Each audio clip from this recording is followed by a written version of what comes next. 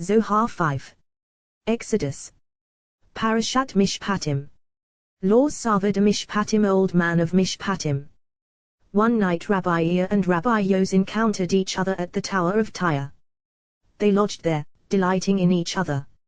Rabbi Yos said, "How happy I am to see the face of Shekinah, for just now, the whole way, I was pestered by a certain old man, a donkey driver, who kept asking me the whole way, who is a serpent that flies in the air, moving in separation, while an ant lies comfortably between its teeth. Beginning in union, it ends in separation. Who is an eagle that nests in a tree that never was its young plundered, though not by created creatures? Ascending, they descend, descending, they ascend. Two who are one, and one who is three. Who is a beautiful maiden without eyes, her body hidden and revealed? She emerges in the morning and is concealed by day, adorning herself with adornments that are not." All this he asked on the way, and I was annoyed. Now I can relax. If we had been together, we would have engaged in words of Torah instead of other words of waste. Rabbi Ea said, "That old donkey driver, do you know anything about him?" He replied, "I know that his words have no substance. For if he knew anything, he would have opened with Torah, and the way would not have been empty." Rabbi Ea said, "That donkey driver, is he here? For sometimes in those empty ones, you may discover bells of gold." He replied, "Here he is, getting fodder ready for his donkey." They called him, and he came over to them. He said, "Now 2 are 3, and 3 are like 1." Rabbi Yos said, "Didn't I tell you that all his words are empty and inane?" He sat down before them, and said, "Rabbis, I have become a donkey driver yet only a short time ago. Previously I wasn't one. But I have a son, and I put him in school. I want him to engage in Torah. When I find one of the rabbis traveling on the road, I go at his donkey behind. Today I thought I would hear new words of Torah, but I haven't heard anything." Rabbi Yos said, "Of all the words I heard you say, I was astonished by only one. Either you said it out of foolishness, or they are empty words." The old man said, "And which one is that?" He replied, "A beautiful maiden." The old man opened, "Yehovah is with me, I do not fear. What can a human do to me? Yehovah is with me, helping me. It is better to take refuge in Yehovah than to trust in a human." How fine, lovely, precious, and sublime are words of Torah, yet should I speak in the presence of those from whose mouths, until now, I have not heard a single word. But I should speak, for there is no shame at all in uttering words of Torah in the presence of anyone. The old man enwrapped himself. He opened, saying, "If the daughter of a priest is married to an alien man, she shall not eat of the sacred donations." This verse is joined to another verse: "If the daughter of a priest becomes a widow or divorced, having no seed, and she returns to her father's house as in her youth, of her father's bread she may eat, but no alien shall eat of it." These verses may be read literally, but words of Torah are sealed. How many words of wisdom are concealed in every single word of Torah! The pathways are known, for Torah does not consist of dreamy words, transmitted to whoever interprets them and conducted by the mouth, nevertheless, requiring appropriate treatment. Now, if this is so with dreams, how much more do words of Torah, delights of the Holy King, need to be followed according to the way of truth? If the daughter of a priest, supernal soul, daughter of our father Abraham, first of converts, who draws the soul from a supernal place. What is the difference between the verse that reads the daughter of a priestly man and the verse that reads the daughter of a priest, where man is not mentioned? Well, there is a priest who is called a priestly man, and not a genuine priest. Similarly, there is a priest, a prefect, a high priest, and a priest that is not high. A priest, unspecified, is greater and nobler than a priestly man. And so, there is nishmeta, ruah, and nefesh. If the daughter of a priest is married to an alien man, holy soul, drawn from a supernal place, entering the recess of the tree of life. When the breath of the supernal priest blows and infuses this tree, those souls fly from there and enter a certain treasure house. Woe to the world, for humans do not know to be careful. They draw a flow along with the evil impulse, along with an alien man, and this daughter of a priest flies downward and finds a structure of an alien man. Since it is the will of her master, she enters there and is subjugated, and cannot prevail and is not perfected in this world. When she leaves it, she shall not eat of the sacred donations as do other souls, who have been perfected in this world.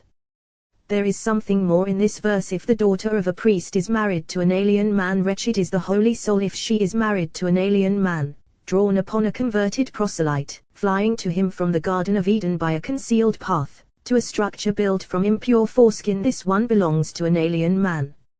Furthermore, and this is the highest mystery of all, on the pillar erected 4 scales, amid the blowing air, there is one scale on this side and another scale on that side. On this side scale of righteousness, on that side scale of deceit. The scales never subside, and souls ascend, entering and returning. Some souls are tormented when Adam dominates Adam, as is written, a time when Adam, a human, dominates Adam, a human, to his harm surely. But this soul that belongs to the side of an alien man and is tormented by him, this is to his harm, to the harm of that alien man. While as for her, she shall not eat of the sacred donations until the blessed Holy One does what he does for her.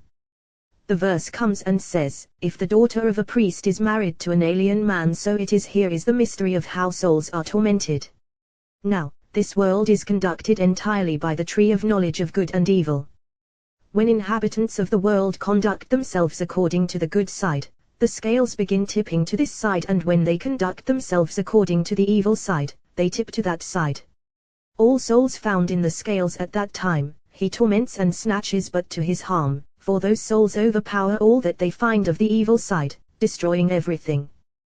The symbol of this is the Holy Ark, seized by the Philistines, who took control of it to their own harm.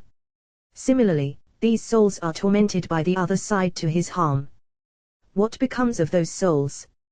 We have seen in books of the ancients that from them issue the pious of the nations of the world and bastard scholars who take precedence over an ignorant, renowned high priest, even though he enters within. This old man wept for a moment. The companions were astonished and said nothing. The old man opened, saying, if she is displeasing in the eyes of her master, who designated her for himself, he shall let her be redeemed. To an outsider he shall have no power to sell her, since he has betrayed her. This passage was spoken concerning this mystery. If a man sells his daughter as a slave girl, she shall not go free as the male slaves go free. If she is displeasing in the eyes of her master, master of the universe, who would not fear you, for you rule over all kings of the world, as is said, who would not fear you, O King of the nations? For it befits you, since among all the wise of the nations and among all their kingdoms, there is none like you. How many in the world blunder in this verse? They all recite it, but this verse is articulated inaccurately in their mouths. For is the blessed Holy One King of the nations? Is he not King of Israel? Thus he is called, for it is written, when the Most High allotted the nations, when he dispersed humankind, he set the boundaries of peoples according to the number of the children of Israel, and it is written, for Jehovah's share is his people, Jacob his allotted inheritance, so he is called King of Israel. Now, if you say that he is called King of the nations, this would be praising them for having the blessed Holy One rule over them, as opposed to what has been stated, that they were handed over to his attendants and appointees. Furthermore, the end of the verse, as is written, since among all the wise of the nations and among all their kingdoms, there is none like you. All this constitutes praise to the other nations, and it is a wonder that with this verse they do not ascend to the height of the clouds, but the blessed Holy One has blinded their eyes. And they do not know him at all, for look at what we say, that they are all nothing, naught, and emptiness, as is written, all the nations are as nothing before him, less than naught and emptiness are they reckoned by him. Yet this verse transforms them into a great, exalted, and precious essence. Rabbi Ea said, but look at what is written, Elohim reigns over the nations. He replied, I see that you have been behind their wall and have emerged with this verse to support them. I should reply first to what I asked, but since I find you in the way, I will remove you from there, and thence proceed to remove everything. All names and appellations of the blessed Holy One ramify in their ways, all clothed in one another, branching into ways and paths, except for the unique name, choicest of all, which he bestowed upon the unique people, choicest of all nations, namely, Yod-He-Vav-He, as is written, for Jehovah's share is his people, and similarly you, cleaving to Jehovah, to this very name more than any other name. One name among his other names expands and branches in various ways and paths. It is called Elohim. He bestowed this name and it was distributed to those below in this world. This name was apportioned to attendants and appointees who guide the other nations, as is said, Elohim came to Balaam at night, Elohim came to Abimelech in a night dream. Thus every appointee and every attendant bestowed by the Blessed Holy One upon other nations is included in this name, and even idolatry is called by this name. This name rules over nations. This name is not the one that rules over Israel, which is unique for the unique people, for the holy people. Now, you might say, let us establish the verse as follows: Who would not fear you, O King of the nations? This is the name that rules over nations, Elohim, in whom fear and judgment inhere. Not so, it does not refer to this, for if so, even idolatry would be included in this category. However, now that the wall behind which you were leaning has been torn down, the verse stands firmly established, with a little contemplation. Who would not fear you, O King of the nations? Now, if you say that King of the nations refers to the Blessed Holy One, not so, rather, who is the King of the nations that does not fear you and does not tremble before you? Which King of the nations would not fear you? Similarly, Hallelujah, praise your praise, O servants of Jehovah, praise the name of Jehovah. Whoever hears this does not know what it means, since it says praise your and also praise, O servants of Jehovah. It should have been written, O servants of Jehovah, praise the name of Jehovah. Here too, it should have been written, who is the King of the nations that would not fear you. Yet all has been spoken perfectly. Since among all the wise of the nations and among all their kingdoms what word spreads among them in their wisdom? There is none like you. They all acknowledge this when they see in their wisdom your deeds and your power. This word spreads among them and they say, there is none like you. Among all the wise of the nations and among all their kingdoms, they say, there is none like you, and it spreads among them. The companions rejoiced and wept and said nothing. He too wept, as before. He opened, saying, Sarah said to Abraham, drive out this slave girl and her son, for this slave girl's son shall not inherit with my son. With Isaac the companions have adduced that Sarah sought to rid the house of idolatry, and therefore it is written, whatever Sarah says to you, listen to her voice. Here is written, if a man sells his daughter, this is the soul in revolving migrations of evil deeds of the world. La'ama, to a slave girl that other side, in the rotation of the turning scales, and she is tormented. In delivering her from there surely, she shall not go free as the male slaves go free. All those tormented souls, who are they? Here is a mystery. These are souls of little babies, suckling from their mothers' potent breasts. And the Blessed Holy One sees that if they endure in the world their odor will stink and they will turn sour like vinegar. He plucks them small, while they still yield fragrance. What does he do? He leaves them to be tormented at the hands of this slave girl Lilith, for as soon as one is delivered into her power, she delights over that baby, torments and removes him from the world while he is suckling at his mother's breast. Now, if you say that those are souls that might generate goodness for the world, not so, for it is written, if she is evil in the eyes of her master, for that man will turn sour by her if he endures with her. This one is tormented, while another is not. Of these is written, I saw all the tormented ones corresponding to if she is evil in the eyes of her master. Who designated her Lo, for him spelled Lo, with an Aleph. Now, if you say that the Blessed Holy One destined her for the other side from the day she came to be Lo, no. Now, through the rotation of the scales, Lo, for him, he has designated her, which was not so previously. He shall let her be redeemed. What does this mean? The Blessed Holy One redeems her now as she wafts fragrance before she turns sour, raising her to the highest heights into his academy. Now, you might say, since she was tormented by that other side, he gives her, as they said, to the pious of other nations and to bastards. Well, the verse comes and demonstrates to an outsider he shall have no power to sell her surely, since he has betrayed her, tormenting her with the torment of rotation of the scales. Rather, to Israel, surely, and not to another. And when she emerges from the scales, she shall not go free as the male slaves go free, but rather crowned with a diadem raised high on her head. Now, if you say that side placed her within the baby, not so, rather, she snatches her and delights in her, and she flies from her hand and enters that place.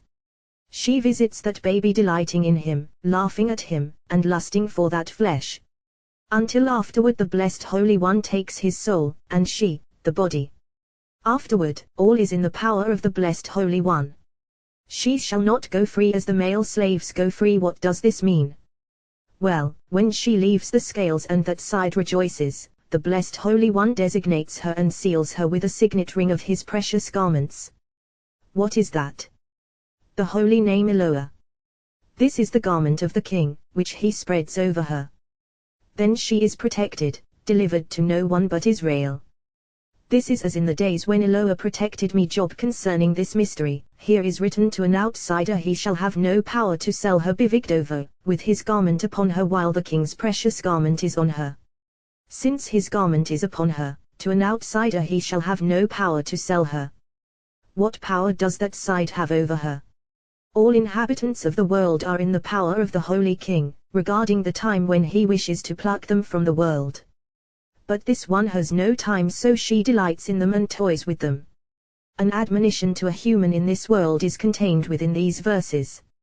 How much sublime goodness is found in all those words of Torah, all in the way of truth, perceived by the wise who know truth. When the Blessed Holy One wished to create the world, an impulse arose in his will and he fashioned all the souls destined to be placed in human beings afterward. All of them were fashioned in his presence in the very form they would eventually assume, and he saw every single one. Some of them are destined to putrefy their ways in the world. When her time comes, the Blessed Holy One summons that soul and says to her, "Go into such and such a place, into such and such a body." She replies to him, "Master of the universe, I am satisfied with the world in which I dwell, and I will not go to another world, where they will subjugate me and I will be soiled among them." The Blessed Holy One says, "From the day you were created, for this were you created to be in that world."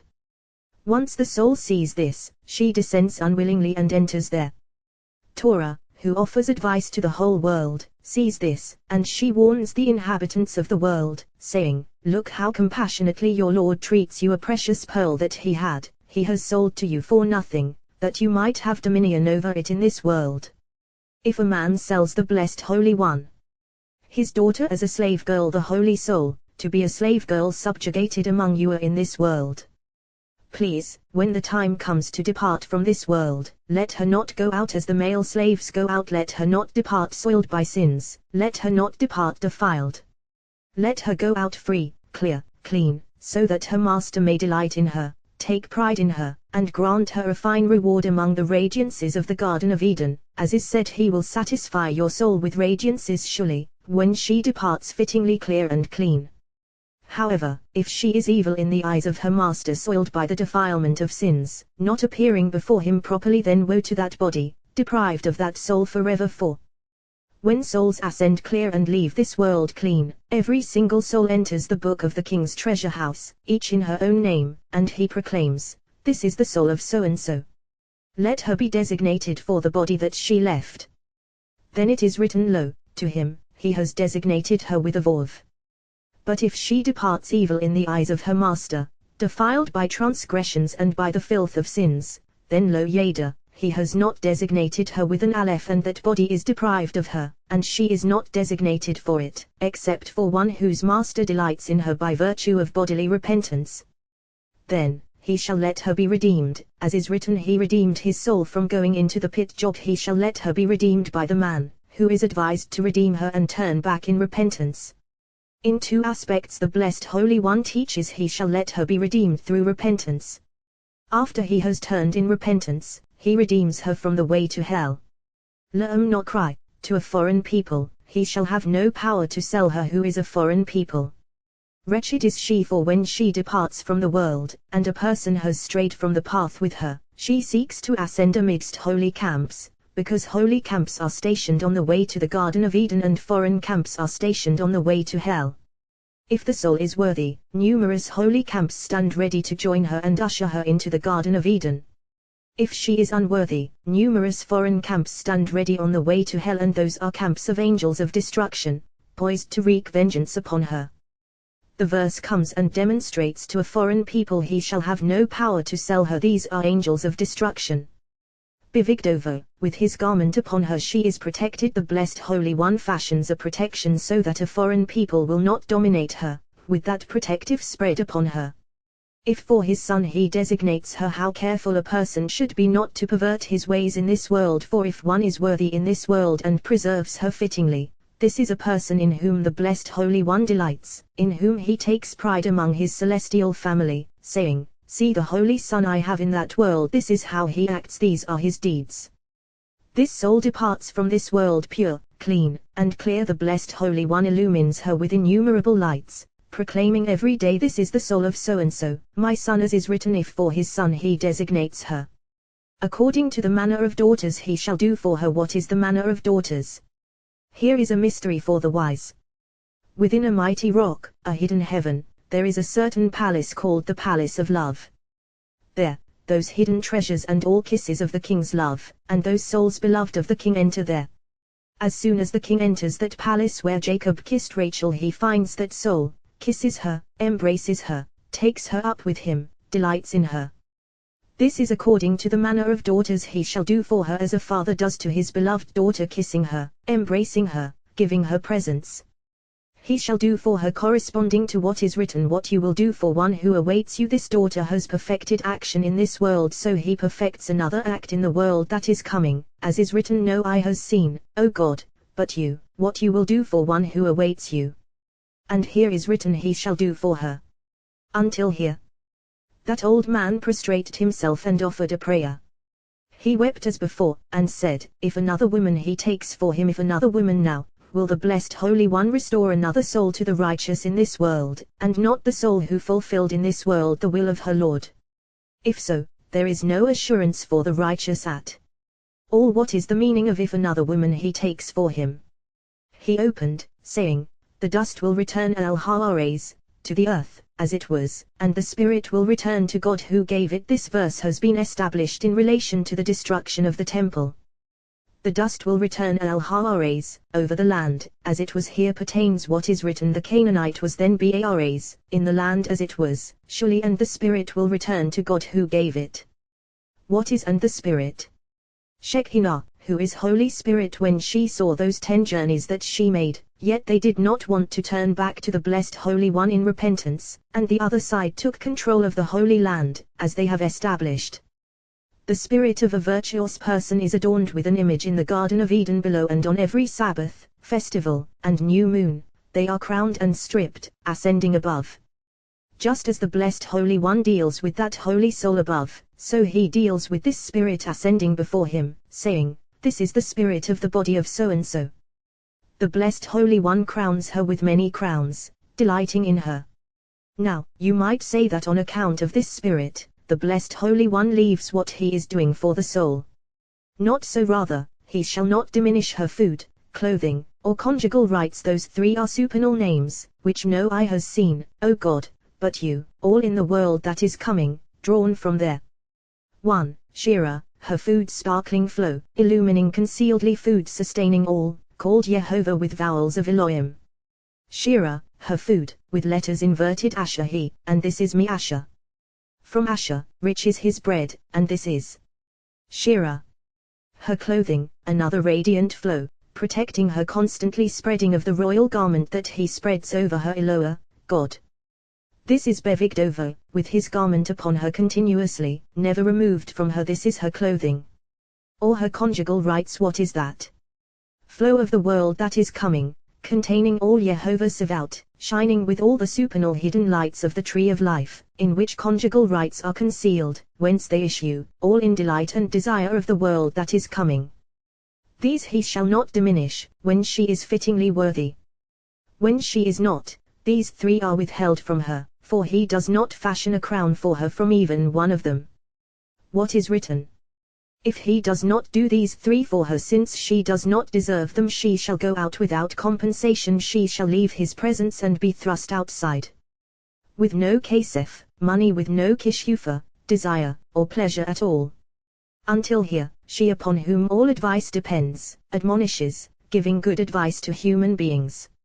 From here on, let us return to earlier matters, concerning that supernal protection spread over her by the Blessed Holy One, so that she will not belong to a foreign people, for look, his garment is upon her, and she is protected constantly. If for his son he designates her, according to the manner of daughters he shall do for her. That old man said, Companions, when you reach the rock supporting the world, tell him to remember the snowy day when beans of 52 colors were sown, and afterward he had us recite this verse and he will tell you. They said, we beg of you, let he who began the matter speak. He replied, I surely know that you are virtuous, and entitled to be beckoned with a hint of the wise. And regarding what I say, when you mention this sign to him, he will complete this. Now it should be said who is called Ben, son, of the Blessed Holy One. Whoever attains 13 years and over is called son of Assembly of Israel. And whoever is 20 years and over, rendering himself worthy in them, is called son of the Blessed Holy One. Surely, you are sons of Jehovah. When David reached the age of 13, attaining the day of entering 14, of then is written, Jehovah said to me, you are my son, today I have begotten you. Why? Because before this he was not his son, and a supernal soul had not settled upon him, for he was in the years of foreskin. Therefore, today I have begotten you. Today, precisely I and not the other side, as was the case until now, I alone. At the age of 20, what is written of Solomon? I was son to my father, certainly if for his son he designates her aged 13 and over, for he has emerged from the dominion of the other side, which had befallen him. What is written? According to the manner of daughters he shall do for her. What is the manner of daughters? We have learned every single day the Blessed Holy One sees that child under the power of foreskin, and he emerges from it and is conducted to school and breaks it, goes to the synagogue and breaks it. What does the Blessed Holy One do to that soul? He brings her into his chamber, gives her many presents and gifts, adorns her with supernal adornments until the time when he brings her under the canopy, into that son, aged 13 years and up. If another woman he takes for him. Here is a mystery of mysteries, transmitted to the wise. But first, one matter must be mentioned. On the Sabbath day, as Israel sanctifies the day in synagogue, souls issue from within the tree of life, and those souls waft into holy ones below, who repose with them throughout the Sabbath day. After Sabbath departs, all those souls ascend and are adorned with holy crowns. This one too the Blessed Holy One provides for that person, and this is another soul yet. Although this one is provided for him, the food of the first one, her clothing, and her conjugal rights he shall not diminish, as has been said. The old man wept as before, and said to himself, old man, how you have toiled to grasp these holy words, and now you all say them in a single moment. Yet if you contemplate sparing these words and not saying them, look at what is written, do not withhold good from its possessors when your hand has the power to act. What is the meaning of do not withhold good from its possessors? Well, the Blessed Holy One and Assembly of Israel are here, for wherever words of Torah are spoken, the Blessed Holy One and Assembly of Israel are there listening. Then that tree of knowledge of good and evil, when they go from there, having listened to those words, that side of good is strengthened, ascending above, and the Blessed Holy One and Assembly of Israel are adorned with that good, and these are the possessors of that good. Old man, you are speaking these words, yet you do not know whether the Blessed Holy One is here, and whether those who are standing here are worthy of these words. Do not fear, old man, you have already joined many battles of fierce men and you had no fear, and now you are afraid. Speak your word, for surely here are the Blessed Holy One and Assembly of Israel, and these ones here are worthy. Otherwise, I would not have encountered them, nor begun these matters. Speak your word, old man, speak without fear. He wept, and said, Jehovah, my God, you are very great, you are clothed in splendor and majesty. Jehovah, my God, beginning of faith, ascension of thought of the world that is coming, a single mystery, inseparable.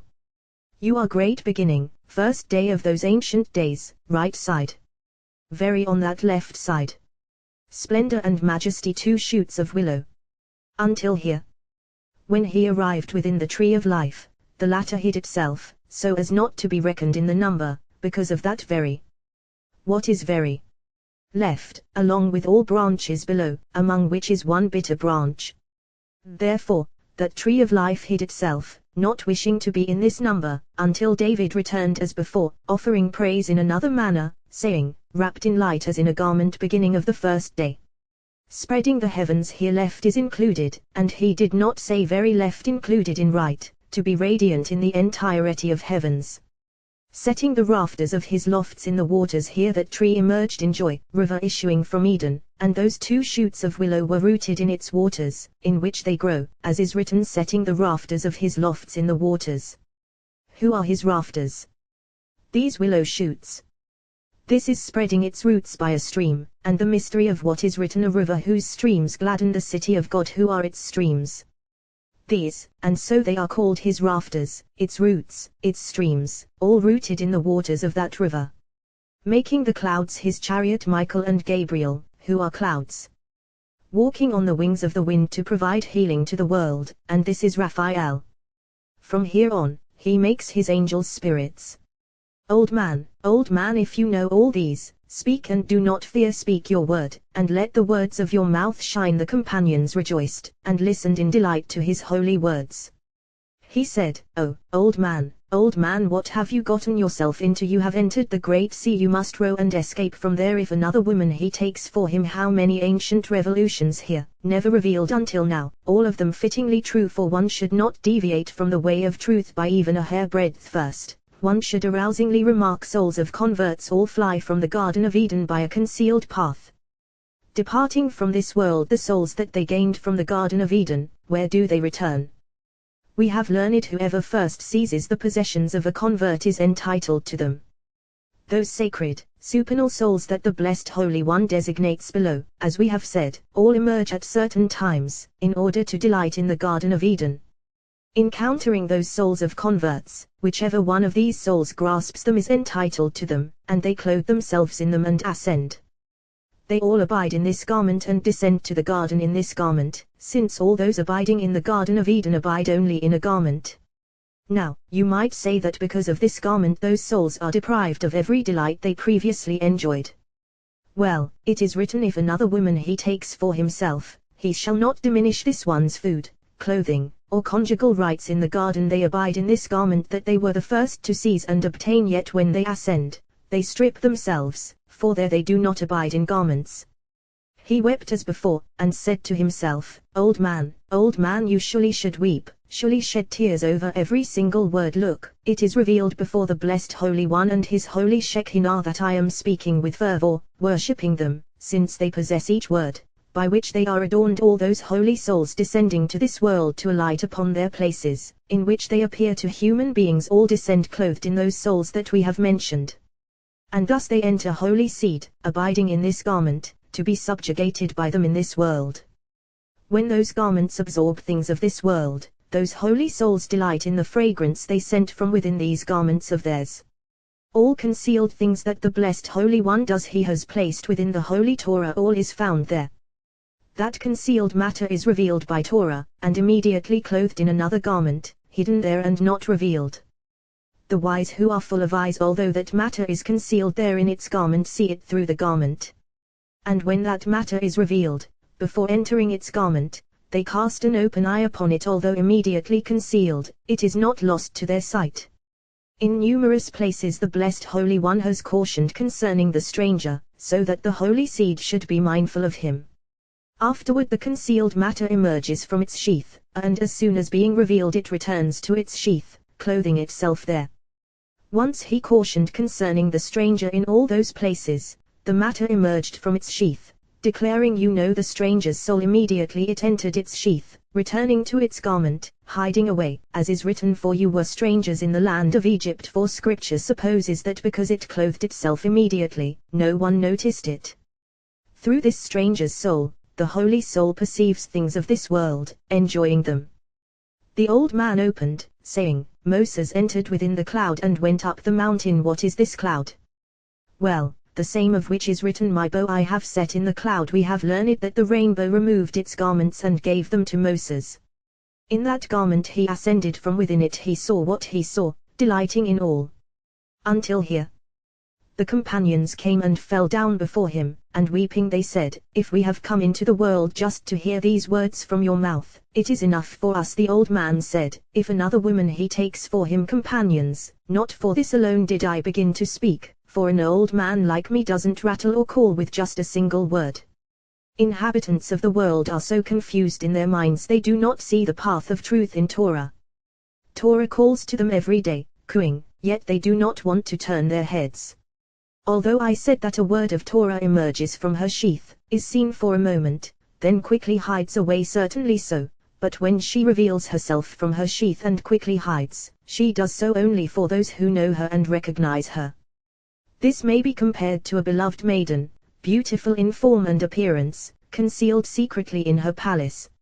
She has a single lover unknown to anyone except to her, concealedly.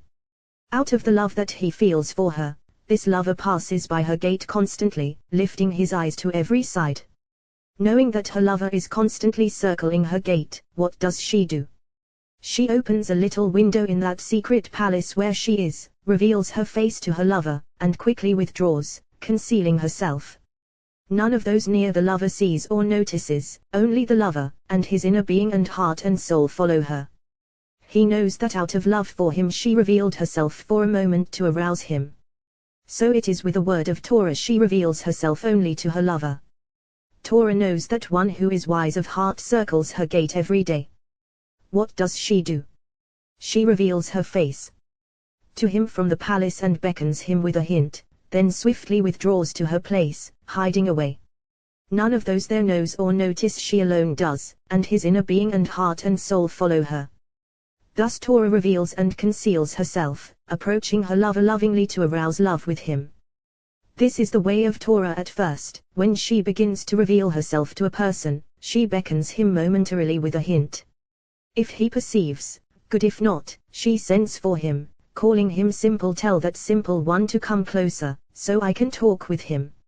As is written, whoever is simple, let him turn here. He who lacks understanding, as he approaches, she begins to speak with him from behind a curtain she has drawn, words suitable for him, until he reflects little by little. This is Dirasha. Then, she converses with him from behind a delicate sheet, words of riddle, and this is Haggadah. Once he has grown accustomed to her, she reveals herself to him face to face, and tells him all her hidden secrets and all the hidden ways, concealed in her heart since primordial days. Then he is a complete man, husband of Torah, master of the house, for all her secrets she has revealed to him, concealing nothing. She says to him, "Did you see the hinting word with which I beckoned you at first? These are the secrets, this is what it is." Then he sees that one should not add to these words or diminish them. Then Peshat of the verse, just like it is. One should not add or delete even a single letter. So human beings must be alert, pursuing Torah to become her lover, as has been said.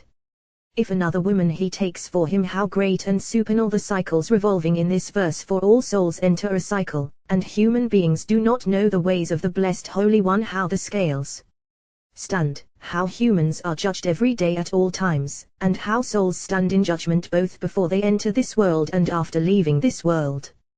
How many revolutions, how many concealed actions does the blessed Holy One perform with souls? How many naked spirits roam that world, not entering the curtain of the King? How overturned by them is the world, overturned by countless sealed wonders, and human beings do not know or notice, and how souls whirl like a stone in a sling, as is said, the soul of your enemies he will sling from the hollow of a sling. Samuel, since we have begun to reveal, now is the time to reveal that all Nishmatin souls issue from a grand and mighty tree of that river issuing from Eden, and all ruin spirits issue from another small tree. Neshama, soul, from above; Ruah, spirit, from below, joining as one, like male and female. When joining as one, they shine supernal radiance, and in the joining of the two of them, they are called No, lamp, lamp of Yehovah. What is No? Neshama, Ruah. By virtue of these two joining together as one, they are called No, as is written, Nishmat, the Neshama of a human is No, the lamp of Yehovah. Neshama, Ruah, male and female, illumining as one. Without one another they do not shine, are not called No. Joining as one, all is called No. Then Neshama wraps herself in Ruah to abide there above in the hidden palace, as is written, for Ruah Yataf, envelops, before me. It is not written Yatatf, is enveloped, but rather Yataf, envelops. Why so? Because of Neshamot, souls, that I have made there, above, in the hidden garden. Neshama wraps and clothes herself in Ruah, fittingly. For since only Ruah appears or serves in that palace, Neshama does not come there but rather clothes herself in that Ruah there. And when she descends into the Garden of Eden below, of this world, she clothes herself in that other Ruah that I mentioned, the one issuing, deriving from there. In all of them she dwells in this world, enclothed in them. A spirit leaving this world who has not grown or spread in this world undergoes rolling and finds no rest, comes revolving into the world like a stone in a sling, until it finds a Redeemer to redeem it by that very vessel that he used, to which he clung with his spirit and soul, and who was his mate, spirit with spirit, and that Redeemer builds it as before. The spirit that he left, adhering to that vessel, is not lost for nothing in the world, be it ever so small, lacks a place in which to be hidden and absorbed, it is never lost. Consequently, the spirit that he left in that vessel is there, and this pursues the root and basis from which it issued. It brings it and builds it in its place, in the abode of the spirit of his mate who emerged with him, and it is built there as before. This is a new creature now in the world, a new spirit and a new body. Now, you might say, this spirit is the same as it was. This is so, but it is built only by virtue of the other spirit that he left in that vessel. Here is a mystery of mysteries. In the book of Enoch this structure that is built only by that spirit that he left there in that vessel. Beginning to be built, it attracts the spirit that roams naked, drawing it. There, two spirits that are one. Afterward this is spirit and that is soul, and the two of them are one. If he succeeds in increasing fittingly, the two become one, in which will be clothed another supernal soul. Just as other inhabitants of the world have a spirit attained by those souls who were first to seize them, and another spirit from above, and a holy soul clothes herself in them, so too, he himself has two spirits, in which a supernal soul will clothe herself. Look, this one has another body, constructed now anew. The first body, what becomes of it? Either one or the other is in vain. According to human understanding, it follows that the earlier one, who did not complete himself at first, vanishes, since he did not prove himself worthy. If so, it was for nothing that he engaged in the commandments of Torah, even if just one of them, and we know that even the emptiest in Israel are all as full of mitzvah as a pomegranate. This body, although not consummated by growing and increasing in the world, still kept other commandments of Torah, which he did not lose, and was that for nothing. Companions, open your eyes, for I know that you think and perceive so that all those bodies are marked in vain, lacking existence forever. Not so, and far be it from us to contemplate such things. He opened, saying, who can utter the mighty acts of Jehovah or declare all his praise? Who in the world can express the mighty acts that the Blessed Holy One constantly performs in the world? That first body he left is not lost, it will have existence in the time to come, for it has suffered various sorts of punishment, and the Blessed Holy One does not withhold the reward of creatures that he has created except those who have abandoned faith in him and never possessed anything good and did not bow at Modim. Those, the Blessed Holy One turns into other creatures, so that the body will not be constructed in a human image and will never rise. But these, not so. What does the Blessed Holy One do? If that spirit attains perfection in this world in that other body, what does he do? The Redeemer who redeems him, that spirit of his that he infused there, joining and mingling with the spirit that was in the vessel, is not lost. So what does he do? For look, three spirits are there, one that was in the vessel and remained there, another, the one drawn there, that had been naked, and another, the one that the Redeemer infused there, mingling with them. To have three spirits is impossible, however. These are the supernal mighty acts that the Blessed Holy One performs. The spirit that the Redeemer infused therein, that the soul is clothed, instead of in the garment of converts. The naked spirit that returned there to be constructed will be a garment for the soul.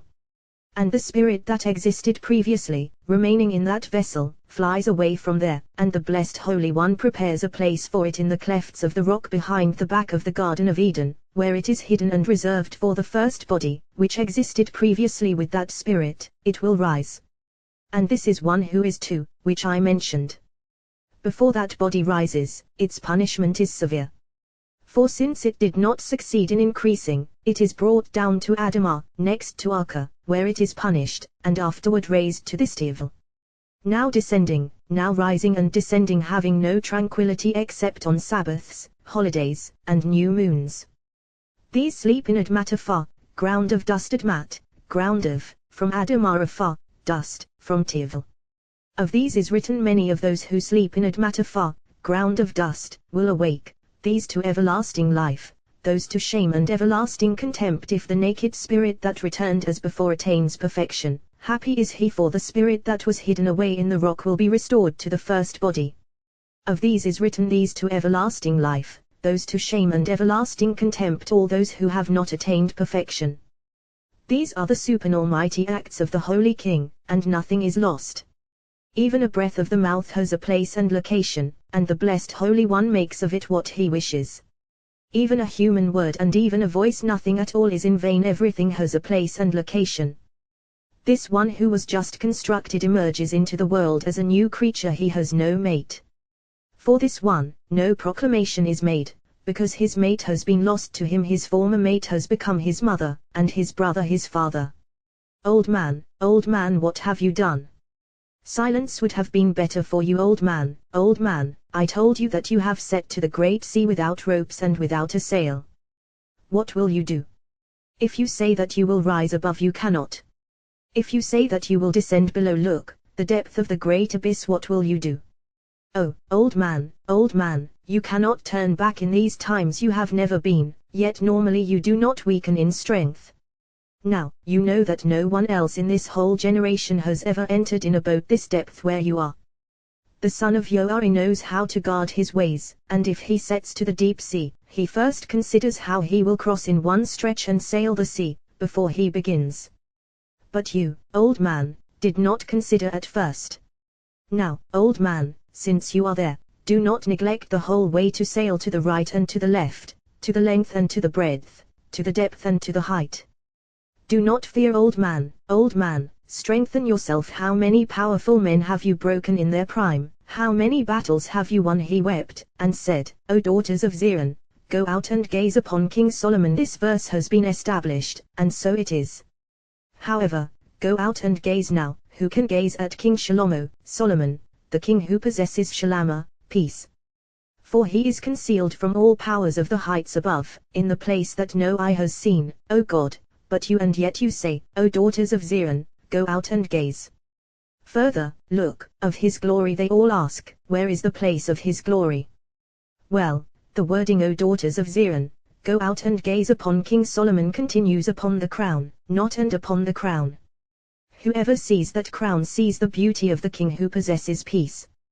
With which his mother crowned him we have already learned. He calls her daughter, he calls her sister, he calls her mother. She is all of these, all are true. Whoever beholds and knows this, knows precious wisdom. Now what should I do? If I speak, this hidden mystery must not be revealed. If I do not speak, these worthy ones will be left orphaned of this mystery. He fell on his face, and said, Into your hand I entrust my spirit, you redeem me, Jehovah, God of truth. The vessel that was below, how has it come to be above? Her husband who was above, how has he been transformed into being below? His mate has become his mother, wonder upon wonder. His brother, his father. If his original father would redeem him, fine, but that his brother would become his father, is this not astonishing? The world is surely upside down, the above, below the below, above. However, blessed be the name of God forever and ever, for wisdom and power are his. He changes times and seasons. He knows what is in darkness, and light dwells with him. One who dwells in light cannot look and see in the dark. But not so the blessed Holy One, he knows what is in darkness, even though light dwells with him. From within the light, he gazes at the darkness and knows all that is there. We should first introduce something said by the ancients in regard to those nighttime visions. For we have learned, one who cohabits with his mother in a dream will attain Binah, understanding, as is written, for you will call Binah, understanding, mother. Here one should examine. If this is because she is mother, fine, then it should have been written as follows: one who sees his mother in a dream will attain understanding. But why one who cohabits with her? Well, a supernal mystery, for he was transformed from below to above, ascending. At first, he was a sun. Once he rises above, the tree is overturned and he becomes part of the upper world, ruling over her, attaining Binah. At first, when a man reaches 13 years, what is written? Jehovah said to me, You are my son, today I have begotten you. Then he is below her. Once he ascends above her, he is of the upper world, for he has scaled the rung of Joseph, he surely attains Binah. Similarly, this vessel at first he was on the rung of Joseph, possessing the lower tree at his will, ruling over it, for every female bears the image of the female, the lower tree.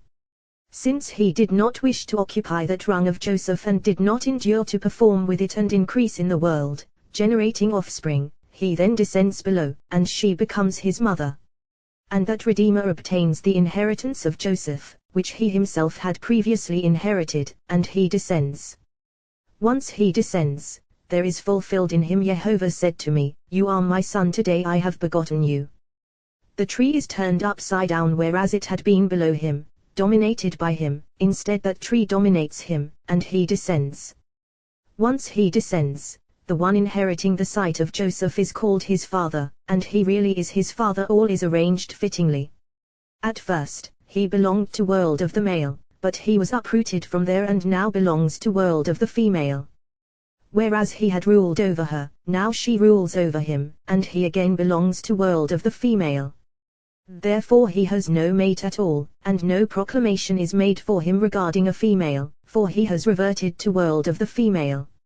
And that first body, which he left, if inhabitants of the world only knew and considered the pain it suffers, when he is uprooted from world of the male and reverts to world of the female, then they would know that there is no pain in the world like that pain. He has no mate since he does not occupy the realm of the male.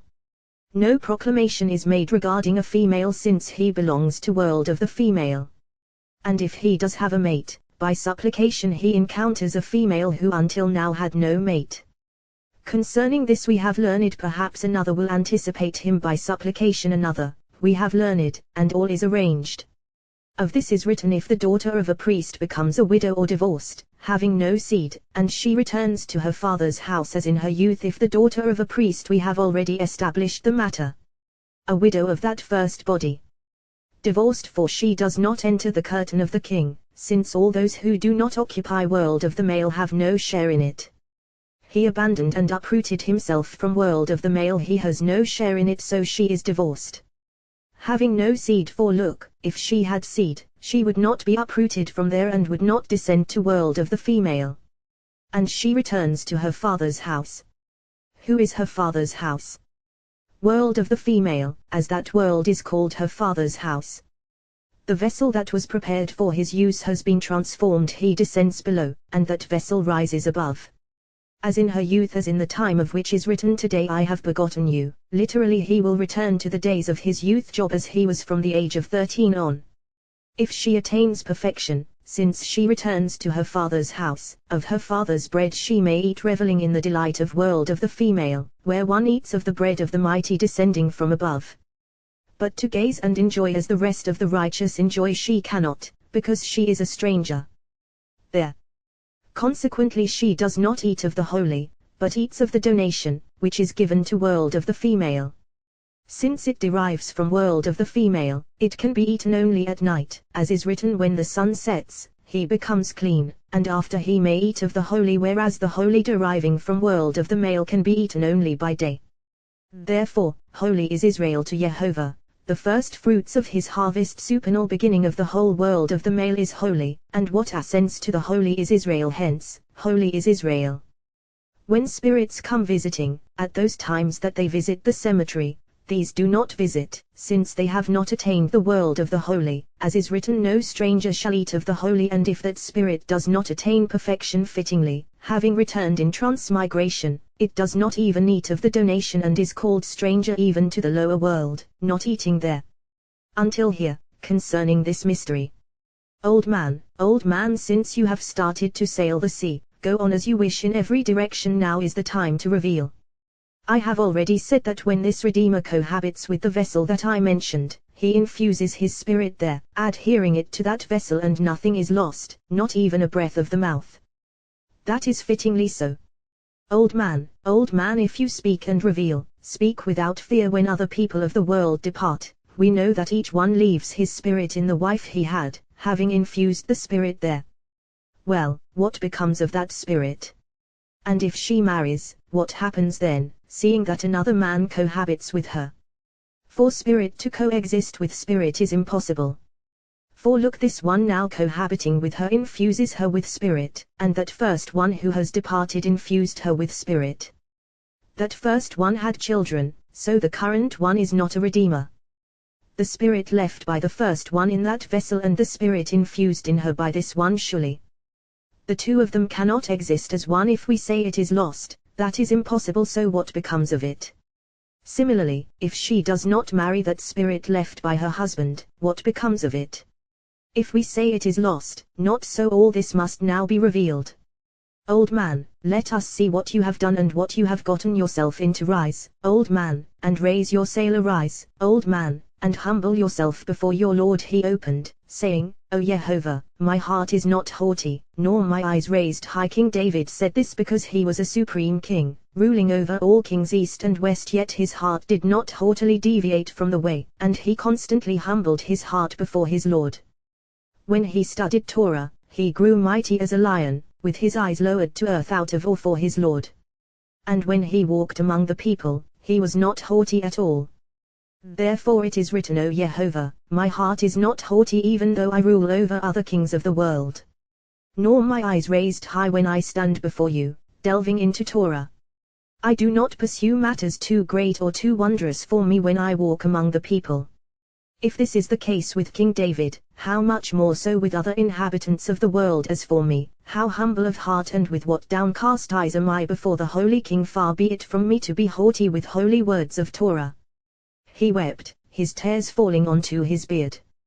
He said, Old man, feeble in strength, how beautiful the tears on your beard, as beautiful as the precious oil running down upon the beard of the fine old man Aaron. Speak your word, old man, for the Holy King is here. Other people who have departed from the world, leaving a spirit in the vessel that they used. If she marries and another comes and infuses another spirit in that vessel, what becomes of the first one, as has been said? How exalted are the mighty acts performed by the Holy King, who can recount them? When this second husband comes and infuses a spirit in that vessel, the first spirit denounces this inflowing spirit, and they cannot dwell calmly together. Therefore a woman does not settle fittingly with her second husband, because the first spirit pulsates within her, so she remembers him constantly and weeps or sighs over him, since his spirit rattles in her belly like a snake, denouncing the other, incoming spirit. For a long time, they assail one another. This one entering arouses the one who entered first. Afterward, the first one leaves and goes away. Sometimes, this first one repels the second one, becoming his accuser, finally removing him from the world. Concerning this we have learned that from two on, a man should not marry this woman, for the angel of death is empowered within her, and inhabitants of the world do not realize that once this spirit has prevailed and defeated that other, second spirit, from now on, no one else should mingle with it. Companions, I know that at this point you should object. If so, this second one does not die justly and is not judged above all accords with justice, whether one should overcome the other, or one not denounce the other. He who marries a widow is like one who sets to sea in fierce winds and hurricanes without ropes, not knowing whether he will cross safely or drown in the deep.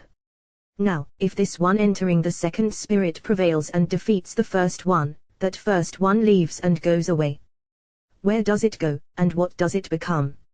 Old man, what have you done?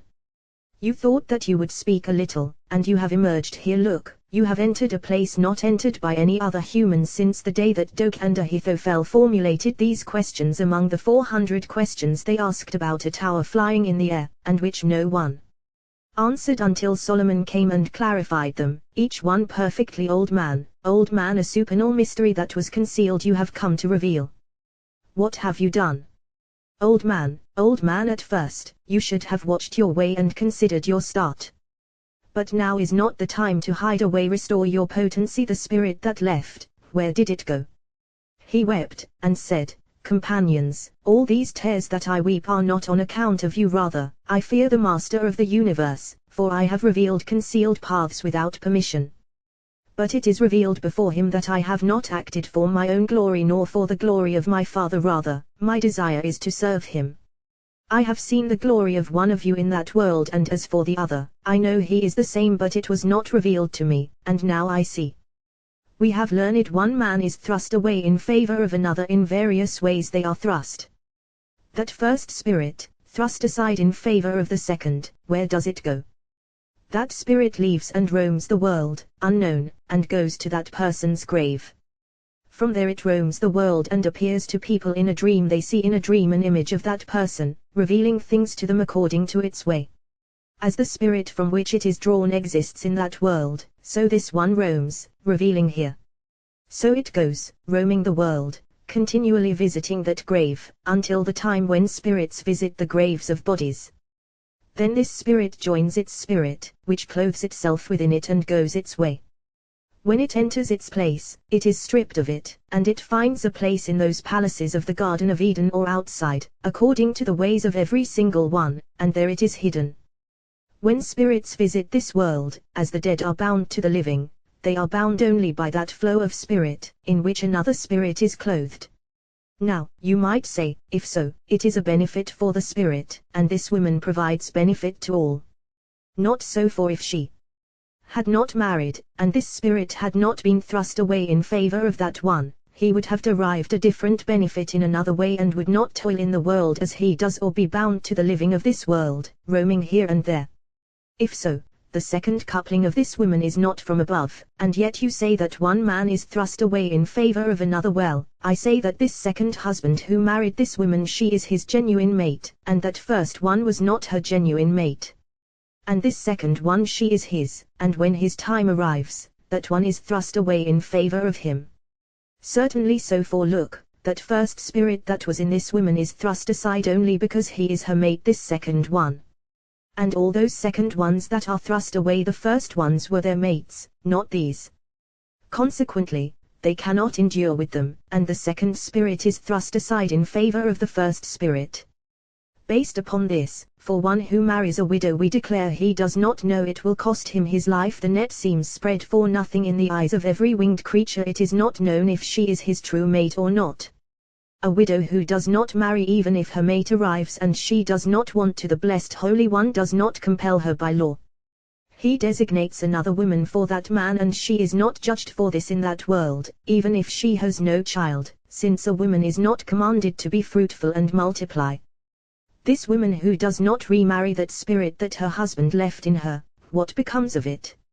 It dwells there for 12 months, and every night it emerges and visits the soul and returns to its place.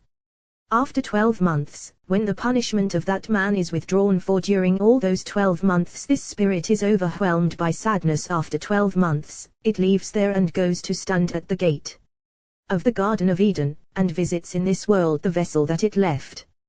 When this woman departs from the world, that spirit emerges and clothes itself in her spirit, and she attains it for her husband, and the two of them shine fittingly in a single bond. Since we have reached this place, now is the time to reveal. The hidden ways of the Master of the universe are unknown to human beings, and they all follow the way of truth, as is said, for the ways of Jehovah are right, the righteous walk in them, while transgressors stumble in them. Hosea, human beings do not know or consider how sublime are the deeds of the blessed Holy One, and how strange inhabitants of the world do not know, and all of them accord with the way of truth, not deviating to the right or to the left. These who transmigrate, banished by divorce from that world, who are those women who marry them in this world.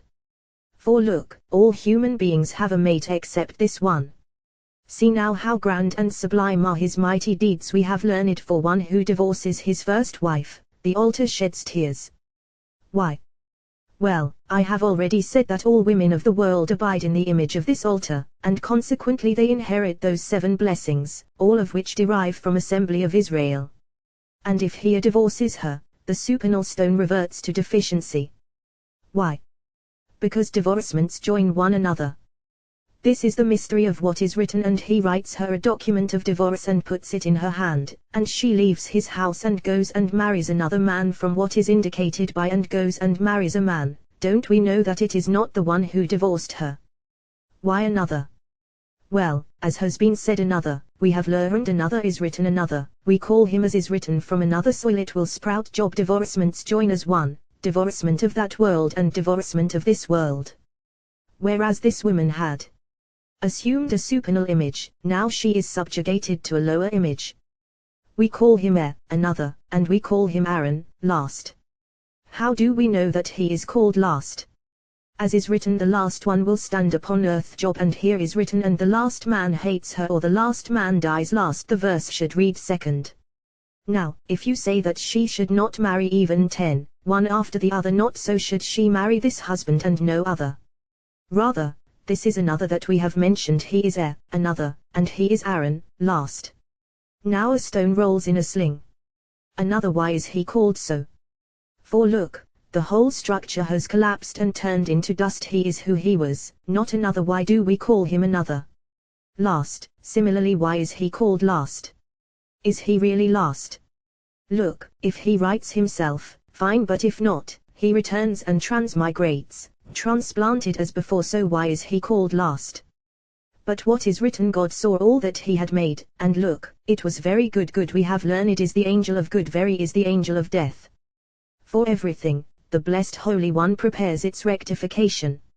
A river issues from Eden to water the garden. This river never subsides from increasing, proliferating, and generating fruit, whereas another God is emasculated, never has desire, and does not increase or yield fruit, for if he did, he would obliterate the whole world. Therefore, a person who enables that side to increase in the world is called evil and never sees the face of Shekinah, as is written, evil cannot abide with you. This person who revolves through transmigration has sinned and clung to another God, who does not yield fruit or increase in the world. Consequently, he is called another. And the name determines this, he is who he was, yet he is called another. Surely last from the first one on, we call him last, and so he is called. The second one is immediately called last, and the blessed Holy One calls him so last, so that he will perfect himself and be last and not return as before. The third one, too.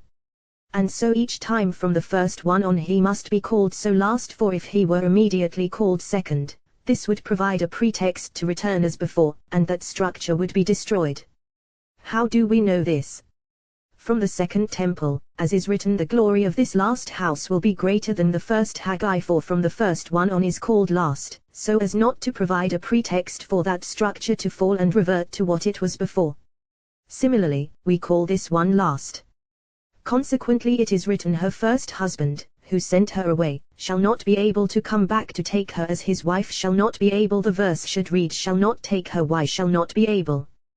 Well, since this woman has clung to another, descending to be subjugated to a low rung, the blessed Holy One does not want him to regress from his rung and yield fruit and cling to that rung of hers. If this woman does not marry, even if she whores with all the men of the world, if her husband wishes, he may return to her. But if she cleaves to another, this one shall not be able to come back to the former rung that he occupied in relation to her, shall not be able, surely, to ever return to that rung. After she has been defiled, we have learned that she has been defiled in his heart. If so, even if she goes far away and whores unmarried.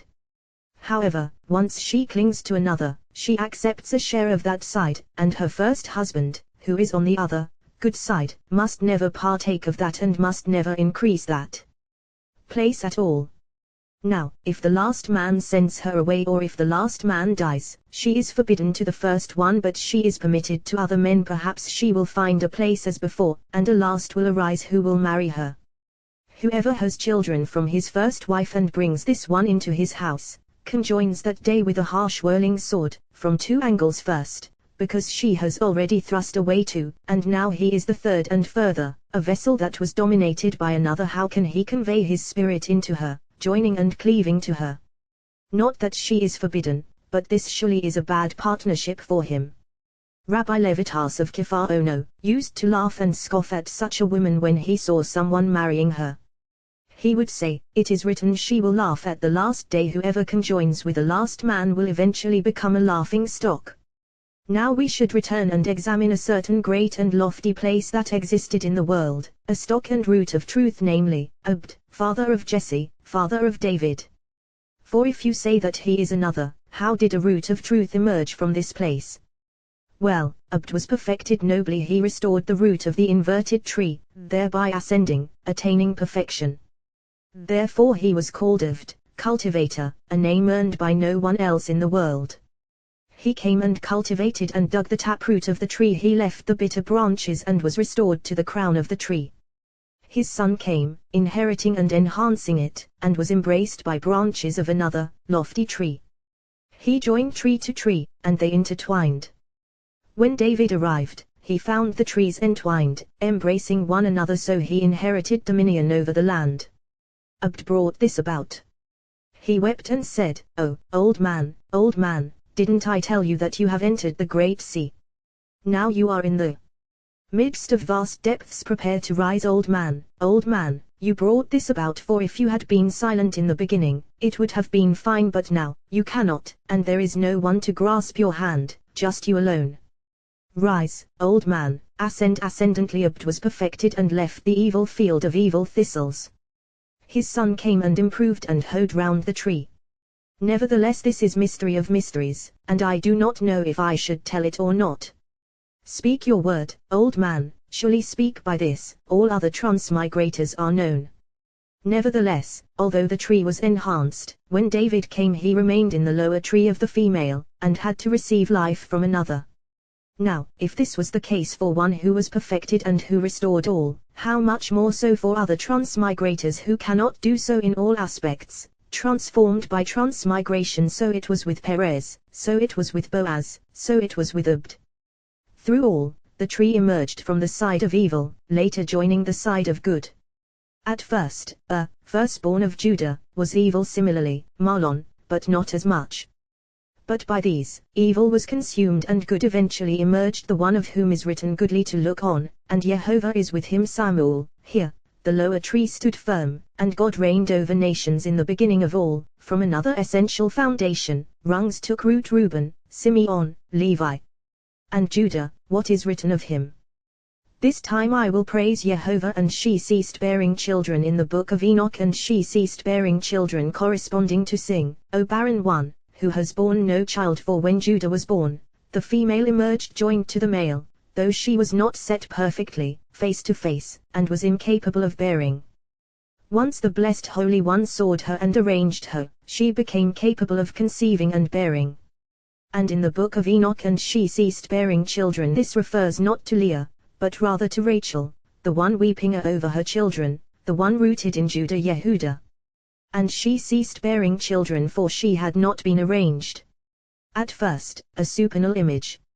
Reuven, Reuben or Ben, light, sun. God said, let there be light. Right, light. Shimon, Simeon left, along with that dross of gold Shamavon, there, iniquity. Levi, convergence of all, converging from two sides. Yehuda, Judah, female cleaving to male. Yod, he, Vov, male. Dele, he, female, who was with him. Dele, he. Why this with that? Simply because through evil clinging to her, she is Dele, poor, and needs to return through transmigration, so that the evil will be consumed and waste away in the dust, and then sprout on the side of good and emerge from poverty to wealth, and then he. Therefore, Yod, he, Vov, Dele, he. Come out, old man, come out of the depths. Have no fear, numerous boats await you when you sail the sea, for rest. He wept as before, and said, Master of the universe, perhaps the celestial camps will say that I am an old man crying like a baby. It is revealed before you that I am acting for your glory, I have not acted for mine. Look, at first I should have been careful not to enter the great sea, yet since I am in it, I should sail in every direction and emerge. Yehuda Atta, Judah, you corresponding to what we say, blessed are you, he is blessed, and she is you. Jacob did not say you to any one of them except the necessary sight, this is you. This name will your brothers acclaim, all of them acclaim you for this name, surely, you, will your brothers acclaim. By this name, the other side is removed and overwhelmed, for when he is named and mentioned, the other side emerges with her, and once you is uttered, she gains dominion and grandeur, and the other side is subdued and not seen there.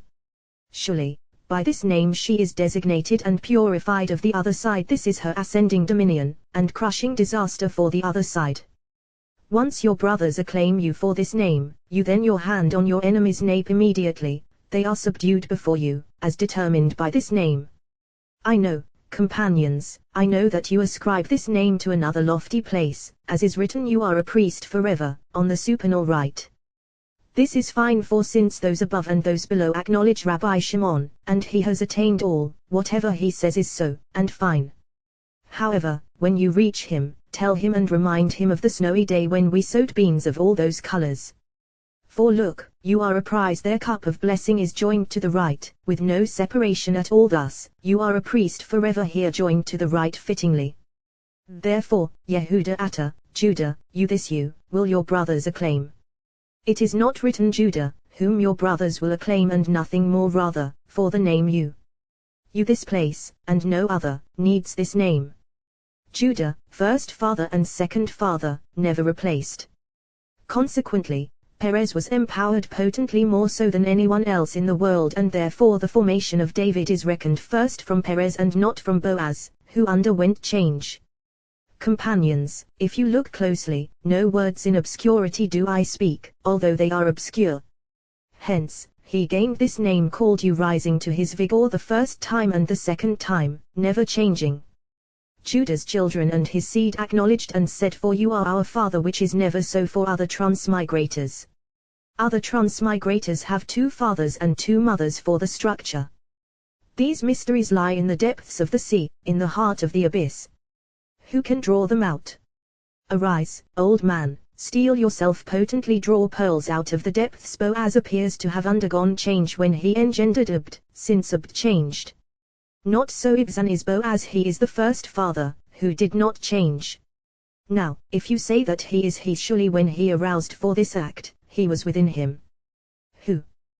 The one powerful as a lion, as the king of beasts, was within him, so that no change would occur in David.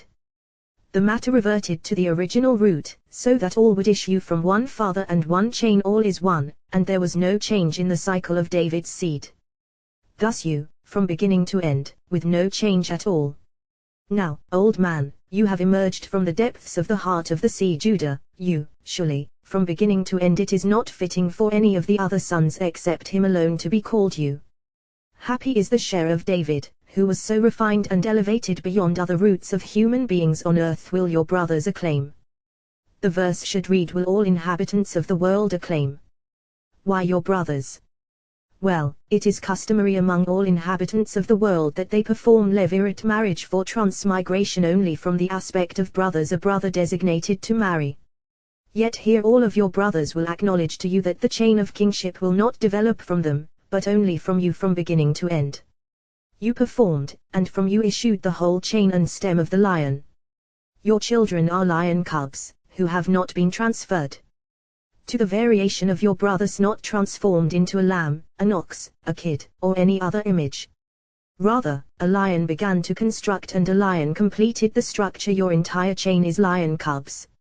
For if transmigration had come from the side of your brothers, all images would have transformed, mingling with one another.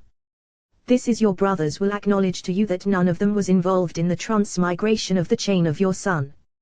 Your hand rises erect, for in you there was no other admixture from them. This corresponds to from the prey, O my son, you mount, for there was no prey for another on your table. He crouches at the death of lies down at the death of Anan. Afterward, he grew mighty as a lion, to raise up Perez as the king of beasts, to raise up Zerah. Who will raise him? As is written, Ve'elo Yasaf, and he did not continue to know her any longer, which is translated as and he did not cease.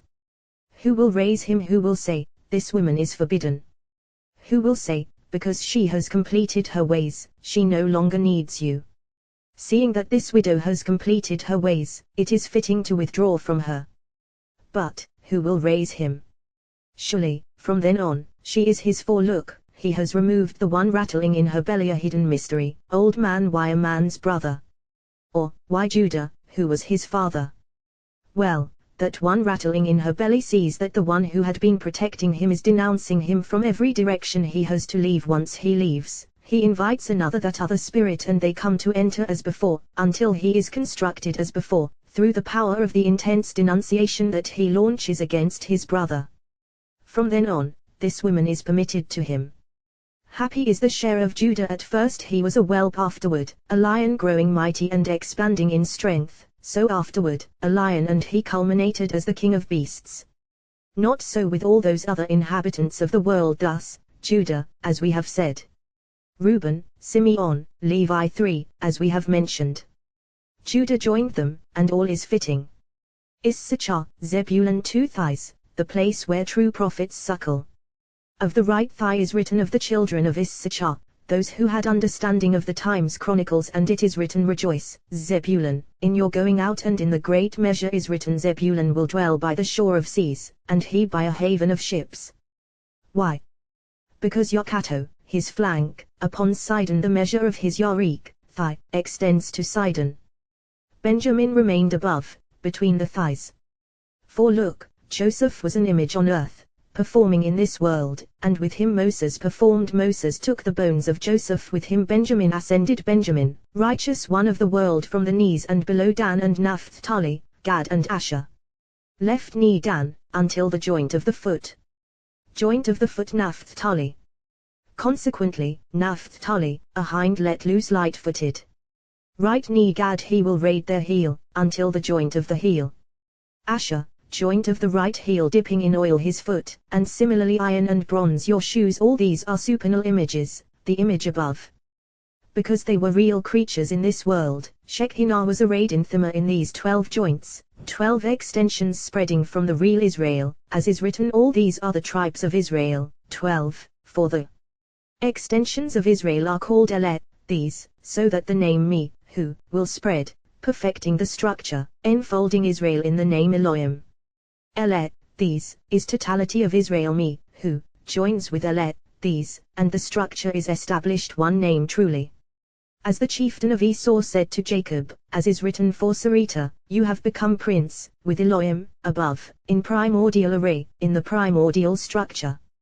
All these surely, the primordial structure. Consequently, Israel will never be annihilated. And if perish the thought they were annihilated, this name would not exist, as is written, they will wipe out our name from the earth. And what will you do for your great name? Joshua, great name, primordial structure, primordial name Elohim. Now that Israel are in exile, the entire structure, as it were, has collapsed. But in the time to come, when the blessed Holy One will redeem his children, Me, who, and Elet, these which were separated in exile will join as one, the name will be perfectly established, and the world will be fragrantly firm, as is written, Me Elet, who are these, that fly like a cloud, like doves to their coats. Since this is one name, it is not written Me ve Elet, who and these, but rather Me Elet, who these, one name, indivisible. For in exile, Me, who, has withdrawn above mother, as it were, away from children, and the children have fallen. And the name that was complete, that supernal, primordial, grand name has fallen.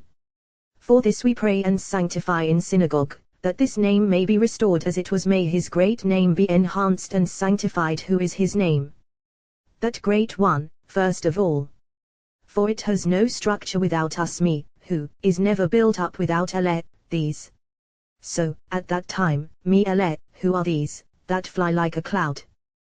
The whole world will see that the supernal name has been restored to perfection. And if this great name of his is perfected and rebuilt, then the people of Israel rule over all, and all other names recover their perfection, since they all depend on his great name, first structure of all. This mystery is when he created worlds. This name was built as first structure of all, as is written, lift your eyes on high and see Me, who, created Elet, these creating the name in perfection. And when he created Elet, he created it with all the forces it deserved, so that his name would be fittingly arrayed, as is written, who brings forth their array by number. Written, what is Bimispah, by number? Well, the blessed Holy One has a sun who shines from one end of the world to the other. He is a great and mighty tree, whose head reaches heaven and at whose end spread roots, embedded in holy earth.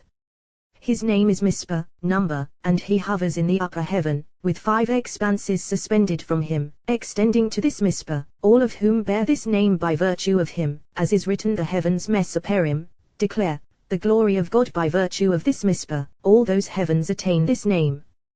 Thus, who brings forth their array Bimispah, by number, for were it not for this Mispah, no forces or generations would exist in the worlds. Of this is written, who has counted the dust of Jacob, you Mispah, or numbered, the seed of Israel.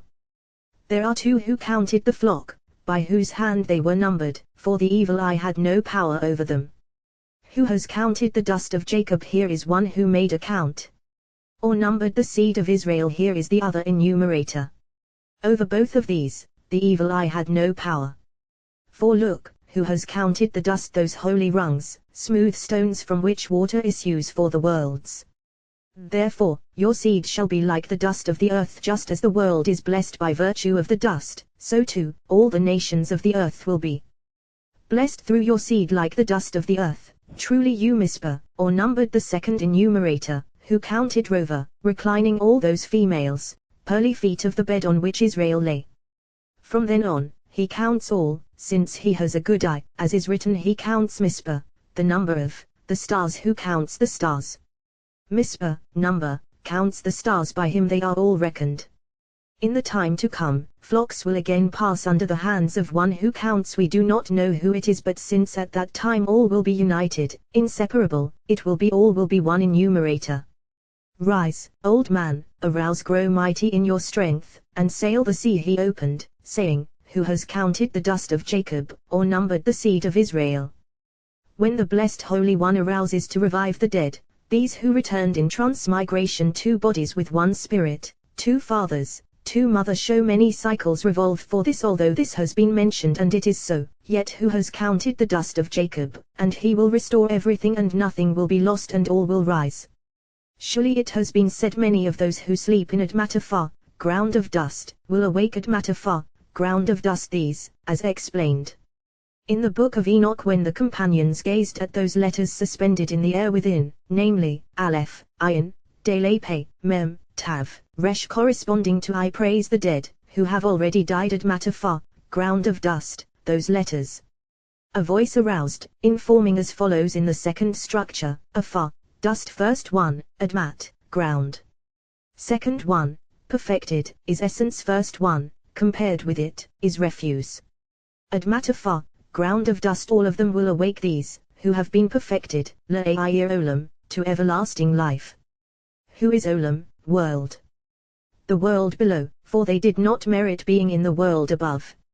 And those, who were unworthy, to shame and everlasting contempt. What is to shame? Well, the other side will be eliminated from the world, and the blessed Holy One will leave those imbued by that side for all inhabitants of the world to be astonished. Who caused all this? The one who did not want to increase in the world and did not want to uphold the holy covenant. He thus caused all that he caused, and all these transmigrations that I have mentioned until here. Until here, old man, he was silent for a moment. The companions were amazed. They did not know if it was day or night, if they were standing there or not.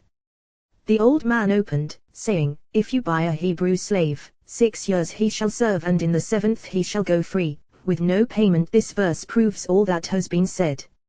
Every male bears the image of world of the male, and every female bears the image of world of the female. As long as he is a servant of the blessed Holy One, he cleaves to him and to those 6 primordial years. If he uproots himself from his service, the blessed Holy One uproots him from those 6 years of world of the male, and he is handed over to someone from 6 sides. He serves him for 6 years and is uprooted from 6 years afterward. He descends from there and is delivered to world of the female.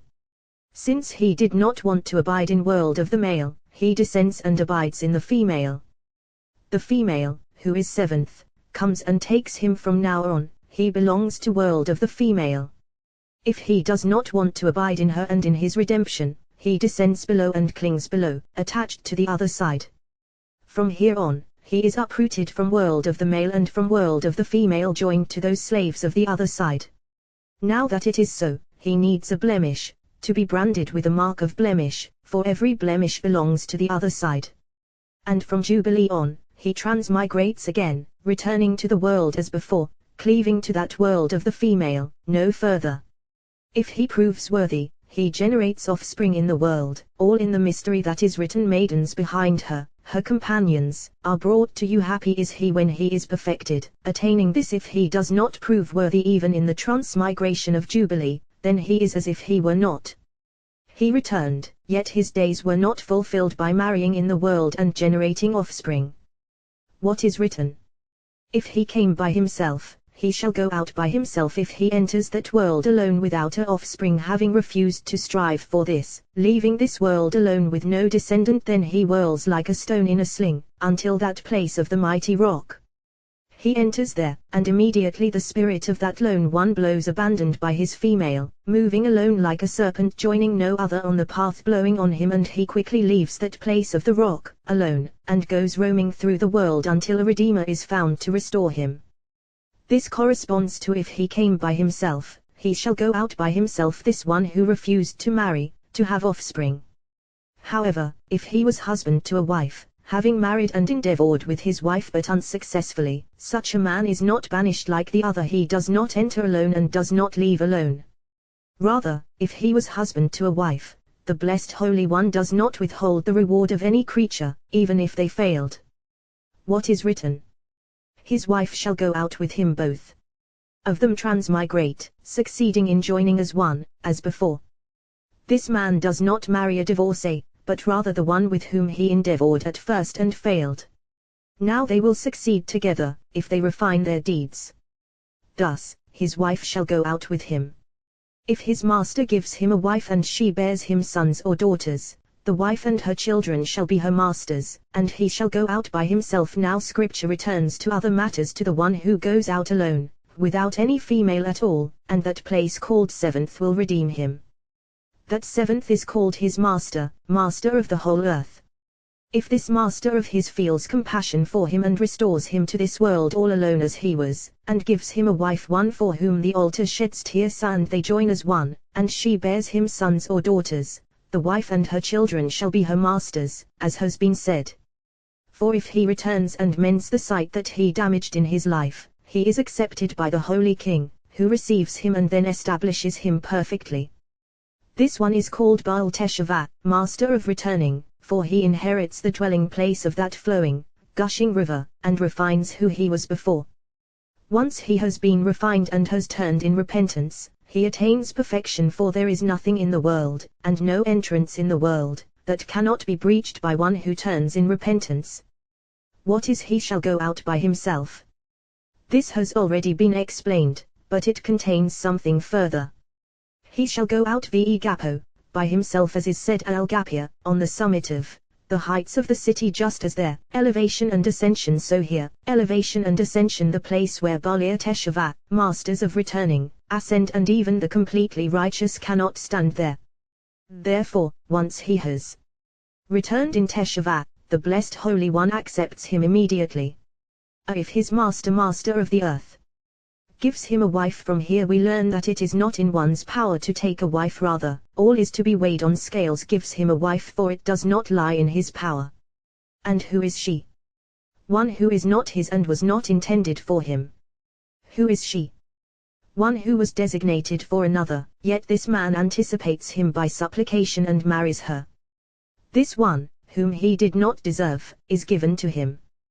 The blessed Holy One sees from afar and foresees that this woman is ready to generate offspring in the world.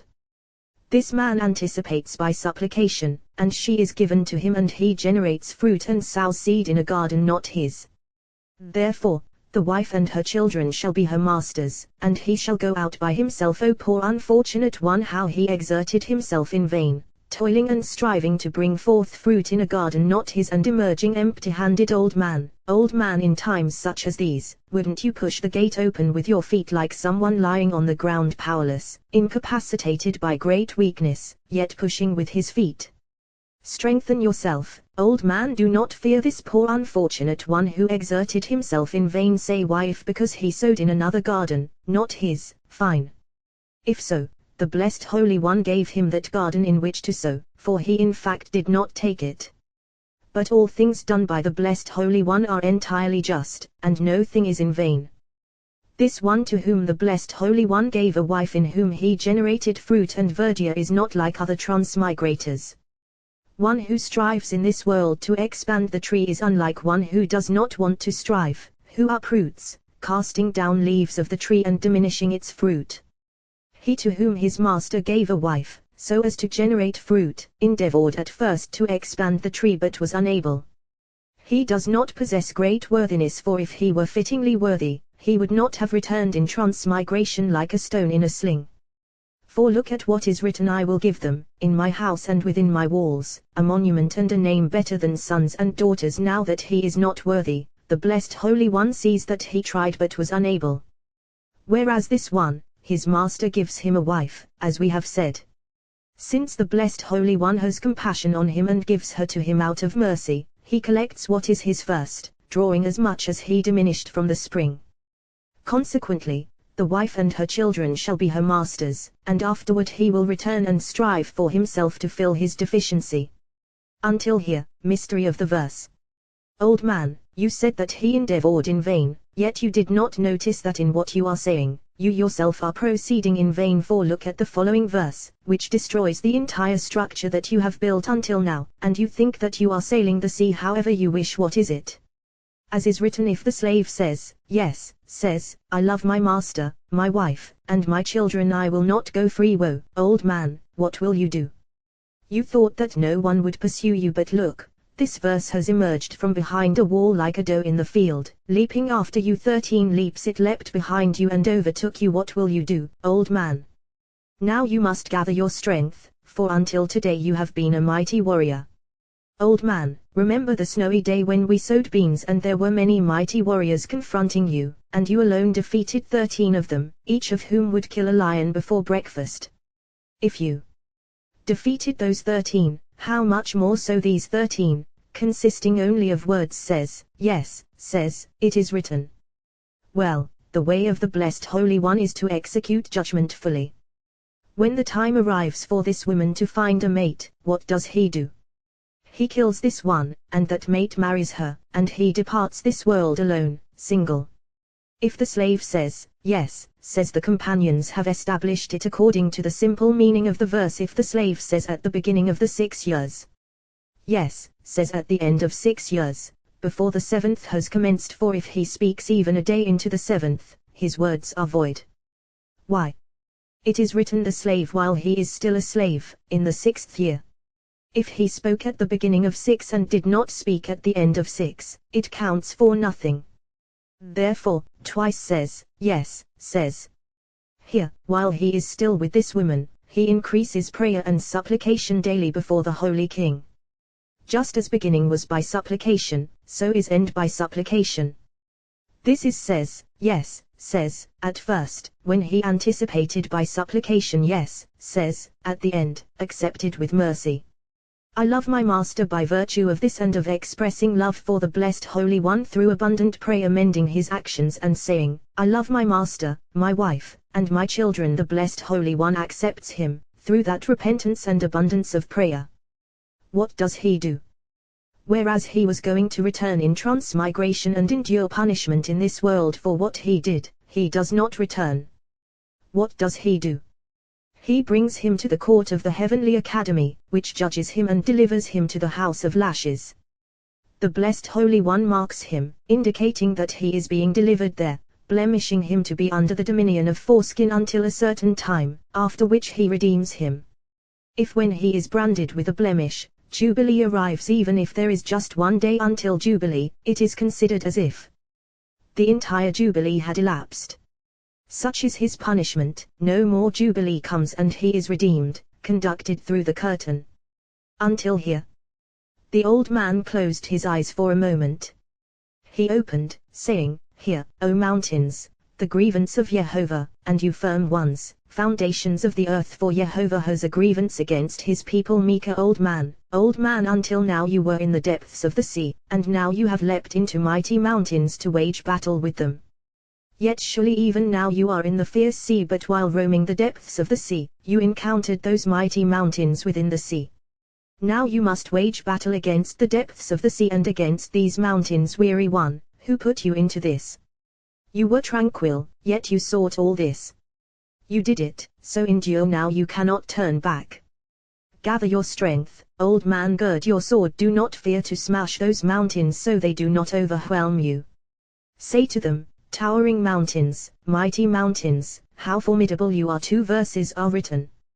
One is arise, contend with the mountains, and let the hills hear your voice. Micah. The other is, Hear, O mountains, the grievance of Jehovah. Well, there are mountains, and then there are mountains towering above of these is written here, O mountains, the grievance of Jehovah.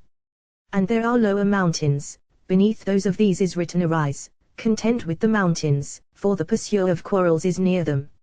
So, there are mountains, and then there are mountains now. You might say, old man, look, it is written and let the hills hear Micah these hills, all those below and now you make them mountains well, so it is compared to towering mountains, they are hills when they are by themselves, they are called mountains. What is written and you firm ones, foundations of the earth Micah since it is written here, O mountains, who are mountains and who are firm ones? Well, mountains and firm ones are all one. But these are three lofty ones above, over their heads, and those are three below them, and all are one. Mountains above, and of them David said I raise my eyes to the mountains these are three primary ones. And you firm ones these are three later ones, below them two supports of the house and one joy of the house. These are called foundations of the earth they are firm ones and so they are called. Old man, you know that if one waging battle is not alert, he will not triumph. He must strike with his hand and be on guard with his thoughts what the other is thinking, he should think. The weak hand constantly poised for that thought, and the right for everything for thought and for striking. Just now you said, Ve haratanim, you firm ones, are firm ones below, and mountains are above. On God, old man for look, another thought is confronting you as is written Maskil Lurton, a Maskil for Ethan, the Ezrahite, and this is Abraham the elder, who is called Ethan. And if Abraham is Ethan, then Isaac and Jacob are Etanim, firm ones.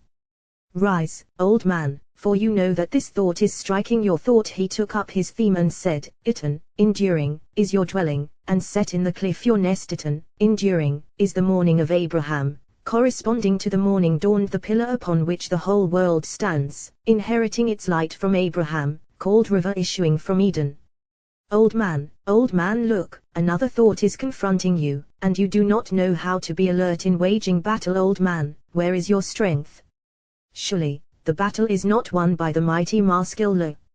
A Maskil for Ethan, the Ezrahite it is written Maskil this is the river issuing from Eden, who is David's interpreter, informing him of those concealed, supernal matters. If Maskil is the river issuing from Eden, Ethan the Ezrahite is Abraham, above surely, I know and though I am an old man, I am striking at this thought. Ethan the Ezrahite includes two rungs. Morning dawned is Abraham morning is the river. Similarly, Ethan the Ezrahite is Abraham Ethan, as has been said, is that river issuing. Now, old man, rise, stand in your chariot for now you will fall and not be able to rise. Here comes King Solomon with his troops, chariots, warriors, and cavaliers, coming toward you. Leave the field so he will not find you there. All the men of Israel gathered before King Solomon at the feast, in the month of Ethanim kings the month in which the Etanim, firm ones, were born. And who are they? The patriarchs they are the firm ones of the world. This month is Tishri, in which the alphabet is reversed, from below to above. Further, based on your words, it is fitting that you leave the field. If it were written Maskilitan, a Maskil of Ethan, the Ezrahite, then as you said. But now that it is written Maskil Lurton, a Maskil for Ethan, the Ezrahite, your battle is worthless. Leave the field against your will, do not show yourself there, O poor unfortunate one. How will you escape? If they will defeat you like this and you flee from the field, all inhabitants of the world will pursue you, and you will not dare to face anyone here. I swear that I will not leave the field here. I will encounter King Solomon face to face, and all the men of Israel warriors, cavaliers, and his chariots. The blessed Holy One will help you, old man, for you are weary. Arise, old man, brace yourself. Until today you were the mightiest of men. Ethan. He opened, saying, Maskil Lurton, a Maskil for Ethan, the Ezrahite. If it were written Maskil Le David, a Maskil for David, then as you said. However, a Maskil for Ethan.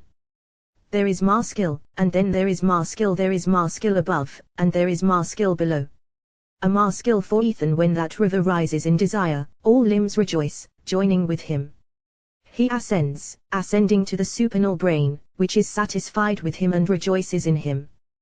Then, Maskil Lurton enlightening him, disseminating to him, through Abraham his beloved, all that is needed. That supernal brain maskil Ethan, enlightens Ethan. And when King David is arrayed in desire toward him, he maskil David, enlightens David, just as the supernal brain enlightened him. So there is maskil, and then there is maskil in the month of Ethanim kings, for in this month, the Etanim, firm ones, were born. The structure below resembles that above, so in it were born mountains and firm ones, mountains, concealed firm ones, thighs strong as copper, with that firm one between them. Rise, old man, strike on all sides. When Moses ascended to receive the Torah, the blessed Holy One transmitted to him 70 keys of Torah. When he reached 59, there was one key hidden and concealed, which he did not give to him. He pleaded before him. He replied, Moses, all upper and lower keys depend upon this key. He said before him, Master of the universe, what is its name? He replied, Etan, firm one, and all those Etanim, firm ones, depend upon it and are sustained by it. And outside the body, for written Torah informs and enlightens it. It is the essence and key of written Torah. And when oral Torah is arrayed toward it, it becomes key of all, her key. Then, maskil David, enlightening David. Since oral Torah inherits, letters are reversed, so it is called Tishri'i, Tishri'i. It is Tav, Shin, Resh, but since it is the mystery of the holy name, the blessed Holy One sealed within it a letter of his name Yod. With the altar he sealed within it he Harishet, the mesh, extending to the middle of the altar. Deborah came and sealed within it Vov, namely, Vatasha, then sang, Deborah judges in this place, sealing of the holy name that he sealed within her. When that key opens oral Torah, we must perceive it, and this is Tanya, it has been taught Etan, enduring, is your dwelling Barata, external teaching, outside of the body. Etanim, firm ones, are Tanaim, teachers, pillars, supports, outside of the body. Now something should be revealed when these relate to written Torah, they are called Etanim, firm ones relating to oral Torah, they are called Tanaim, teachers. Etan, firm, relating to written Torah. Tanya, it has been taught, relating to oral Torah all fittingly. Companions, look, I am on the field. King Solomon with his mighty warriors will come and find an old man, feeble in strength, mighty, a warrior, victor of battles. I know that he is coming, standing behind a rock in the field, and he is watching me and how my strength endures in the field. Alone he watches, for he is a man of peace, master of peace, and he goes away. Now, old man, your strength adorns you, and you stand alone in the field. Return to your place and cast off your weapons, like one leaving the battleground. Hear, O mountains, the grievance of Jehovah, and you firm ones, foundations of the earth. Micah, hear, O mountains, as we have said. And you firm ones, foundations of the earth, indeed, for by them it is nourished, receiving daily, so they are foundations of the earth. For Jehovah has a grievance against his people. Who can endure the grievance of the blessed Holy One?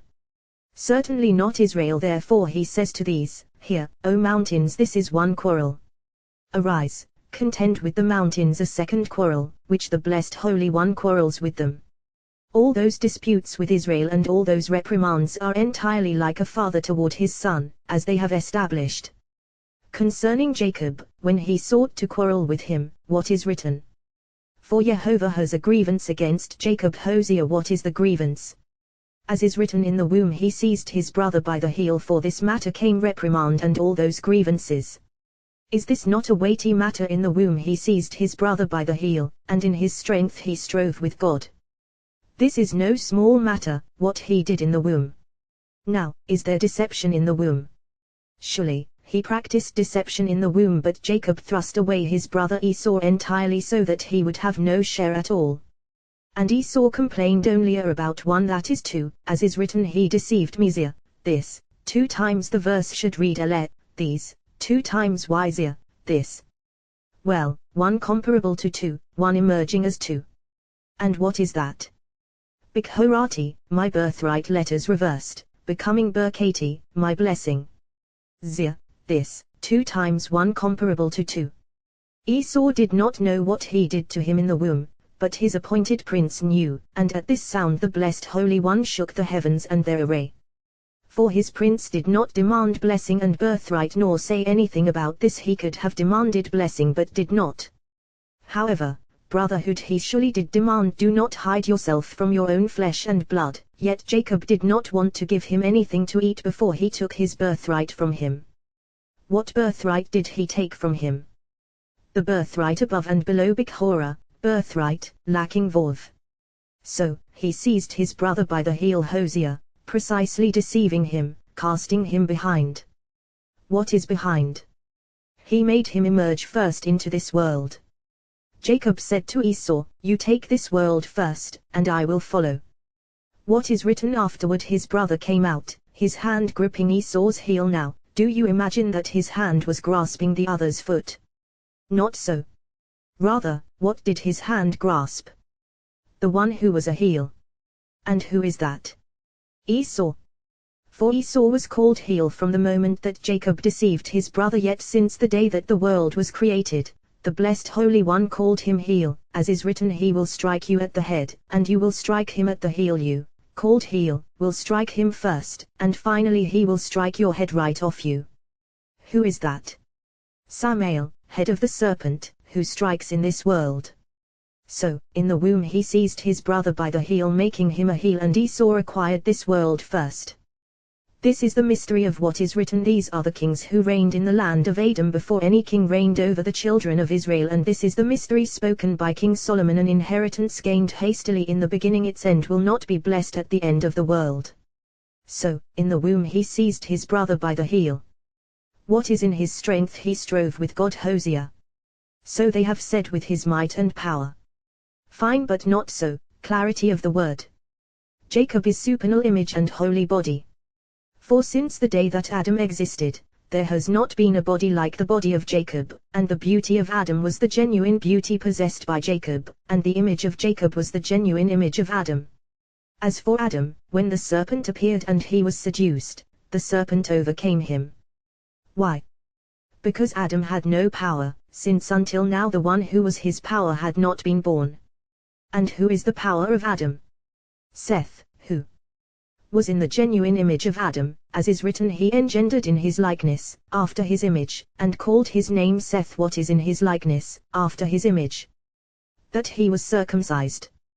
What is the voice of a woman that can be joined by the voice of a serpent, like a dog with a bitch?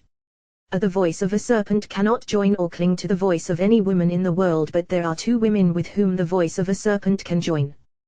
One is she who does not duly guard her menstrual impurity and her days of cleansing, or who immerses one day early. And the other is a woman who delays carnal knowledge with her husband to inflict suffering upon him unless he does not mind or care about this. But these two women, as they hasten, so they tarry with the voice of the serpent until voice cleaves to voice. As she delays, to bring suffering upon her husband, so the voice of the serpent hastens to fuse with this woman's voice. These are two women with whose voices the serpent's voice joins, like a dog with a bitch. Now, you might say, what do we care if voice joins voice or not? Woe that inhabitants of the world perish like this, unaware regarding this voice of a woman, joining and blending with the voice of a serpent. When the wicked, evil one comes out of the vessel and roams the world, she encounters these two voices, the serpent's voice and the woman's voice, and the woman is inflamed by them, and they by her. Once she is inflamed, they conceive a spirit takes shape with her until it flies into this woman's womb. And when this woman gives birth, that wicked one comes and assigns the spirit an evil bond, voice of the serpent rattling inside her, and it laughs at the baby until that wicked one comes, like a woman entrusting her son to another woman, who babbles to him and giggles at him babyishly until his mother arrives. This is how that spirit acts, and often it becomes an agent of the wicked one and kills him, as is written on the side of their tormentors, "Power not as you say, but rather the power of that spirit." So twice it is written, with no one to comfort them, once from wicked Lilith and once from that spirit. Old man, now you have friends, and you are speaking like someone who sees no one waging war. Look, they are all at peace with you from now on. I will not remove my weapons, so that my name will be remembered. That crouching sin lies by the opening like a dog. When the last sound given by the woman comes forth, he leaps from the opening, is removed from there, and follows it. Why? because the Blessed Holy One sends one of his keys, and as the voice flies off, the key comes. The serpent follows the voice issuing into the world and moves to the hill of the belly, rattling until the time when she is cleansed from the filth of the serpent's bites. The Blessed Holy One spins revolutions, generating actions fittingly. All this because that belly was thrust away. Yet surely he was thrust from that belly and has no share, and he is thrust from the belly below of other women of the world. For although pain is inflicted, he is not empowered to dominate it. Which belly is he given to dominate? The belly of the straying wife, as is written, her belly will swell, for this is the belly upon which he wreaks vengeance as he wishes. This belly is his, given to him so that he not be utterly thrust away. Now, my beloved friends, listen. I have not seen you, and I have spoken to you. All words are tiresome, no human can speak. Even words of Torah are tiresome, as is written, Jacob was left alone, and a man wrestled with him, and it is written, he saw that he could not prevail against him, and he touched the socket of his thigh. That thigh he gained from Jacob, and that thigh remained in weakness until Samuel arrived. What is in weakness? That it did not conduct prophecy. When Samuel arrived, he took that thigh and lifted it from that place, snatching it from him. Since that time it has been withheld from him, and he has no share in holiness at all. The Blessed Holy One did not rob or reject him totally, through Samuel taking his thigh. Rather, he provided him one portion. What is that?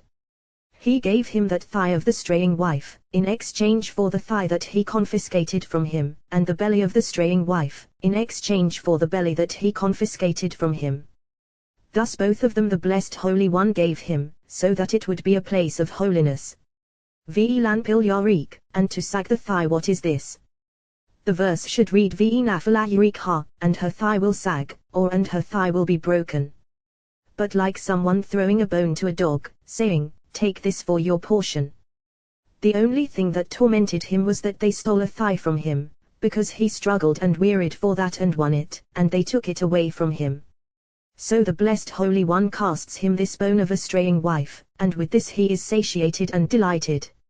All his chariots and company constantly seek the thigh, pursuing it with yearning. Consequently, weariness of the knees of scholars derives from this, since their entire longing is for the thigh, especially the scholar's thigh. Everything returns to its place, and the Blessed Holy One does not omit anything necessary at all. He wants only his people and share, his portion and inheritance, to approach holiness. As the Blessed Holy One does above, so Israel does below.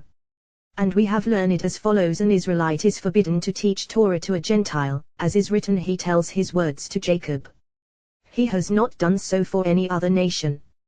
Consequently, Jacob thrust him away and Samuel thrust him away, so that he would have no share in holiness. All nursing of hatred of Israel is based on this. This can be compared to a dog who snatched a pure bird from the market. He carried it, but before he could mangle it, a person came and grabbed it from him. Afterward, he gave him a single, scraped useless bone. Similarly with the prince of Esau, they took him from that belly and snatched that thigh from him. Afterward, they gave him one bone, that belly and thigh of the straying wife, nothing else. This is the bone they provided him as his portion and share. Thus all judgments of the Blessed Holy One are true, all on the straight path, yet human beings do not know or consider him. She strays from her husband, as is written, who forsakes the companion of her youth, so too the woman corresponding to her on earth. When someone finds a friend like himself, acting like him in the world, he loves him and cleaves to him and treats him kindly. But not so with the other side. Once he finds someone who abandons the side of holiness of the Blessed Holy One, and acts like him and cleaves to him, he seeks to destroy him and remove him from the world. This woman acted like her, cleaving to her. See what she does to her. Her belly will swell and her thigh sag. Not so with the Blessed Holy One. One who abandons the other side and cleaves to the Blessed Holy One, he loves him and bestows upon him all the kindness in the world. Now, old man, prepare yourself, for look, the serpent is moving, trying to incite you, but it is unable. He opened, what profit does a person have for all his toil at which he toils under the sun? Now, did Solomon come to teach only this?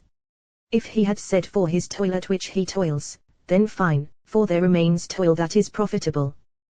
But since it is written for all his toil, that encompasses everything, nothing remains profitable. However, Solomon did not utter this statement regarding every person. Rather, there is a person in the world who engages constantly in evil and causing harm, never engaging in good for even one moment. Therefore it is written Amalo, his toil, and not Yegio, his labor. Amalo, his toil, as is said Amalo, his mischief, recoils on his head. Yegio, his labor, as is said, you shall eat of Yegia, the labor of your hands, and similarly Yegia, the labor of my hands God has seen. But Amalo, his toil, corresponds to Amal, mischief, and vexation. He strives for evil, and so it is under the sun. Of this one is written, he has no offspring or progeny among his people. Job, the blessed Holy One does not want him to generate offspring, for if he did, he would obliterate the world. Therefore it is written, what profit does a person have for all his toil? Anyone who does not strive to generate offspring clings to this evil side, entering under his wings. Ruth said, spread the wing of your garment over your servant Ruth in order to marry him, to generate offspring. And the blessed Holy One spreads wings over a person for him to be fruitful in the world.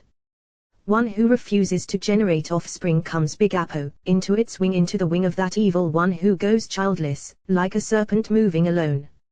If he comes bigapo, by himself, what is bigapo? We have learned according to its translation, by himself. This is fine, but look at what we have learned. The whole world stands on one gapa, wing, of Leviathan. This mystery pertains when it exists as male and female. For male and female the blessed Holy One created them, and wherever they moved, the world trembled. If the blessed Holy One had not castrated the male and cooled the female, they would have obliterated the world. Consequently, they do not generate offspring, and whoever does not generate offspring, bigapo yavo, comes into its wing, entering beneath that wing which does not generate offspring. Accordingly, bigapo yets, he will go out in its wing, thrust there, never entering the curtain, rejected and banished from that world. Bigapo yets, he will go out in its wing, he will go out in its wing. Surely what is written, Ariarim, childless, they will die, spelled Ariarim, entirety of male and female entering in mystery of male, he will leave in mystery of female entering in one, leaving in the other. This is the place where he clings in that world, for the blessed Holy One does not want anyone who has emasculated himself in this world to appear before him. From a sacrifice, for a castrated animal was not offered before him, and was removed so as not to be offered. He commanded, saying, in your land you shall not do it, and so for all generations, it is forbidden to castrate creatures created in the world by the blessed Holy One, for all castration derives from the other side. If he endeavored and married a woman, and did not generate offspring, not wanting to, even though having a wife, or if she did not want to, and he enters that world childless, what is written? If he was husband to a wife, yet they disregarded the handiwork of their Lord, his wife shall go out with him, he will enter the wing of the male, and she, of the female he comes into its wing, he will go out in its wing, as has been said, all precisely arranged. All that is necessary has already been said.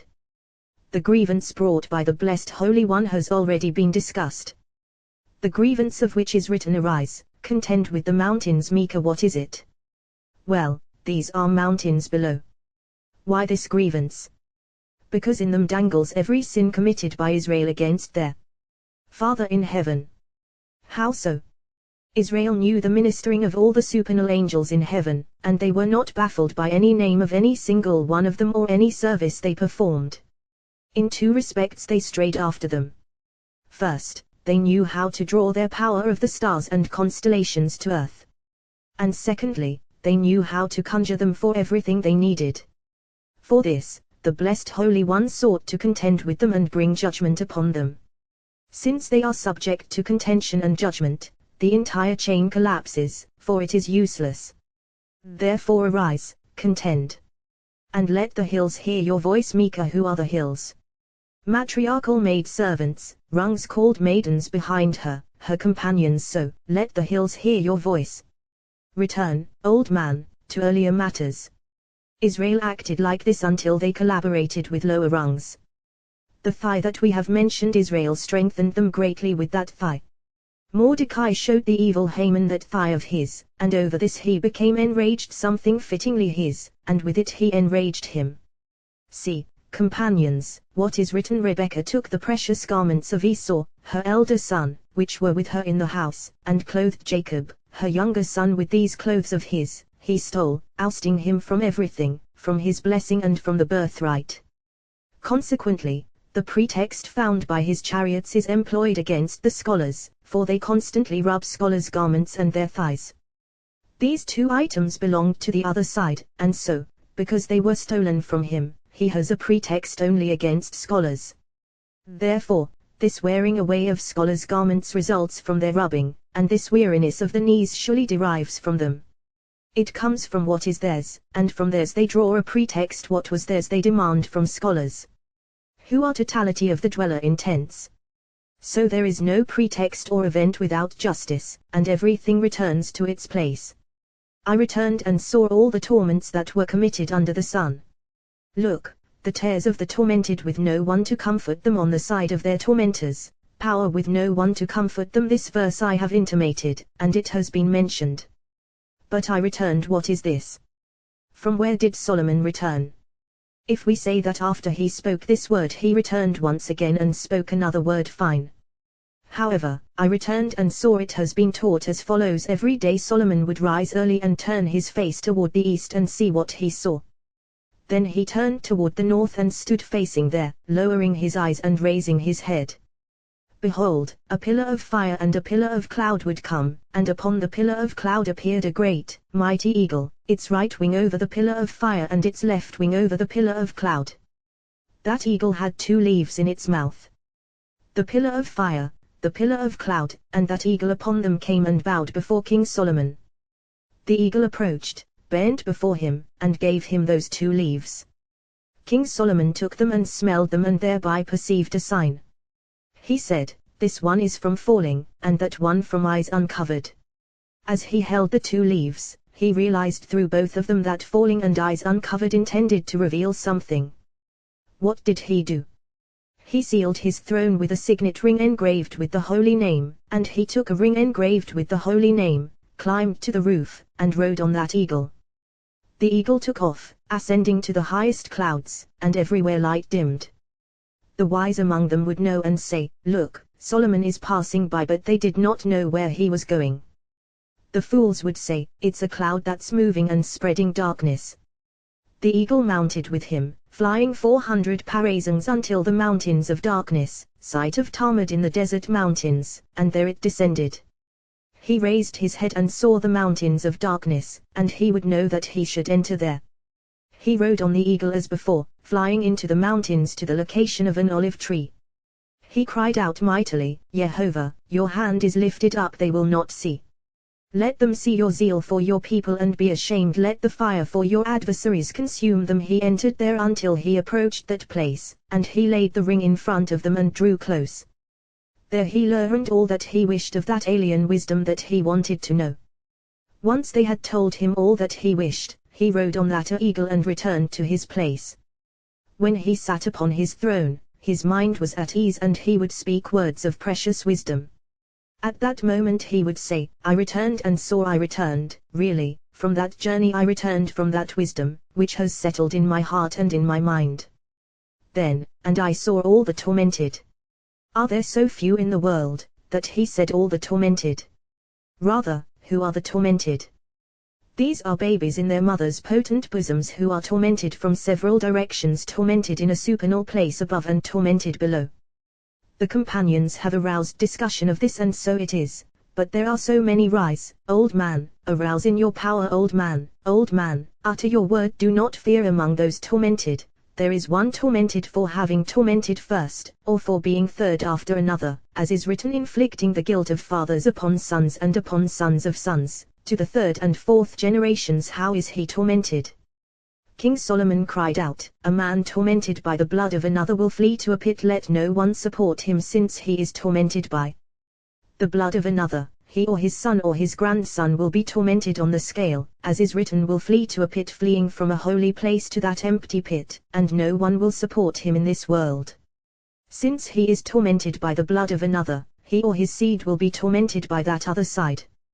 There is a tormented one among others tormented, as is said, you shall not torment your fellow. He transgressed and tormented, so he is tormented through his sons by that other side. Therefore he said all the tormented. Solomon said, I comprehended all aspects called tormented, and why they are tormented. That Naju were made, under the sun that Naju were made. The verse should read that Guru were withdrawn. Why that were made? If making is praiseworthy, then their making is surely above the sun, but surely were made. How were they made? Since they are tormented in spirit there, why do they come to this world? Well, spirits are surely made formed in this world. Once their body is completed and that spirit is formed in a pure, clean body unstained by sin in this world, then the body is tormented as the soul was tormented, and this is the body that he enjoys most of all. There are various kinds of other tormented spirits there, not made into bodies, but these are the tormented that were made. There are others that were made by people troubling their Lord. Such as whom? One who a sheik violates his neighbor's wife, secretly or openly, and the child born of them is a sheik, extorted, against the wish of their Lord and without the knowledge of the woman's husband. Such acts are ashuchin, tormented, troubling the blessed Holy One to fashion a body and design a form. These are the tormented that were made, whose bodies were made, literally, unwillingly. Consequently, King Solomon said, I saw all the tormented, I comprehended all types of the tormented, those that were made and formed. As with these, so with those that were already made by foreskin, which raised them, maintaining and enlarging the body, forming it, and afterward, Ashchin lay, it is confiscated, and seized. Behold, Ashuchim, robbed, that were made. Concerning all, Solomon stood and said, I comprehended all the tormented that were made. Look, the tears of the tormented all shed tears before the blessed Holy One, complaining.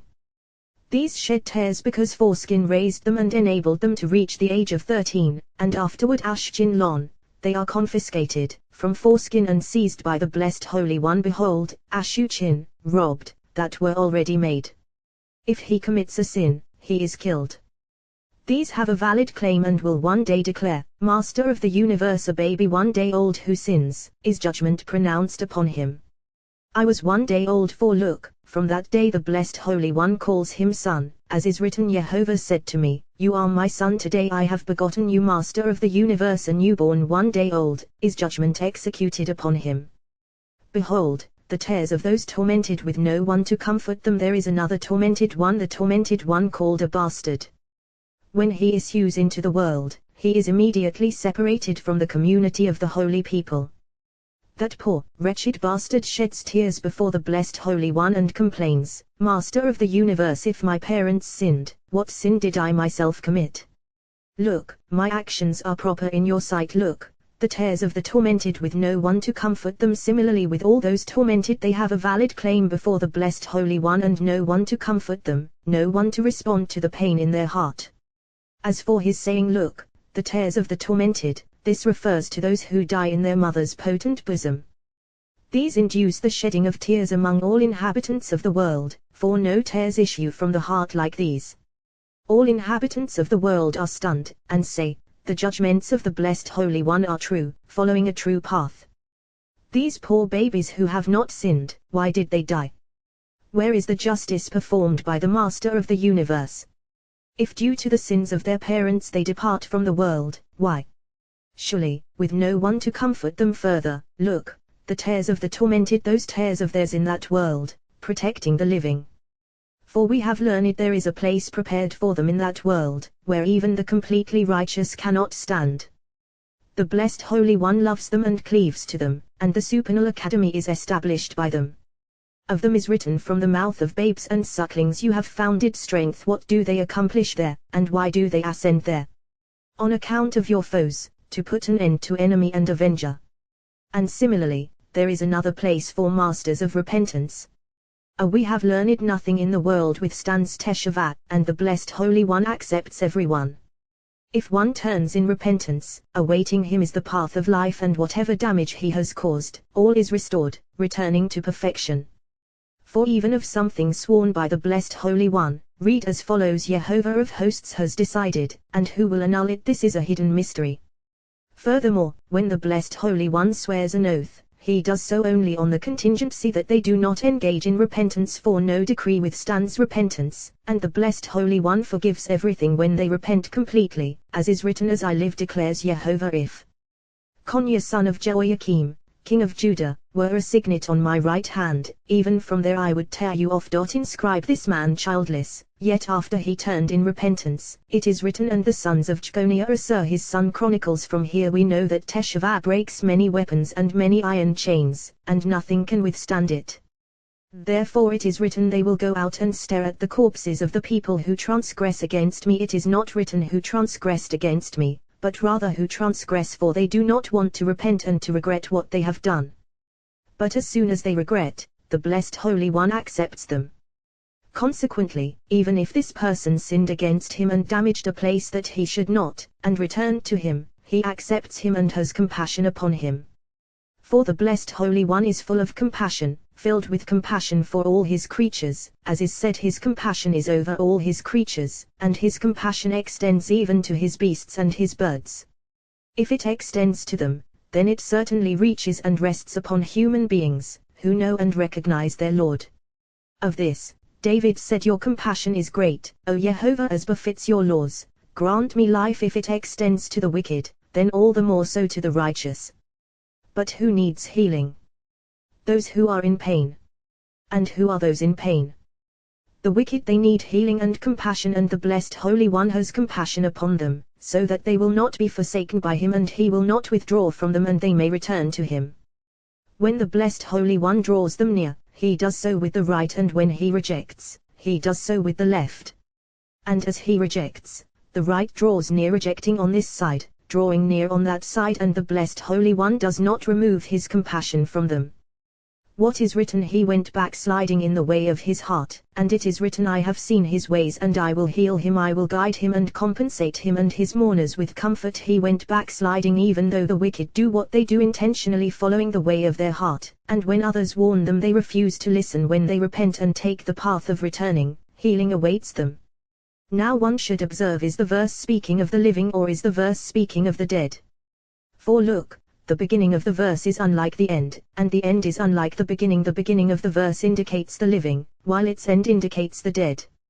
However, the verse speaks of a time when the person is still alive, as follows: he went backsliding in the way of his heart, because the evil impulse within him is strong, strengthening within him, so he goes backsliding and has no desire to turn in repentance. The Blessed Holy One sees his ways, traversing evil uselessly, and he says, I must grasp his hand, as is written, I have seen his ways, proceeding in darkness. I wish to provide him with healing, and I will heal him. The Blessed Holy One conveys into his heart the ways of repentance, the way of healing for his soul. V'yanhu, I will guide him. What does this mean? As is said, go, lead the people. The Blessed Holy One leads him on a straight path, like someone grasping another's hand and bringing him out of a dark place. And compensate him and his mourners with comfort. Look, it seems that he is dead. Yes, indeed, because he is dead while remaining alive, for since he is wicked he is called dead. What is and compensate him and his mourners with comfort?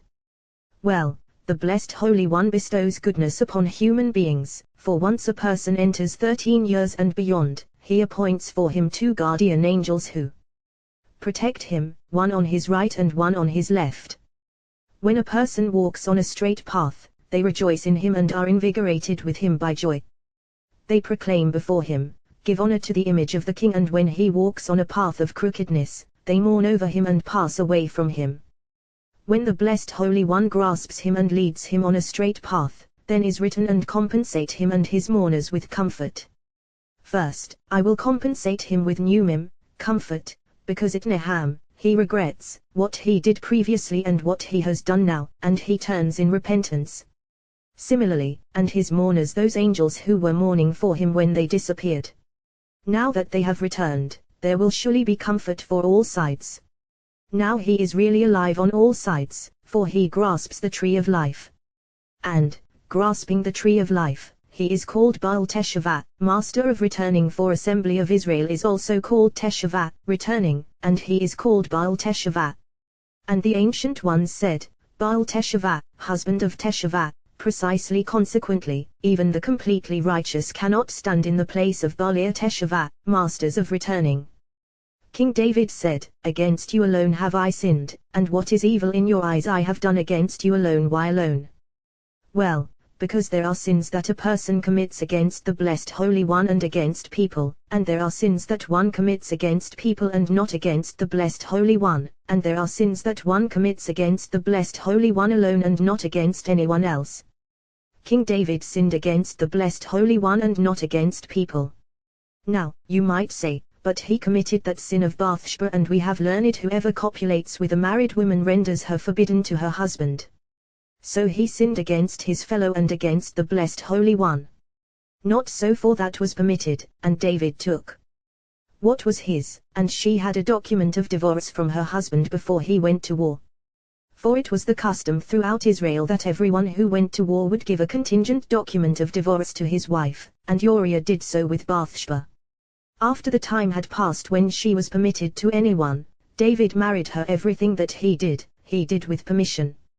Otherwise, if it had been forbidden, the Blessed Holy One would not have left her with him.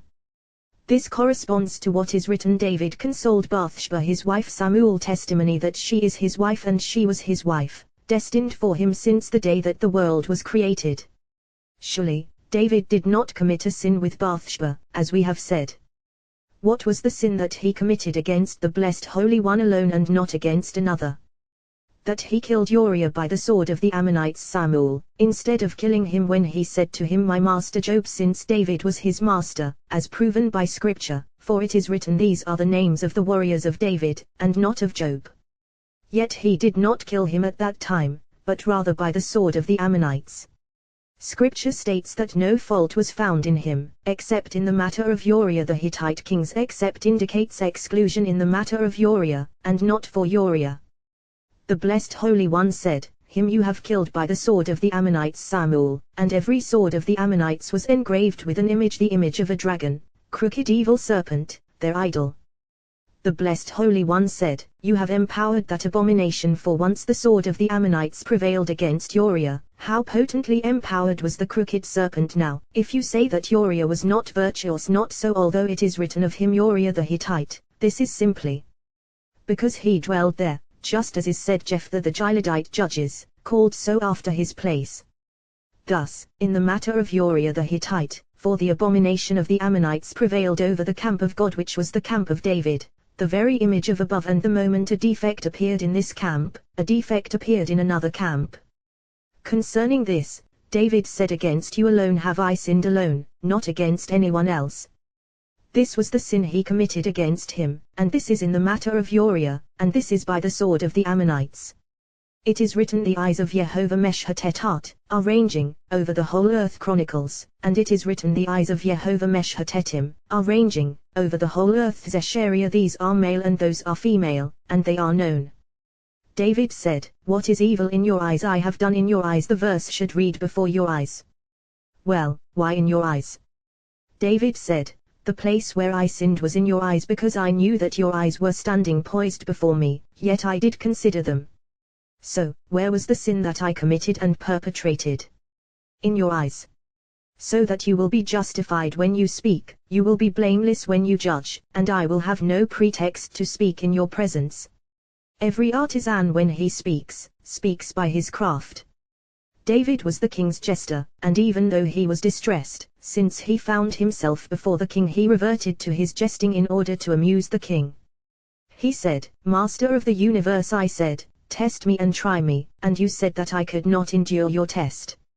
Look, I have sinned so that you will be justified when you speak, and your word will be true. For if I hadn't sinned, my word would be true and your word in vain. Now that I have sinned, in order for your word to be true, I have provided space for your word to be justified. That is why I acted, so that you will be justified when you speak, you will be blameless when you judge. David reverted to his craft, and in his distress said words of jest to the king. We have learned that deed was not befitting of David, for he said, "My heart Alal within me," vowelized Alal, was pierced, already pierced within me. So it was, but David said, "In the heart are two chambers, in one, blood, in the other, air." The one filled with blood contains the abode of the evil impulse, yet my heart is not so, for it is empty, and I have provided no abode for bad blood, for the evil impulse to dwell there. The translation of Nevav is alil, hollow. It is shuli alil, hollow, with no evil abode. Since it was so, the sin that David committed was not befitting of him except to provide an opening to the wicked. Who can say King David sinned and turned in repentance, and the blessed Holy One forgave him all the more so? Other human beings therefore he said, let me teach transgressors your ways, and sinners will return to you. It is written, David was going up the slope of Olives, going up weeping, his head covered and walking barefoot. Samuel. Why a covered head and barefoot? Well, because he was reprimanded. He accepted excommunication as punishment, and the people kept away from him a distance of 4 cubits. Happy is the servant who serves his master so, acknowledging his sin in order to repent. What Shimei son of Gera did to him was worse than all the troubles that he endured until that day, yet he did not respond to him with a single word as was appropriate, for thereby his sins were expiated. Now one should observe Shimei was a sage, imbued with great wisdom. Why did he confront David and do what he did to him? Well, the matter derived from another place, entering his heart, and all for David's benefit. For look, what Shimei did to him caused him to turn in complete repentance, shatter his heart, and shed heartfelt tears before the blessed Holy One. Consequently he said, because Jehovah told him, curse David. Samuel he knew that the matter had descended from another place. 2 commands he gave to his son Solomon, one concerning Job and one concerning Shimei, among the other commands that he gave him. Concerning Job, it is written, you also know what Job son of Zeruiah did to me. Kings, this was a concealed matter, which even Solomon should not have known. However, since others knew, it was revealed to Solomon. Therefore he said, you also know what is not fitting for you to know. Concerning Shimei, it is written here, with you is Shimei. Kings, why here, with you? He is always present with you. For he was his teacher, so he did not say about Job, here, with you is Job, but about this one, who was constantly with him, he said here, with you. The king summoned Shimei and said, build yourself a house in Jerusalem. Kings, where is the wisdom of King Solomon in this? Well, he did everything in wisdom, considering every aspect. He was wise. Who? Shimei. Solomon said, by him, I want Torah to spread, so he should not leave. In his wisdom, Solomon observed something else, as is written, he came out, coming out and cursing. Samuel. Why he came out, coming out twice? He came out cursing would have sufficed. Well, he came out once from the house of study toward David, and he came out once from Jerusalem for his slaves, for which he died. Once, coming out toward the king the second time, for slaves. All this, Solomon saw, perceiving that second departure through the Holy Spirit, and concerning this he said, on the very day that you come out and cross the Wadi Kidron, know for certain that you will die. Kings, he knew that by coming out he would die. And flinging dust. Samuel. What is this? Solomon said, by my father, it was dust. By Shimei, water, as is written, on the very day that you come out and cross the Wadi Kidron. There, dust, here, water. Solomon considered them both, so that there would be dust and water as with a straying wife, for the one who perverted the way regarding his father. It is written, he cursed me with a sinister curse, and it is written, I swore to him by Jehovah, I will not put you to death with the sword. Kings, now, was Shimei stupid? If he swore to him like this, couldn't he say, with the sword? No, but with a spear or an arrow. Yes, however, there are 2 matters here. One was spoken by a child, son of a great fisher whose scales rise to the height of the clouds. The oath of King David, when he wanted to swear, he drew his sword, upon which was incised the engraved name, and upon this he swore. So he did with Shimei, as is written, I swore to him by Jehovah, I will not put you to death. How was this oath given? With the sword he swore. Solomon inferred something else. He uttered a curse against father with words. Here are words for him. With the explicit name he killed him, not with the sword. This is why Solomon acted so. Now one should observe and say, since David swore to him, why did he kill him? It seems that this oath was a pretext, since heart and mouth were not as one. But surely David did not kill him. And look, it is well known that all members of the body absorb everything, While the heart cannot absorb even a thread of a strand of hair, King David was the heart, and he absorbed what was unfit for him. Therefore it is written, you will know what to do. Kings further, the tree caused him to bear a grudge and avenge like a serpent. It is written, for you do not desire that I should give sacrifice, a scent offering you do not greet with pleasure. The sacrifices of Elohim are a broken spirit, for you do not desire that I should give sacrifice. Now, doesn't the Blessed Holy One desire that an offering be brought to him? Look, he ordained that sinners should bring an offering so their sins would be expiated. However, David was addressing Elohim, and an offering is not brought to the name Elohim, but rather to the name Yod, He, Vov, He, Yehovah. For an offering is not brought to severe judgment, the attribute of judgment, as is written, when a person among you brings an offering to Yehovah, and not to the name Elohim. When you bring a grain offering to Yehovah, a thanksgiving sacrifice to Yehovah, a communion sacrifice to Yehovah, therefore, since King David addressed Elohim, it had to be written, for you do not desire that I should give sacrifice, a scent offering you do not greet with pleasure, because offerings are not brought to this name. Rather, the sacrifices of Elohim are a broken spirit, sadness, and a broken heart. Consequently, whoever has a bad dream must display sadness, for he abides in the attribute of Elohim, and the sacrifice of the attribute of judgment demands sadness and a broken spirit. That sadness fulfills the dream, and judgment has no power over him, since he has offered the fitting sacrifice to the attribute of judgment. A broken and crushed heart, O Elohim, you will not spurn. Why you will not spurn? This implies that there is a heart that he does spurn, yes, namely a heart that is haughty with arrogance of spirit. Such a heart he spurns, but a broken and crushed heart, O Elohim, you will not spurn. Enhance Zion with your favor, build the walls of Jerusalem. Enhance with your favor, informing us as follows. Why enhance? It seems that she already has goodness, and now, enhance that goodness. Certainly so, for ever since the day that the Blessed Holy One engaged in building the temple above until now, that goodness of favor has not settled upon that edifice, and so it has not been completed.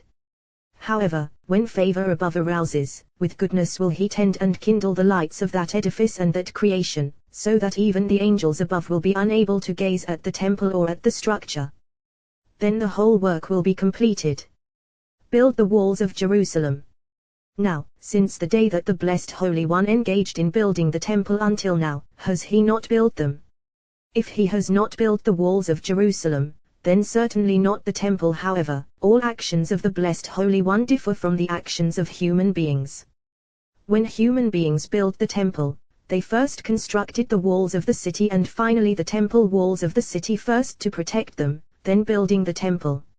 Not so with the Blessed Holy One, rather, he builds the temple first, and finally, when he lowers it and sets it in place, then he will build the walls of Jerusalem, the walls of the city. Thus, enhance Zion with your favor, first, and then, build the walls of Jerusalem. Here is a mystery. In all actions performed by the Blessed Holy One, he begins with the external, and then the kernel within. Yet here, not so. In all those actions performed by the Blessed Holy One, though he begins with the external, he begins with the kernel in thought, and in action with the external. For every shell derives from the other side, and kernel from kernel. The other side always precedes growing, developing, protecting the fruit. Once it has grown, it is cast aside. What the wicked will prepare, the righteous will wear. Job, that shell is thrown away, and righteous one of the world is blessed. Here, however, with the building of the temple, when the evil side is eliminated from the world, this is unnecessary, for kernel and shell are his. He begins with the kernel, as is written, enhance Zion with your favor, first, and then, build the walls of Jerusalem. That outside wall, the shell, is genuinely his, as is written, I myself, declares Yehovah, will be a wall of fire around Hazeshariah, and not the evil side. Israel is the kernel of the world. Israel arose in thought. Other nations, who are the shell, preceded, as is written, these are the kings who reigned in the land of Edom before any king reigned over the children of Israel. Yet the Blessed Holy One intends to initiate the kernel without the shell, as is written, holy is Israel to Yehovah, the first fruits of his harvest, the kernel preceding the shell. Although the kernel will arise without a shell, who would dare extend his hand to eat of it? All who eat of it will be held guilty, evil will befall them, declares Jehovah. In that time then you will desire sacrifices of righteousness, for all will unite in a single bond, and the name of the blessed Holy One will be completely arrayed, and then the offering will be complete to Jehovah Elohim. For now, Elohim is not linked to the offering, since if it were, numerous Elohim would perk up their ears to participate. But in that time, for you are great and work wonders, you alone are Elohim, there is no other Elohim. And of that time is written, see now that I am He, and no Elohim is with me, see now, see that I am He would have sufficed. Why now? Well, this never existed before, and at that time it will. The blessed Holy One says, see now what you were unable to see previously, that I am He. Why twice? To express precisely that there is no Elohim but Him. For at various times I was said once and not more, and the other side was present, but now, I am He, and no Elohim is with me, having been totally eliminated precisely, I put to death and I bring to life. Until now, death came from the other side. From now on, I put to death and I bring to life. From here we see that at that time, all those who have not tasted death will draw death from Him, and He will raise them. Why? Because none of that filth will remain in the world at all, and there will be a new world by the handiwork of the blessed Holy One. We have learned 10 things were created on the eve of Sabbath at twilight: the letters, the writing, and the tablets, as is written, the tablets, made by Elohim they were, and the writing, written by Elohim it was, engraved upon the tablets. How does this indicate that it was Sabbath eve? Perhaps it was 1,000 years later, or at the time when Israel stood at Mount Sinai. However, surely it was so, on the eve of Sabbath. Throughout the whole account of creation, the complete name is not mentioned, only Elohim, Elohim, concerning all that was created. With all of them, the name Elohim, until the entire work was consummated on Sabbath eve. Once the entire work was consummated, He was called Jehovah Elohim, the complete name. Although all was created with the name Elohim, everything created was not made consummate until the eve of Sabbath. At that moment all was made consummate, as is written, His work that He had made from all His work that He made, and it was actualized. Consequently it is written, the tablets, made by Elohim when the world was consummated by the name Elohim, actualized, and not later when it is written Jehovah Elohim. Thereby the world was consummated, abiding enduringly. In the moment of which is written, He smashed them at the bottom of the mountain, the ocean overflowed, rising to flood.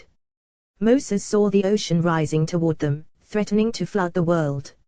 Immediately, he took the calf that they had made and burned it and scattered it over the face of the water. Moses stood over the waters of the ocean and said, Waters, waters, what do you want?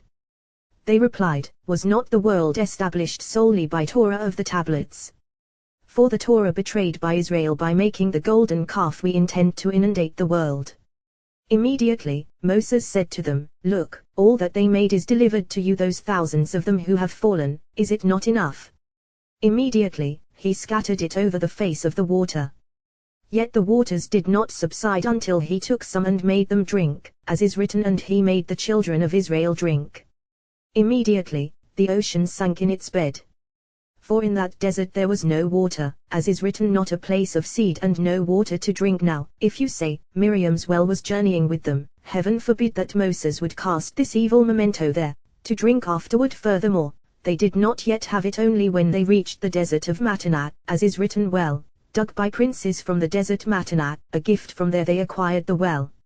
Here is written over the face of the water, and there is written over the face of the abyss Arat, engraved, upon the tablets. What is Arat, engraved? They have established as follows: Arat, freedom, from the angel of death, freedom from kingdoms, a freedom from all. So it is. And what is Arat, engraved? Seal of the world that is coming, wherein abides Arat, freedom, encompassing every kind of freedom. Had they not been broken, all that subsequently came upon the world would not have come, and Israel would have borne the image of supernal angels above. Concerning this, Scripture proclaims the tablets, made by Elohim, do not say that they came into existence after the world was consummated and the complete name was mentioned, rather, when it was consummated by the name Elohim, before Sabbath entered. Hema, they were. What is Hema? They were mihi, from two aspects, one actualized, and one of freedom above, impressed above, protecting all. Hence, hema, they were. And the writing, written by Elohim, it was black fire on white fire. Written by Elohim, who, it was corresponding to what is written, the Levite will serve who, he arat, engraved as has been said, for Jubilee proclaims arat, freedom, generating freedom for all the world. Until here, companions, from here on, you will know that the evil side has no power over you.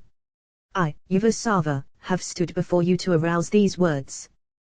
They rose like one awaking from sleep and prostrated themselves before him, unable to speak.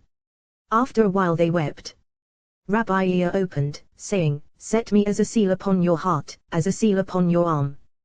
For love is fierce as death, jealousy cruel as Sheol, its sparks are sparks of fire, a blazing flame. Set me as a seal. When assembly of Israel cleaves to her husband, she says, Set me as a seal. With a seal, once it adheres to a certain place, it leaves its image there.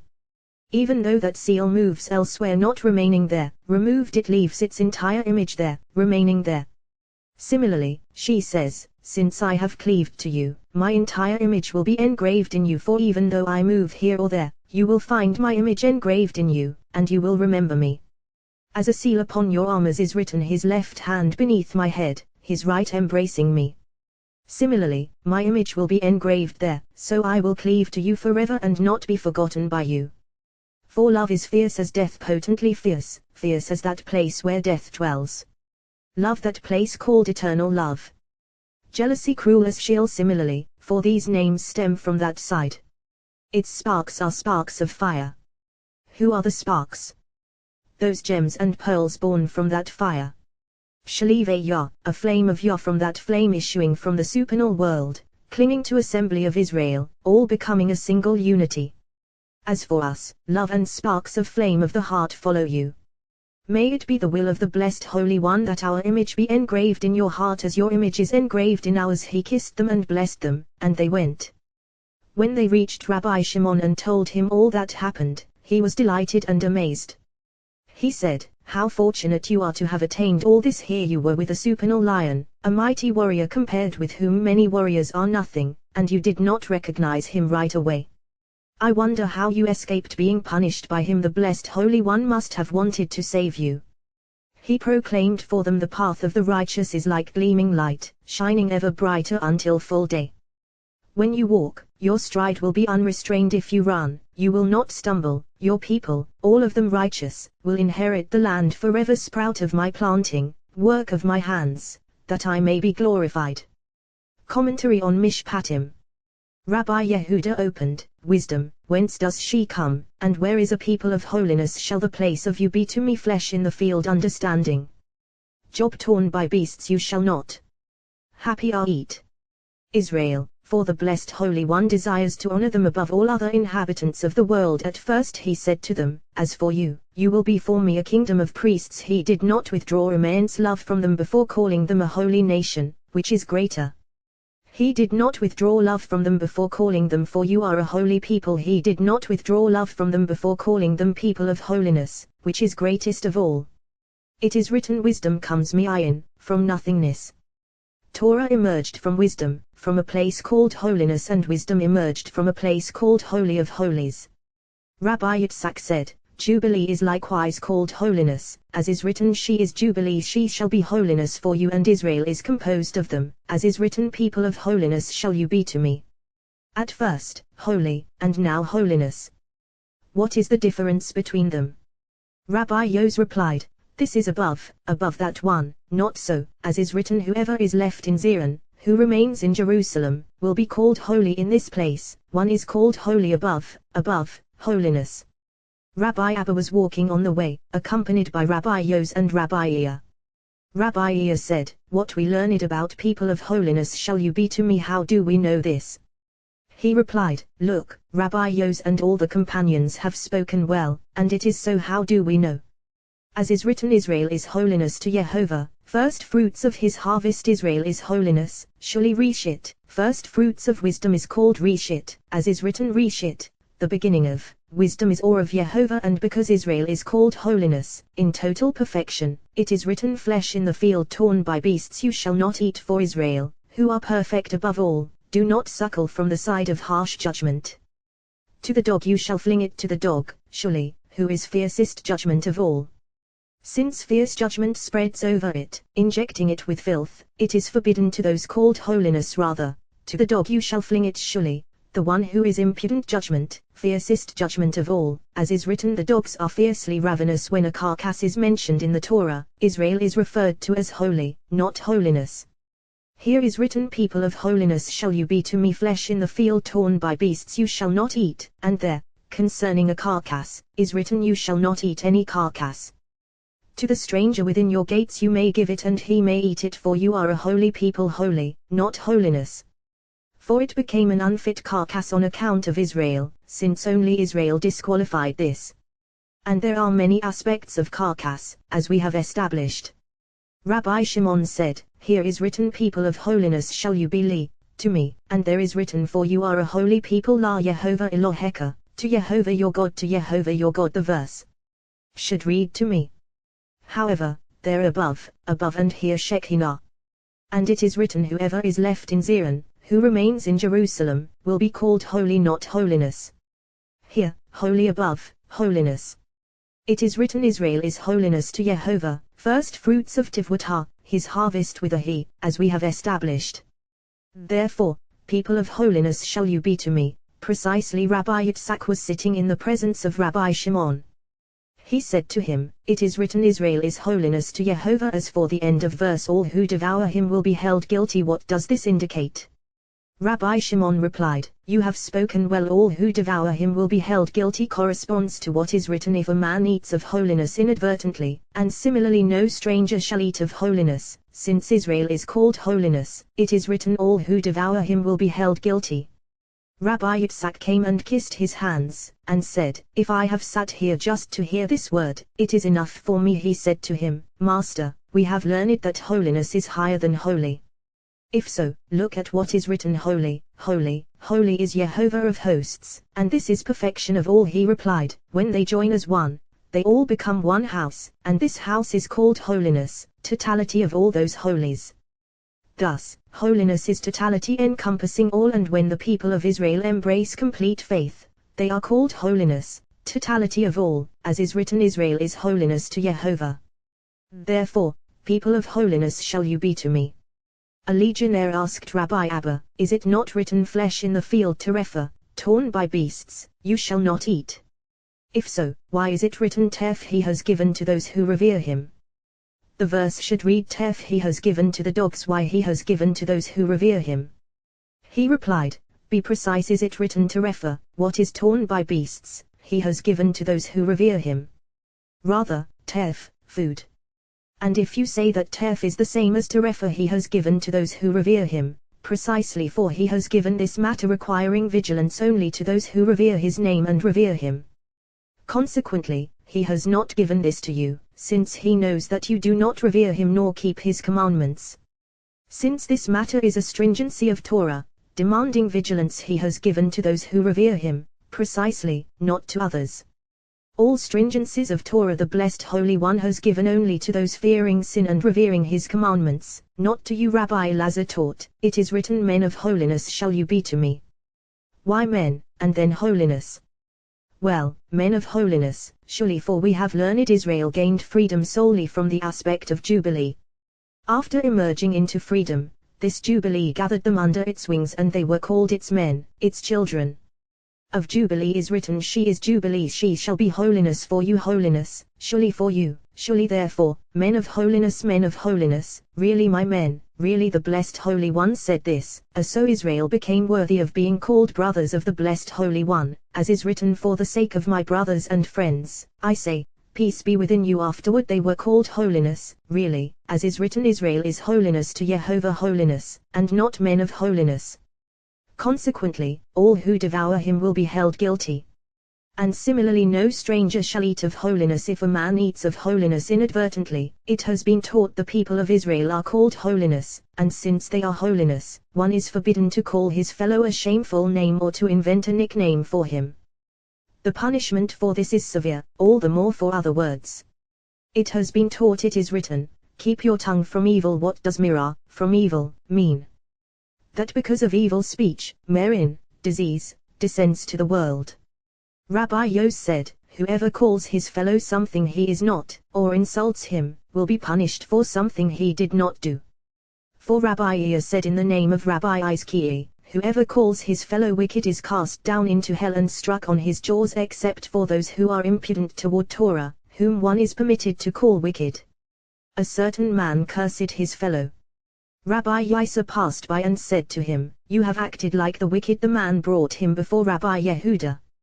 Rabbi Yisa said to him, I didn't say wicked, but like the wicked, exhibiting behavior like the wicked, but I didn't say that he was wicked. Rabbi Yehuda came and put the case before Rabbi Lazar, who said, surely, he is not guilty. How do we know? As is written, Yehovah was like an enemy, and not an enemy. For otherwise, not a stump of Israel would have remained in the world.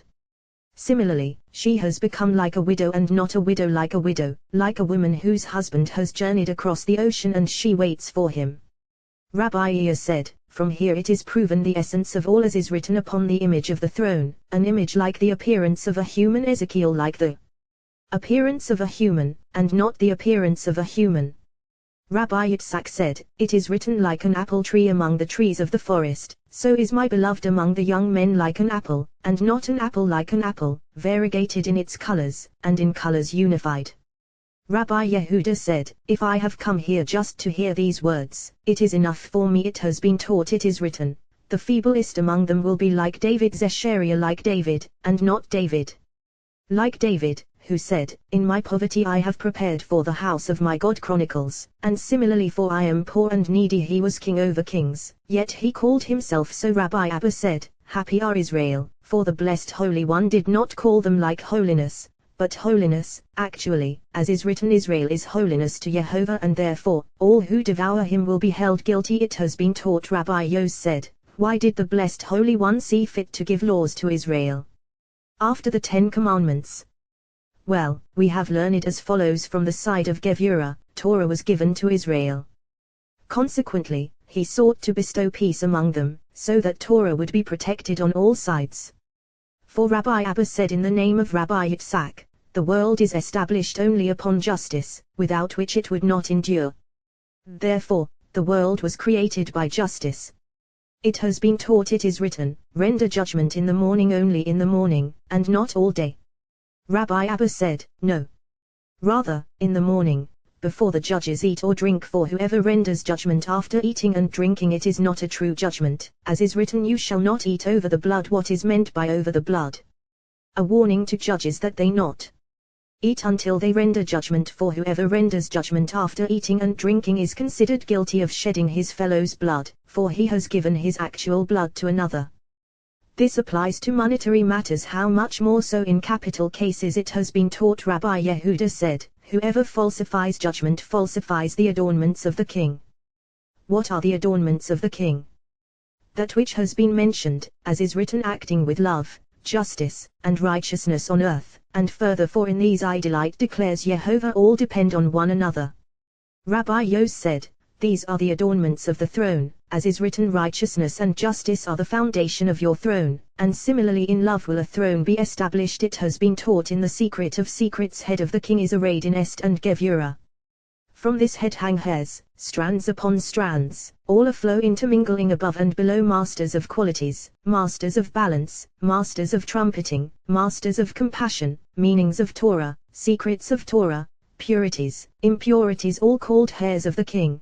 That is, a flow drawn from the Holy King, all descending from the concealed Holy Ancient One. Forehead of the king, calling the wicked to account. When they are called to account for their deeds and when their sins are exposed, then it is called forehead of the king, that is, Gevurah strengthened in its judgments, extending on all sides. This differs from the forehead of the Holy Ancient One, called favor. Eyes of the king supervising all, supervising above and below, all those masters of supervision are called so. In the eyes colors join, and all those masters of supervision are named for those colors, each one accordingly, all named for the colors of the eye. As the supervision of the king appears, so colors arouse. Eyebrows is the name of the place that conveys supervision to all those colors, masters of supervision. These eyebrows, downward, are eyebrows of supervision from that flowing, gushing river, a place drawing from that river, to bathe in the whiteness of the Ancient One, from the milk flowing from Mother. For when Gevurah extends and eyes flash in red, the Holy Ancient One shines its whiteness and kindles Mother, who is filled with milk and suckles all, and all the eyes bathe in that Mother's milk, flowing forth constantly, as is written, bathing in milk, in Mother's milk, flowing constantly, ceaselessly. Nose of the King, enhancement of the countenance.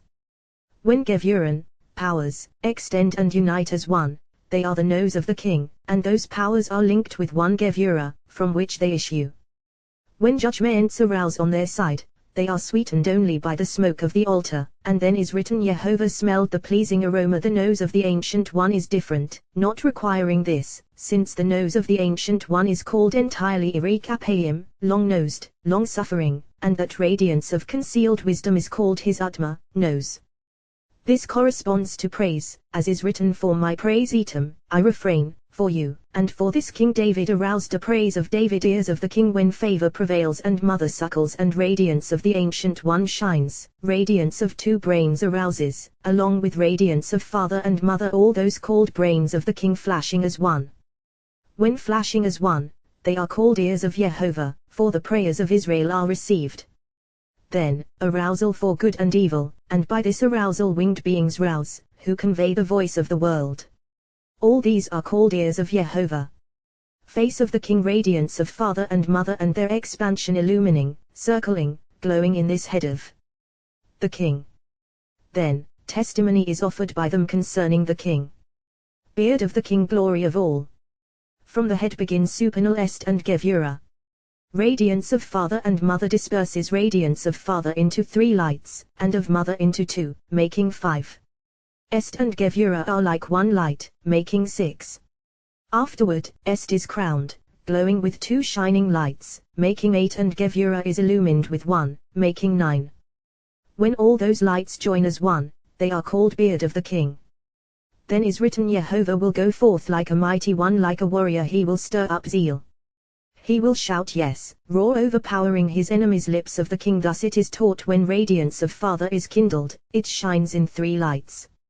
From one light supernal est shines, from one light glows a radiance called brain of the King, and one light remains suspended until radiance of Mother is illumined, which when illumined shines in 5 lights. How is it illumined? By one path, hidden and concealed, to which Father clings, as is written, a path unknown to a bird of prey. Job, as male clings to female, and she conceives and bears, generating 5 lights, and from those 5 lights 50 gates of many lights are engraved. They are 50, called 49 corresponding to them, 49 pure facets and 49 impure facets in Torah. One remains, this one illumined by all, and when it unites with Father's suspended one, settling in the King, they are called lips of the King, and consequently he articulates words of truth. The mouth depends on them, opening of the mouth. What is the mouth? Well, Dar is concealed in the body of the King, called extension of Tiferet, embracing all colors, as is written, Uvda, by knowledge, rooms are filled. This Dar was concealed in Mother, filling all chambers and porticos, and when the radiance within arouses and issues, then it is called mouth of Jehovah. And when the lips, 2 lights of Father and Mother, meet that radiance of Dar, they join as one, and words are articulated in truth, in Hokmah wisdom, Tivuna understanding, and Dar knowledge. Then all words of the Blessed Holy One are articulated with these. These 3 shine, penetrating within, crowned in one. Joined in one crown, they are then called, his palate is sweets, and they are palate of the King, called sweets of the King. Of this is written, taste and see that Jehovah is good. On this palate depend all those rulers, authorities of the King, as is written, by the breath of his mouth all their array. In this palate is perfection of all, and so letters in this place display perfection. Aleph, it, he, ayin. Aleph, radiance of the Holy Ancient One, concealed of all concealed. It radiance of Oak Meta, wisdom, not to be found or grasped, as is written, no human knows its worth, it cannot be found in the land of the living. Job, he radiance of Mother, shining, flowing, gushing, watering all, suckling children, until that anointing saturates and fills the righteous one, and he bonds with lower female, who is blessed by him, and they do not separate from one another, white from within red, as is written, mountain of myrrh and hill of frankincense I in radiance of 70 branches, nourished from this breath issuing from the mouth. Similarly, 70 names of the blessed Holy One, corresponding on earth to all the souls of the house of Jacob were 70, for Jacob is a tree on earth and they are 70 branches. From these letters shine 4 others. From Aleph shines Jamal, which is fine reward for the righteous, called Jemal, recompense. Of this is written, then you will delight upon Jehovah. From it shines Yod, which is Hokmah. All is concealed within Yod, which is enclosed on all sides, so it is not to be found, as is written, it cannot be found in the land of the living. Job. From he shines Kaf, which is radiance and anointing oil poured out from mother to the place called Horn and Horn of Jubilee. Joshua, this is kingdom of David, and consequently Davidic anointing is performed only with the mystery of Kaf. Kof, just as Ayin is 70, so Kof is 100, which is perfection, and so it is. Therefore, in this palette, total perfection, total tranquility. Whoever knows this mystery and is careful with it, happy is his share. Body of the king, extension of Tiferet, in which colors converge. Arms of the king, radiance of Est and Gevurah, thus right and left. His innards, enhanced with Dar, entering the head, spreading deep within the body. Thighs, joined with 2 lights, 2 real lights. Thighs and 2 kidneys all depend on one place, where all anointing and all oil of the body gathers, and from there all that anointing is emitted to a place called Yesod Olam, foundation of the world, foundation of the place called world. Who are they? Netzah and Hod. Therefore, Jehovah Sabaoth, Jehovah of hosts, is his name. Blessed be he, blessed be his name forever and ever. All these arrays come to join in one, until this Yesod absorbs all anointing and pours it into female, who is blessed by him. When is she blessed by him? When judgments are arranged below. And when judgments are arranged below, they are arranged above, and all the adornments of the king, the holy name, are in joyous perfection, and all becomes one. Then he dwells among them, as is written, God presides in the divine assembly, in the midst of the judges he renders judgment. And when judgments are not arranged below, so too, as it were, above, since the entire array is distorted. For mother withdraws from children, and children do not suckle, since Yesod does not pour into female, and all judgments arouse and the mighty serpent prevails. Adornments of the king are removed, as it were, due to judgment. For since this female is not blessed and righteous, one does not receive, and the mighty serpent prevails. Woe to the world that suckles from them. Rabbi Elazar said, my father revealed all these adornments so that he would not enter shamefully into the world that is coming. Why should they be revealed now? Rabbi Abba replied, what I recorded from the holy lamp I told the companions, for they know these matters, and this must be known, as is written, you shall know that I am Jehovah, and similarly they shall know that I am Jehovah, so that these words may be embedded in our hearts. From here on, words are sealed within us. Happy is our share in this world and in the world that is coming, for until now the holy lamp has been crowned within us. I saw in a dream, and I asked him, Yod, we have learned from our master that it is Hokmah, and this is certainly so. He, why is it Binah? He replied, what is written, a river issues from Eden to water the garden. Who is the river that issues from Eden? Binah. Hence, he is the river, and Yod is enclosed within her. Yod expands this river on all sides, and she generates a son beneath her, who is Vov, like this he. Then she bears this son and places him before her, thus, he, Vov, for Vov sits before her to be suckled. Therefore we have learned in our Mishnah. He was Dele. Once male joined with her, she conceived a son and was called he. Afterward, she gave birth to that son, and he stood before her. Of this is written, a river issues from Eden, issuing from him, surely to water the garden, to suckle him. I grasped him and kissed his hands. In this delight I awoke, weeping and laughing, and for 3 days I did not eat anything. First, out of joy, and second, because I was not worthy of seeing him again. Nevertheless, I am bound to him constantly, for when a tradition becomes clear to me, I see his image rising before me. Happy are the righteous in this world and in the world that is coming. It is written, surely the righteous will acclaim your name, the upright will dwell in your presence. In all that I have said to you, Tishamaru, you shall be on guard, and the name of other gods you shall not mention nor shall it be heard on your lips. Why Tishamaru, you shall be guarded. The verse should read Tishmaru, you shall guard. However, Tishamaru, you shall be guarded, precisely what is that I have said to you. This means with which I have threatened you concerning my service. Tishamaru, you shall be guarded, so that no harm will befall you shall be guarded by my guarding and protection alone. And the name of other gods you shall not mention, as we have established. Alternatively, and the name of other gods you shall not mention, that is to say, do not bring it about that you fall among the nations in another land, fulfilling the verse, and there you will worship other gods. Alternatively, in all that I have said to you, you shall be on guard. Rabbi Yehuda opened, Hear, O my people, that I may admonish you Israel, if you would but hear me. There shall be among you no foreign god, and you shall not bow to an alien god. I am Jehovah your God, who brought you up from the land of Egypt. Open your mouth wide and I will fill it. These verses David uttered with the Holy Spirit, and they should be contemplated. Hear, O my people, that I may admonish you Israel, if you would but hear me. In numerous places Torah cautions the human being, in numerous places the Blessed Holy One admonishes him, and all for his benefit, so that he will observe the commands of Torah, for whoever observes the ways of Torah and engages in Torah is like one engaged in the holy name. For we have learned the entire Torah is the name of the Blessed Holy One, and one who engages in it is like one engaged in the holy name, since the whole Torah is one holy name, a sublime name, a name encompassing all names. And one who deletes a single letter from it is considered to have caused a defect in the holy name. It has been taught, and the name of other gods you shall not mention by adding to the Torah or diminishing it.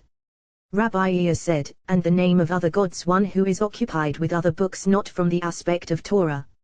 Nor shall it be heard on your lips, for it is forbidden to even mention them or learn reason from them, all the more so concerning Torah. Rabbi Yehuda taught as follows: Why is it written, and the name of other gods, and adjacently, the festival of Matzot you shall keep? Well, one who does not keep this is like one who does not keep the faith of the Blessed Holy One. Why? Because this matter is linked with him.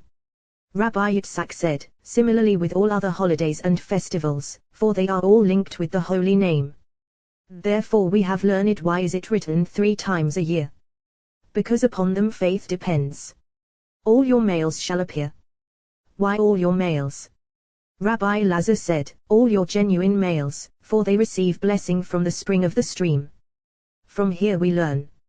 Every circumcised Israelite must appear before the Holy King so as to receive blessing from the spring of the stream, as is written according to the blessing of Jehovah your God that he has given you, and it is written in the presence of the Lord Jehovah, as we have established, for from their blessing pours and blessing is received.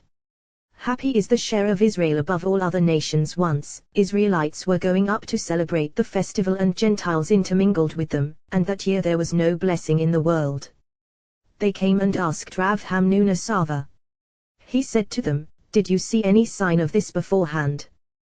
They replied, We did see a sign, for when we returned from there, all the roads were blocked by water, clouds, and darkness, so that none of those who had gone up there could proceed. Furthermore, when we entered to be seen, the face of heaven darkened. He trembled and gazed. He said to them, Surely, either there are among you some who are uncircumcised or Gentiles went up with you. For at that time only Israelites who have been circumcised are blessed. The Blessed Holy One looks at this holy sign and blesses them. The following year, they went up, and those Gentiles intermingling with them went up too. As they were eating sacrifices and rejoicing, they saw those Gentiles tugging at the pleats of their fumigated togas in the corner. They watched them, everyone was blessing, while they were not. They went and reported the incident to the court. The judges came and asked them, That portion of yours that you were eating, from which sacrifice was it? They were unable to answer. Upon investigation, they were found to be Gentiles and were put to death.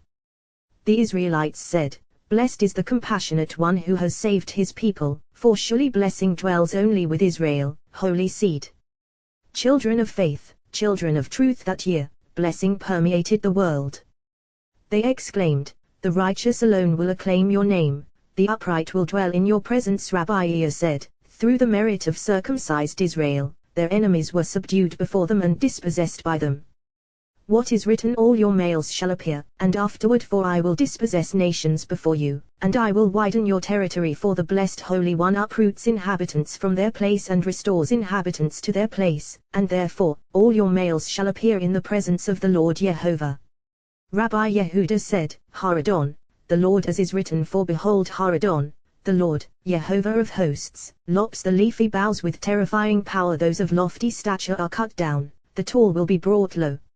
A shoot will emerge from the stump of Jesse, a sprout will flower from his roots, all is one, uprooting inhabitants and restoring inhabitants.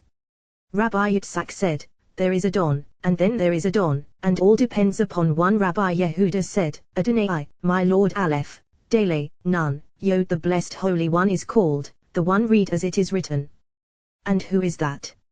Rabbi Yos said, Marrow, visions of, Elohim. Ezekiel spelled Marit, a vision of. What is Marit? Consummation of all, Yod, he, Vov, he. Why Marit? If Aleph, Dele, Nun, Yod, this is read as it is written, whereas this is not read as it is written. Consequently, it is read like this and written Marit Elohim. Rabbi Yehuda said, sometimes the higher are called by the name of the lower, and sometimes the lower are called by the name of the higher. Haradon Yehovah, the Lord Jehovah by a high name. These matters have been established, elucidated in many ways, and all is one. Blessed is the compassionate one, blessed is his name forever and ever. Rabbi Yitzhak opened, oh that he would kiss here, I am sending an angel me with the kisses of before you. His mouth. Assembly of Israel said, oh that he would kiss me with the kisses of his mouth. Why, oh that he would kiss me. The verse should read, oh that he would love me. However, we have learned as follows what are kisses. Cleaving of ruah, spirit, to spirit. Therefore kissing is by mouth, for the mouth is the outlet and source of ruah, breath. So kisses are kissed with the mouth in love, and spirit clings to spirit, never parting from one another. Consequently, one whose soul departs by a kiss cleaves to another spirit, which never parts from him, this being called a kiss. So Assembly of Israel said, oh that he would kiss me with the kisses of his mouth, to join spirit to spirit, one not parting from the other. For your love is better than wine. Why any need here for wine, when it is written, these also stagger from wine, and similarly wine and beer, do not drink, you and your sons. So why here wine? Rabbi Eir said, than the wine of Torah. Rabbi Izkiah said, as is written, wine that gladdens the human heart thus, for your love is better, for joy of the heart, than wine, which delights one most of all. Rabbi Yehuda said, it is written, Jacob kissed Rachel and lifted his voice and wept. Why did he weep? Well, through spirit joining with her, his heart could not bear it and he wept. Now, you might say, look at what is written, and he kissed him, and they wept, but we have learned why is Vayishekhu, and he kissed him, dotted.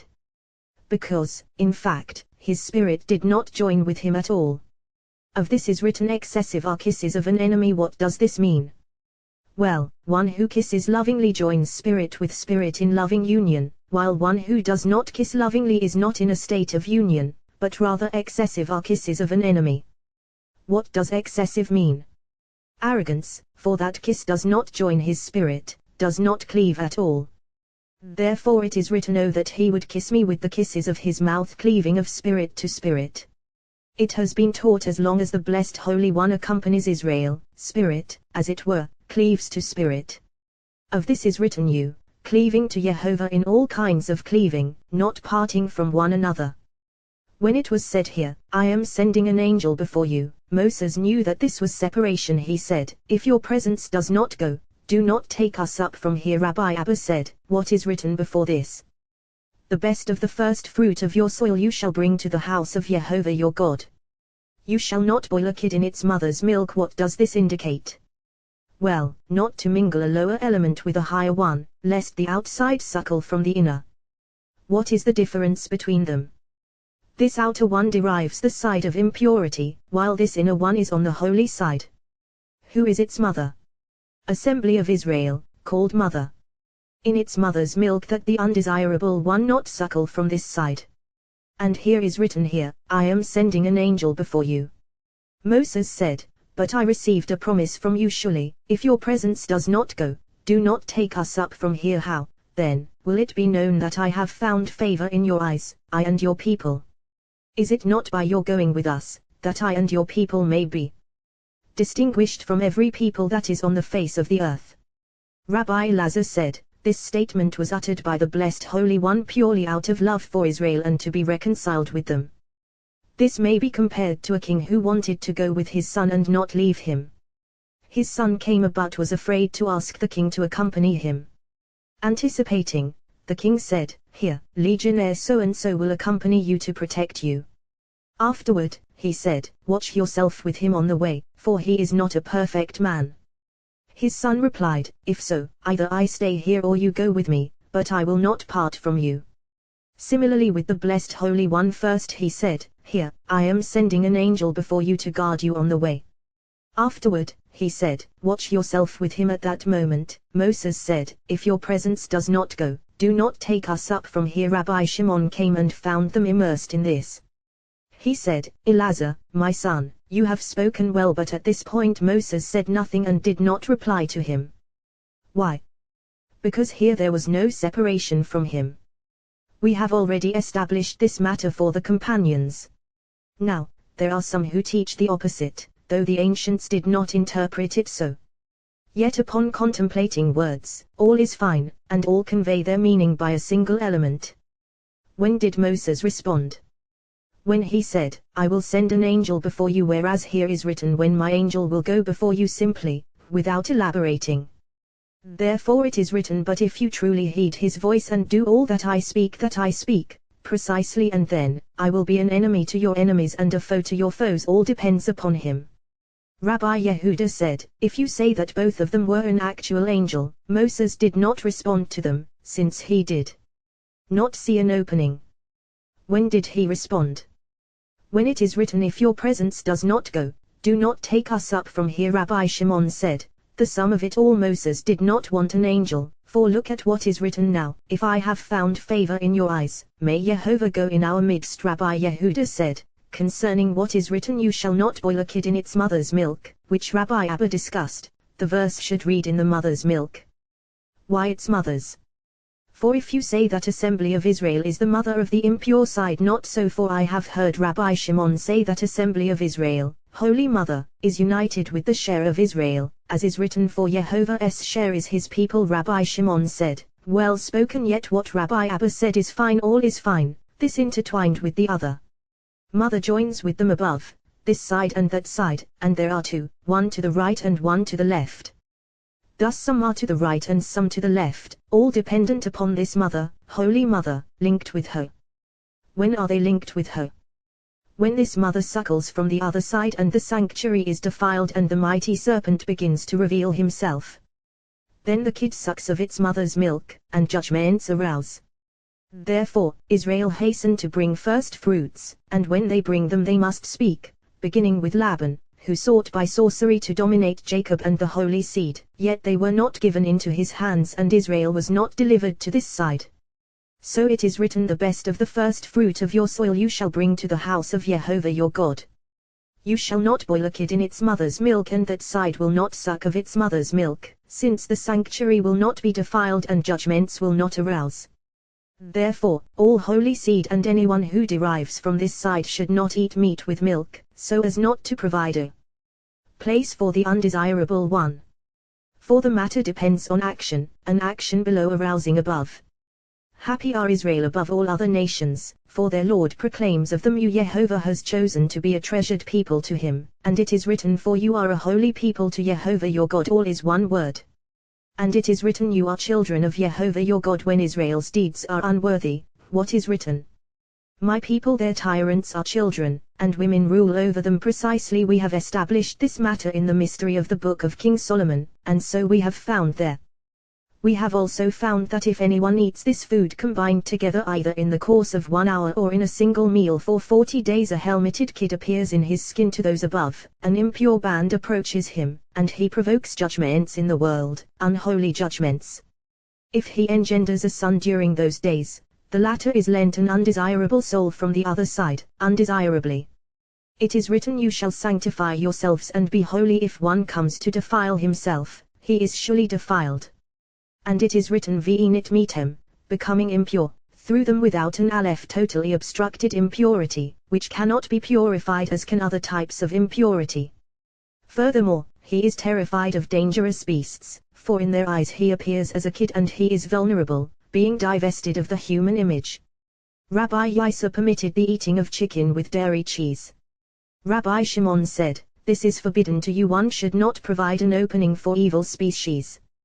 Go, O Nazirite, one says, around, do not approach the vineyard. This is surely forbidden to you, since it entails the same stricture as cattle. What is written of one who permits this? You gave the Nazirites wine to drink. Amos permitting this is like permitting that. And it is written, you shall not eat any abhorrent thing. Any includes everything. It has been taught how did Hananiah, Mishael, and Azariah prove worthy of being delivered from those trials?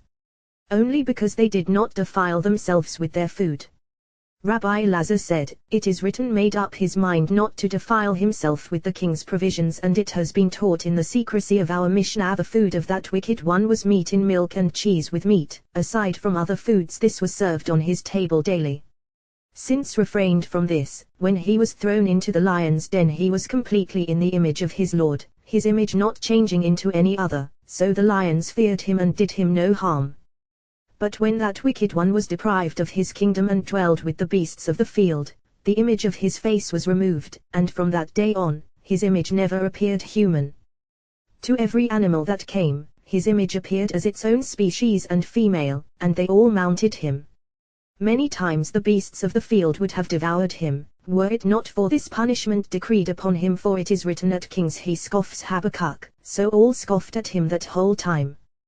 What is written, at the end of 10 days, they appeared better than all the youths who were eating the king's provisions. They appeared better because the image of their Lord was not removed from them, whereas from the others it was. What caused this?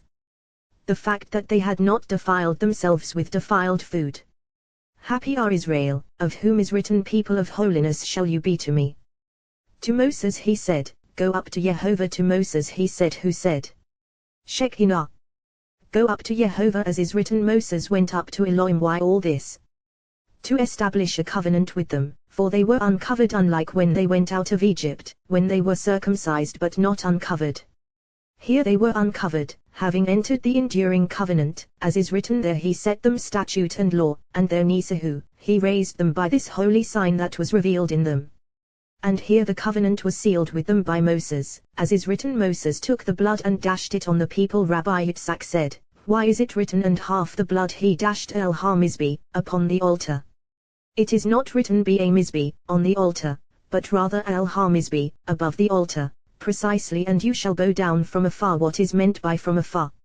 As is said, from afar, Jehovah appeared to me, and it is written, his sister stationed herself afar. Rabbi Abba taught, for the moon was waning. At that moment, Israel became worthy of a greater share of holiness and sealed a holy covenant with the blessed Holy One. To Moses he said, go up to Jehovah. Why did Shekinah tell him, go up? So that I and Israel will participate as one in perfection, through you, which was not so until now. What is written?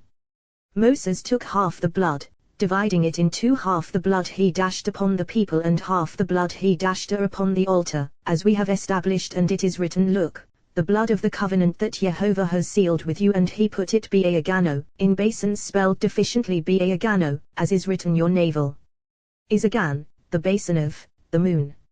May it never lack blended wine. Moses alone shall come near Jehovah. Happy is the share of Moses, for he alone attained what no other human attained. Israel now attained what they had not attained until that moment. At that moment, they were established in supernal, holy existence. At that moment, they became worthy of having the sanctuary in their midst, as is written, have them make me a sanctuary, and I will dwell among them. Rabbi Yehuda opened, this stature of yours. They saw the God of Israel, and resembles a palm song beneath his feet was like a of songs. How fashioning of sapphire beloved is assembly of pavement. Israel before the blessed Holy One, never parting from him like a palm tree, where male never separates from female, one not rising without the other. So assembly of Israel does not part from the blessed Holy One. When Nadab and Abihu saw, along with the 70 elders, what is written of them, they saw the God of Israel, for Shekinah manifested herself to them.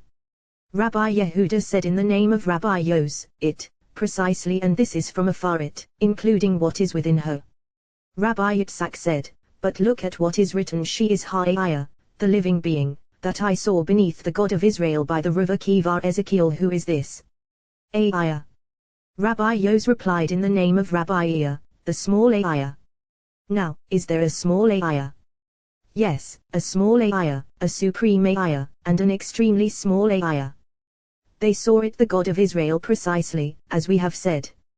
And beneath his feet was like a fashioning of sapphire pavement, appearing like the precious stone with which the blessed Holy One intends to build the temple, as is written, I will lay your foundations with sapphires. Yet against the nobles of the children of Israel, Nadab and Abihu, he did not send forth his hand, deferring their judgment till later, and they were not punished here. Rabbi Yos said, this statement is in praise of them, as is written, and they ate and drank, feasting their eyes on this radiance. Rabbi Yehuda said, they actually ate, nourishing themselves here. They became worthy above, if only they had not later perverted their ways, as we have established. Rabbi Lazar said, at that time, even Israel became worthy, and Shekinah was bound to them.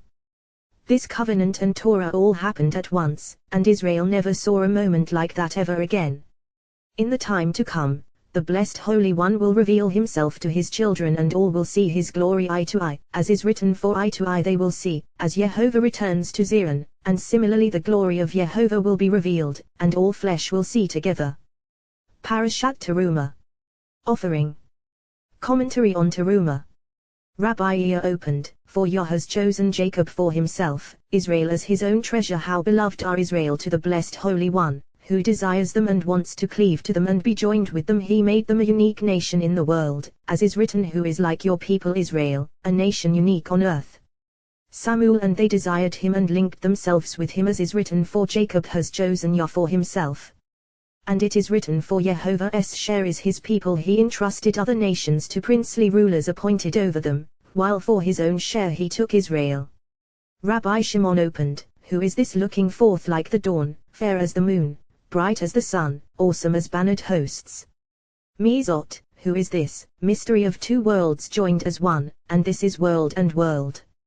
Me, who, as we have established, a supernal rung above, a beginning susceptible to questioning, called me, who, as is said, lift your eyes on high and see me, who created these Zot, this a lower rung below, lower world. Both of them, two worlds in a single bond, a single nexus, as one. Harnish Kafa, looking forth, like the dawn, both joined as one. Like Shah, the dawn, like blackness seeking to shine later, illumined as the moon when the radiance of the sun strikes her, and later, like the sun, when the moon waxes full. Awesome, mighty to protect all. For then she possesses perfection to perform valiantly, drawing power from the supernal world through Jacob the perfect, who united them as one, joining them as one above, joining them as one below, whence issued 12 tribes after the pattern above. Jacob, who was complete, infused love into two worlds, as we have established. Other humans who do so expose nakedness above and below, provoking enmity in two worlds, causing separation, as is written, to become rivals, for they become enemies of one another. Now, you might say, Rachel was jealous of her sister. Certainly so, for all the longing of the lower world is solely to resemble the upper world and to inherit her position. Elsewhere, the jealousy of Supharim, scribes, increases wisdom, while here, the jealousy of Supharim, for there is Sfar, book, and Sfar, book, and they increased the flow of supernal wisdom to themselves. Nevertheless, even Jacob did not harmonize them fittingly. Other inhabitants of the world provoke enmity and cause separation, exposing nakedness of all nakedness above and below. Within this mystery is nakedness of mother and daughter, all in one mystery. Mizot, who, this, are called sisters, sharing sisterly love and a bond of delight, yet they are called mother and daughter. Whoever exposes their nakedness has no share in the world that is coming, has no share in faith.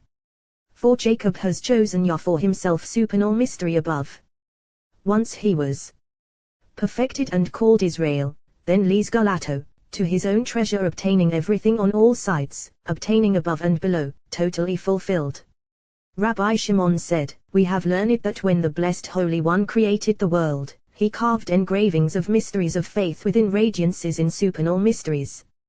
He engraved above, he engraved below, all in one mystery of engravings of the holy name, Yehovah, ruling through its letters above and below. Through this mystery worlds were consummated, the upper world and the lower world. The upper world was consummated by mystery of the letter Yod, primordial supernal point emerging from within the concealed and hidden, which is unknown, unsusceptible to knowing, and completely unknowable, mysterious ascension of Ein Sof. From this concealment shone a single radiance, subtle, concealed, comprising within itself the totality of all lights. That concealed radiance was struck by one who did not strike, illumined by one who did not illumine, and then it emitted one radiance, bliss in which to delight, radiance in which subtle concealed radiance may be secreted. As for that radiance, bliss for concealed bliss, within it were embroidered and fashioned 6 designs, known only to that subtle light upon entering, to be hidden bliss within bliss, radiance in radiance. This radiance issuing from subtle radiance is fearsome, awesome, and extremely powerful. This expanded, becoming one world, illumining all worlds, a concealed world, completely unknown, inhabited by 60 million dwellers, forces, supernal camps. Once it had generated them completed as one, then a single union, they are mystery of the letter Vov, joined with that concealed world. Then is written, for Jacob has chosen Yah for himself when Vov issues fully formed from within Yod, he. Israel lees Galato, as his own treasure. Other inhabitants of the world have not been granted permission to ascend so, but rather lees Galato, to his treasure, a place that receives and gathers all. This is a rung below. From within this, they obtain above through secrecy of aspiration, but not openly, as did Jacob, as is written, have them take me by raising. Rabbi Yehuda opened, Mo, how, have them take me an offering abundant, your goodness that you have hidden for those in awe of you, that you have wrought for those who shelter in you before the eyes of humankind. This verse has been established and discussed, but this mystery has been established by the Holy Lamb among supernal mysteries. Hirang, mystery of the upper world, is called me, Hulorang, mystery of the lower world, is called Mo, what? And we have learned, do not read the word as Mo, what, but rather me, 100, since all Hirangs, consummated, are here. Further, why is it called Mo, what? Well, although the supernal flow is conveyed, it is not revealed until completed here. End of all rungs, end of the entire flow, standing revealed. Yet although revealed more than all, it is susceptible to questioning. Mo, what? What have you seen? What do you know? As is said, for you saw no image, therefore, Mo, what? Abundant your goodness, foundation of the world, who is called abundant goodness, as is said, abundant goodness for the house of Israel, for this is abundant goodness. Primordial light is called simply good, while here male and female merge as one. That you have hidden, for this is concealed as the primordial light was concealed and hidden. That you have wrought, for here is artistry of all, artistry of the whole world, artistry of souls and spirits. By this mystery the Blessed Holy One fashioned the design of the entire world, and this is the mystery of in the beginning God created heaven and earth. By this mystery the dwelling was formed and constructed, being in the image of the world above and in the image of the world below, as is written, have them take li teruma, me an offering 2 rungs that are one, joined as one. Rabbi Shimon, Rabbi Elazar, Rabbi Abba, have them take me an offering, and Rabbi Yos were sitting one day beneath some trees on the plain by the sea of Giasah. Rabbi Shimon said, how nice is the shade of these trees covering us, we must adorn this place with words of Torah. Rabbi Shimon opened, saying, King Solomon made himself a pavilion from the trees of Lebanon. This verse we have already established and it has been discussed, but pavilion is the palace below, resembling the upper palace. The Blessed Holy One called it Garden of Eden, which he planted for pleasure, and his desire is to delight therein in those souls of the righteous who all exist there, enrolled within. Those souls, having no body in this world, all ascend and are crowned there, and have places from which to gaze, to revel in the sublime joy called delightfulness of Yehovah. There they are filled by all the desirable rivers of pure balsam. A Farsman, balsam, is the upper palace, concealed, hidden. Apirion, pavilion, is the palace below, which has no stomach, until istemic, it is supported, by the upper palace. Therefore the letter Samak is closed on all sides similarly, closed Mem. What is the difference between them? Well, when enclosed and hidden within itself, within a supinal point above, she assumes the form of the letter Samak, enclosed within and hidden, ascending above. And when she returns and sits Ravaya, crouching, over children below to suckle them, she assumes the form of the letter Mem, Ravaya, quadrilateral, enclosed in 4 directions of the world. So she is a Farsman, balsam, and this one Apirian, pavilion. Instead of the 2 letters Samak and Mem stands Yod in mystery of the covenant ready to receive all, mystery of those 100 blessings, 60 and 40. 60 corresponding to 6 aspects issuing from the letter Samak, 40 corresponding to 4 directions of the world, all totaling 100, and the letter Yod fulfills the mystery of 100, corresponding to the pattern above. Thus, this is a Farsman, balsam, and that Apirian, pavilion. Those rivers issue from this balsam, and supinal souls having no body in this world suckle from the radiance emitted from those rivers of pure balsam, reveling in this sublime joy. Souls ascending, having a body in this world, ascend and suckle from the radiance of this pavilion, giving and receiving, giving the fragrance of those worthy deeds in which they engaged in this world, and receiving of the fragrance remaining in the garden, as is said, like the fragrance of a field blessed by Jehovah, the fragrance remaining in that field. They all exist in that garden, these delighting above, those delighting below. King Solomon made himself for himself. Now, you might say, look, souls of the righteous delight within, and yet you say made himself. Certainly so, because this pavilion and all those souls of the righteous all exist for the delight of the blessed Holy One.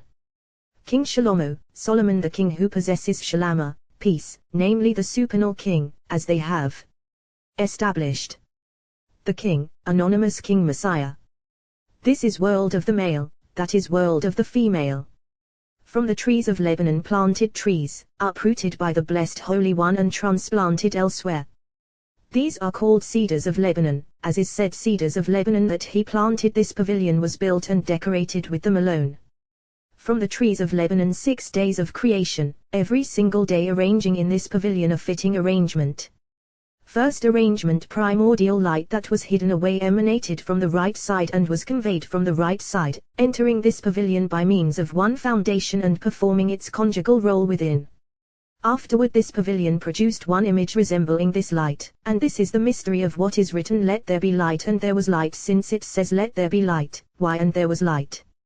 Well, that light generated another light befitting it, and this is the first day of those trees of Lebanon. Second arrangement, division of waters emanated from the left side by a flow of mighty fire and was conveyed from the left side, entering this pavilion and performing its role within, dividing between waters on the right side and those waters on the left.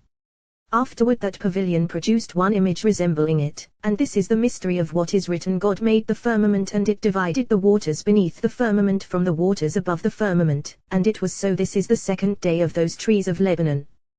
Third arrangement, a certain third day emanated from the left side and the right side, making peace in the world. From there, fruit was conveyed to all, and this performed its conjugal role in the pavilion, generating each species after its kind, species for many kinds, each fittingly all vegetation, plants, and trees, with various powers. Its image remained there, and that pavilion generated a species exactly like it. This is the third day, comprising 2 sides, of those trees of Lebanon. Fourth arrangement, radiance of the sun emanated and shone, illumining this pavilion within its darkness, entering to shine yet not performing its role until the 5th day, when the pavilion emitted the conjugal radiance that entered it on the 4th day, and the pavilion produced an actual likeness of that radiance. This is one of those trees of Lebanon. Fifth arrangement, a streaming swarming of waters emanated and performed the role of emitting that radiance of the arrangement of the 4th day. Performing its conjugal role in this pavilion, it generated species according to their kinds, fittingly, in their exact likeness. This day performed more fully than all other days, yet all remained suspended until the 6th day, when this pavilion brought forth all that was hidden within it, as is written, let the earth bring forth living beings of each kind. This is the 5th day of those trees of Lebanon. 6th arrangement, this is the day that perfected the entire pavilion. Without this day, it has neither perfection nor power.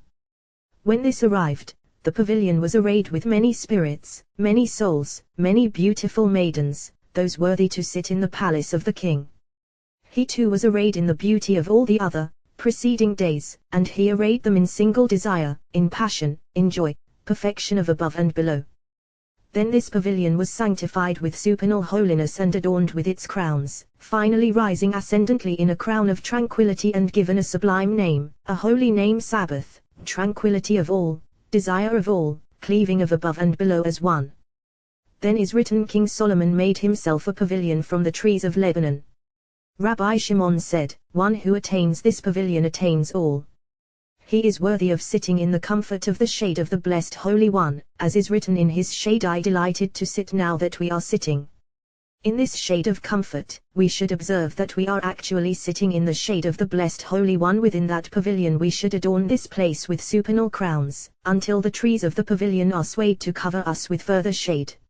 Rabbi Shimon opened first, saying, have them take me an offering from every man whose heart impels him. You shall take my offering. Have them take one who wishes to engage in a mitzvah and to become engaged with the Blessed Holy One must not engage emptily, with nothing. Rather, a person should engage fittingly, according to his strength. We have established this matter in various places. How fitting for one to procure that engagement with the Blessed Holy One, as is said, each according to the gift of his hand. Now, you might say, look at what is written, come, buy wine and milk without money and without cost, for this is free, engaging without money, and it is an engagement with the Blessed Holy One. However, anyone wishing to engage in Torah attains her. Anyone wishing to become engaged with the Blessed Holy One, to know him, attains this without any fee at all. Whereas an engagement that assumes action must not be acquired for nothing, emptily, since by that action one does not succeed at all in drawing down upon himself the Holy Spirit except at full cost.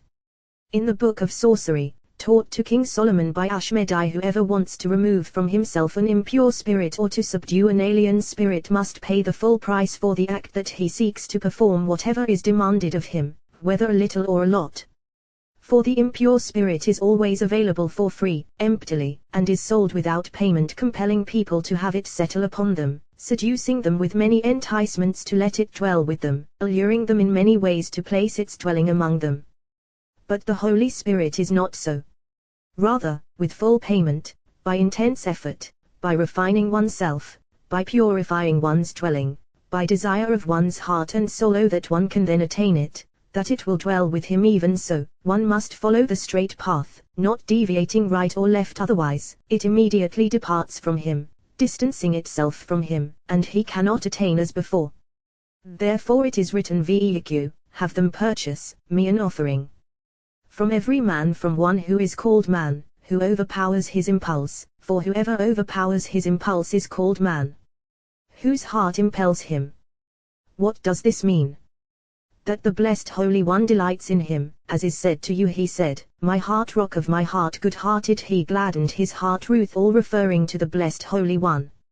Here, too, whose heart impels him, from him you shall take my offering, for there it is found and nowhere else. How do we know that the Blessed Holy One delights in him and places his dwelling in him? When we see that this person desires, in joyous aspiration of the heart, to pursue and strive for him with heart, soul, and will, surely there, we know, dwells Shekinah. Then we should procure that person by paying in full, to associate with him or to learn from him. Concerning this the ancients said, procure for yourself a companion. With full payment one should procure him, so as to be worthy of Shekinah. This is how far one should pursue a virtuous person and procure him. That virtuous one should pursue a sinner and procure him with full payment, in order to remove the filth from him, subdue the other side, and form his soul, so that it will be considered as though he created him. This is praise by which the glory of the Blessed Holy One is exalted more than by any other praise, an ascension greater than all. Why? Because he overturns the other side and elevates the glory of the Blessed Holy One. Concerning this it is said of Aaron, many he turned from iniquity, Malachi, and my covenant was with him. Whoever grasps the hand of a sinner, turning to him, inducing him to abandon his evil ways, is elevated in 3 elevations, beyond what anyone else attains. He overturns the other side and causes the glory of the Blessed Holy One to be exalted and the world to be sustained vitally above and below. Of this person is written, my covenant was with him, life and peace. Malachi. He is worthy of seeing his children's children. He attains this world and the world that is coming. All masters of judgment cannot punish him in this world or in the world that is coming. He enters 12 gates, with no one hindering him. Of this one is written, mighty in the land his seed will be. Wealth and riches in his home, and his righteousness stands forever. Light dawns in darkness for the upright. In the upper chamber are 3 modes of color, flashing in one flame, that flame darting from the side of the south, which is right. Those colors diverge in 3 directions, one ascending above, one descending below, one appearing and hidden when the sun shines. One color, the one ascending, emerges, and that color is the color of white, whiter than any other. It enters that flame and is tinged yet not tinged, and it rests above on top of that chamber. When the people of Israel enter the synagogue and offer their prayers, as they reach who has redeemed Israel and join redemption to prayer, this color ascends the head of the chamber and becomes an enduring crown. A proclamation issues, happy are you, holy people, who perform goodness before the Blessed Holy One. This is the secret of I have done what is good in your eyes, kings, for he joined redemption to prayer. For when that color ascends the head of this chamber, righteous one arouses to unite where it must, in affection, love, joy, passion. All limbs join in one desire, these with those above with below. All lamps shine and glow, all converging as one in this righteous one who is called good, as is said, say of the righteous one that he is good. This one unites them all in a single bond. Then all is in a whisper above and below with kisses of desire. The event abides in love within the chamber. As they reach grand peace, the river issuing from Eden performs its conjugal role in this chamber. Then all must leave the presence of the king, and no human nor anyone else may be found there nor make requests. Rather, one must fall on the face. Why? Because that moment is the moment of conjugal union, and every human should be embarrassed in the presence of his Lord, covering his face in great shame, and should merge his soul in that union of souls, for the chamber is enveloped above and below by souls and spirits. Then another color, descending below, settles in the depths of this chamber. A herald comes forth and proclaims, beings above and below, bear witness, who is it that forms souls and purifies sinners? She who wears the crown of royalty, who is worthy now of entering the presence of the king and queen. For the king is asking for him. Then appear 2 witnesses from among those eyes of Jehovah roaming the whole earth, and they stand behind the curtain and testify, behold, we attest that so-and-so son of so-and-so, happy is his share, for on account of him his father will be remembered for good. Formed souls below, souls of sinners from the other side. Then the Blessed Holy One is glorified in complete joy. At that moment, a certain official appears who is treasurer of images of the righteous in the mystery of conjugal union, mysteriously named Yehudayam, in a crown of the wielded holy name. The Blessed Holy One signals, and the official brings the image of that person who transformed the souls of sinners and places it before the king and matronita. And I call heaven and earth to witness that at that moment this image is given, for there is no righteous person in this world whose image is not engraved above. Under the power of that official 70 keys of all the treasures of his Lord are delivered into its hand. Then the king blesses that image with all the blessings that he bestowed upon Abraham when he transformed the souls of sinners. The Blessed Holy One signals to 4 supernal camps, who grasp that image and journey with it, and it enters 70 hidden worlds attained by no other human, but rather hidden for those who transform souls of sinners. If people only knew how much benefit and merit sinners bring upon the righteous, who become worthy through them, they would run after them, pursuing them as one pursues life. A poor person renders people worthy of much goodness and many supernal treasures, but this does not compare to one who becomes worthy through sinners. What is the difference between them? Well, one who strives after a poor person restores his soul and enables him to survive, and through him becomes worthy of much goodness in that world. One who strives after sinners accomplishes more. He succeeds in subduing the other side, other gods who no longer rules and is divested of his dominion. He succeeds in elevating the Blessed Holy One upon his throne of glory. He forms for that sinner another soul. Happy is his share, another color, visible and invisible. When the people of Israel reach the Kedas Ha of the section, this concealed color emerges, for by reciting this Kedas Ha they surpass the supernal angels, whose companions they are. This color shines visibly while the people of Israel sanctify, for they conclude before the supernal angels can notice and punish them from above and denounce them. Then a proclamation issues: beings above and below, listen, who is haughty of spirit with words of Torah? Who is he, all of whose words are intended to glorify himself by words of Torah? For surely we have learned that one should be humble in this world with words of Torah, since pride of Torah belongs only in the world that is coming.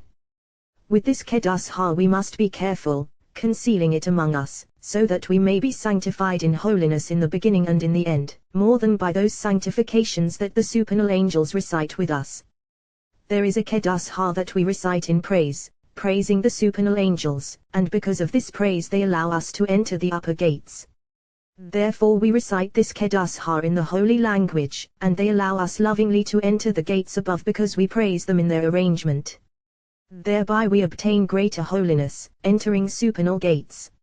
Now, you might say, this is deception. Not so, rather, the supernal angels are holier than us, absorbing greater holiness, and if we did not obtain and draw upon ourselves these sanctifications, we could not be companions with them, and the glory of the blessed Holy One would not be consummated above and below simultaneously. We therefore strive to be their companions, so that the glory of the blessed Holy One will be exalted above and below simultaneously. The Kedas Ha at the end is in Aramaic translation, as we have established, and this can be recited even by an individual. Those words in translation but words of the holy language in Kedas Ha may be recited only in the presence of 10, because Shekinah unites with the holy language, and every Kedas Ha accompanied by Shekinah may be uttered only in the presence of 10, as is written, I will be sanctified in the midst of the children of Israel. The children of Israel actually embody the holy language, not other nations who possess another language. Now, you might say, what about the sanctification of the Kdish, which is in Aramaic translation? Why isn't that recited individually? This Kedas Ha is not like other Kedaso, which we triple. Rather, this Kedas Ha ascends on all sides above and below, in all aspects of faith, smashing locks and seals of iron and evil shells, so that the glory of the blessed Holy One will be exalted above all. We must recite it in the language of the other side, and respond with mighty power, Amen. May his great name be blessed, so that the power of the other side will be broken and the glory of the blessed Holy One be exalted above all. And when, by this Kedas Ha, the power of the other side is broken, the blessed Holy One ascends in glory and remembers his children and remembers his name. Since the blessed Holy One is exalted in his glory by this Kedas Ha, it must be uttered only in the presence of 10. By this language, the other side is subdued against his will, his power broken and the glory of the blessed Holy One exalted. It smashes locks, seals, mighty chains, and evil shells, and the blessed Holy One remembers his name and his children. Happy are the holy people, to whom the blessed Holy One gave the holy Torah, by which to attain the world that is coming. Rabbi Shimon said to the companions, you are worthy of the world that is coming. Since we have begun words of the crown of supernal kingdom, I myself will speak on your behalf, and the blessed Holy One will grant you a reward in that world. The breath of your mouths will ascend above as if you yourselves are arousing these words. He opened, saying, this is the offering that you shall take from them: gold, silver, and bronze. This verse pertains to the upper side and to the lower side. To the upper side, on the side of holiness; to the lower side, on the other side. When the blessed Holy One created the world, he began to create from the side of silver, which is the right, because that silver derived from above. Yet in making the dwelling, which resembles it, he began from the left side, and afterward from the right, since the dwelling derived from the left. This is the offering. It is written, evening, morning, and noon I commune and murmur, and he hears my voice. This verse has been established and discussed, but here is time of times of daily prayer, and the companions have aroused the meaning of these 3 times. Evening is a speculum that does not shine. Morning is a speculum that shines. Noon is not the place called darkness, but rather a place situated between this and that, though the time of minor is the place called darkness, linked with evening, one standing with the other. As for the word noon, conveying the power of the sun, Scripture employs a euphemism. This is customary. A black person may be called white, employing a euphemism, and sometimes white is called black, as is written, for he had taken an Ethiopian wife. Are you not like the Ethiopians to me? Amos. Evening is the evening prayer. Because this evening is intermingled with the other side, who darkens its light and rules the night, they have made it optional and without a set time. Sacrificial portions and fat are consumed at this time, nourishing numerous ravaging bands of dazzling demons who emerge to dominate the night. Now, you might say, if so, have we not learned that all those masters of the other side, of impure spirit, do not prevail in the Holy Land? Yet by this, Israel arouses them, and it is forbidden to arouse them to loom over the Holy Land well, at night that smoke ascends, not ascending like any other offering, whose smoke rose in a straight path here, that smoke ascended to a certain hollow of the north, site of all haunts of evil spirits.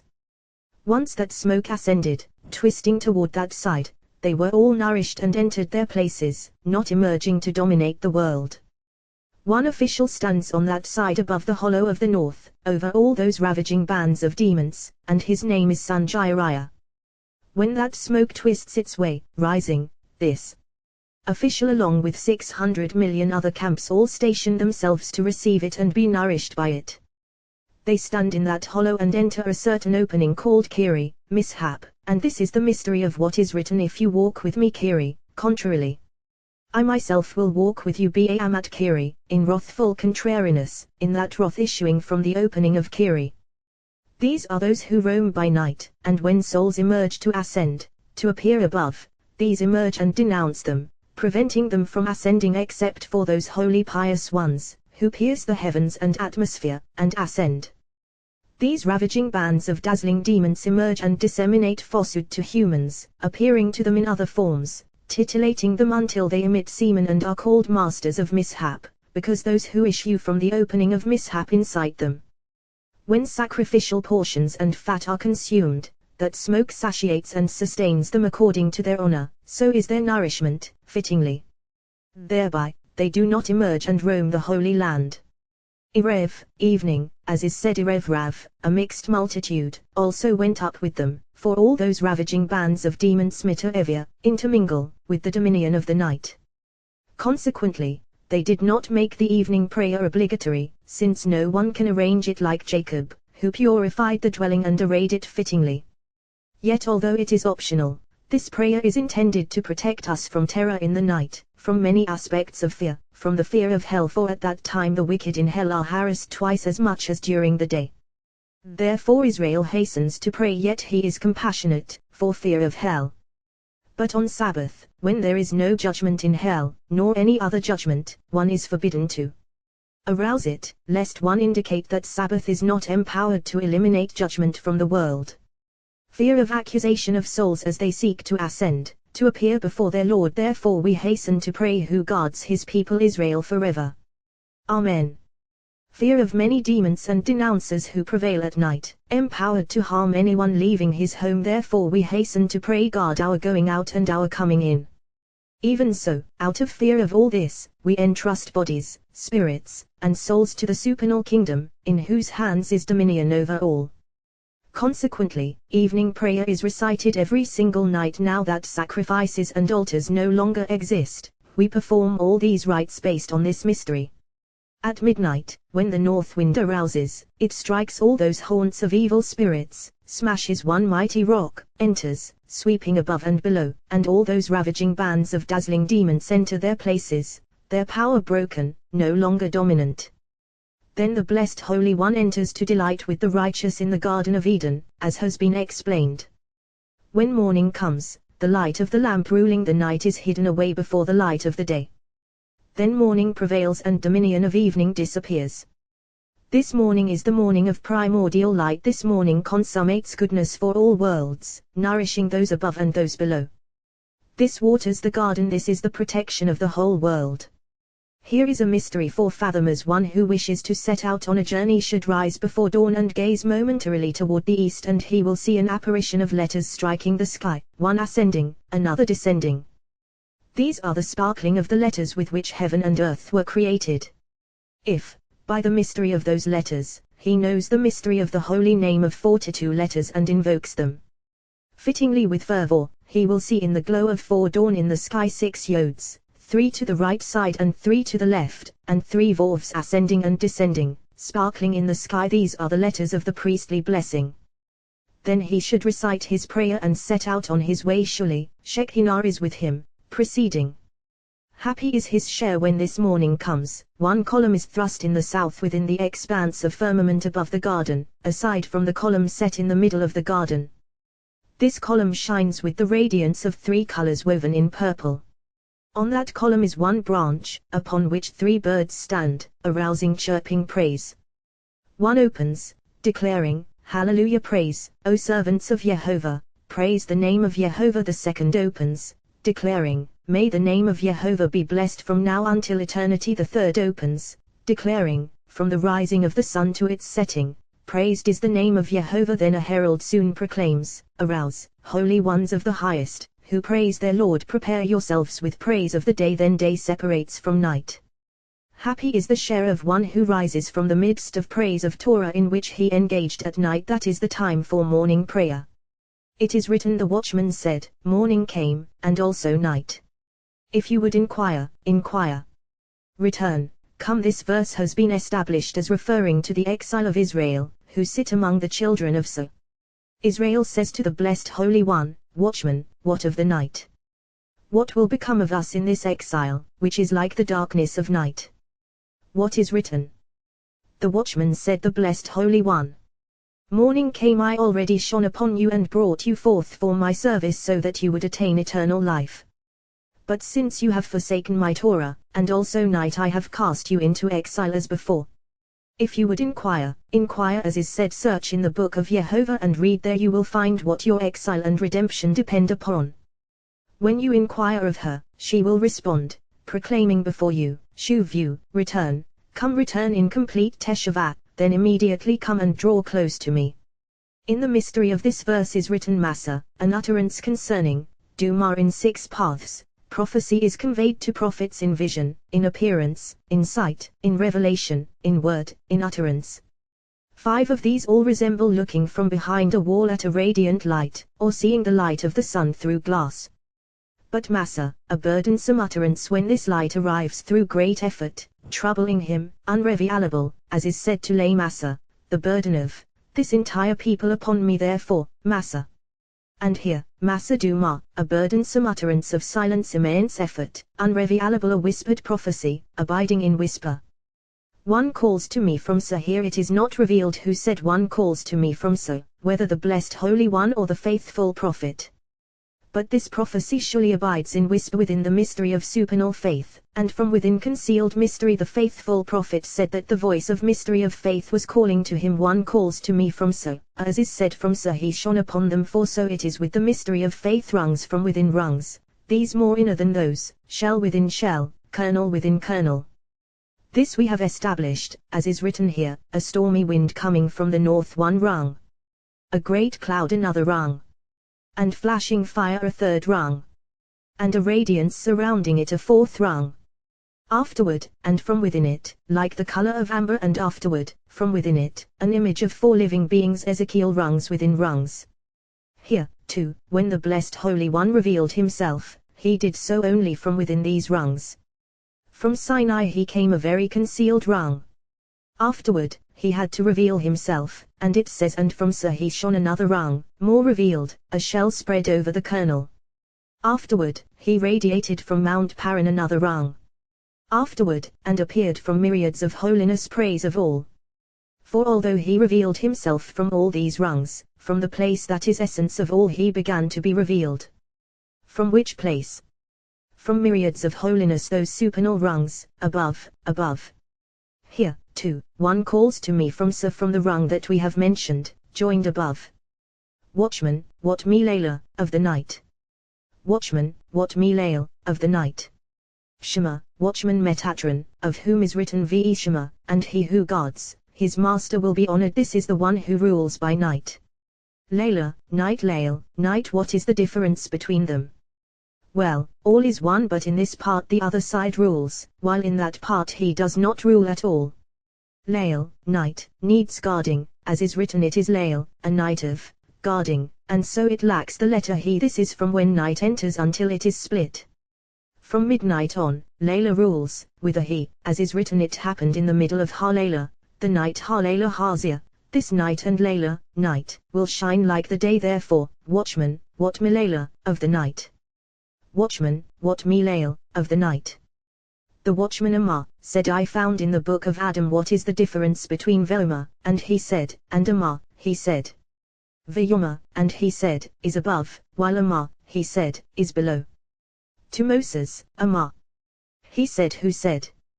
The watchman said Metatron. Morning comes morning prayer, dominion of day, the one who rules over night. Now, if you say that he comes alone, and male is separated from female, look at what is written and also night, the two of them as one, never parting from one another. This voice proclaims these words morning comes, and also night both of them awaiting you. From here on if Tivayan Bru, you would inquire if Tivan Butek Han, you would present your supplication, in prayer before the Holy King. Inquire, pray and supplicate and return to your Lord. Come like one who is ready to receive his children and have compassion upon them. So too the blessed Holy One, morning and also night, calls out come happy are the holy people, whose Lord seeks them and calls to them, drawing them near. Then the holy people should unite in the synagogue. Whoever arrives earliest unites with Shekinah in a single bond. The first one appearing in the synagogue, happy is his share, for he stands on the rung of righteous one together with Shekinah. This is the mystery of those who seek me early will find me. This one attains a high ascension. Now, you might say, but we have learned when the blessed Holy One comes to a synagogue and does not find 10 there, he instantly turns angry. Yet you say that the one who comes early unites with Shekinah and stands on the rung of righteous one. Well, this may be compared to a king who ordered all the inhabitants of a city to appear before him on a certain day at a certain place. While those inhabitants were preparing themselves, one came early to that place. Meanwhile, the king came and found that person who had arrived early. He said to him, so and so, where are the inhabitants of the city? He replied, my lord, I have preceded them, but they are coming, according to the royal command. This pleased the king, and he sat there with him, conversing with him, and he became the king's beloved. Meanwhile, all the people arrived, and the king was appeased and sent them in peace. But if the inhabitants had not arrived, if one had not come early to speak before the king, indicating that they all were coming, the king would have instantly turned very angry. Here, too, since one appears early in the synagogue, and Shekinah comes and finds him, it is considered as if all of them appeared, for this one is waiting for them there. Immediately, she joins with him, and they sit in one coupling. She knows him intimately and sets him on the rung of righteous one. But if no one arrives early, appearing there, what is written? Why have I come, when there is no man? It is not written there are not 10, but rather there is no man a man to unite with me, to be with me, as is said husband, of Elohim, to occupy the rung of righteous one. Furthermore, she knows him well, and if one day he does not come, she inquires about him, as we have established, for it is written who among you reveres Jehovah, heeding the voice of his servant.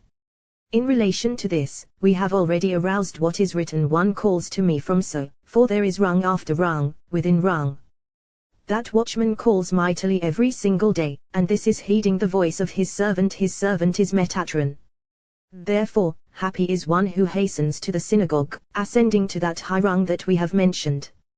When morning comes and the congregation assembles in synagogue, they should be immersed in songs and praises. As we have established, this arrangement is intended to arouse love above and below, to restore perfection and stimulate joy. For this, Levites engage in those songs and praises, to arouse love and joy above. Whoever talks in the synagogue, woe to him, for he manifests division. Woe to him, for he diminishes faith. Woe to him, for he has no share in the God of Israel, since he demonstrates that there is no God, that he is not present there, so he has no share in him. He disdains supernal restoration above. For when Israel arranges in synagogue the sequence of songs, praises, and prayer, 3 camps of supernal angels assemble. One camp consists of those holy angels who praise the blessed Holy One by day, for there are certain ones who praise the blessed Holy One by night, and others who praise him with songs and praises together with Israel by day. The second camp consists of supernal angels who appear at every single Kedas Ha recited by Israel below. Under their dominion are all those aroused in all the heavens by Israel's prayer. The third camp consists of those supernal maidens arrayed around Matronita, adorning her to bring her before the king. These are the highest camps of all. All of these are arrayed by the arrangement of Israel, who array from below with those songs and praises and with the prayer that they offer. Once these three camps are ready, the people of Israel open and sing before their Lord, and that first camp, appointed to praise their Lord by day, appears above them and sings with them in unison those praises of King David. We have established these matters. When Israel concludes those praises of David, then the praise of the song at the sea, as we have established. Now, you might ask, why is this praise arranged last, after the praises of David? Look, written Torah precedes oral Torah and precedes the prophets and precedes the writings, and since it precedes, it should be recited first. However, since assembly of Israel is arrayed only by written Torah, it must be recited so, at the beginning of her arrayal. This praise is superior to all other praises of the world, and she is not arrayed by any of them as she is by this one. Therefore, it adjoins the prayer recited seated, as we have established. At the moment that the song at the sea is recited, assembly of Israel is adorned with the crown with which the blessed Holy One will one day crown King Messiah. That crown is incised and engraved with holy names, as when she was crowned on the day that Israel crossed the sea and the blessed Holy One drowned all the camps of Pharaoh and his cavaliers. Therefore one should infuse this song with fervor, and everyone who attains that in this world is entitled to see King Messiah adorned in that crown and girded in his weapons, and to sing this song there. We have established these matters. As soon as one reaches Yishtabah, the blessed Holy One takes that crown and places it before him, and assembly of Israel begins to adorn herself to approach the supernal king. One should encompass her with 13 supernal qualities with which she is blessed, and these are 13 supernal spices, as is said, nard and saffron, cane and cinnamon, with all trees of frankincense, myrrh and aloes, with all the finest spices. Here are song and praise, hymn and melody, power and dominion, victory, grandeur and might, renown and glory, holiness. 12. Then, joining her with them and saying Umakhat, and sovereignty, for she is blessed by them. Therefore, as she is encompassed by them, one should focus his will and heart on this and not speak at all, so as not to interrupt them. If he does interrupt, from under the wings of the cherubim issues a flame, crying out mightily, so ans who cut off the glorification of the blessed Holy One, may he be destroyed and cut off, so that he does not behold the glory of the holy kings. Is said he will not see the glory of Jehovah, for these 13 are the glory of Jehovah. From here on, God of thanksgiving, supernal King who possesses peace, for all these praises are offered to assembly of Israel when she is praised by her camps below, as is said, the which is Li Shlomo, Solomon's, the king who possesses Shalama, peace. From there on, who forms light and creates darkness, who makes peace. I have aroused the meaning of this, as have the companions. These are the array of the upper world. El Barak, blessed God, array of the lower world, from those 22 small letters. For there are large letters and small letters from the lower world, large letters from that world that is coming. In all respects they are large. They are large on their own when appearing individually. They are large for when not expanding greatly, each and every letter appears in a fitting chariot, as in the praise of Sabbath, since these are the letters of El, God, Master of all works, Barak, blessed, and praised by the mouth of every soul. These letters appear in 5 words each, which are 50 gates of the world that is coming. 2 other letters at the end, Shin, Tav, appear in 6 words each, which are 6 aspects of the world that is coming, emerging from there, namely Sheva, praise. They render to him, all hosts on high, Tiferet, glory, and grandeur, by seraphim, Ophanim, and holy beings. These 2 letters, in 6 each, the first 2 letters, in 5 each. All the other letters in the middle, all in 4 each, for they are mystery of the upper chariot. Those first letters and those at the end are consummation of 22 letters, since they contain 22 words, corresponding to 22 supernal letters. 18 other letters remain, ascending in their chariots to 4 each, to 72 words, constituting the mystery of the Holy, engraved explicit name of 72 letters, in which the Blessed Holy One is adorned. With this name he adorns Assembly of Israel, who ascends mysteriously to be adorned with them in the mission of her Lord. Yom mnemonic for these letters adorned in this supernal praise first and last ascending in their crowns are Aleph, Tav Bet, Shin Aleph in 5, Tav in 6, Bet in 5, Shin in 6. Thus, the mystery of Aleph, Tav Bet, Shin is totality of 22 letters, which form the crown of 32 paths. Yom mnemonic for those other letters ascending in their chariots Gimel, Resh, beginning with Gimel, ending with Resh, all of them mystery of the holy chariot. Aleph, Tav Bet, Shin, mystery of the holy name Gimel, Resh, mystery of the holy chariot amounting to 72, composing a holy name to crown Assembly of Israel from the upper chariot. Therefore that name encompasses mystery of the patriarchs right, left, and middle, and she is adorned with them, becoming a holy name. Not a supernal name like those supernal names of the upper world, linked above, although this name is supernal but its mystery is King David, crowned with the patriarchs. Name of 42 letters, its mystery is the patriarchs crowned with the upper world, and the upper world with what is above. Therefore it ascends and does not descend, adorned in supernal thought. Happy is the share of one who knows it and is careful with it. Name of 72 David, crowned with the patriarchs, and its mystery ascends and descends. Similarly, Mem, Sadi, Pe, Sadi, name of 13 qualities of compassion 12, mystery of the holy chariot, issuing from one resting upon them. Therefore it ascends and descends, they all ascend and descend, except for the one that ascends and does not descend. So name of 72 ascends and descends, ascending on this side and descending on that side. Name of 13 qualities ascends on this side and descends on that side, descending to draw goodness below. Thus, Aleph, Tav Bet, Shin Gimel, Resh Dele, Kof He, Sadi Vov, Pazian, Ayinit, Samak Tet.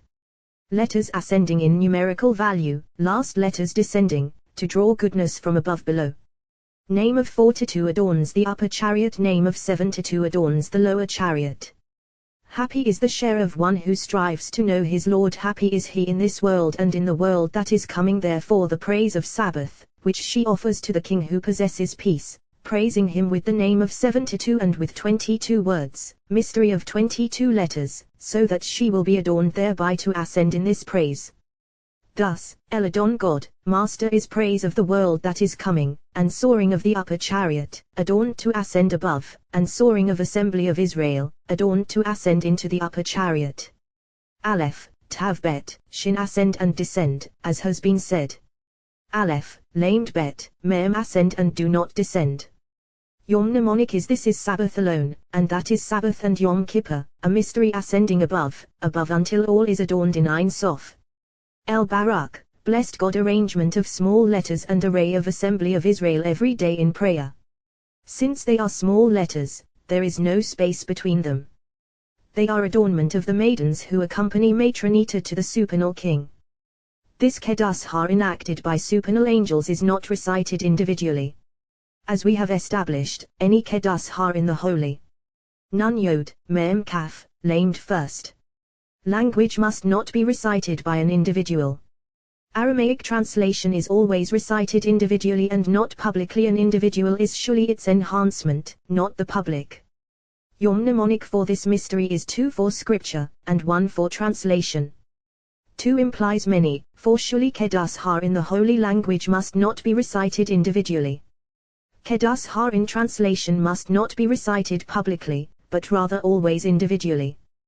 1 for translation, we have learned, not 2 and not more. Aramaic translation is intended to limit, necessarily so the holy language is intended to extend, necessarily so for we increase in holiness, and do not decrease, while in translation we decrease and do not increase. 1. We have learned, not more, we do not increase at all. By this Kedushah, Shekinah is sanctified, along with all her chariots, to be arrayed before the supernal king. Since it is Kedushah of the lower world, it is recited seated and not standing. Another Kedushah, in the repetition of prayer, is Kedushah of the upper world, and is consequently recited standing, to draw it down. All words of the upper world are recited standing and not seated. By all these Keduso, Israel is sanctified below. Thus Israel becomes sanctified by Kedushar of the lower chariot while seated, and by Kedushar of the upper chariot while standing. Another Kedushar is additional sanctification and consequently follows the prayer since it supplements other Keduso, it follows. And since every single person should draw upon himself some of that surplus, a translated Kedushar was arranged for each individual. Now, you might say, but it includes Kedushar in the holy language. Well, that is for the congregation, so that they all may be sanctified together by that additional Kedushar.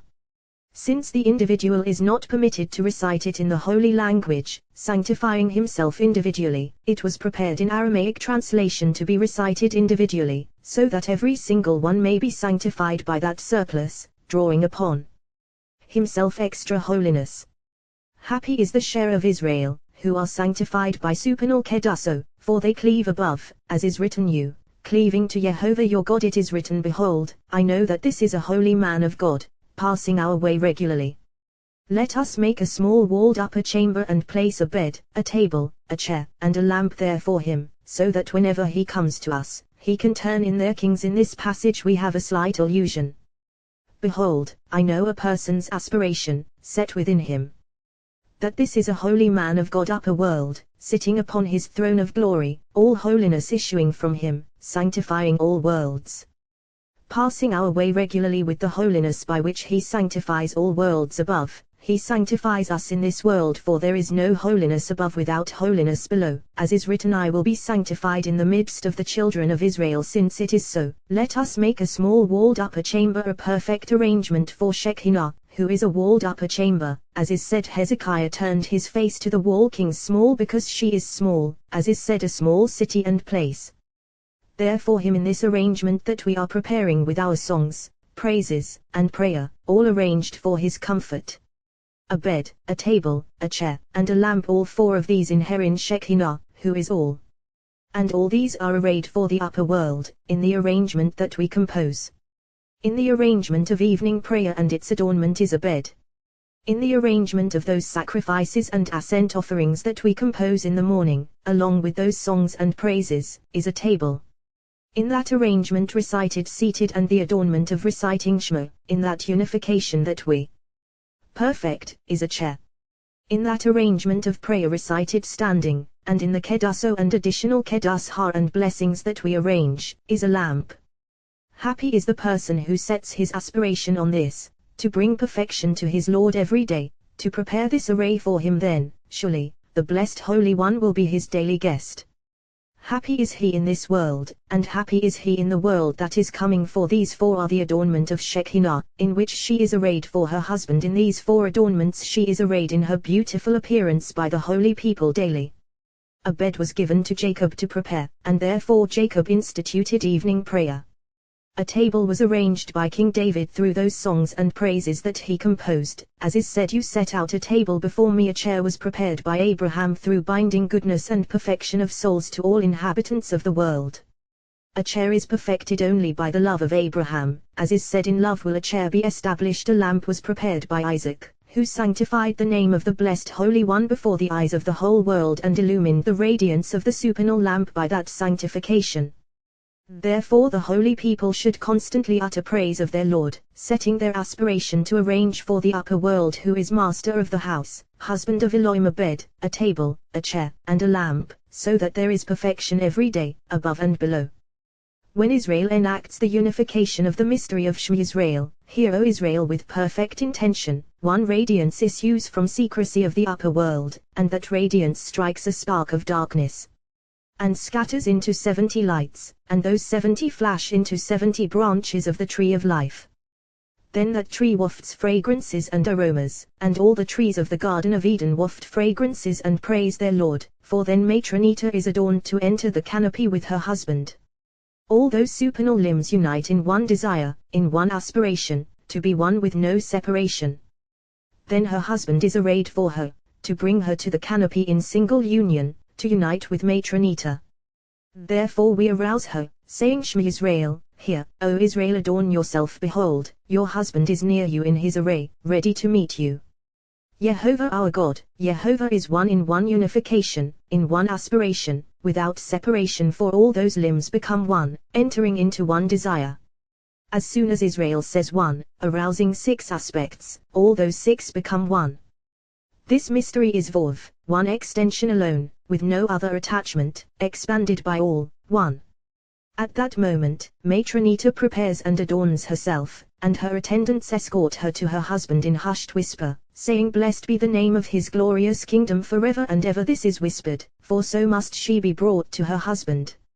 Happy are the people who know this and compose the supernal arrangement of faith as husband and wife unite as one. A proclamation issues from the south: "Present yourselves, hosts and camps, who manifest love to your Lord." Then one celestial officer arouses Boel, master of camps, in whose hand are 4 keys that he has obtained from the 4 corners of the world.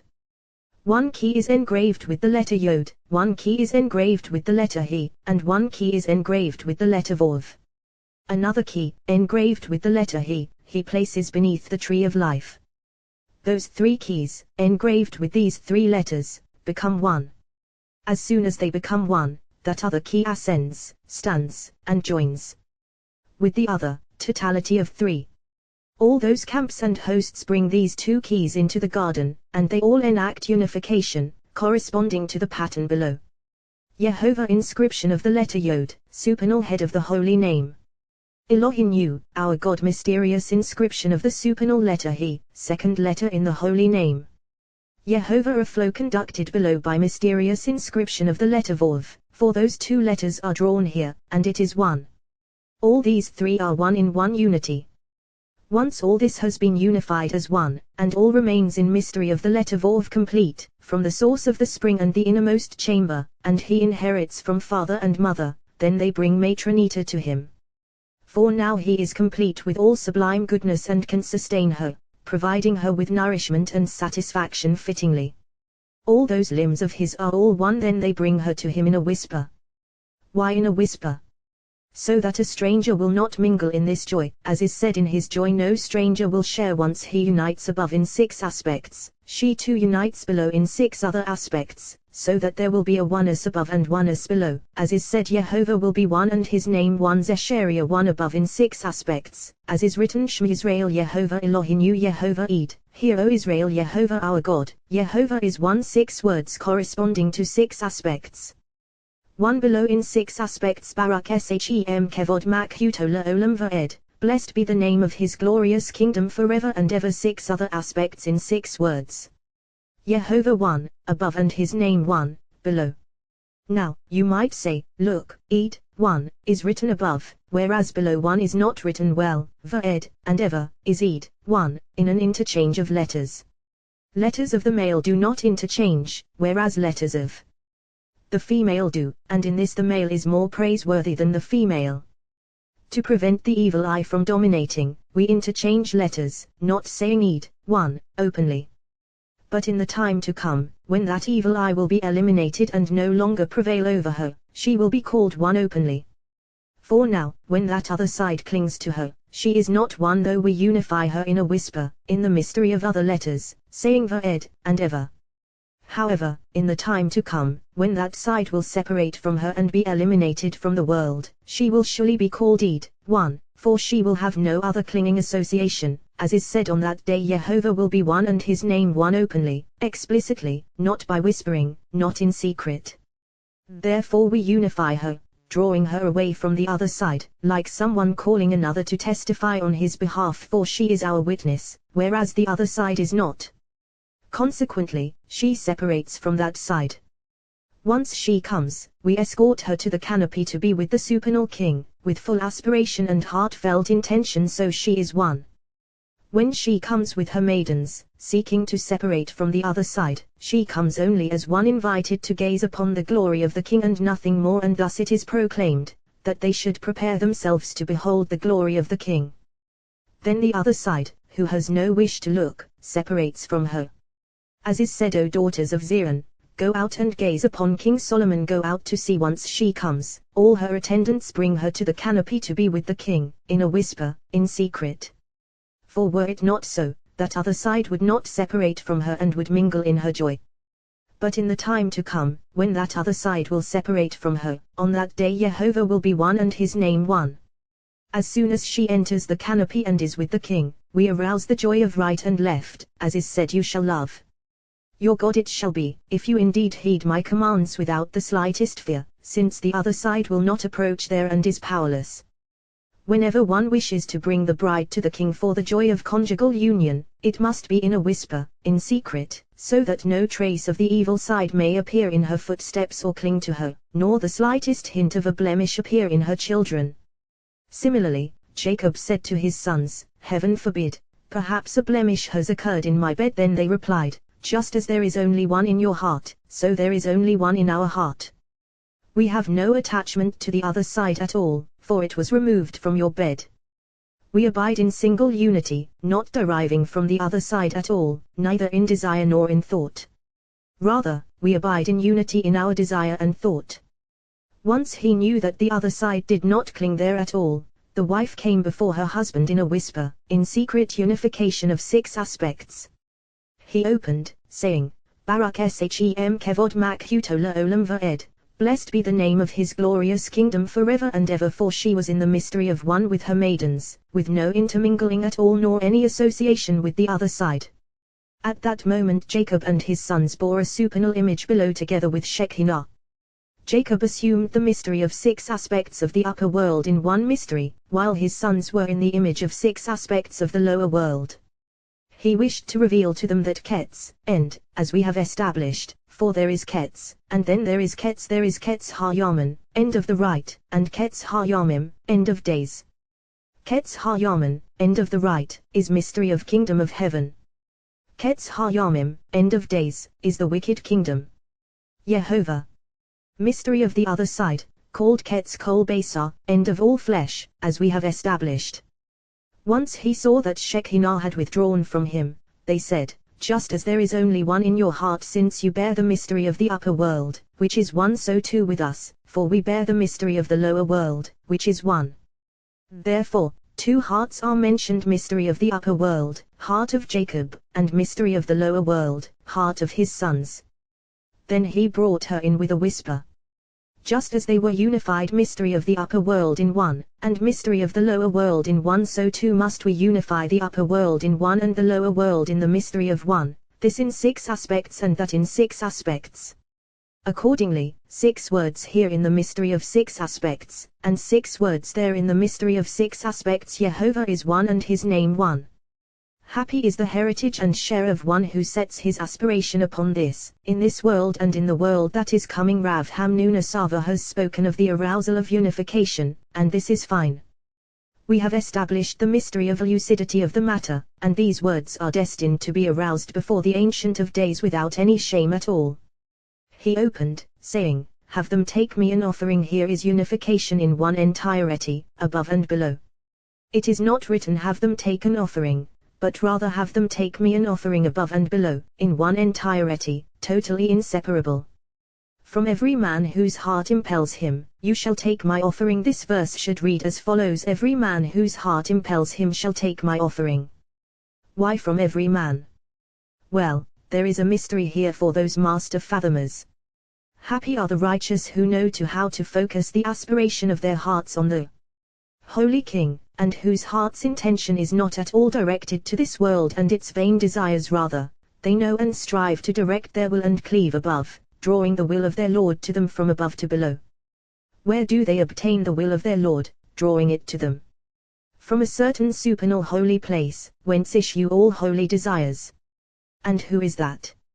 Kolish, every man righteous one, called Kol, as is said, the abundance of earth is ba Kol, in all therefore Kol peak kudia Kol. By all your inclusive precepts, I walked straight. Manas is said a righteous man. This is Kolish, every man master of the house, whose desire is constantly for matronita, like a man who loves his wife. Incessantly his heart impels him, he loves her, and his heart, his matronita, is impelled to cleave to him. Yet although their love for one another is so intense that they never separate, from that Kolish, every man master of the house, husband of matronita, from him, you shall take my offering. According to the way of the world, if someone wants to take a man's wife from him, the man becomes angry and will not let go of her. But the Blessed Holy One is not so, even though all her love is focused on him, and his love on her. From him they take her, to have her dwell among them. From that supernal place where all the love of the wife and her husband abides, from there you shall take my offering.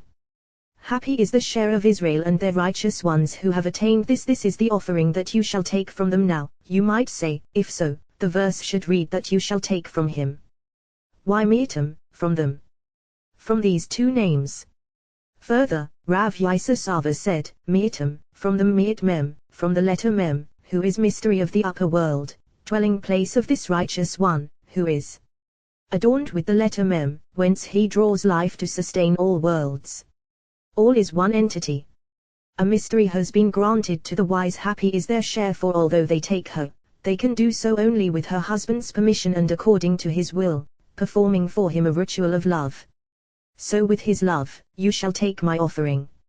All this, by those services of prayer and the arrangement arrayed by Israel every day. From them, from the totality of 6 supernal aspects, and all is one. From them, from those holidays and Sabbaths, and all is one mystery.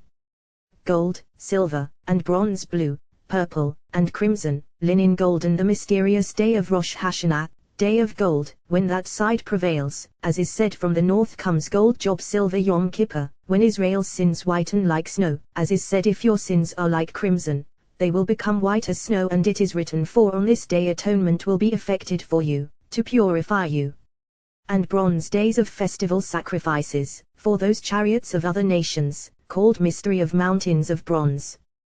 Consequently, they diminish progressively each day. Blue Pasa, dominion of mystery of faith, mystery of blue light.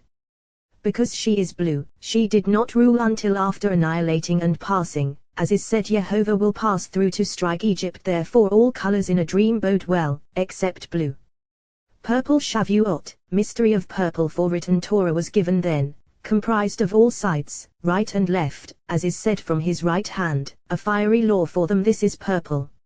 And crimson, the 15th of Av, when the daughters of Israel go out in fine wool dresses, as is said, those reared in crimson until here, 6 holidays. From here on, mystery of 10 days of Teshuvah, linen and goat hair, red and ram skins, tanned leather skins, and acacia wood oil for lighting, spices for the anointing oil and for the aromatic incense, carnelian stones and stones for setting, until here 9, corresponding to 9 days, and Yom Kippur completes 10. From all these we take the offering of Jehovah, every single time, so that she will settle upon us. On Rosh Hashanah we take the offering of Jehovah, she is the mystery of Rosh Hashanah, deriving from the side of gold. From Yom Kippur we take her, she is Yom Kippur, for daughter inherits mother. From Sukkot we take her, as is written, on the 8th day you shall have a convocation, this is the offering of Jehovah. From Pasa she is Pasa, and we have established the mystery of the blue light. From Shavuot we take her, as is written, Elohim spoke all these words, saying, from written Torah we take oral Torah. The 15th of Av stands joyously over the daughters of Israel. All other days adorn her. Therefore it is written that you shall take from them, just as they unite above, so she unites below in the mystery of one, to be with them above, one corresponding to one. The Blessed Holy One, one above, does not sit upon his throne of glory until she becomes, by mystery of one, like him, to be one with one. Mystery of Sabbath, she is Sabbath united in mystery of one, so that mystery of one may settle upon her. Prayer for the entrance of Sabbath, for the holy throne is united in mystery of one, arrayed for the supernal holy king to rest upon her. When Sabbath enters she unites and separates from the other side, all judgments removed from her. She remains unified in holy radiance, adorned with many crowns for the holy king. All powers of wrath and masters of judgment all flee, no other power reigns in all the worlds. Her face shines with supernal radiance, and she is adorned below by the holy people, all of whom are adorned with new souls. Then, beginning of prayer, blessing her with joy and beaming faces, saying, Blessed Jehovah, who is blessed Jehovah, precisely, to open by addressing her with blessing.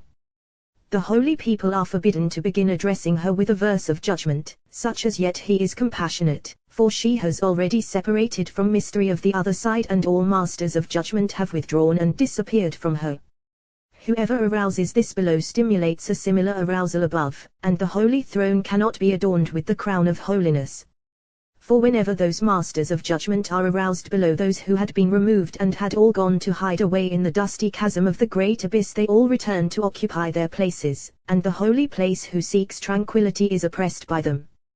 Do not say that only this is so, rather, no arousal above arouses until Israel arouses below, as they have established, for it is written at the covering, for our festival day. It is not written for a festival day, but rather for our festival day. Therefore the holy people adorned with holy crowns of souls in order to arouse tranquility are forbidden to arouse judgment. Rather, all of them in aspiration and great love should arouse blessings above and below as one. Blessed Jehovah it, precisely, as we have said, Sabbath of the entrance of Sabbath. Blessed be Jehovah, who is blessed, gushing of blessings from the source of life to the place from which all saturation streams, saturating all. Since he is a source, in mystery of sign of the covenant, we call him who is blessed, spring of the well. Once they reach there, surely the well is filled, for its waters never cease.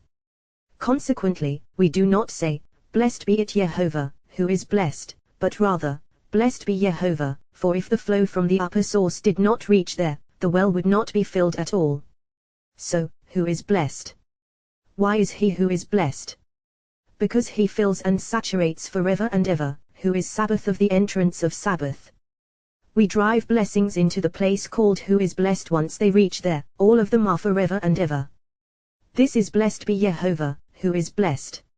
Until he reach blessings from the upper world, all of them forever and ever to be blessed, saturated, fittingly full, filled from all sides. Blessed upper source from which all blessings flow. When the moon waxes full, we call her this in relation to those below, but blessed is the upper source, as we have said. Jehovah, center of all supernal aspects. Who is blessed, peace of the house, spring of the well, filling and saturating all. Forever and ever lower world, who needs to be blessed. The anointing oil of blessed be Jehovah, who is blessed, is all forever and ever. Who is blessed, as is said, a fruitful son. Therefore this blessing must be recited by the entire people, and as Sabbath enters, in fervor and joy they should open with this beginning, so that this Sabbath entering by night may be blessed fittingly by the holy people.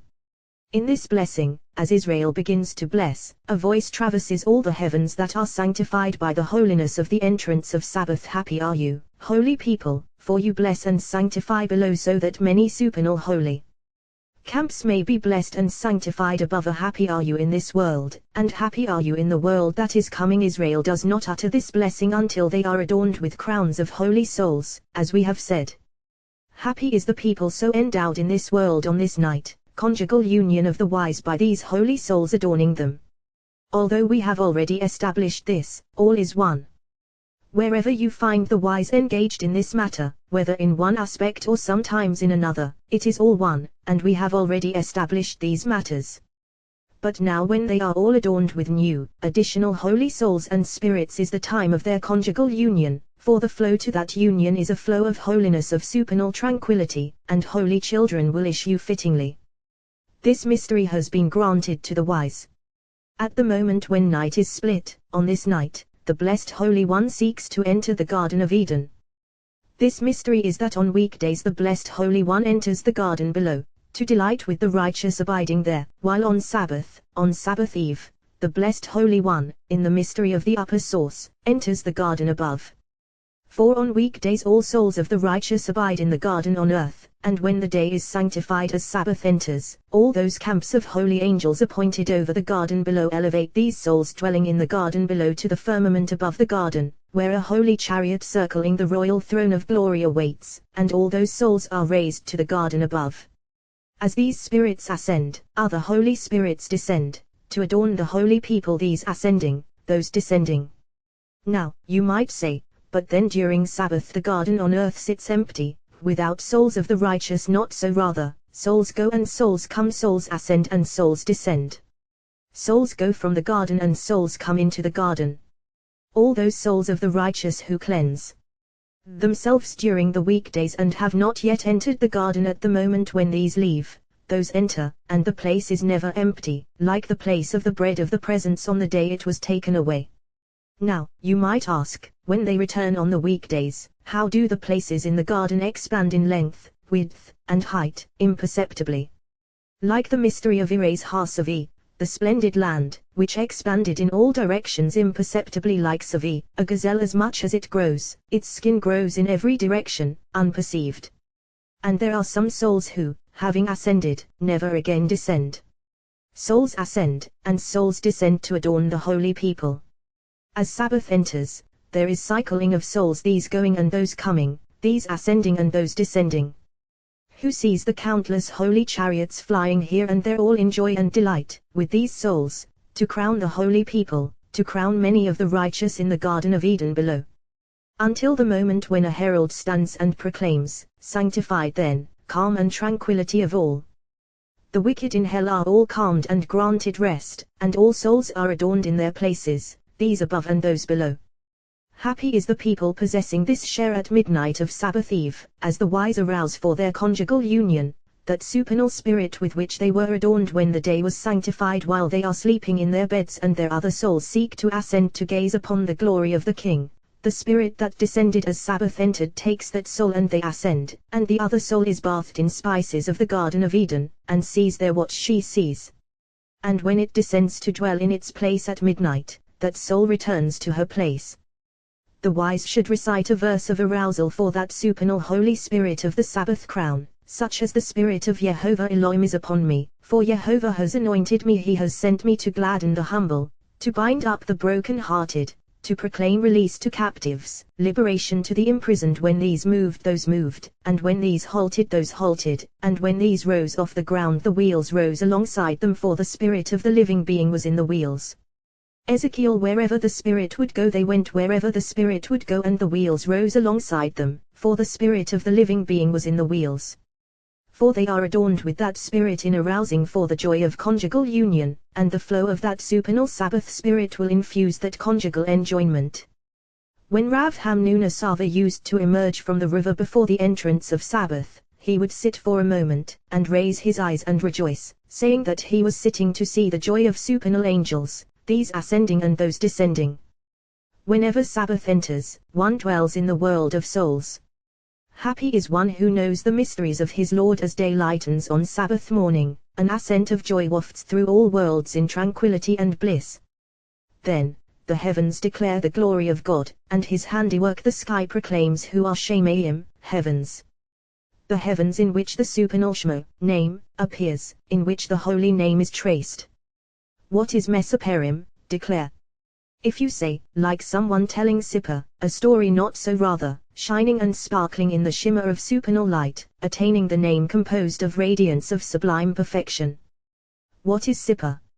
Sparkling in radiant perfection of the supernal sphere, book. Consequently, they attain the perfect name. Shining in perfect radiance, sparkling perfectly. They sparkle and shine by themselves from the radiant scintillation of the supernal book, shining and sparkling to every single glory adjoining them, because from them, from that sphiru, sapphirine radiance, and glow every single ring shines, sparkling shimmeringly. For on this day the heavens are adorned, attaining the holy name, more than on other days. And his handiwork, that supernal dew glistening from all concealed facets, which is his handiwork and his array, enhanced on this day more than on all other days. The sky Magid proclaims. What is Magid? Draws V'enagide, and flows, below from the head of the king, filled from all sides. That sky, spring of the well, is the river issuing from Eden, and this is who flows, drawing down the flow of supernal dew, glistening and sparkling from all facets. This sky Angid conducts it in a current of love and desire, to saturate the entrance of Sabbath with joy. As he draws and conveys that crystalline dew, all flows, filled and complete with holy letters on all those holy paths. Once all converges in him, a path forms within him to water and bless below. Day to day pours forth utterance, day to day, and ring to ring. Now Scripture describes in detail how the heavens Mesoperim declare arraying this glory in sphiru, sapphirine radiance, and supernal scintillation, and how that sky draws and channels the flow of supernal dew. So it says, day to day pours forth utterance. Day to day, and rung to rung hasten to merge with one another, to be illumined by each other, from the sapphirine radiance that the heavens shine and sparkle to this glory. Yabaya, pours forth as is said Maba, swiftly, done, hastening to be illumined by one another, to sparkle from each other, from that sapphirine radiance and scintillation. Oma, utterance totality of letters and paths issuing from father and mother, and the head emerging from them, firstborn son. Aleph Abba, father, ascending and descending. Look, Mem joins him M, mother Resh Reisha, head, firstborn. When all of them combine Oma, utterance radiance of father, mother, and firstborn son, illumining one another in a single bond, reigning on Sabbath day. So all are included with each other in order to be one, and therefore Oma, utterance supernal dominion hastens to each other, so that all will be one. When all this is drawn and flows to that sky, he waters and illumines below, generating offspring in the image of those heavens, who shine upon that glory. This corresponds to what is written night to night displays knowledge her cohort of chariots, one to another, forming the body of the throne. They are all called nights, as is said even in the nights my inwards admonish me. Upper chariot is called days day to day. Lower chariot is called nights night to night. Displays knowledge Yeva, displays Yea, enlivening the offspring of those heavens. And if you say that Yeva, displays, is not equivalent to Yea, enlivens, what is written the human named his wife Ava, Eve, for she was the mother of all Ari, living. Ava, Eve, and Aya, living, amount to the same entity, and because Yod withdrew and Vov entered, this is fitting, for Vov is surely life. Thus, Ava, Eve, and Aya, living drawing life from Vov. Here, too, Yeva, displays Yea, enlivens. Knowledge mystery of heavens. Just as heavens has 6 aspects, so she too has 6 aspects through the offspring that she enlivens corresponding to him. Thus, day to day. Included in the supernal rung Oma, utterance. Night to night in mystery of the male illumining her, who is heaven's, knowledge. Because this utterance is a sublime mystery, unlike other utterances, Scripture testifies concerning it, saying there is no utterance and there are no words as with other utterances of the world. Rather, this utterance is a supreme mystery among supernal rungs, where no utterances or words exist nor are they heard like other rungs of the mystery of faith, which are an audible voice, whereas these are forever inaudible, thus their voice is unheard. However, through all the earth their line extends, although they are supernal secrecies, never known, their streaming flows and streams below, and because of that flow, we in this world have complete faith, and all inhabitants of the world discuss the mystery of faith of the Blessed Holy One regarding those rungs as if they were revealed, not hidden and concealed.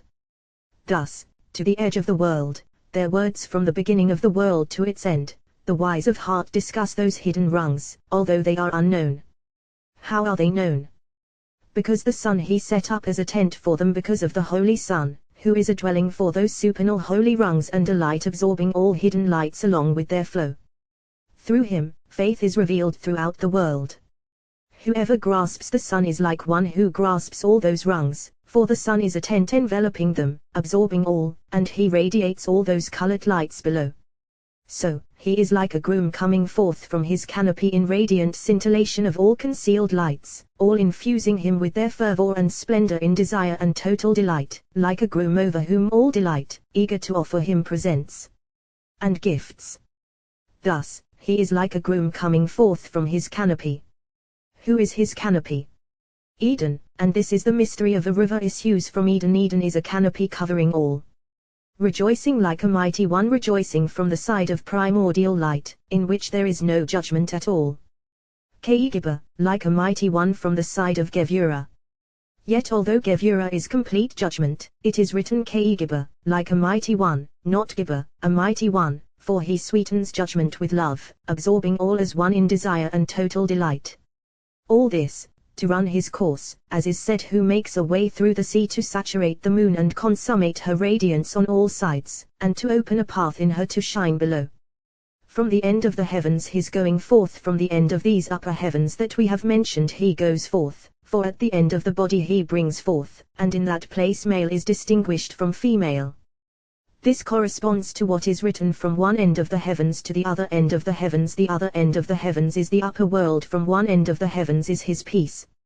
Just as this absorbs all lights, containing them all, so too this absorbs all lights, containing them all, and he goes forth from the end of the heavens. And his circuit encircling all those holy aspects deserving to be illumined, saturated, sparkled by him. And nothing is hidden, no one is covered from that radiance, for he illuminates all in one entirety, every single one fittingly. When all are fulfilled and illumined by the sun, then the moon is adorned like supernal mother, complete in 50 gates. This corresponds to what is written, Torah of Yehovah is perfect, for she is complete on all sides in mystery of 5 rungs, resembling supernal mother, for those 5 are mystery of 50.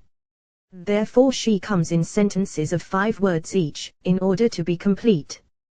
Torah Yehovah Tamamal Meshivat Nafsh, Torah of Yehovah is perfect, restoring the soul. 5 Edat Yehovah Nimanam Makimat Peti, the decree of Yehovah is trustworthy, making the simple wise. 5 Peak Kudei Yehovah Yesharim Mesami Elev, the precepts of Yehovah are just, delighting the heart. 5 Mitzvat Yehovah Baram Meirat Einaim, the command of Yehovah is lucid, enlightening the eyes. 5 Urat Yehovah Tehora Omedet La'ad, the awe of Yehovah is pure, enduring forever. 5 Mishpatei Yehovah Imit Sadiku Yadath, the judgments of Yehovah are true, altogether just. 5. All of them appear in 5 words each, composed on the pattern of supernal mother. Therefore, Yehovah, Yehovah, 6 times corresponding to 6 supernal aspects, mystery of the supernal name. So the moon becomes full, fittingly complete in sublime arrangement. This happens on Sabbath day, when all is completed fittingly in the mystery of Sabbath above and below. Consequently, on this day radiance increases everywhere, as we have said. The heavens first receive from the source of life, and they illumine and adorn supernal glory from the mystery of supernal Sva, book, father of all, and from the mystery of Sva, counting, supernal mother, while he derives from the mystery of Sippa, story. Hence, Mesoperim, declare, as we have said, in the mystery of these 3 names, which reign on Sabbath day over all other days. Therefore David uttered this praise through the Holy Spirit, for the radiance, scintillation, and dominion of Sabbath day over all other days by virtue of the mystery of the supernal name shining in radiance, sparkling in scintillation, completed in perfection above and below. So, Torah of Yehovah is perfect Sabbath of Sabbath eve in one mystery, as we have said. The companions ordained the opening praise of those praises of David with this mystery the heavens, for he receives first and illumines all the rest. Afterward, that river issuing from Eden, and this is the mystery of rejoice, O righteous, in Yehovah, for this river gathers and conveys all from the mystery of the heavens in supernal mystery and from the source of life, all fittingly on this day, and the sun prepares to shine fittingly on this day. Afterward, the moon, who separates from the other side on this day to be illumined by the sun. This is for David, when he altered his sense before Abimelech, and he banished him and he went away after separating from him, she united with the sun. So this praise is in 22 letters infused by the sun into the moon. This praise includes separation of the moon from the other side and praise of 22 letters in the radiance of the sun. Afterward, union and ascension of Matronita with her husband, and this is a prayer of Moses, man of Elohim, union and cleaving of woman with her husband, spreading right and left arms to receive her, to be as one in a single bond, to be one in one mystery. All these the heavens declare and array. From here on, other praises of joy and complete desire, but these are supernal enhancement in the mystery of the holy name fittingly. These praises were ordained in the arrangement of Sabbath, for he ascends, adorned fittingly with his crowns, and they ascend in the mystery of the holy name to be one in the mystery of the glory of God that the heavens declare and luster, as we have said. A psalm. Sing to Yehovah a new song. We have already established this praise, but although we have aroused its meaning, the arousal aroused by the companions is surely finer. When those milch cows conveyed the ark, they aroused with this praise, as is said, the cows sang on the way. Samuel, what song did they sing? A psalm. Sing to Yehovah a new song, for he has done wonders. This mystery corresponds to the pattern above. When those Ao carry the throne, raising it above, they utter this praise. Now, you might say, why is it written here new, since they constantly utter this praise? Well, it certainly is new, being called so because of the renewal of the moon, when illumined by the sun. Then it is new, and this is a new song. His right hand and his holy arm have won him victory, arousal of right and left to receive her. This praise they utter as they carry the ark, ascending to Beth Shemesh, house of the sun, just as the wagons went up to Beth Shemesh, all amounting to one mystery. And since ascension of the throne, rising above, occurs on Sabbath, the arrangement of this praise is on Sabbath. All of these praises form an array of Sabbath, for the unique nation of the world to praise him. A psalm, a song for the Sabbath day. This praise was uttered by Adam when he was banished from the Garden of Eden, and Sabbath came and defended him, as the companions have established. This praise is offered by the lower world to the upper world, a day that is entirely Sabbath, the King who possesses peace. This is a psalm, a song, with no mention of who uttered it, as we have established. For the Sabbath day, supernal Sabbath. This is Sabbath, and that is Sabbath. What is the difference between them? Well, Sabbath unspecified is Sabbath of Sabbath eve, the Sabbath day is Sabbath above. This is day, and that is night. V'shemeru v'ni Israel, the children of Israel shall keep the Sabbath night, mystery of female. Zakhor, remember, the Sabbath day, mystery of Dekhora, male. Therefore, a psalm, a song to the Sabbath day. We have found in various places that the lower world does not attain a name, appearing anonymously as here. For example, to Moses he said, "Go up to Jehovah." He called to Moses all with the name concealed, unattained, simply because a Hirung appears, and in relation to the Hirung she does not attain a name. The light of a lamp does not emerge during the day in sunlight, so she attains no name. All these are praises of Sabbath, who transcends all other days. Nishmat Kolari, the soul of all living. The companions have aroused words of truth, but we should call attention to this soul who flies from life of the worlds.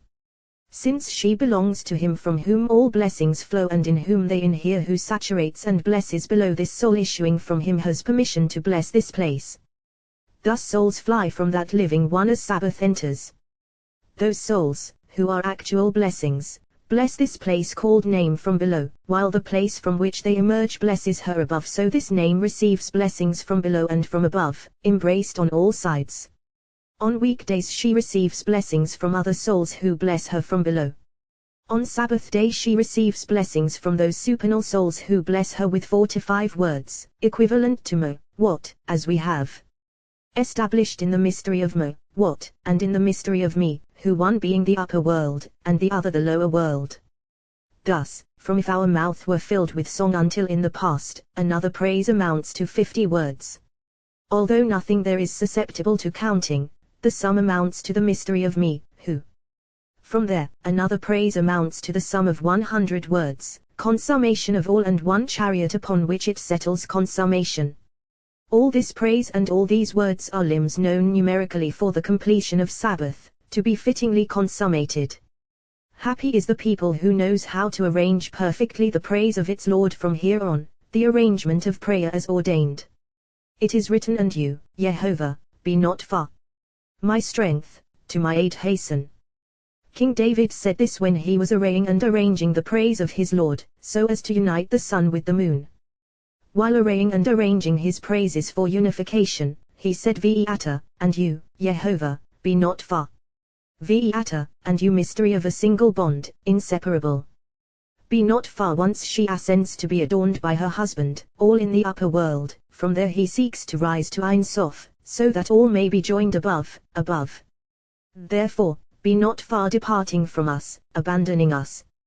Consequently, during the arrangement of praise, Israel must seek to be included there and to cleave to them from below, for if this glory seeks to depart, Israel below grasp it, holding tight, not letting it move away from them. Therefore, prayer in a whisper, like someone speaking secretly with the king, as long as he is secretly with him, the king does not move away at all. Yaluti, my strength, just as when a deer, or a gazelle runs far away, it soon returns to the place that it left, so with the blessed Holy One, even though he ascends above into Ein Sof, he soon returns to his place. Why? Because Israel below are linked with him and do not leave him to be forgotten by him or separated distantly. Thus, my dear, to my aid hasten. Consequently, we must link ourselves with the blessed Holy One, grasping him like someone drawing down from above, so that no one will be abandoned by him for even a moment. So, when joining redemption to prayer, one should grasp him and speak with him in a whisper, in secret, so that he will not distance himself from us and we will not be abandoned by him. Of this is written, you, cleaving to Jehovah your God, are alive every one of you today. Happy the people who has it so, happy the people whose God is Jehovah. At that moment Rabbi Shimon rose, and the companions also rose, and they walked on. Rabbi Elazar said to Rabbi Shimon, his father, until now, we have been sitting in the shade of the tree of life in the Garden of Eden. From now on, since we are walking, we must follow ways that guard this tree. He said to him, you begin first to open the way. He opened, saying, have them take me an offering, as has been said. How is she an offering? In the mystery of gold, since from there she is originally nourished, for she is Loa Gevura, deriving from the side of gold. Yet although she derives from the side of gold, she remains essentially on the side of silver, which is the right. This is the mystery of the cup of blessing, which must be received by right and left but remains essentially in the right, with the left withdrawn and not clinging. For it is placed between right and the left is held below with the right holding it above, as is said, his left hand beneath my head, his right embracing me. Gold and silver, as is said, mine is the silver and mine is the gold, Haggai, as has been explained. And bronze, a color resembling gold, since it is hued with the color of gold and the color of silver. Therefore, the bronze altar is small, and David was the smallest. Samuel, how is it small? As is said, because the bronze altar that was before Jehovah was too small to hold the ascent offerings and the fat of the communion offerings. Kings, yet although it is small, all is held within it. Now, you might say, another altar is called small. Not so, for only this one is small, as is written, the great light for dominion of day and the small light for dominion of night. This is the small light. The great light is the inner altar, which is the golden altar. Blue, a blue of Tzitzit. Blue is the throne, mystery of phylactery of the hand. Blue is the throne from which capital cases are judged, for there is a throne from which civil cases are judged and a throne from which capital cases are judged. Consequently, all colors bode well in a dream except the color blue, since one realizes that his soul is being arraigned in judgment, and when the soul is judged, the body is sentenced to destruction. That dream needs great mercy. Blue is the throne, of which is written, a flashing fire and a radiance surrounding it. Ezekiel, because with it, windings are wound for Tzitzit, and when it attains a radiance it turns green, the color of leeks. From that moment begins the time of reciting Shema, since the color blue changes from what it was. Therefore, it is forbidden to try capital cases at night, because the color blue rules at that time, and permission is granted to snatch a soul without justice, since justice does not rule at that time. When morning arrives and the right above arouses, that light radiates and reaches this blue, which changes from what it was. Then another throne reigns over it, cleaving to it in holiness. From that moment on is the time for reciting Shema. Purple, gathering of all colors as one. V'tolate shani, and worm of crimson. It is spelled shani and spelled shanim, as is written, for all her household is clothed in shanim, crimson. Well, this is the color called shani, crimson, absorbing all colors. It is all shani and shanim. Shanim when all are included within it as one. Shani issuing from the supernal throne that reigns over blue from the right side. This is the guardian of Israel, of whom is written, Michael, your prince worm, whose power lies in its mouth, like a worm uprooting all, decomposing all. Worm of crimson, two colors as one, right and left, white and red. Veshish, and linen, linen in which 6 threads conjoin. This is the one of whom is written, his body was Ketashish, like topaz. In these two are included two others. And goat hair, lower powers outside protecting the inner ones. All is necessary, a place must be provided for all, since they derive from the side of gold. Reddened ram skins drawn from two sides, right and left, to cover another place. Skins of Tishim. There is one species that breeds within the other side, in desolation, not inhabited land. This is pure and called Tash. In the book of King Solomon are supernal mysteries concerning this bronze altar that we have mentioned, for it is described as an altar of earth. An altar of earth shall you make for me, and this is a fitting mystery.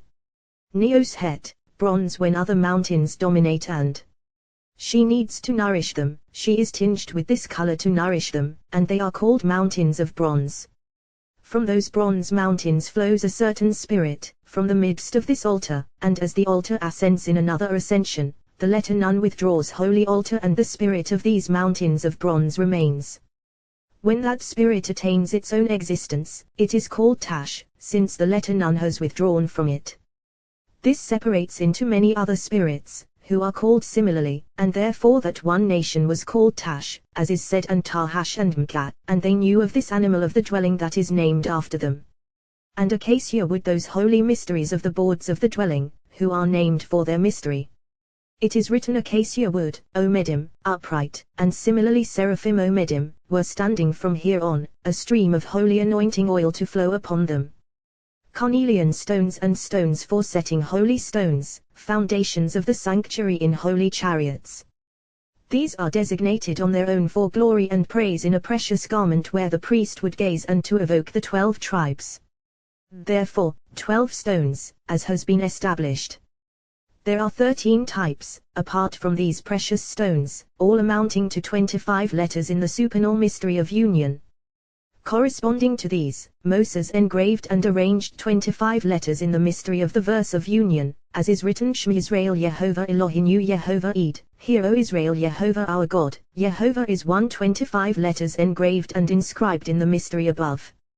Jacob sought to array below in the mystery of union, and he arranged 24 letters: Barak Shem Kevod Mak Hutola Olam Va'ed, blessed be the name of his glorious kingdom forever and ever. He did not complete 25 letters because the dwelling had not yet been set up.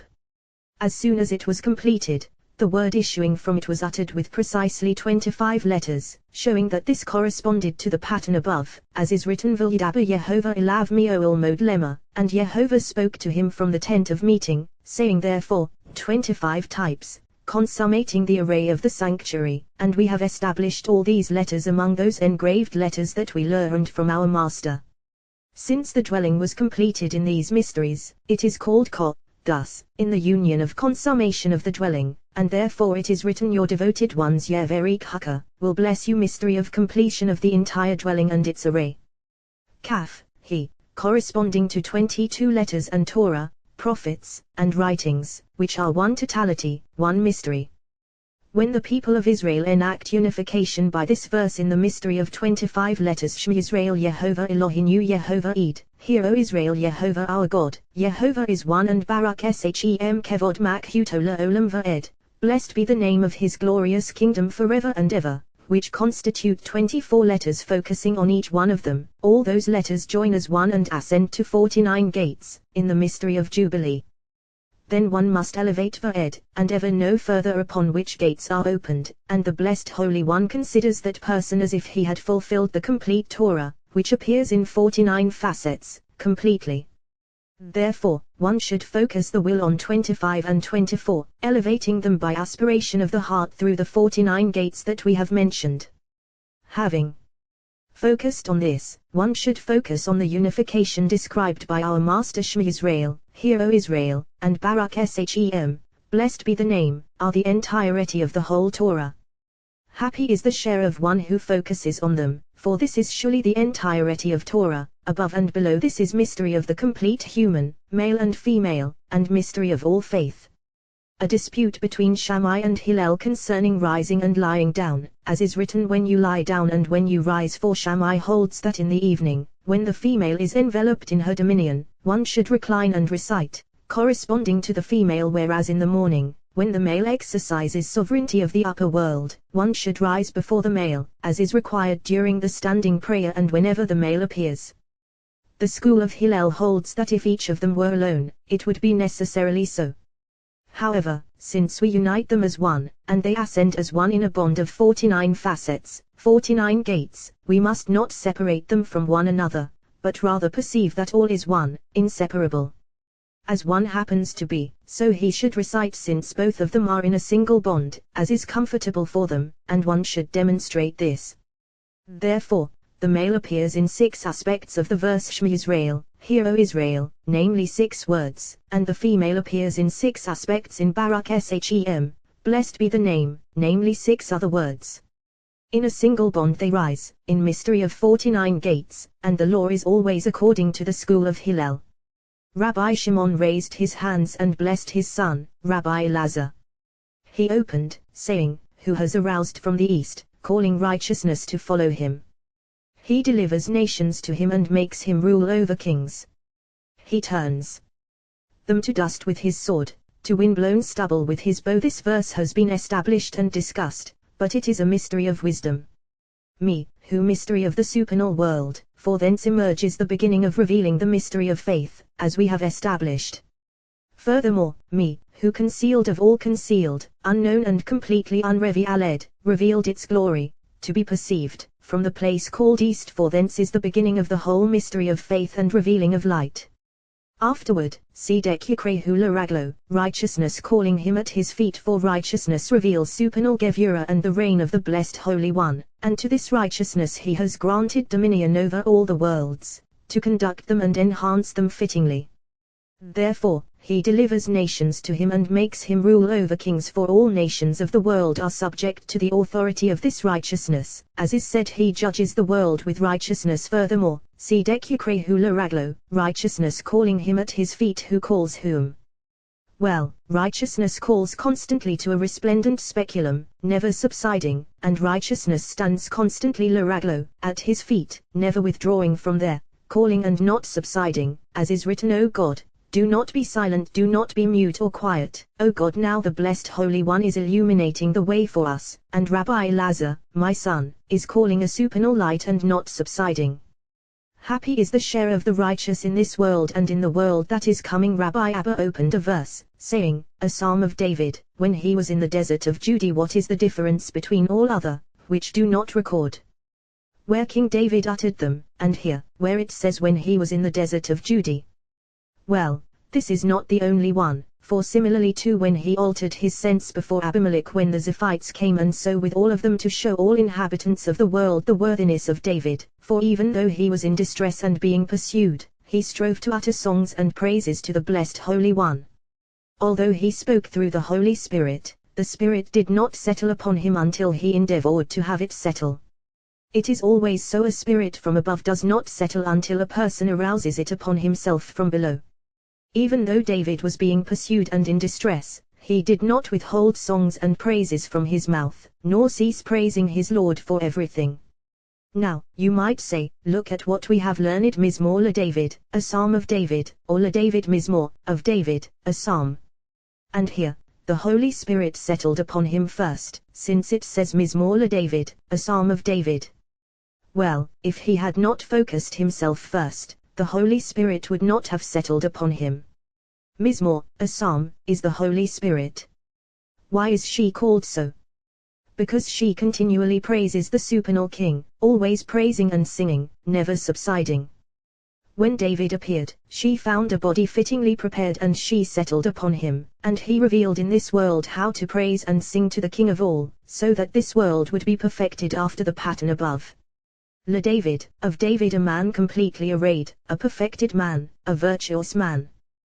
David, precisely, never changing. When he was in the desert of Judah, this is in praise of David, even though he was in distress, being pursued. What praise did he utter? A praise that is grand and splendid. And what is its worthiness? Elohim Eli. God, you are my God, I will search for you. Elohim unspecified. Since he said Elohim, God, why Eli, my God? Well, that is his rung. 3 rungs here: Elohim, God, Eli, my God, utter, you. Yet although they are 3, it is 1 rung, in the mystery of Elohim, living God. Elohim, God above, Elohim, living God. Eli, my God, end of heaven to end of heaven. Atta, you his rung. Yet all is one, attaining one name. A shaka, I will search for you if according to its literal meaning, fine but a shaka, I will enhance the light that shines bisharuta, darkly. For the light abiding in darkness does not shine until enhanced below. And whoever enhances this shira, black, light, although it is black, attains a white shining light, a resplendent speculum. Such a person attains the world that is coming. This is the mystery of Zohar, those who seek me, will find me. Yumshari who enhance the Meshara, black, light. Yimsorninai, will find me. It is not written Yimsorni, but rather Yimsorninai, for he attains two lights, a black light and a white shining light, a speculum that does not shine and a speculum that shines. This is Yimsorninai, will find me. Therefore, David said, Ashaka, I will enhance the Meshara, black, light, to be illumined by the white shining light. My soul thirsts for you, my flesh yearns for you like someone hungering to eat and thirsting to drink. In a parched and weary land with no water, for it is a desert, uninhabited, not a place of holiness, and thus a place with no water. Just as I hunger and thirst for you in this place, so, in the sanctuary I will behold you as for us, just as we thirst for our Master, to drink in his words thirstily in this place, so we thirst to drink his words. Atta. Thirstily in the temple, the place called sanctuary. Rabbi Shimon said to Rabbi Abba, let him who began the word now speak. He opened, saying, have them take me an offering from every man. When the Blessed Holy One showed Moses the making of the dwelling, he found it difficult and could not comprehend it, as has been established. Now we should raise a difficulty. If this offering was given by the Blessed Holy One to Moses alone, how could he give her to another and say that the children of Israel should take this offering? But surely he gave her to Moses, not to anyone else. This may be compared to a king who was among his people, though the matronita was not with the king. As long as the matronita is not with the king, the people are not bolstered by him and cannot dwell securely. As soon as the matronita arrives, all the people rejoice and dwell securely. Similarly, at first, even though the Blessed Holy One performed miracles and signs through Moses, the people were not bolstered. As soon as the Blessed Holy One said, have them take me an offering, and I will place my dwelling in your midst, they were all immediately bolstered and they rejoiced in the worship of the Blessed Holy One, as is written. It happened on the day Kalot Mosh, Moses consummated, for Kalot Mosh, the bride of Moses, descended to earth. Now, you might say, everywhere, V'yai, it happened, conveys nothing but suffering, and here is written V'yai, it happened, on the day, well, on the very day that Shekinah descended to earth, the accuser appeared by her and dismal darkness obstructed her to prevent her from descending. We have learned 15 million accusing angels appeared by her, preventing her descent. At the same time, an entire assemblage of supernal angels appeared before the Blessed Holy One, and said, Master of the universe, all our splendor and all our radiance derive from Shekinah of your glory, and now she will descend to those below. At that moment, Shekinah steeled herself and broke through the dismal darkness, as one breaks hard chunks of ice, and she descended to earth. As soon as they all saw this, they began exclaiming, Yehovah, our Master, how magnificent your name in all the earth, magnificent indeed, for she broke many hard chunks and fierce forces, and descended to earth, ruling over all. Therefore it is written V'yai, it happened, the pain suffered by many armies and camps on the day that Kalot Mosh, the bride of Moses, descended to earth. Consequently, have them take me an offering. It is not written have them take me and an offering, but rather have them take me an offering, showing that all is one, inseparable. The making of the dwelling resembled the pattern above, one corresponding to the other, so that Shekinah would be embraced on all sides, above and below. Here in this world, its workmanship is like that of the body, to contain spirit within, namely Shekinah, who is included above and below. She is Holy Spirit, continuously entering and drawn into the mystery of the body, so that kernel will dwell within shell, all fittingly. This Holy Spirit becomes like a body so that another spirit may be contained within it, supernal, subtle, luminous. So is all embraced and contained, one in another, entering one another, until finally embraced within this world, the last external shell. The hard shell is within the shell of this world like a nut, whose outer shell is not hard but whose inner shell is. So too above the hard shell is the other spirit ruling the body, within it is a thin shell, and within that the kernel. In the Holy Land all is arranged differently, for the hard shell is broken there and has no dominion at all. The hard shell is continually broken, opened on this side and that. That opening existed in the Holy Land as long as they performed the ritual properly. Once sins had their effect, they drew the opening together from one side to another, until the shell converged, all as one. As soon as the shell enclosed the kernel, that shell dominated them and expelled them from that place. Nevertheless, even though it expelled them, the shell cannot rule over that holy place, since it is not its domain. Now, you might say, if so, since the hard shell cannot rule over that holy place, why is it still a ruin? For surely destruction comes to the world only from the side of that hard shell. Well, certainly, when it was destroyed only from that side, when it enclosed the kernel. Yet the Blessed Holy One prevented the hard shell from ruling over that place, and once it had expelled Israel from there, that shell was reopened as before. Since the holy people are not there, that opening is covered with a covering of a holy curtain, to protect that place, so that the hard shell will not enclose it, and the covering adheres on all sides. For sacred anointing to flow upon the land as before impossible, for that thin covering adheres, preventing it from descending, since the holy people are not there. Consequently, the ruins have not been rebuilt since the day they were destroyed. For that hard shell to rule impossible, for that thin covering clasps the opening on all sides, preventing it from ruling there and enclosing the kernel. That covering of a thin curtain derives from an extension of the holy curtain above, protecting that place. Therefore, when all those souls of other nations living in the land depart, it does not receive them but thrusts them out, and they go wandering, revolving in many convolutions until they leave the holy land entirely and circle to their side in their impurity. All those souls of Israel who depart there ascend, and that thin covering receives them and they enter supernal holiness, for every species seeks its own kind. Souls of Israel who depart outside the land, in the domain of that hard shell each one goes circling and revolving until she returns to her place, entering the site suitable for her. Happy is the share of one whose soul departs in the holy domain, in that opening of the holy land. If one whose soul departs in the holy land is buried on that same day, the impure spirit has no power over him at all. Therefore it is written of one who is hanged, rather you shall surely bury him on that day, and you shall not defile your land, for at night permission is granted to roam. Yet although they are given permission, they do not enter the holy land unless they find a vessel there to enter. Limbs and fat that are consumed at night to nourish other species, not that they enter the land, nor to draw them into the land, but rather so that the other side will not prevail in the land nor be drawn to enter there. Therefore, their smoke would ascend twistingly, turning outside, moving turbulently, feverishly, until it entered the hollow of the north, where lie the haunts of all the other sides. There the smoke entered, and they all were nourished there. Smoke of the day would ascend to its place on a straight path, nourishing who was nourished.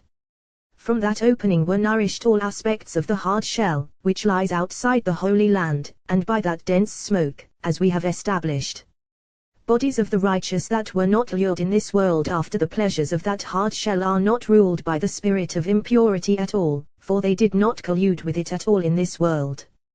Just as the body is drawn in this world after that hard shell and its pleasures, delights, and lusciousness, so it is defiled after its soul departs. As for bodies of the righteous that enjoy no delights in this world except delights of mitzvah and meals of Sabbath, festivals, and holidays, that impure spirit cannot dominate them, for they have derived no delight from it at all. Since they obtained nothing from it, it has no power over them whatsoever. Happy is one who derives no pleasure from it at all, one whose soul departs outside the holy land and whose body has been defiled by the spirit of impurity. That spirit of impurity remains absorbed within him until he decomposes in the dust. And if that body, which is saturated by the impure spirit, is brought up to the holy land for burial, of it is written, you came and defiled my land, and made my heritage an abomination, my land over which the spirit of impurity has no power.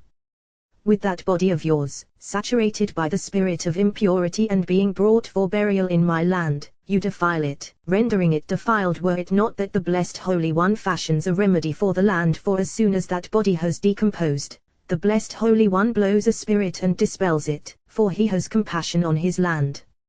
As for Joseph, the spirit of impurity never dominated his body, even though his soul departed in a foreign domain. Why? Because during his life he was not seduced by the spirit of impurity.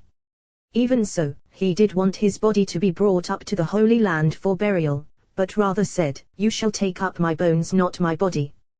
Jacob did not die, and his body endured intact permanently. He did not fear the other side, since his bed was complete through perfection of supernal light, through consummation of 12 tribes and 70 souls. Consequently, he did not fear the other side and it had no power over him. Furthermore, he is the body of the supernal image, whose beauty embraces all sides, and all the limbs of Adam were joined to him. Therefore of him is written, I will lie down with my fathers, and you will carry me from Egypt the whole body. Consequently, the physicians embalmed Israel, so that his body would remain intact, and this was how it should have been. As for other inhabitants of the world, whose souls depart in the Holy Land, soul and body are saved from all. The soul of a human is called by 3 names: Nefesh, Ruah, Neshama.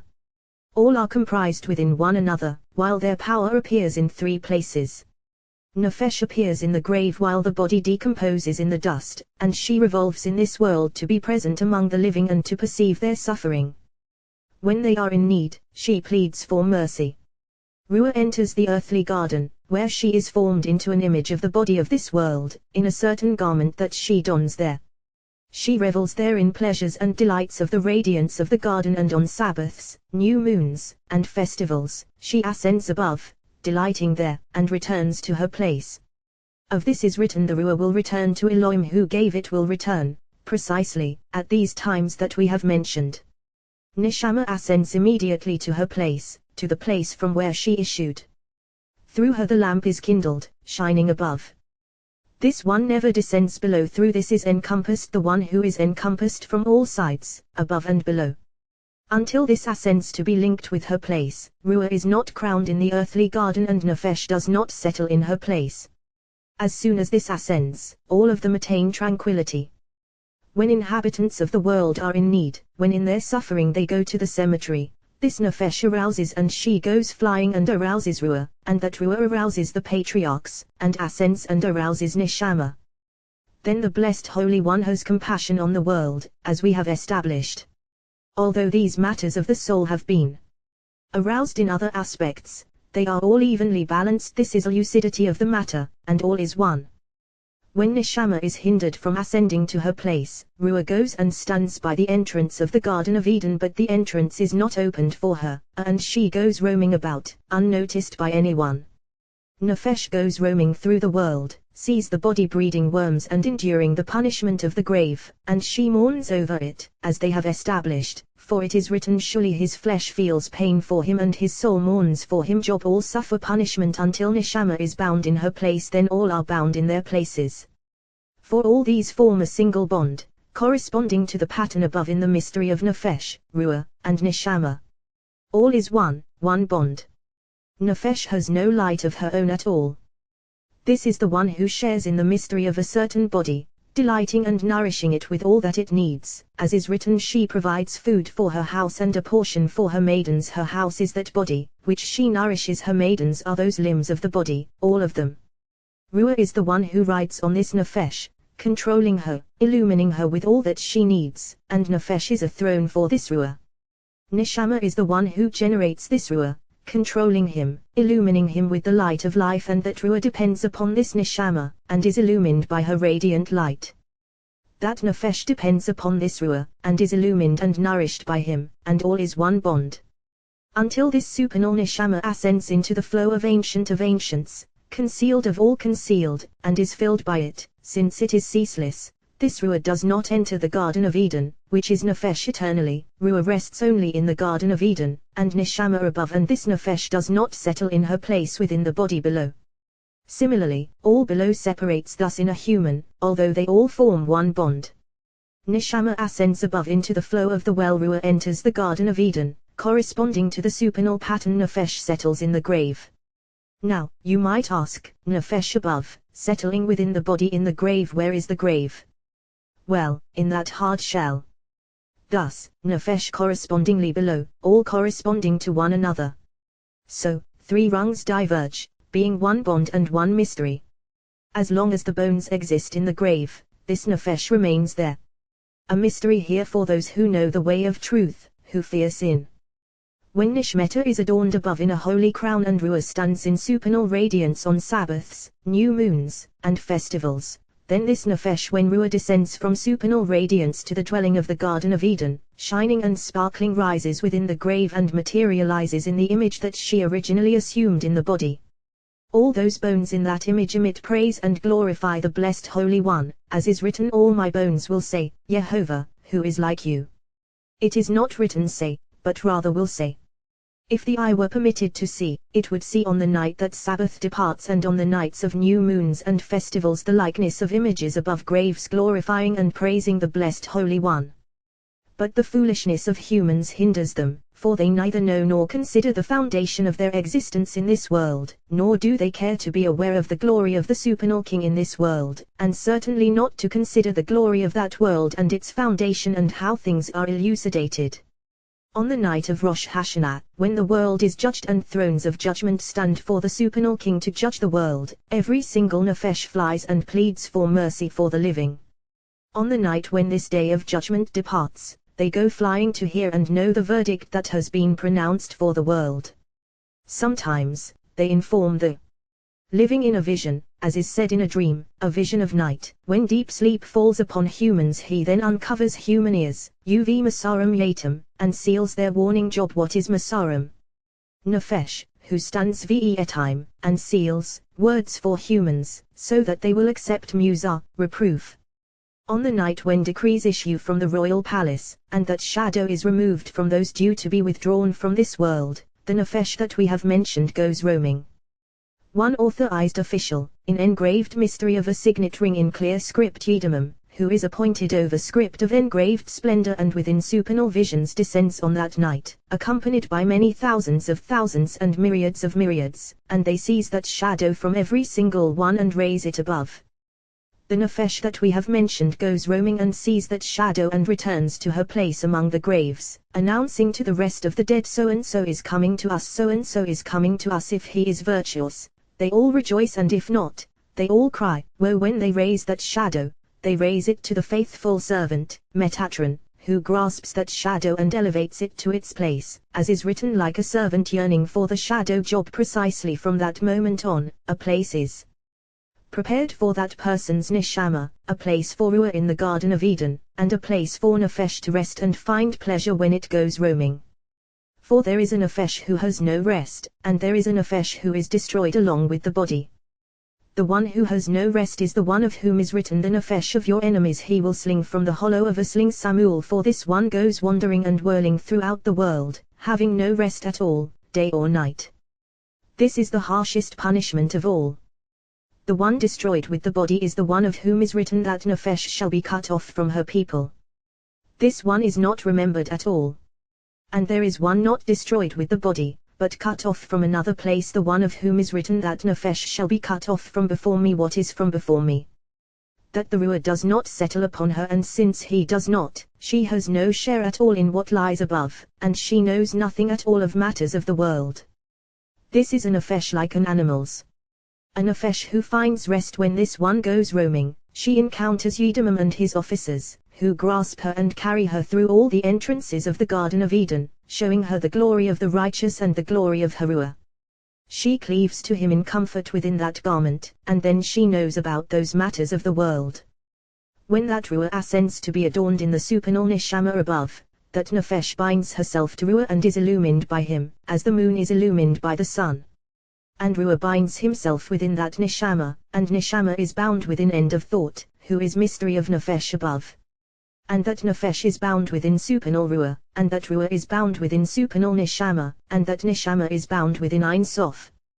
Then, tranquility of all, bond of all above and below, all in one mystery and one manner.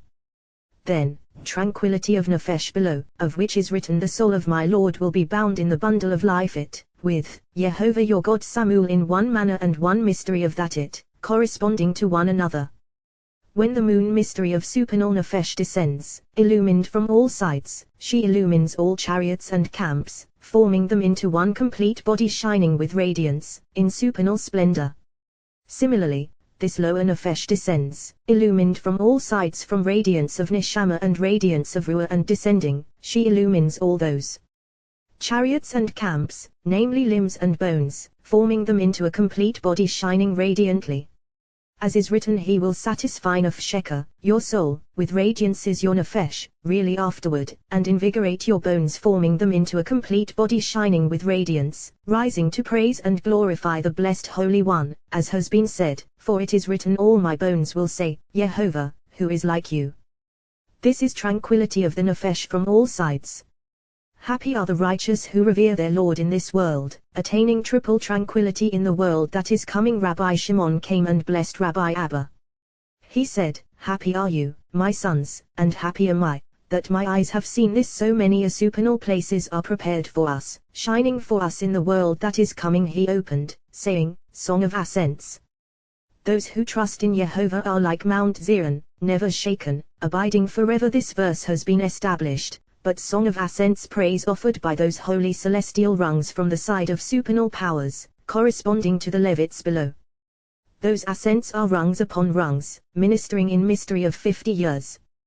This is Song of Ascents.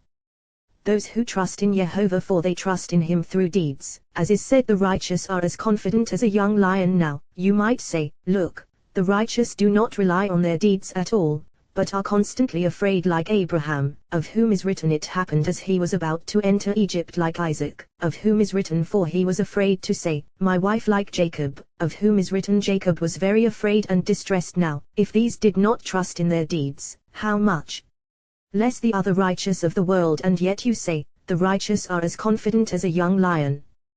But surely it is written Kikfa, as a young lion. Of all those names, it is only written Kiffer, young lion, not area, lion, or shal or shates, but rather Kiffer, which is the weakest and smallest of them all, not confident in its power even though it is strong. Similarly, the righteous trust in their deeds only as a young lion. Although realizing the potency of their deeds, they are only confident as a young lion, and no more.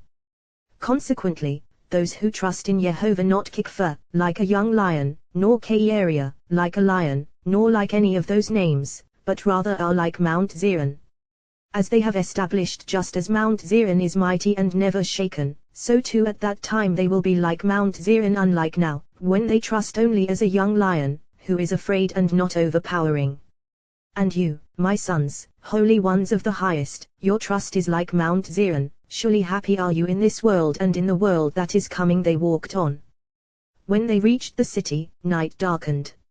Rabbi Shimon said, just as this day has illumined us in this world, rendering us worthy of the world that is coming, so too the night illumines us, entitling us to the world that is coming, to adorn words of day and night in the presence of the Ancient of Days. For a day as perfect as this will not be found in all other generations. Happy is our share in this world and in the world that is coming. Rabbi Shimon entered his house with Rabbi Elazar, along with Rabbi Abba and Rabbi Yos. They sat until night split. At that moment, Rabbi Shimon said to the companions, it is time to adorn the holy chariot above with our endeavor. He said to Rabbi Yos, you, whose words have not been heard among us this day, you shall be first to illumine the night.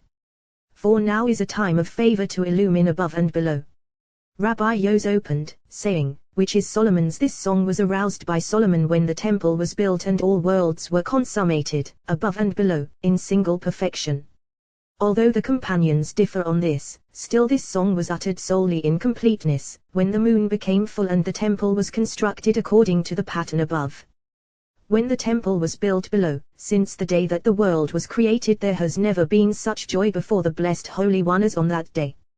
Moses fashioned the dwelling in the desert to bring Shekinah down to earth, and on that same day another dwelling was erected along with it above, as they have established, for it is written, the dwelling was erected, another dwelling erected with it, namely the dwelling of the youth, Metatron, and nothing further. When the first temple was built, another first temple was erected throughout all worlds, illumining all worlds. The world became fragrantly firm, and all supernal windows opened, radiating. There has never been such joy in all the worlds as on that day. Then those above and those below opened, uttering song, namely song of those musicians who play for the blessed Holy One. King David uttered a song of ascents. King Solomon opened with a song of those musicians. What is the difference between them, for it seems that all is one? Well, surely all is one, but in the days of David all those musicians were not arranged in their places to play fittingly, and the temple had not been built. Consequently, they were not arranged above in their places, for just as there are watches arranged on earth, so too in heaven, standing corresponding to one another. On the day that the temple was erected, all were arranged in their places, and the lamp that did not shine began to shine, and song was intoned toward the supernal King, the King who possesses peace. This praise transcends all previous praises.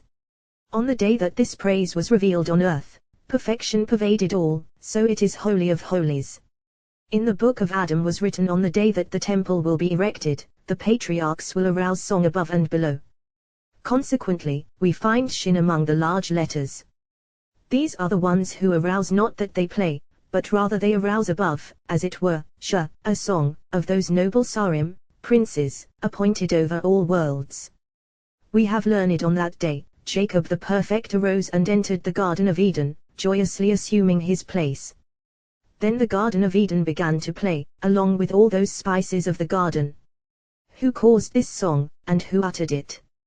You must say Jacob, for if he had not entered the Garden of Eden, the garden would not have uttered song. This song is a song encompassing the whole Torah, a song aroused by those above and those below, a song resembling the world that is entirely Sabbath, a song by which the supernal holy name is adorned. So it is holy of holies. Why are all its words in love and joy?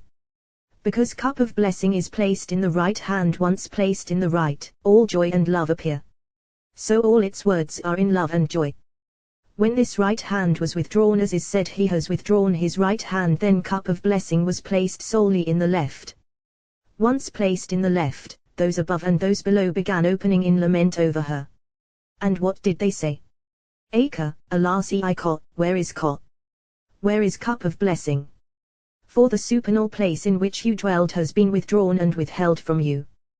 Thus, Zohar Shirim, deriving from the right side, all its words are love and joy. Acre, lacking the right and imbued with the left, all its words are reproaches and laments.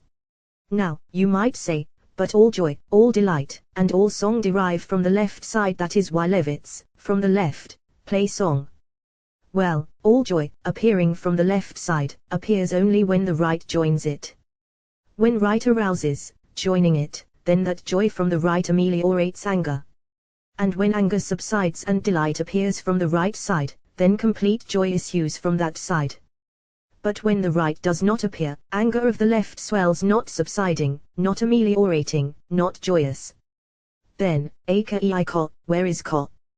Cup of blessing, what will become of it? For it sits in the left, with anger swelling, not subsiding. Thus, reproaches and laments arouse. However, Zohar Shirim, cup of blessing placed in the right, entrusted within it. Thus, all love and all delight appear. Consequently, all its words are in love and joy as in no other song in the world. Therefore, this song aroused from the side of the patriarchs. The day that this song was revealed was the same day that Shekinah descended to earth, as is written, the priests could not stand and minister. Why? For the glory of Jehovah filled the house of Jehovah kings. On that very day this praise was revealed, and by the Holy Spirit Solomon uttered the praise of this song, which is totality of the whole Torah, totality of the whole work of creation, totality of mystery of the patriarchs, totality of the exile in Egypt and when Israel went out of Egypt, and the praise at the sea, totality of the 10 Commandments and standing at Mount Sinai, and Israel's wandering in the desert until they entered the land and the temple was built, totality of crowning the supernal holy name in love and joy, totality of Israel's exile among the nations and their redemption, totality of revival of the dead, until the day that is Sabbath to Jehovah. Whatever was, whatever is, and whatever will eventually be after the 7th day, when it will be Sabbath to Jehovah, is all in. Therefore we have learned, whoever recites a verse from in a banquet hall, Torah girds herself in sackcloth, ascends toward the blessed Holy One, and says to him, your children have made a joke in the banquet hall. Really, Torah ascends and says this because one should cherish every single word of, lifting it as a crown upon his head. Now, you might ask, why is it among the writings? Certainly so, for it is a song of praise with which Assembly of Israel crowns herself above.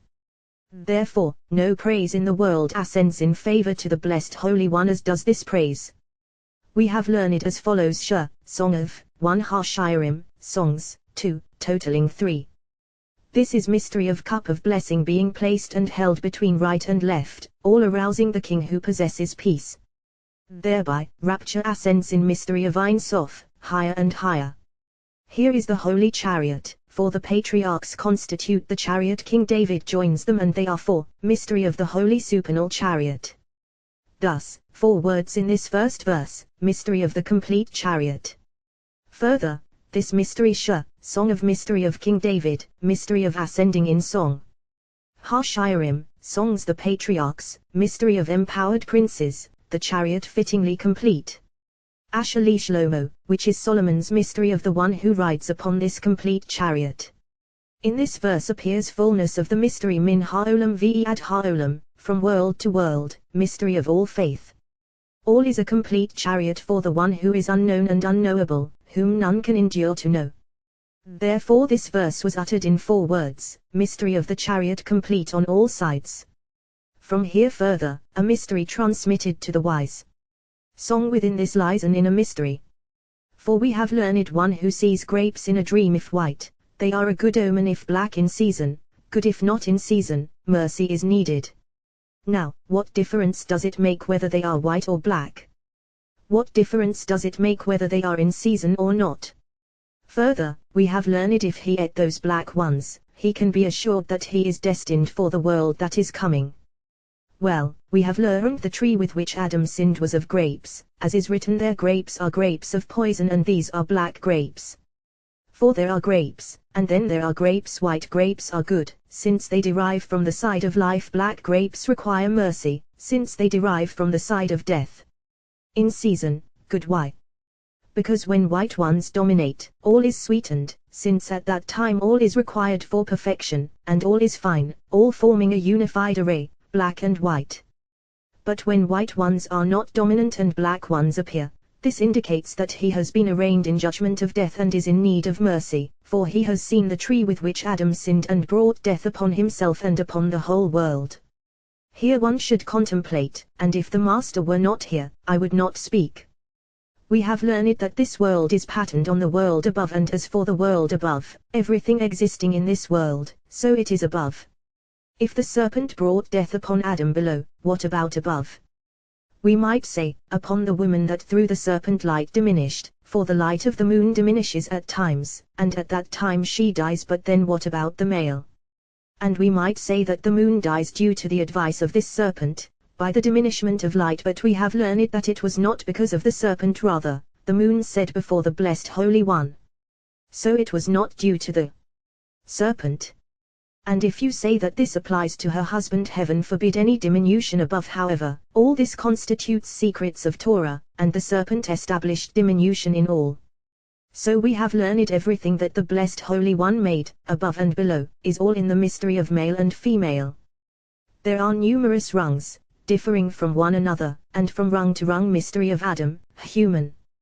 Those rungs that are of one kind, the Blessed Holy One has formed into an image of one body, attaining the mystery of Adam.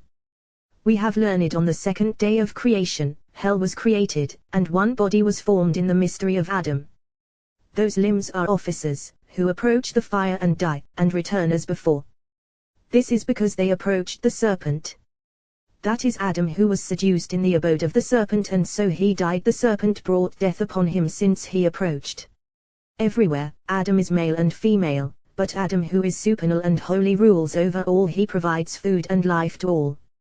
Nevertheless, this mighty serpent withheld light from all. When he defiles the dwelling, the female of that Adam, as we have mentioned, dies, and the male dies, and they ascend as before. Thus, all corresponds to the pattern above. If he ate those grapes, he can be assured that he is destined for the world that is coming, because he has overwhelmed and destroyed that side, eliminating and crushing it, as is said, it devoured and crushed. Since he has eliminated that hard shell, he approaches the world that is coming, and no one can hinder him. Consequently, in his dream he sees himself eating and crushing those black grapes. Similarly, there was no song in the house of David until those black grapes were eliminated and he dominated them. Then was uttered, as has been said. Even in this place they are called grapes, as is said, like grapes in the desert I found Israel Hosea, and these are white grapes. This song transcends all songs of the predecessors. All songs uttered by the predecessors ascended only among songs uttered by supernal angels. Although this has already been established, still it is written a song of ascents. To David this mystery has been mentioned, but a song of Harmalet, ascents, a song uttered by supernal angels, who are Malet, levels, and rungs. Uttered to whom? To David seeking food and nourishment from him. Further, a song of Harmalet, ascents as is said upon Alamot, a song therefore, Alamot, maidens, love you David, for supernal King David, who constantly praises the supernal King. As soon as King Solomon appeared, he uttered a song high above, uttered by sublime nobles of the world to the supernal King who possesses all peace. All who uttered song ascended in that song only to chant the song uttered by supernal angels except for King Solomon, who ascended in that song to what is uttered by supernal nobles, pillars of the world. All inhabitants of the world, in lower chariots King Solomon, in upper chariots. Now, you might say, Moses, who ascended to the rung of prophecy and love of the blessed Holy One, beyond all inhabitants of the world was the song that he uttered in lower chariots, ascending no higher. The song uttered by Moses ascended above and not below, but he did not utter song like King Solomon, and no human has ever ascended in song like Solomon. Moses ascended by his praise above, a praise extolling and thanking the supernal King who had saved Israel and performed miracles and mighty deeds in Egypt and at the sea. But King David and his son Solomon uttered song in a different manner. David endeavored to array the maidens and adorn them along with Matronita, so that she and her maidens would appear in beauty. Therefore he engaged in those songs and praises for them, arraying and adorning all those maidens and Matronita. As soon as Solomon appeared, he found Matronita adorned and her maidens beautiful. He endeavored to bring her to the groom, and brought the groom to the canopy along with Matronita, and conveyed words of love between them to join them as one, so that both would abide in one perfection, in perfect love.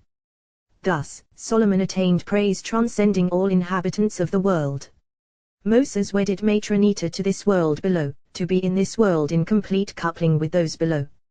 Solomon wedded Matronita in complete coupling above. He conducted the groom to the canopy first and then brought them both into this world, inviting them joyously into the temple that he built. Now, you might say, how could Moses bring Matronita alone into this world? This seems like separation. The blessed Holy One wedded her to Moses first, and she became the bride of Moses, as has been said. As soon as she joined with Moses, she descended to this world in a coupling of this world, and was established in this world as never before, and she never suffered separation. But there has never been anyone in the world, since the day that Adam was born, who could convey love and affection and conjugal words above except King Solomon, who first arranged coupling above and then invited them as one into the house that he prepared for them. Happy are David and Solomon, his son, who arranged coupling above, since the day that the blessed Holy One told the moon, "Go, diminish yourself." She has never joined the sun in complete coupling, except when King Solomon appeared. Shur Ha-Shirim, here are 5 rungs, to cling to the world that is coming. Shur, song of, 1 Ha-Shirim, songs, 2, making 3 Asher, which is, 4 Li Shlomo, Solomon's, 5. This is in the 5th, for the 50th day is mystery of Jubilee. Solomon could arrange coupling above only because coupling below existed previously. And what is that? Coupling of Moses. For without this coupling, the coupling above could not have been arranged. All is in supernal mystery for the wise of heart. It is written, he spoke 3,000 mashal, and his song was 1,005 kings. This verse has been established by the companions, but he spoke 3,000 shuli. Every single word that he uttered contained 3,000. For example, the book of, which abides in supernal mystery and is written in the form of mashal, an allegory, for it contains no verse without sublime wisdom, allegorically even its smallest verse. For when Rav Hamnuna the first reached this verse, rejoice, young man, in your youth, and let your heart cheer you in your youthful days, he would weep and say, surely, this verse is fitting, and is meant allegorically. Who can expound this allegory? If it bears some simple interpretation, then it contains only what we see with our eyes. And if it is wisdom, who can comprehend it? Immediately he went on to say, it is written, these are the generations of Jacob Joseph, 17 years old. This verse from is an allegory on the wisdom of this verse from the Torah. One is an allegory of the other. Rejoice, young man, in your youth, and he was a lad. And let your heart cheer you as tending the flock with his brothers. In your youthful days with the sons of Bilhah and the sons of Zilpah, his father's wives. And know that for all these and Joseph brought a bad report of them to their father, God will bring you to judgment. These are the generations of Jacob. Joseph is included in Jacob. Mysteries of secrets of Torah, who can comprehend them? This allegory expands into 3,000 allegories, all within this allegory. When Joseph is included in Jacob, 3,000 appear in Abraham, Isaac, and Jacob, for all of them are in this allegory in mystery of wisdom. Here, how many wandering donkey drivers there are with loads of secrecy, within them shield bearers for secrets of wisdom are countless. Vayishio, and his song was, 1,005 kings as they have established Vayishio, and its song was the song of each proverb. All is one, whether one says Vayishio, and his song was, namely Solomon's, or Vayishio, and its song was, namely the. All is one, and he uttered all. And his song was. Now, is 1,005. Certainly so 5 is gates and entrances opening in the king who possesses peace. These are 500 years of the tree of life, 50 years of jubilee. 1,000 the tree of life, groom emerging from its side, who inherits all those 5 to bring to the bride.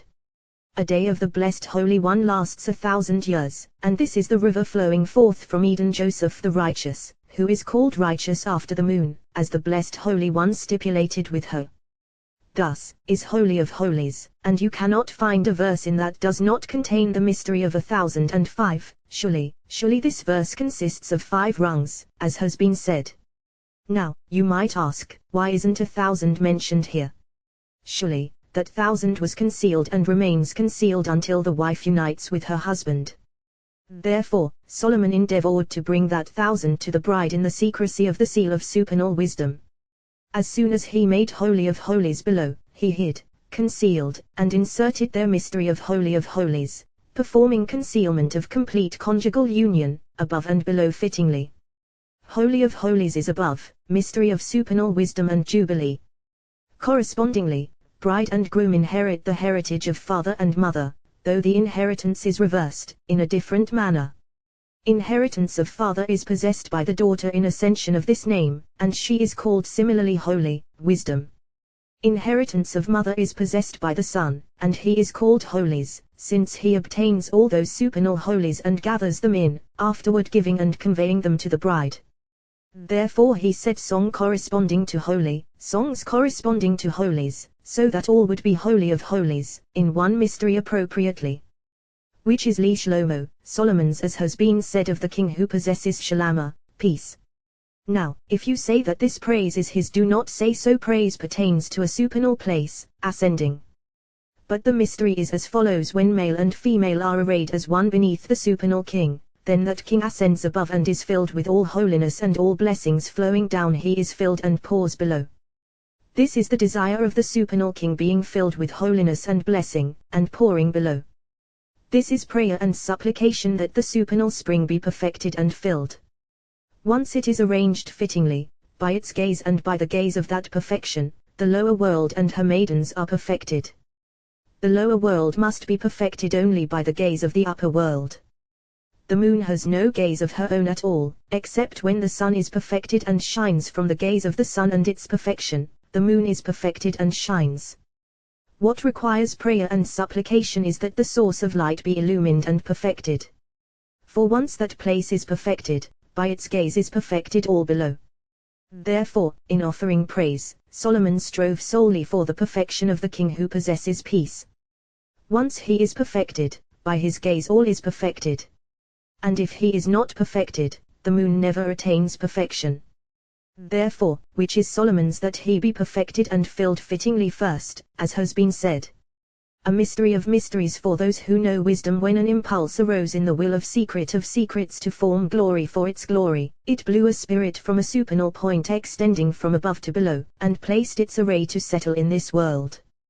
Why? Because without an essential root of this world, there would be no vessel to pour to this world at all. and without pouring to this world, it would immediately perish, unable to exist for even one moment. But since its array stems from this world, it is filled from one side to pour to this world, and from another side to pour to supernal angels. All are nourished by it as one. Perfection of array of this spirit of the righteous in this world. This spirit was perfected while Enoch, Jared, and Mahalalel were in the world. As the wicked of the world increased, they removed that perfection from it. Afterward, Noah came and perfected it. The generation of dispersion came, removing that perfection from it. Abraham came and perfected it. The people of Sodom came and removed it. Isaac came and perfected it. The Philistines and the wicked of that generation came and removed perfection from it. Jacob and his sons came perfect bed and perfected it. They left the Holy Land and went down to Egypt, and on account of them she lingered there. Since Israel reverted there to the actions of the Egyptians, that perfection was subdued and removed, until they went out of Egypt and came to make the dwelling. The Blessed Holy One said, "It is my desire to dwell among you, but I cannot until you restore that spirit of mine so that it dwells in your midst, as is written, have them make me a sanctuary, and I will dwell among them. This is the mystery of what is written, have them take me an offering." Moses said to the Blessed Holy One, "Who can take her and fashion her?" He replied, "Moses, not as you think, rather, from every man whose heart impels him, you shall take my offering by their aspiration and spirit, you shall all take her and perfect her." When Solomon came, he arrayed that spirit with perfection above. For ever since it was perfected below in the days of Moses, that perfection had never been removed from it until Solomon came. Once he came, he endeavored to perfect it above, beginning to enhance the gaze of the upper world, so that the lower world would be enhanced by that gaze. This is which is Solomon's.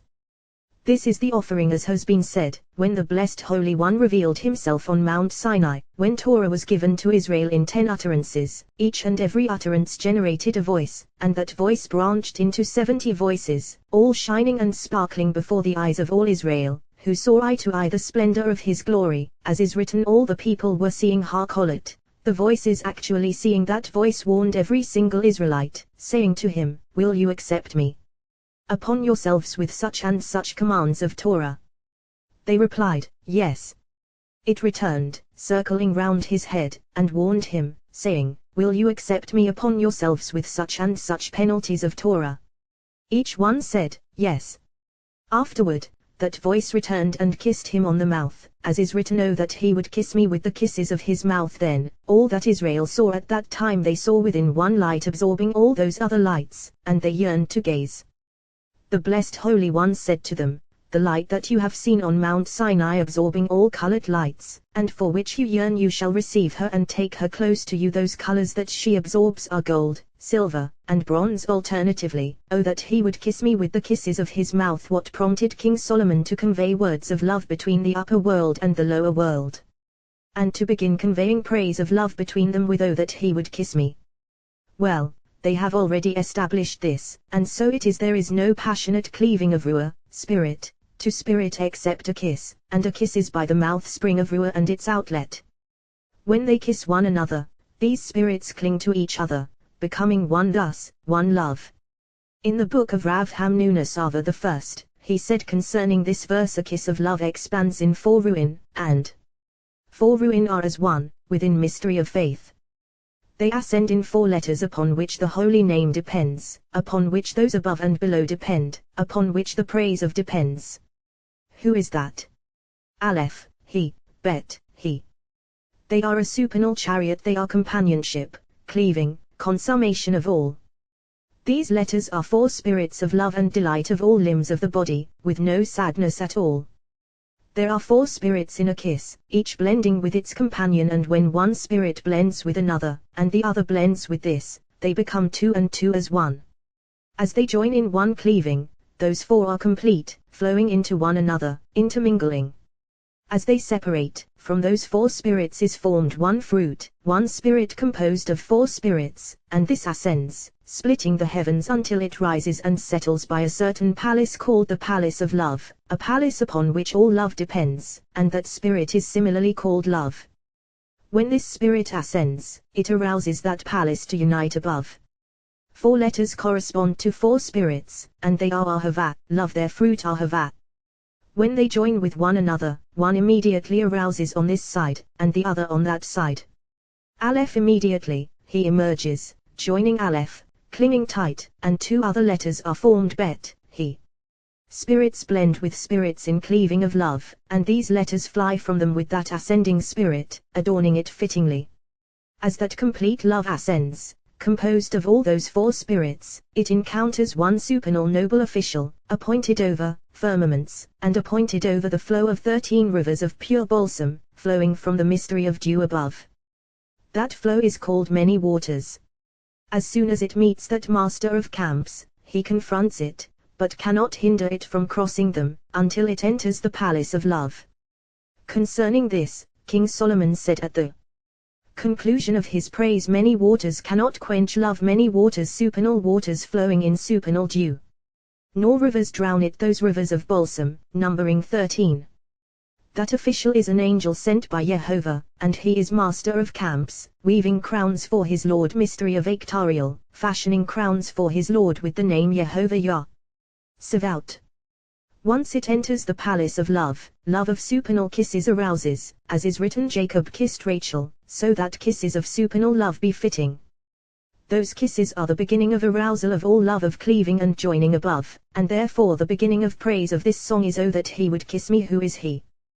The one concealed in supernal concealment." Now, you might say, concealed of all concealed kisses depend upon him, and he kisses below. Concealed of all concealed, there is no one who knows him, and he reveals of himself one tenuous radiance, sealed, not revealed except by one slender path extending from him. This is a radiance illumining all, arousal of all supernal mysteries. It is concealed, sometimes concealed and sometimes revealed, although not revealed at all, and arousal of arising of kisses depends upon it. Because it is concealed, praise begins in a concealed way. If they depend upon him, what is Jacob seeking here, since kisses depend on him? Well, certainly so, "Oh that he would kiss me, the one concealed above." By what?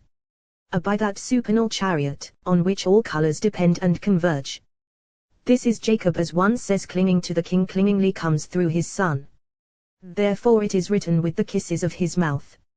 For your love is better, referring back to the sun, who illumines the moon with the radiance of those supernal lamps, absorbing light from all of them and illuminating the moon.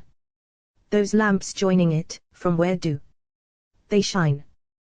The verse goes on to say, "Miyain, from wine, from that preserved wine, from that wine that is joy of all joys." Who is that? The wine giving delight and life to all living God, wine giving life and joy to all. Further, Miyain, from wine, from that name called Jehovah.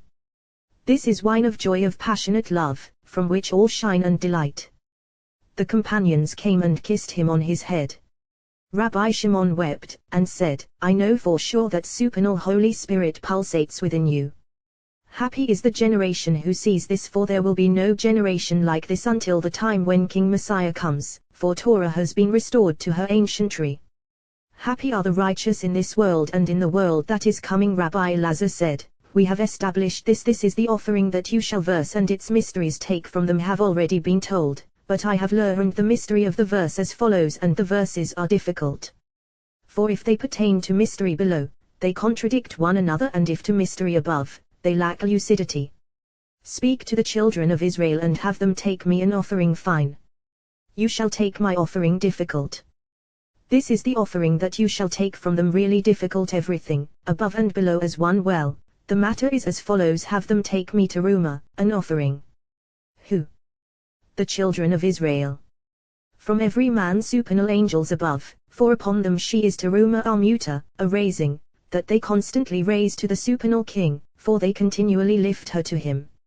And when Israel are worthy, they take her from them and bring her down below, as is written, from every man whose heart impels him.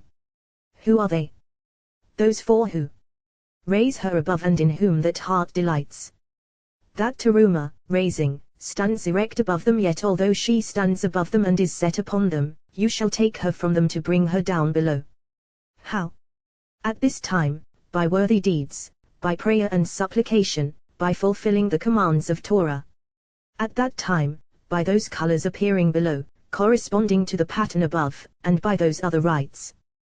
Those colors draw that are muter, raising, below, and colors below overwhelm those colors above. These colors draw supernal colors, those entering these becoming bodies for those. Therefore it is written that you shall take from them. Gold included in Gabriel. Gold above is taken by Gabriel, and 7 kinds of gold diverge from this below. Silver above, included in Michael below, one settling upon the other. And bronze above, emerging from gold, for gold and fire follow one mystery. Fire generates neos het, bronze, and from this power and potency fiery nishim, serpents, scatter issuing from fire.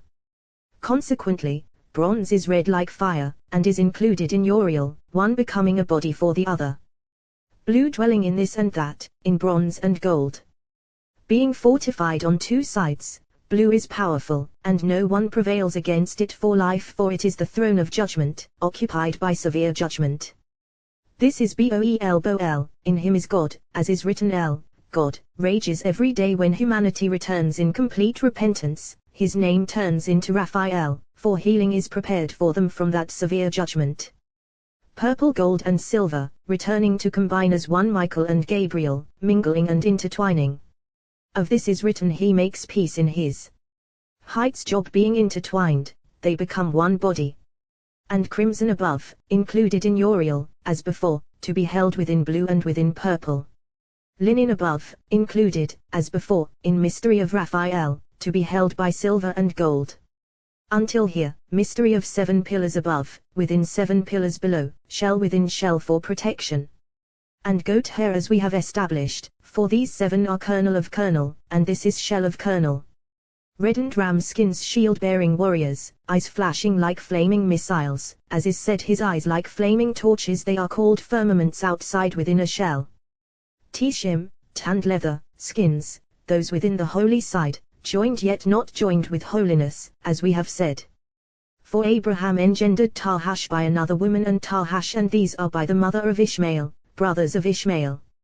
Just as there is a rung in Esau, so there is a rung in Ishmael.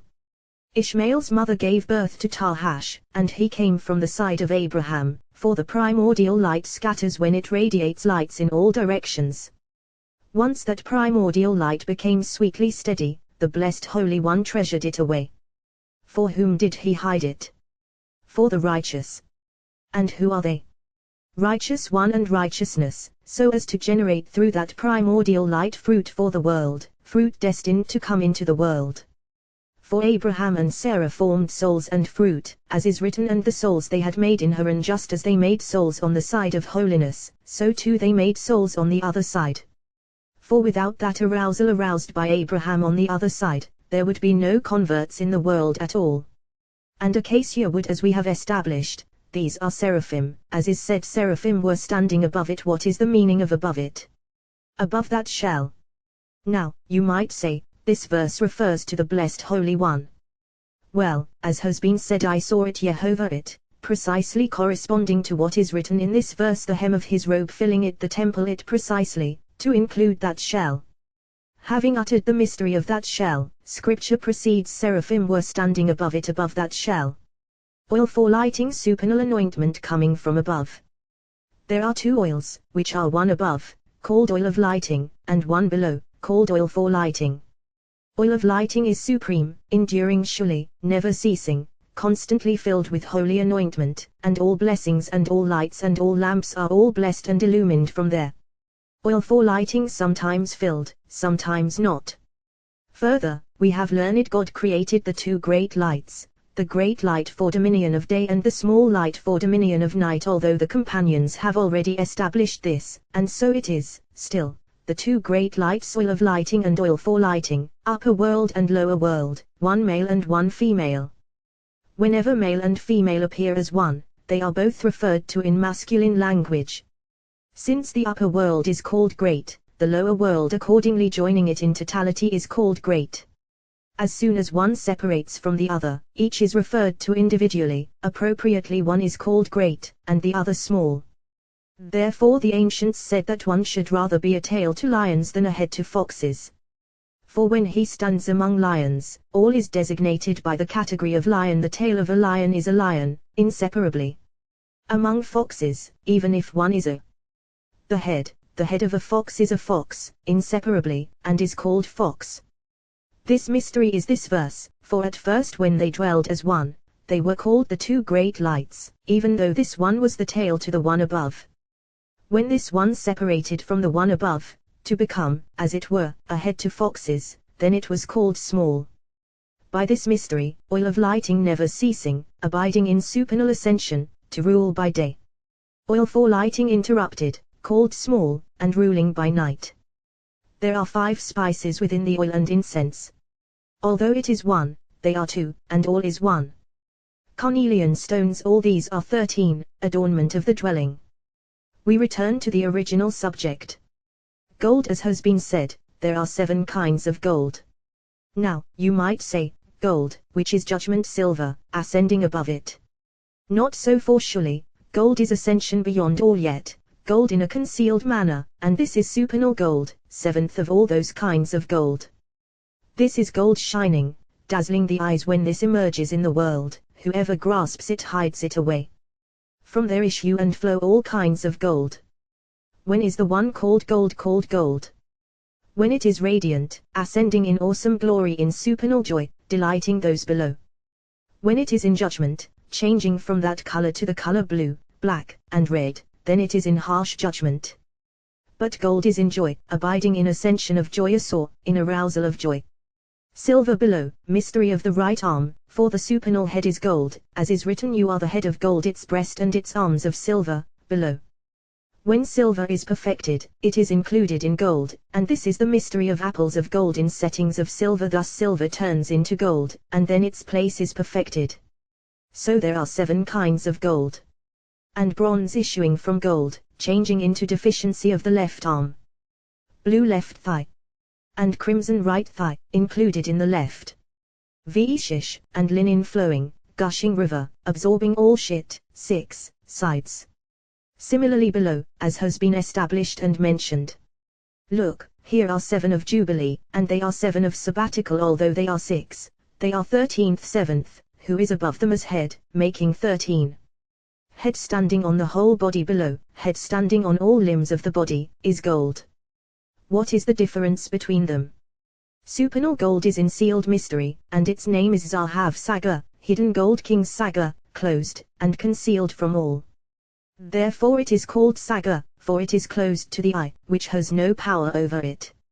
Lower gold is more revealed, and its name is greenish gold. This mystery has been established by the companions. Esther was greenish, color of an etrog, and all is one. This gold is a head in concealment, although it is revealed, relative to supernal gold, until it is drawn and settles upon the head of Gabriel, as we have established. Thus all is in supernal mystery, and that mystery is drawn below, all in a single manner. Rabbi Shimon said, throughout this entire you shall make a purging cover portion we find that the of pure gold workmanship is entrusted to Moses except in 2 cases. Concerning all of them it is written you shall make, while concerning the ark and the ephod it is written they shall make an ark of acacia wood, they shall make the ephod, and not you shall make. Why, concerning the ark, is it not written you shall make? Because the ark contains Moses inside, to be illumined by him, and others had to adorn and beautify it, so that it could appear before him. As for the ephod, it was not his nor for his service, and Moses was not supposed to perform his brother's ritual, for Moses is king, and Aaron the king's best man. Now, you might say, look at what is written, you shall clothe Aaron, you shall gird him, you shall set on him, you shall put on him. All this is Moses' ritual and Aaron's glory. Well, it is surely Moses' glory, for the Blessed Holy One wanted Aaron's ritual only through Moses, and Aaron could be sanctified only by Moses. In every respect, Aaron needed Moses, and all this is Moses' glory. You shall make a purging cover. In this portion is recorded the creation of heaven and earth and all their powers. For the Blessed Holy One commanded the dwelling to be fashioned on the pattern of the creation of heaven and earth, so that habitation below would resemble habitation above, joining each other like soul and body, all becoming one. It is written Bereshit, in the beginning, God created heaven and earth. We have already established this, But here is mystery of the purging cover in supernal intimation concatenation of Metatron, hidden treasure of the dwelling, raising the holy offering above and below. Barashit, created 6 supernal 6 hidden, concealed cover, coming into being from mystery of supernal secrecy. A spread extends, concealment illumining in radiance. Concealed within this cover, Metatron, linked below. Through awe of walking in truth on earth, he found the radiance that Adam lost, a radiance concealed in the Garden of Eden. It rose above and did not settle in its place, not being complete on all sides. Perfection below was lacking. Lost through the sin of Adam. Descending below, it was concealed in the trees of the garden, spreading there to all sides of the garden, until Enoch son of Jared was born. When he was born, he was located near the garden, and that radiance began to shine within him. He grew in holy anointment, and this sparkling radiance settled upon him. He entered the Garden of Eden and found there the tree of life and its boughs and fruit. He scented it and grew tranquil in the spirit of radiant life. Messengers, heavenly angels, came and taught him supernal wisdom. They gave him a book that had been hidden in the tree of life, and learning from it, he came to know the ways of the blessed Holy One and devoted himself to him, as is written, Enoch walked with God, until that radiance was perfected within him. Once the radiance was perfected below, it sought to ascend to its place and to manifest that perfection in the mystery of Enoch. One day he entered the Garden of Eden and was shown secrecies of the garden. He left that book, and all that he saw, outside it is concealed among the companions. Afterward the radiance clothed itself within that garment to be revealed above, to be an embarrassment to all those who had antagonized their Lord, insisting that the human being should not be created in the world. As is written, and he was no more, for God took him, and he was no more in this world, and he was no more as he was in this world. For God took him in another image, in which he is constantly a youth. This mystery we have already established. Enoch Lana, train the youth, according to his way to conduct all of the worlds. Even when he is old, he will not swerve from it, for it is constantly inside him, and he turns back into youth. For Enoch is interwoven in the image of the hidden world. He is within the throne of his Lord, carrying out missions in the worlds. When the world is under judgment, he emerges and is called Metatron, master over all supernal powers. The old man is a youth, entering from world to world, and wrath subsides. This image extended in the spreading of the cover, and in that spread 2 images formed, one male and one female, standing as 2 youths in passionate love, clinging to one another. This mystery is in the beginning God created spread of concealed cover. Heaven and earth 2 cherubim, standing in passionate cleaving. It is not written Shemaim V'Ares, but rather it to include 2 cherubim as one. This cover is spread within, in secrecy of the temple, and these 2 stand on 2 sides. Bereshit, in the beginning ascending above, its mystery descending below. As that mystery of Bereshit, in the beginning, ascends above, not inscribed with a mark, afterward a mark emerges, from which is formed a supernal cover, inscribed with 3 marks in the mystery of Yehovah Elohinu Yehovah our God Yehovah. From these 3 issue 3 others, and they are 6, namely Bereshit, created 6. This cover spread to the south and west, and generated 2 cherubim as one, male and female, who would be facing one another. South is Rosh, head, priest at the head, and it is male. West is female, single daughter. Abraham had a daughter, precisely thus in this mystery, Bereshit, in the beginning Bat, Rosh, Yod, daughter, head, Yod cover that is unknown until it spreads extensively, generating these 2, like this he. So, Bat Rosh, daughter of head, daughter of Abraham. Yod cover, to spread. The cover turns from west to north, spreading extensively, and a male is revealed, joined to the side of the cover, and a female concealed below, becoming a well of the north. This is the mystery of Bereshit, in the beginning Batish, daughter of fire. Yod, cover. Resh, extensive spread, and it appears as 1, not 2, since female is subdued below.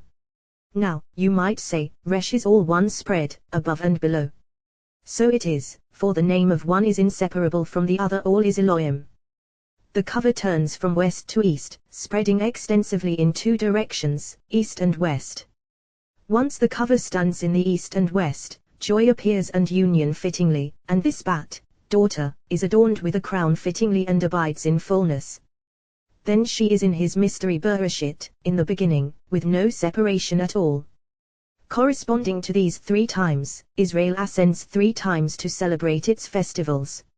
On Passah the cover turns to the south and west, and then that daughter abides in Abraham, and she is Bat Rosh, daughter of Head. There, Halil, but not complete Halil, for these 2 cherubim are not fittingly in perfection, and Ishmael emerges, accusing. From the day of Rosh Hashanah until the day of Sukkot, the cover turns from north to west. Then that daughter is subdued and abides in Isaac, and not in joy, and she is Bat-ish, daughter of fire. And they are not in perfection, so there is no Halil at all, for Esau emerges, accusing. On Sukkot this daughter ascends and is fulfilled by Isaac, and they join with one another. Then complete Halil for the subsiding of wrath, and companionship prevails. On Shavuot the cover turns to the east and west. Then, wholeness appears, and there is love and cleaving on all sides, joy of those above and below. Then, Torah of Yehovah is perfect, restoring the soul in these 3 times the cover turns in her directions fittingly. This cover spreads above, within that concealed point, in primordial radiance spreading afterward spreading in perfection, settling on the primordial spread. As the wings of the cherubim shelter this cover, so that it is shielded and not exposed kaporit, purging cover. Spelled kaporit. For when supernal radiance comes, those cherubim beat their wings, lifting them above, and they utter song out of the immensity of that radiant joy. Similarly below, and the cover turns. From those 3 and 1, the cherubim were on the right and left. On the right one settles a spirit of above from that side, and the left one, which was in the west by turning of the cover, stands by him on the left, and a spirit of the female settles upon him, and they cling to one another in the love of male and female.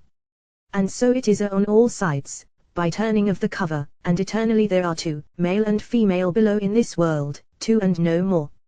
Now, you might say, above, since cleaving to the cover is unnecessary, how does the cover turn? Well, surely, through that turning, one cleaves to another, clinging to it constantly.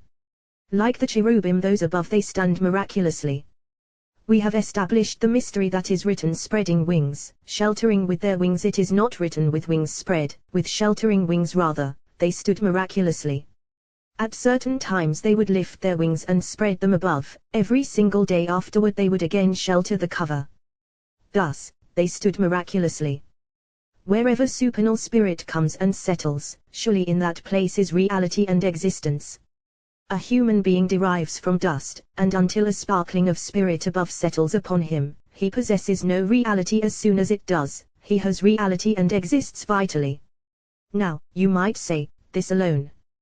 Well, from Aaron's staff, which was wood, with no reality at all. As soon as the Blessed Holy One infused it with a bit of spirit, it existed vitally and became a real creature.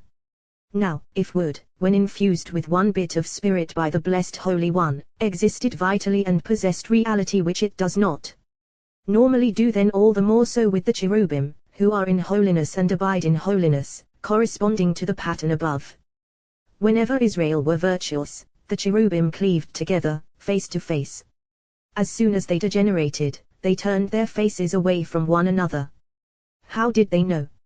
Here pillars of the world have differed but by sacrificial smoke, sacrifice on the altar, and the priest blessing the people. By these 3 they knew that the cherubim were turning their faces away from one another and that the Blessed Holy One wanted his children to return. Smoke of the sacrifice. When Israel were virtuous, the smoke rose straight above, in a wreath of straps, whether to the east or the west or all ends of the earth, it ascended straight. When it did not drift right or left, then favor prevailed above and below, and the Blessed Holy One delighted in the deeds of Israel in abounding love. By sacrifice on the altar. When Israel were worthy, in the fire on the altar appeared the image of a lion, consuming the sacrifice upon the altar. And when they were not worthy, they saw the image of a dog crouching on the altar. The priest blessing the people. As he raised his hands, when Israel were worthy and deserving of blessing, his hands stood erect with no effort at all, flung up in joy and fervor. Thus Shekinah settled upon them and they rose by themselves. Then the priest knew that Israel were deserving of blessing, and he blessed them with passion of the heart. And when his hands were heavy, and raised with great effort, and he could not lift them except by effort, then he knew that Shekinah had not settled upon his hands and Israel were not deserving of blessing. For when Shekinah would come to settle on his hands, all those fingers, in supernal image, would revel in joy to receive Shekinah upon themselves and fly to be erected above, just as the cherubim of this world rejoiced, and all the more so above, to receive Shekinah upon themselves. This is the mystery of Moses' hands grew heavy. Why? Because at that time Israel were not worthy, and Moses' hands grew heavy and he could not raise them, for it is written above, for the quarrel of the children of Israel, and for their testing Jehovah, saying, Is Jehovah among us or not? And then Amalek came, and Moses' hands grew heavy and he could not raise them, until he accepted punishment, as is written, so they took a stone and placed it beneath him. When Moses would raise his hand, Israel prevailed. When he would let down his hand, Amalek prevailed. Similarly, the tablets of stone, and similarly, the priest. So the cherubim, when Israel were worthy, were face to face, clinging to one another, and when they were not worthy, they would turn their faces away from each other. By these mysteries, they knew if Israel were worthy or not. Cherubim, Ravian, children, all abiding in one mystery, as is written, when Israel was a youth, I loved him. Hosea. Therefore, all abide in renewal of the moon, just as this is renewed, so with all. Because of youth, they are youths. This is the mystery of a wife of Nerim, youth, standing upon two Nerim, youths, in supernal renewal. Cherubim, large face and small face. Certainly so, hidden face above, unrevealed, on account of which is renewal of the moon and her fullness. Small face below, as we have established with the cover, abiding in one mystery above and below. It ha Shemaim v it ha Ores, heaven and earth mystery of two cherubim, one male and one female, to be clinging to one another in love, as has been said, it, including above and below as one, so that mystery of cherubim be entirely one whole. It is written, serve Jehovah in joy, joy of two cherubim. For Ravian, children, whoever remains among them, his face turns back into that of a child and he delights with them. The mystery is, as soon as the one settling settles upon them, he turns back into a youth in total joy and desire. Although he comes in judgment upon the world, once he settles upon them, he turns joyous, a youth bound with joy, and the world turns back to compassion. Whoever is angry, a child should be brought to him, and immediately anger will subside and he will turn joyful and make himself like a child. Then all is joyous, based on the mystery of this secret. Israel was a youth, I loved him. Hosea. There is no love or affection except for a child. It is written, Joshua son of Nun, a youth, would not depart, he would stand within the dwelling of Moses, since that tent was the tent of Moses, and when Shekinah came, Joshua, a youth, was present there, and he immediately became joyous and enraptured. Joshua was entirely the face of the moon, in all its mysteries. Once the dwelling was constructed, Joshua did not have to be there. Instead, the cherubim were there, in love with one another, face to face, like children in joy. As soon as she settled upon them, immediately all was in joy and judgment was nowhere to be found. Thus, the Blessed Holy One wants the people of Israel to manifest action below, arousing love and eliminating judgment, so that it will not rule over them at all and they will be constantly with Him in joy. Happy are they in this world and in the world that is coming. It is written, the youth Samuel was serving Jehovah. Samuel, though it is written youth, it is also written, and Samuel among those who call on his name, and we have learned Samuel was equivalent to Moses and Aaron. If he is equivalent to Moses and Aaron, then why is it written youth? They are many rungs removed, and he did not reach even the lowest rung of Moses, much less become equivalent to both of them. Rather, this verse is as follows: Moses and Aaron among his priests, and Samuel among those who call on his name. Moses is faithful prophet, superior to all other prophets. Aaron among his priests, a priest superior to all priests of the world. There was no high priest who attained as lofty a rung as Aaron. Aaron attained priesthood and prophecy, prophet and priest, unlike any other priest. Now, you might say, but Zechariah was priest and prophet. Well, that state of prophecy was temporary, as is written, the Spirit of God clothed Zechariah. Chronicles.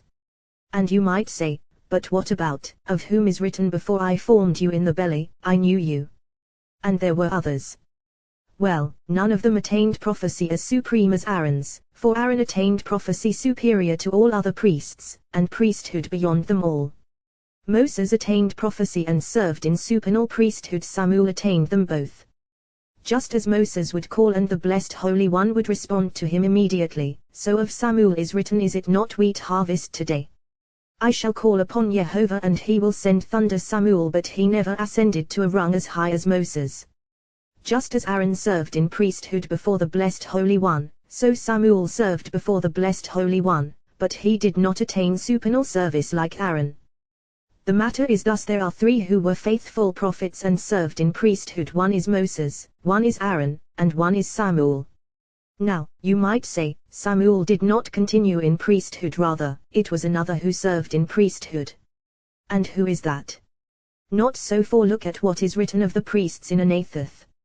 He was of the priests, but he did not serve, and Samuel served in the days of Eli, and Moses one time, all those 7 days of installation. Samuel attained youth, as is written, the youth Samuel was serving Samuel, and because he stands on this rung, he is surely like Moses and Aaron.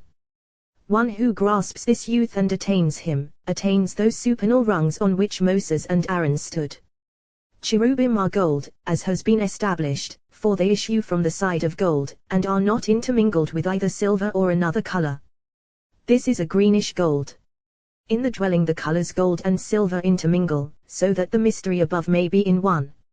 Further, bronze, to be with them, moving between them all sides, so that perfection of all may be as one, as is written, gold, silver, and bronze alternatively, gold, gold turning into silver, and silver to gold, all combined as one, in one place. Turning into 3 colors when joy within judgment is required, gold when compassion is required, silver when severity of judgment is required, bronze.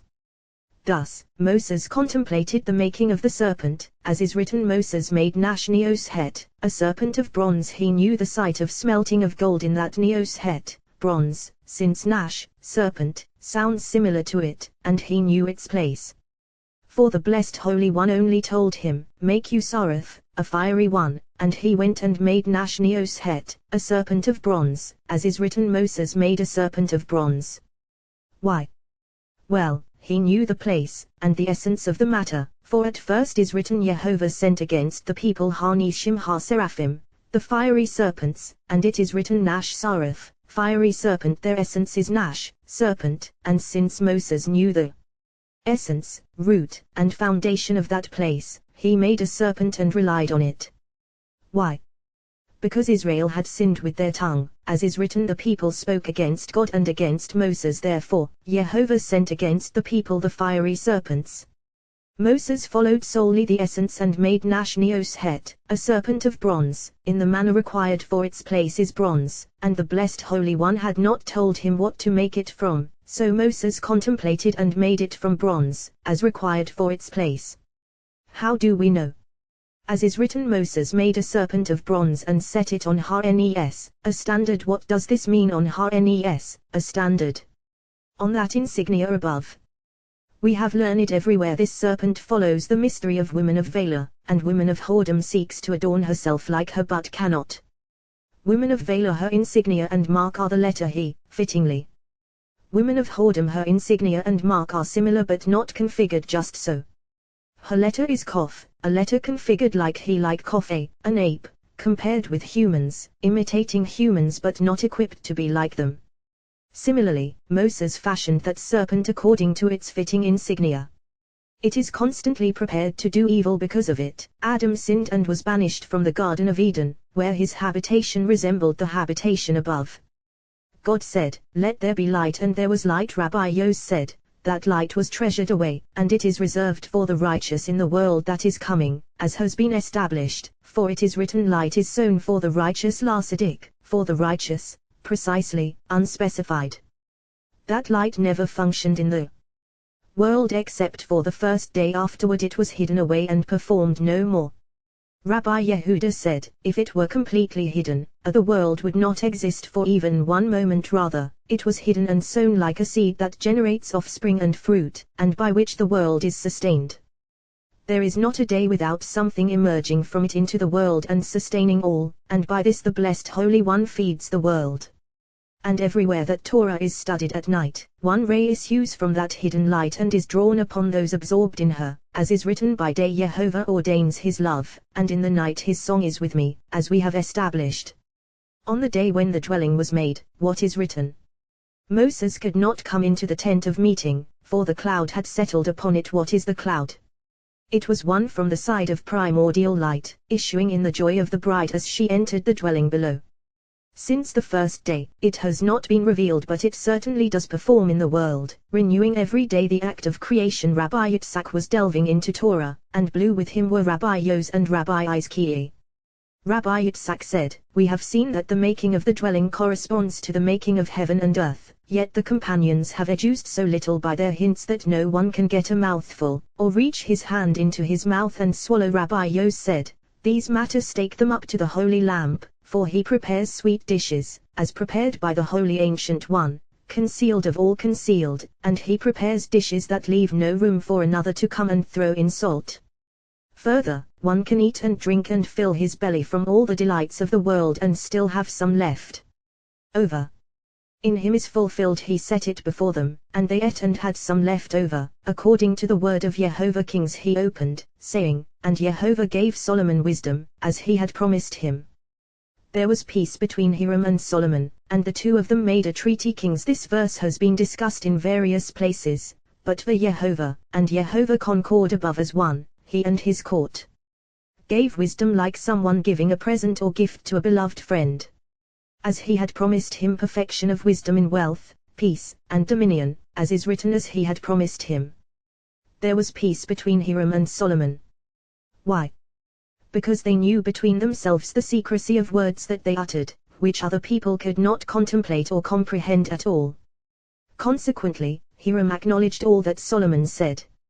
King Solomon reflected and saw that even in that generation, more perfect than all generations, it was not the will of the supernal king that so much wisdom should be revealed by him. Torah, originally sealed, was revealed. He opened doors. Yet even though he opened, they are closed, except for the wise who are worthy and stammer in them, unable to open their mouths. As for this generation, in which Rabbi Shimon dwells, it is the wish of the blessed Holy One, for the sake of Rabbi Shimon, that concealed matters should be revealed by him.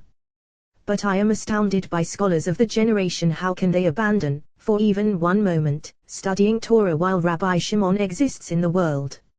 Nevertheless, in this generation, wisdom will not be forgotten from the world. Woe when he departs, and the wise diminish and wisdom is forgotten from the world.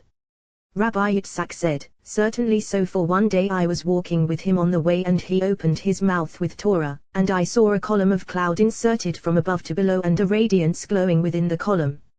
I was terribly frightened, and I said, Happy is the person to whom such things happen in this world." What is written of Moses? All the people would see the column of cloud standing at the entrance of the tent, and all the people would rise and bow down, each at the entrance of his tent. This was fitting for Moses, faithful prophet, supreme over all inhabitants of the world, and for that generation, who received the Torah at Mount Sinai and saw so many miracles and mighty acts in Egypt and at the sea. But here in this generation, the supreme merit of Rabbi Shimon causes miracles to be manifested through him. Blue. Rabbi Yitzhak said, "Blue is from that fish of the sea of Giasah, which is in the share of Zebulun." This color was needed for the making of the dwelling, so that this color could be manifested. He opened, saying, "Let there be a firmament in the midst of the waters, and let it divide water from water." This firmament was created on the second day, for this act is from the left side, and on the second day, which is the left side, hell was created, issuing from smelting of fire of the left. On that day emerged the color blue, which is the throne of judgment. This day took water deriving from the right side, and that water from the right side was revealed only on the second day. On its own day, water was not revealed, rather, it was exchanged, for one was comprised in the other, and one perfumed with the other. The light of the first day is the first radiance of all 6 lights. This light was on the side of fire, as is written, "The light of Israel will be fire," and that light of Israel was from the right side, yet comprised within fire. The first of those 6 days is water, but it did not perform the action of water, rather the action of light, which is from the side of fire, which is the second day, to demonstrate that the Blessed Holy One created the world only upon peace, and all followed the way of peace. Whatever the first day did, it did on the side of its companion. The second day, on the side of the first day, fashioned that artistry and performed, for each one performed the act of its companion to show that they had intermingled. The third day was on the side of both of them and imbued with purple. Consequently it is written that it was good, concerning the third day.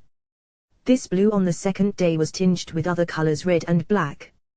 Blue-red comes to it from the second day itself, corresponding to the color of fire, and this is Elohim. It inherits the color gold, for all is one color. Blue emerges from that color red.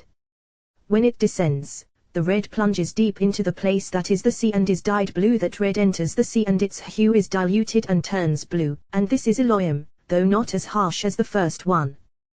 Black, this color emerges from the smelting of red, when it is weakened and melted below through the smelting of filth. It descends below, and from that filth issues a red, from intense filth, and out of intense filth it turns into black, all smelted from that primordial red. All this was created on the second, and this is called other gods. This black is so dark that its color cannot seen from within the darkness. The holy lamp said as follows: this dark black color, where was it imbued? Well, when that red was smelted within blue and colors intermingled, a smelting of filth melted into the depths, out of which formed mire and mud, as is said, its waters cast up mire and mud. From that clay of the depths emerged the darkness that is black, and not black but utterly dark, as is written. And darkness over the face of the deep. Why is it called darkness? Because its color is dark and it darkens the faces of creatures. This is red and black, and therefore of the second day it is not written that it was good. Now, you might say, but it is written, look, it was very good. This is the angel of death. Yet here you say that on account of him it is not said that it was good. Well, here is mystery of mysteries. For surely the angel of death is very good. Why so? Because all inhabitants of the world know that they will die and return to dust, and there are many who turn back to their Lord due to this fear, and fear to sin before him. Many fear the king because the lash dangles in front of them. How good is that lash for people, making them fine and true, fittingly improved in their ways. Therefore, look, it was very good, very, indeed a mystery of mysteries that I learned from the holy lamp. Look, it was good. This is the angel of life. Very, this is the angel of death, who is more. Why? Well, when the Blessed Holy One created the world, all was prepared before the arrival of Adam, who was king of this world. When Adam was created, he fashioned him perfectly for the true way, as is written, God made Adam, the human being, upright, but they have sought many schemes. He made him upright, but afterward he degenerated and was banished from the Garden of Eden. The Garden of Eden is on earth, planted among those plants that the Blessed Holy One planted, as is said, Jehovah Elohim planted a garden in Eden. To the east he planted it with the complete name, corresponding to the sublime pattern above, and all supernal images are embroidered and formed in this Garden of Eden below. There stand the cherubim, not carved by human carving in gold or another material, but rather all lights of above. Carved and formed in embroidered form, artistry of the complete name of the Blessed Holy One. All are engraved there, all images and forms of this world are all formed there, carved and engraved there, all corresponding to this world. This place is the abode of holy spirits, whether those who have come to this world or those who have not come to this world and those about to come to this world. All those spirits are clothed in garments and bodies and faces similar to this world, and there they gaze upon the radiant glory of their Lord until they come to this world. When they emerge from there to come to this world, those spirits strip themselves of that body and garment, and clothe themselves in a body and garment of this world. They make their home in this world in the garment of this body, which is from a putrid drop. When his time comes to go and depart from this world, he does not depart until that angel of death strips him of the garment of this body. Once that spirit has been stripped of that body by the hand of the angel of death, he goes and clothes himself in that other body in the Garden of Eden. The spirit has no joy except in that body there, and he rejoices over being stripped of the body of this world and being clothed in another, perfect garment, similar to this world. In it he dwells and moves and contemplates to know supernal mysteries, which he could not know or contemplate in this world in this body. When the soul clothes herself in the garment of that world, how great her bliss, how many her delights there who caused this body to be donned by the Spirit. You must admit, the one who stripped it of these garments. The blessed Holy One renders kindness to creatures and does not strip a person of these garments until he has prepared for him other garments, finer and more precious than these. Except for the wicked of the world who have not returned to their Lord in complete repentance, for naked they came into this world and naked they will return there. Such a soul moves in shame among the others, since she has no garments at all, and she is punished in earthly hell by the fire above. Some of them squeal and rise. Who are they? The wicked who intended teshuvah in their hearts, but died without being able to do it. These are punished there in hell and afterward twitter and rise. See how great is the compassion of the blessed Holy One for his creatures, for even if he is extremely wicked, and contemplates teshuvah but cannot do it and dies, he surely receives punishment for having left without teshuvah, but afterward that desire he felt to perform teshuvah does not depart from the presence of the supernal King, and the blessed Holy One prepares a place for that wicked one in the abode of Sheol, and there he chirps teshuvah. For that desire descends from before the blessed Holy One and breaks all the beams of the gates of the divisions of hell and reaches the place where that wicked one lies. It knocks him, arousing in him that desire as before, and then that soul twitters and rises from the abode of Sheol. There is no good intention that is lost in the presence of the Holy King. Therefore, happy is one who conceives good thoughts toward his Lord, for even if he cannot actualize them, the blessed Holy One esteems his intention as if he had fulfilled it. This is for good but a thought for evil, no except for the thought of idolatry, as the companions have established. Those who have not considered teshuvah descend to Sheol and do not rise for generation after generation. Of them is written as a cloud fades and vanishes, so whoever descends to Sheol rises no more. Job of the former is written Jehovah deals death and grants life, brings down to Sheol and raises up. Samuel Rabbi Yehuda said, the judgment of the punishments of hell, we have learned, is to chastise the wicked there. Why are they punished by the fire of hell? Well, hell is a fire burning day and night, just as the wicked are inflamed by the fire of evil impulse to transgress the words of Torah. By every single excitement with which they are inflamed by the evil impulse, so is hell kindled. One time, the evil impulse disappeared from the world because it had been inserted in an iron signet ring in the hollow of the great abyss. All that time the fire of hell was extinguished and did not burn at all. The evil impulse returned to its place, and the wicked of the world began to be inflamed by it, and the fire of hell was rekindled. For hell is only kindled by the intense heat of the evil impulse of the wicked, and by that heat, hell burns day and night, never subsiding. Hell has 7 entrances, and 7 habitations are there. There are 7 types of wicked people: evil, worthless, sinner, wicked, corrupter, scoffer, arrogant. Corresponding to all of them are the habitations of hell, every single one fittingly and according to the level at which he sinned, he is given a habitation in hell. In every single habitation there is an angel appointed over that place under Duma, and countless thousands and myriads with him who punish the wicked, each and every one as he deserves in the habitation where he is. The fire of hell reaches below from the fire of hell above. Reaching this hell below, it burns with the arousal of heat of the wicked who inflame themselves by the evil impulse, and all those habitations blaze there.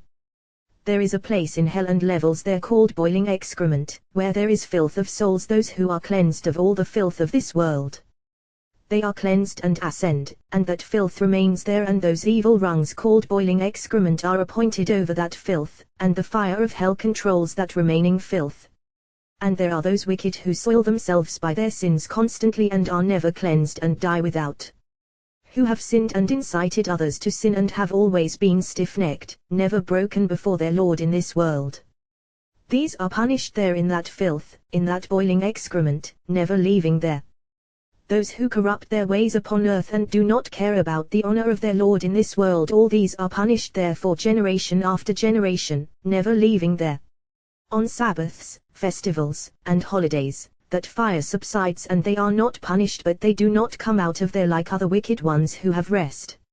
All those who desecrate Sabbaths and holidays, not caring at all about the honor of their Lord, so as to observe them, but rather desecrating them publicly, just as they did not observe Sabbaths and holidays in this world, so it is they do not observe them in that world, and they have no rest. Rabbi Yos said, do not say so, rather, they observe Sabbath there against their will.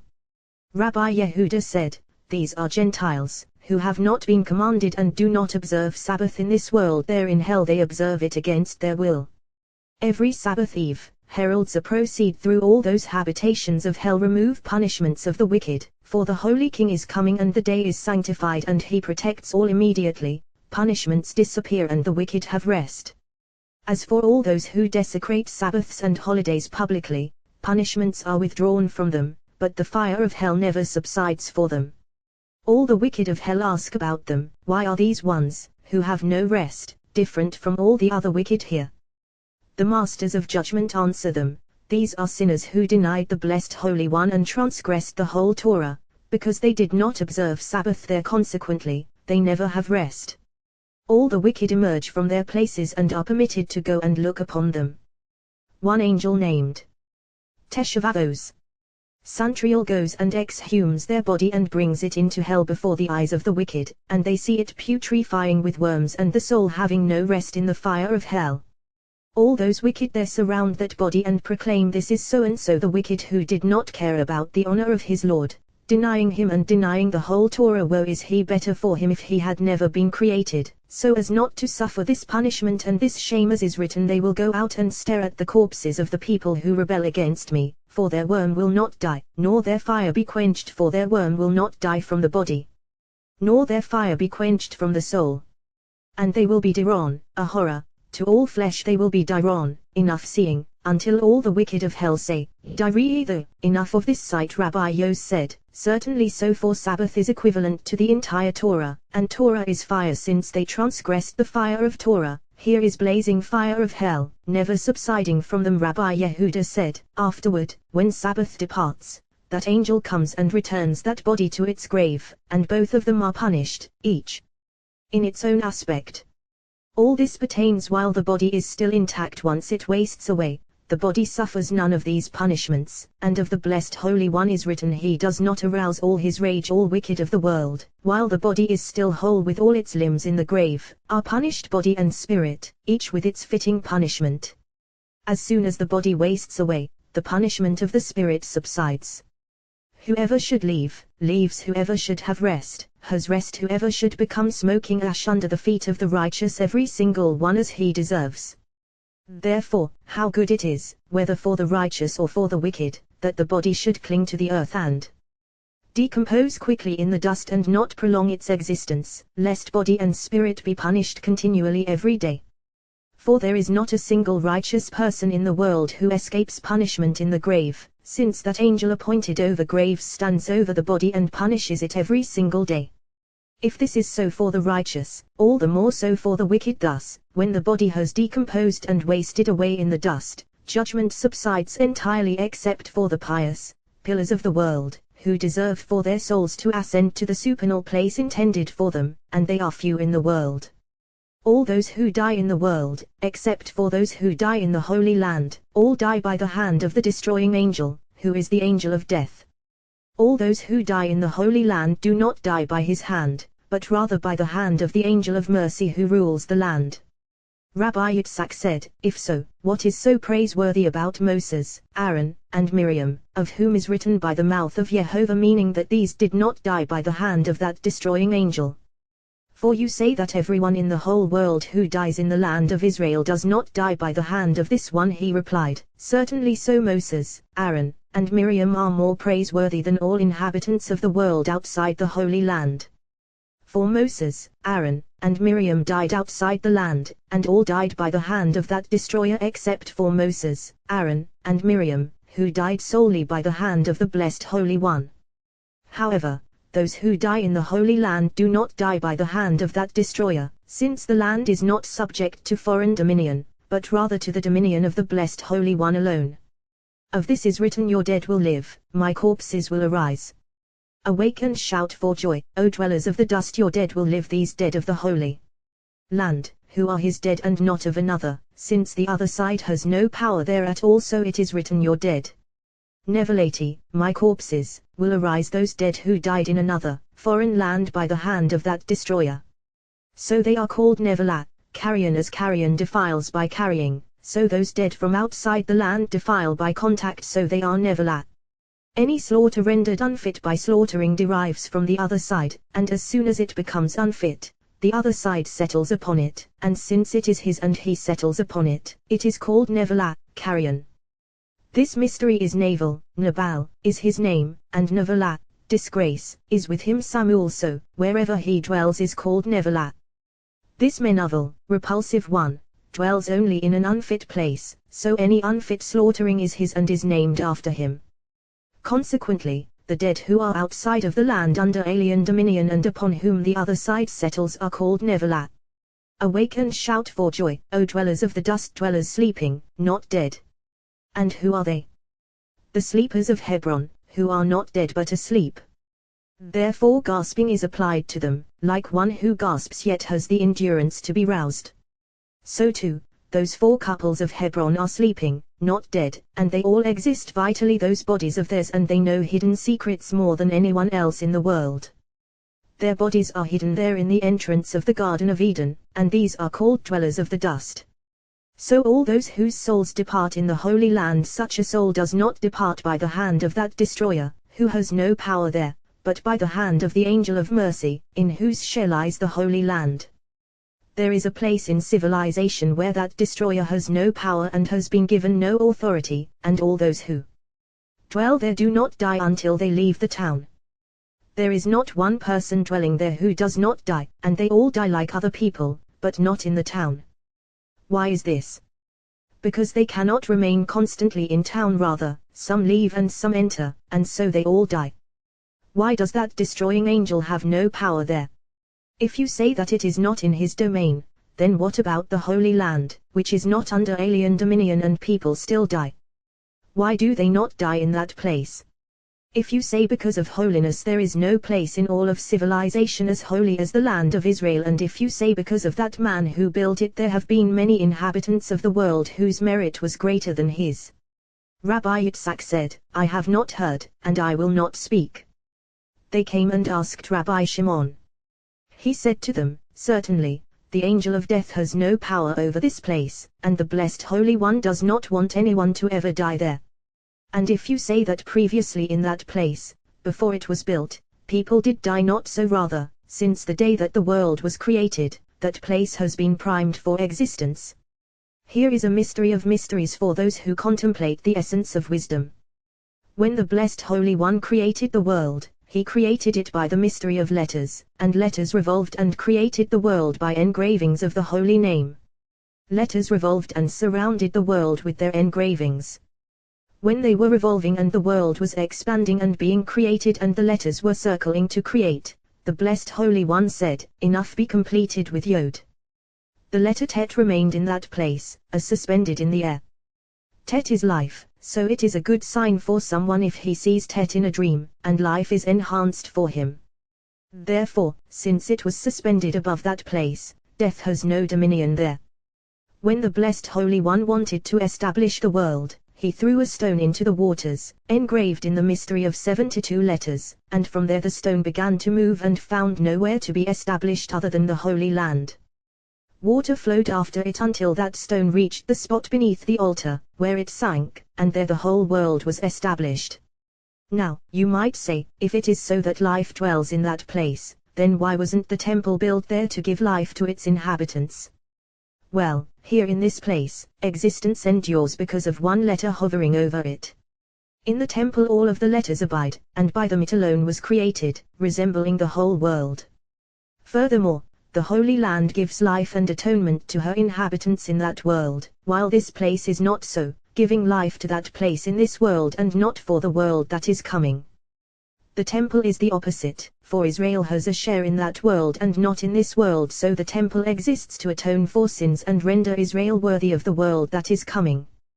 Tet is radiance of life everywhere, and therefore the verse Kitov, that it was good, inaugurates it, as is written, God saw the light, Kitov, that it was good from this letter the angel of destruction flees. Do not say flees, but rather, that he has been given no authority there.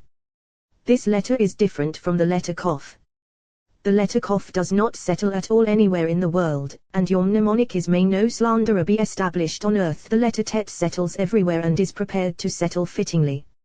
Therefore, wherever the letter Tet appears, there is no room there for the letter Kof to settle. Consequently, in this place the other side has no power at all, and it gives life of this world to those dwelling under this letter, but he should not go outside, and once he does go outside, the other side is empowered to dominate him. As this letter dominates this place, so another letter dominates the place of hell. And who is it? The letter Kof.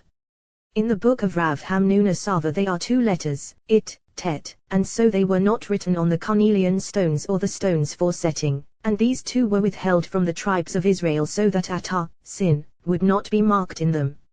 At the site of the temple, all letters of the alphabet hang in engraved mysteries of holy names, bound and embroidered on it.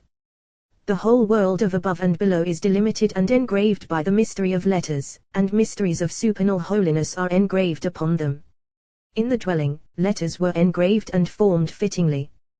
Bezalel knew how to combine the letters by which heaven and earth were created, and upon this wisdom the dwelling was built by him, and he was selected from the whole world.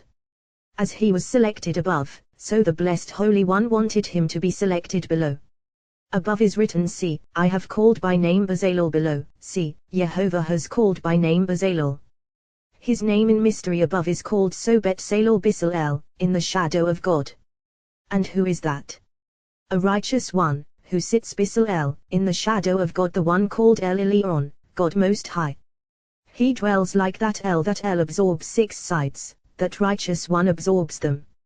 So too, that El illumines above. This righteous one illumines below. That El is totality of all those 6 sides, this righteous one is totality of all those 6 sides. Son of Uri, Uri son of primordial or light, made by the blessed Holy One in the act of creation. Son of Yor, Ha son of total you, freedom. Alternatively, son of Ur son of Iva, white, of all colors. And this one was designated for the tribe of Judah, all fittingly. All colors bode well in a dream, as has been said, except blue, since it is a throne for rendering the judgment of souls. This rung is one, but when it engages in capital cases, it is the color blue, as we have already established. When a person sees this color, he is reminded to enact the commands of his Lord, as with the serpent when they saw it, they felt the awe of the blessed Holy One and guarded themselves, and when that awe of the blessed Holy One came upon them, they were immediately healed. Who caused this? That serpent, that lash upon which they gazed. So too, blue you will see it and remember all of Jehovah's commandments out of awe for him. Consequently, blue Rabbi Yitzhak said, concerning what my master has said, blue is the throne of judgment, and when she assumes this color, she is a throne to adjudicate capital cases. When is she compassionate? He replied, when the cherubim turn their faces toward one another and gaze face to face. Once those cherubim gaze face to face, all colors are enhanced and the color blue turns into another color, turning white-green like the color gold. So, by the changing of colors, she changes from judgment to compassion and from compassion to judgment, all by the changing of colors. As Israel arranges herself before the blessed Holy One, so all exists and is arranged. Therefore it is written, Israel, in whom I glory, in those colors whose whole beauty is included in one another.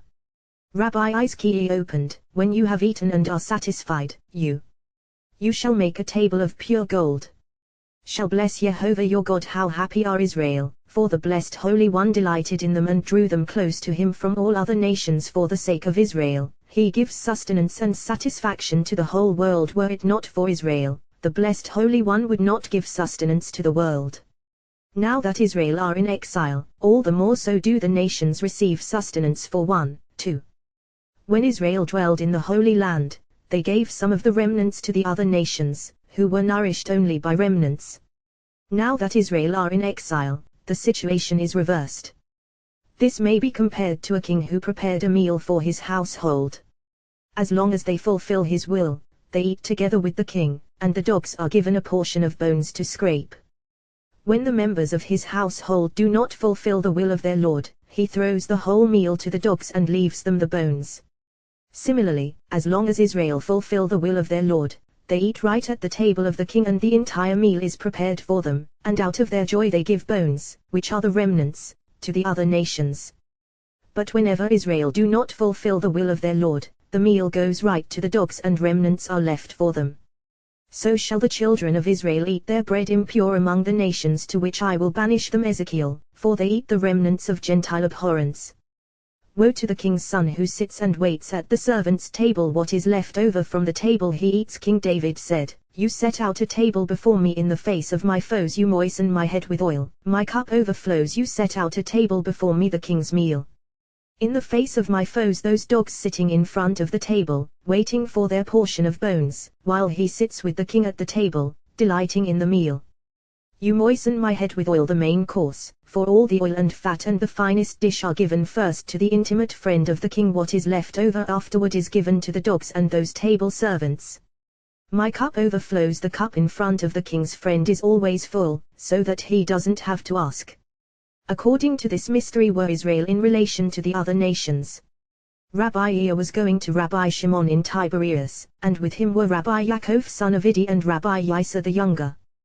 While they were going, Rabbi Yisa said to Rabbi Ea, It is surprising what is written, but to the sons of Barzillai the Gileadites show kindness, and let them be among those who eat at your table. Kings, if so, all the faithful kindness was for them to eat at his table and nothing more, from his saying here, and let them be among those who eat at your table. Furthermore, it does not befit the honor of the king for another person to eat at his table. The king should be alone, with all his ministers around him, below him. Rabbi Ea said, I have heard nothing about this, and I will not speak. He said to Rabbi Yaakov, Have you heard anything about this? He replied, You who suck every day from the honey of supernal oil have not heard, how much the less have I. He said to Rabbi Yisa, And have you heard anything about this? He replied, Even though I am a boy, and have come to you only recently, and was unworthy previously, I have heard. He opened, saying, Who gives food to all flesh, for his love is forever. What prompted David to mark the conclusion of the great Hallel with this verse? Well, there are three rulers above, through whom the blessed Holy One is known, and they are his precious mystery: the brain, the heart, and the liver.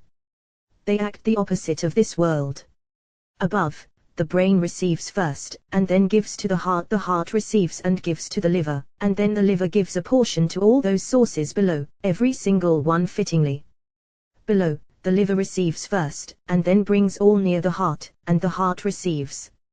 Once it has received and been invigorated, from the very vigor and delight that it received, it gives to the brain, stimulating it. Then, the liver resumes distributing to all sources of the body. On a human fast day, one stimulates above in that very same manner, while on a day of satiation, not so. On a fast day a person offers food and drink to the supernal liver. What does he offer? His fat, his blood, and his will. The liver receives all willingly. Once all is nearby, it takes and offers all to the heart, who reigns over it. Once the heart receives and is invigorated by this desire, it offers all to the brain, supreme ruler over the whole body. Then the liver resumes distributing portions to all those sources and limbs below. At another time, when the brain receives first and then gives to the heart, and the heart gives to the liver, and the liver gives to all those sources below, then when it wishes to distribute nourishment to this world, first it gives to the heart, who is the king on earth, and the king's table is stimulated first before all other inhabitants of the world. Happy is he who is counted among those at the king's table, for he is recognized to be favored with that bounty from above. Consequently, the faithful kindness that David showed to the sons of Barzillai, as is written, let them be among those who eat at your table. Now, you might say, someone other than the king eats at the king's table. However, the king eats first, and then all the people and those who eat along with the king, while he is eating, are the most beloved to him of all and are designated as members of the king's table. Now, you might say, but look at what is written, at the king's table he would always eat Samuel, because all the food came from it. No other reckoning was made but at the king's table, since his food and sustenance came from there.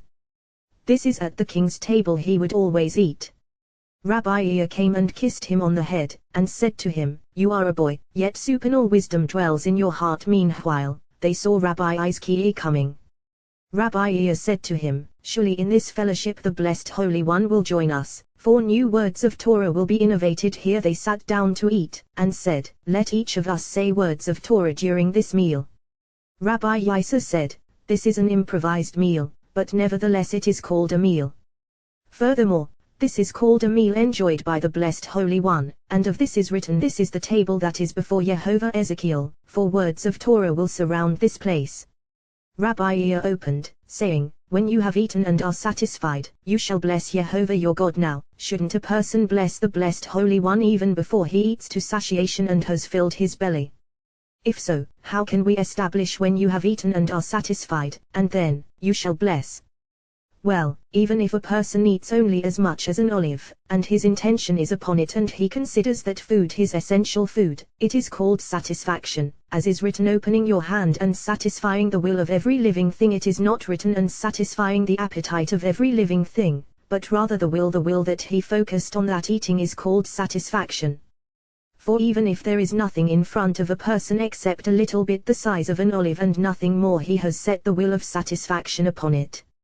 Therefore, and satisfying the will of every living thing, it is written, will and not appetite. Consequently, you shall bless. Surely a person is obligated to bless the Blessed Holy One, in order to give joy above. Rabbi Izkiah opened with this verse after him, saying, "When you have eaten and are satisfied, you shall bless Yehovah your God." From here we learn that a drunkard is permitted to recite grace after meals, which is not so with prayer. With prayer this is not so, for fine prayer is without eating. Why? Because prayer ascends above a place where there is neither eating nor drinking. Concerning this we have learned in the world that is coming, there is neither eating nor drinking, whereas in other rungs below, there is. In grace after meals appears another aspect, and that blessing is fine, situated in satisfaction. For grace after meals is in a place of eating and drinking, from which nourishment issues below, and therefore one must display before it satisfaction and joy. In the place of prayer, not so, for it ascends further, above, and therefore a drunkard should not offer prayer. In grace after meals, a drunkard is permitted to offer blessing, as implied by the verse, "When you have eaten and are satisfied, you shall bless Yehovah your God." When you have eating, and are satisfied drinking, for satisfaction is with wine, being intoxicated with wine is satisfaction, and this is a drunkard. And it is written, "You shall bless it." Precisely this implies that grace after meals requires satisfaction and joy. For the good land, what is tova, good? Satisfaction, as is said, "We were sated with food and we were tovim." Well, therefore, joy and satisfaction are required. Rabbi Yisa opened, "You shall make a table of acacia wood." This table stands in the dwelling. Why? Because from it issues nourishment to the whole world. This table must not be empty for even one moment, but rather have food upon it, for blessing does not appear upon an empty place. Therefore, bread must be upon it constantly, so that supernal blessing will be constantly present, and from that table issue blessings and food to all other tables of the world, which are blessed through it. Every person's table must always remain before him when he blesses the Blessed Holy One, so that blessing from above will settle upon it, and it should not appear empty, for blessings from above do not settle in an empty place, as is written, "What do you have in the house, kings?" as the companions have established. Of a table at which words of Torah have not been spoken, it is written, "Surely all tables are full of filthy vomit, without a space, and it is forbidden to bless at such a table." Why? Because there is a table, and then there is a table set before the Blessed Holy One above, standing ready constantly to be arranged with words of Torah and absorb the letters of words of Torah. It gathers them in, embracing all of them within, and by them it is perfected and delighted. Of this table is written, "This is the table that is before Yehovah Ezekiel," before Yehovah, not from before Yehovah. There is another table, which has no share in Torah and has no share in the holiness of Torah, and that table is called filthy vomit, and this is without a Makam, the omnipresent, for it has no share in the side of holiness at all. Therefore, a table at which words of Torah have not been spoken is a table of filthy vomit, a table of a false god. That table has no share in the mystery of the supernal God. A table at which words of Torah have been spoken is taken by the Blessed Holy One and made into his share. Furthermore, Surya, the appointed prince, takes all those words and places an image of that table before the Blessed Holy One, and all those words of Torah spoken at it ascend upon that table, and it is arranged before the Holy King, as implied by what is written, this is the table that is before Jehovah. Ezekiel, arranged before the Blessed Holy One. A person's table is capable of purifying him of all his sins. Happy is he who has these two things present on his table, words of Torah and a portion for the poor. From that table, when the table is removed from before him, two supernal angels appear there, one on the right and one on the left. One says, "This is the table of the Holy King, which so-and-so has set before him.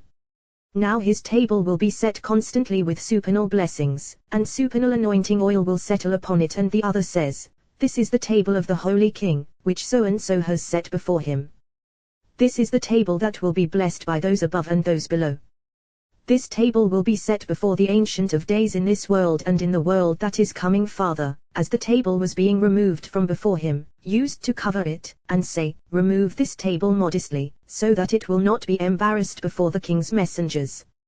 A person's table entitles him to the world that is coming, entitles him to nourishment of this world, entitles him to be regarded favorably before the Ancient of Days, entitles him to add power and greatness where it is needed. Happy is the share of that person in this world and in the world that is coming. Rabbi Yaakov said, "So, whoever knew him from times gone by said, is Saul too among the prophets?" Samuel. Now, Saul was already the chosen of Jehovah, as is written, "Have you seen whom Jehovah has chosen?" It is not written whom Jehovah chooses, but rather whom Jehovah has chosen, previously. So when he came and entered among the prophets and went into ecstasy among them, why were they surprised? Well, when the Blessed Holy One chose him, he selected him only for kingship and not for prophecy. For these two were never transmitted as one anywhere in the world except to Moses, supernal faithful one, who attained prophecy and kingship as one, and to no other person were both of these given as one. Now, you might say, what about Samuel, who attained both of them, prophecy and kingship? Well, prophecy he attained, as is written, all Israel, from Dan to Beersheba, knew that Samuel was trustworthy as a prophet. Samuel as a prophet, and not as a king. He was a prophet and a judge, for had he been a king, Israel would not have asked for a king. Rather, he was solely a faithful prophet, and he adjudicated for Israel, as is written, "And he judged Israel." So, when Saul was in prophetic ecstasy, they were astonished. Now, you might say, why did prophecy settle upon him, since he attained kingship? Well, he did not attain both of them as one, and because the Blessed Holy One gave him kingship and confirmed this for him before he became king, and in order for kingship to settle upon a spirit of holy arousal, he was in prophetic arousal previously. But when he ascended to kingship, he had no prophecy, and arousal of discernment to judge truly came upon him, as is fitting for a king. As long as he was among those prophets, prophecy settled upon him. After separating from them, he had no prophecy. As for me, would that I were given arousal of Holy Spirit to be among faithful prophets, the disciples of Rabbi Shimon son of Yoari, before whom above and below tremble all the more so. I, being among you, he opened, saying, "You shall make a table." This is a table below, so that the bread of the presence may be placed upon it. Which is superior to the other, the bread or the table? If you say that all is one, well, look, the table is set for that bread, the table is below and the bread is on it. However, the table is essential in its arrangement, to receive blessings from above and nourishment for the world. From the mystery of this table issues food to the world, as conveyed to it from above. And the bread is the fruit and food issuing from that table, demonstrating that from the table fruit, vegetation, and food emerge for the world. If the vineyard did not exist, grapes, which are the fruit, would not exist. If there were no tree, fruit would not exist in the world. Therefore, the table is the essence, the food issuing from it is that bread.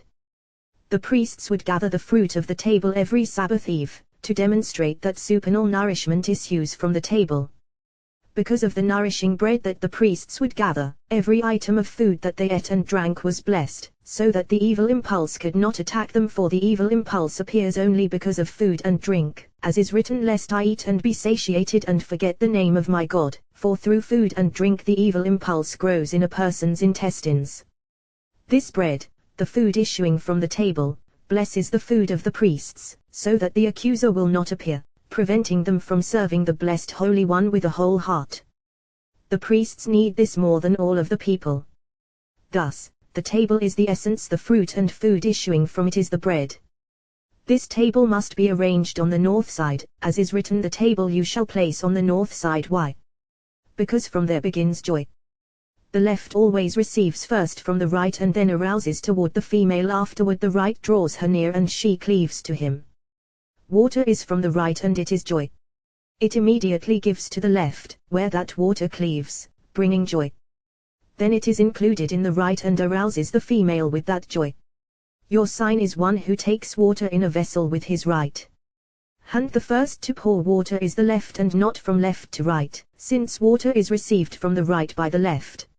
Therefore, water is found only on the left. Once it takes in water, there is arousal toward the female by that water.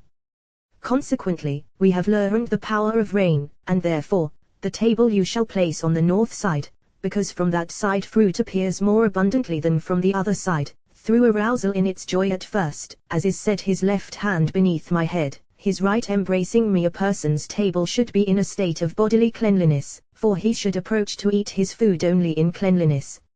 Therefore one should relieve himself first, before eating food, of a pure table of the food prepared for him there by the blessed Holy One, so that no filthy vomit will be offered on that table, deriving from the mystery of the other side, and the other side will receive no food at all from that table.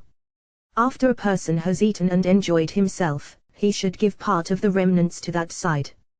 What is that? Finger bowl water, that filth of the hands, for one must give that side the portion that he needs.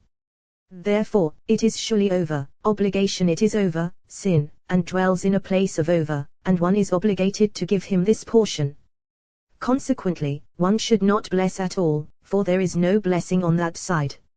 Therefore, a person must not give the food on his table to that filthy vomit, especially in his intestines, and very especially because it is good for a person, for his bodily health and well-being. So, a table is to be eaten upon in purity, as has been said. This table that stands in the temple, so that on it food will appear and from it food will be brought forth. Therefore, for even a 1 moment it must not stand empty. The other table is a table of emptiness, and it should not be given a place in the holy site. So, the table of the temple should not remain for even a moment without food, and there must not be a deficient place, for blessing from above does not appear in a deficient place. This is the table before the blessed Holy One. A person's table should not be empty, for there is no blessing in an empty place. Loaves on the table of the blessed Holy One, number 12. We have already established the mystery of loaves, which is the mystery of faces, and therefore it is called lim harpanim, bread of the faces, for the food and sustenance of the world comes from those upper faces. Consequently, this bread is the innermost of all, in supernal mystery fittingly. Bread of the faces, food of those faces. Food and sustenance issuing to the world comes from them, and settles on that table, for this table receives food and sustenance from those faces above, and generates food and sustenance from those inner ones. And the food that she generates is that bread, as we have said.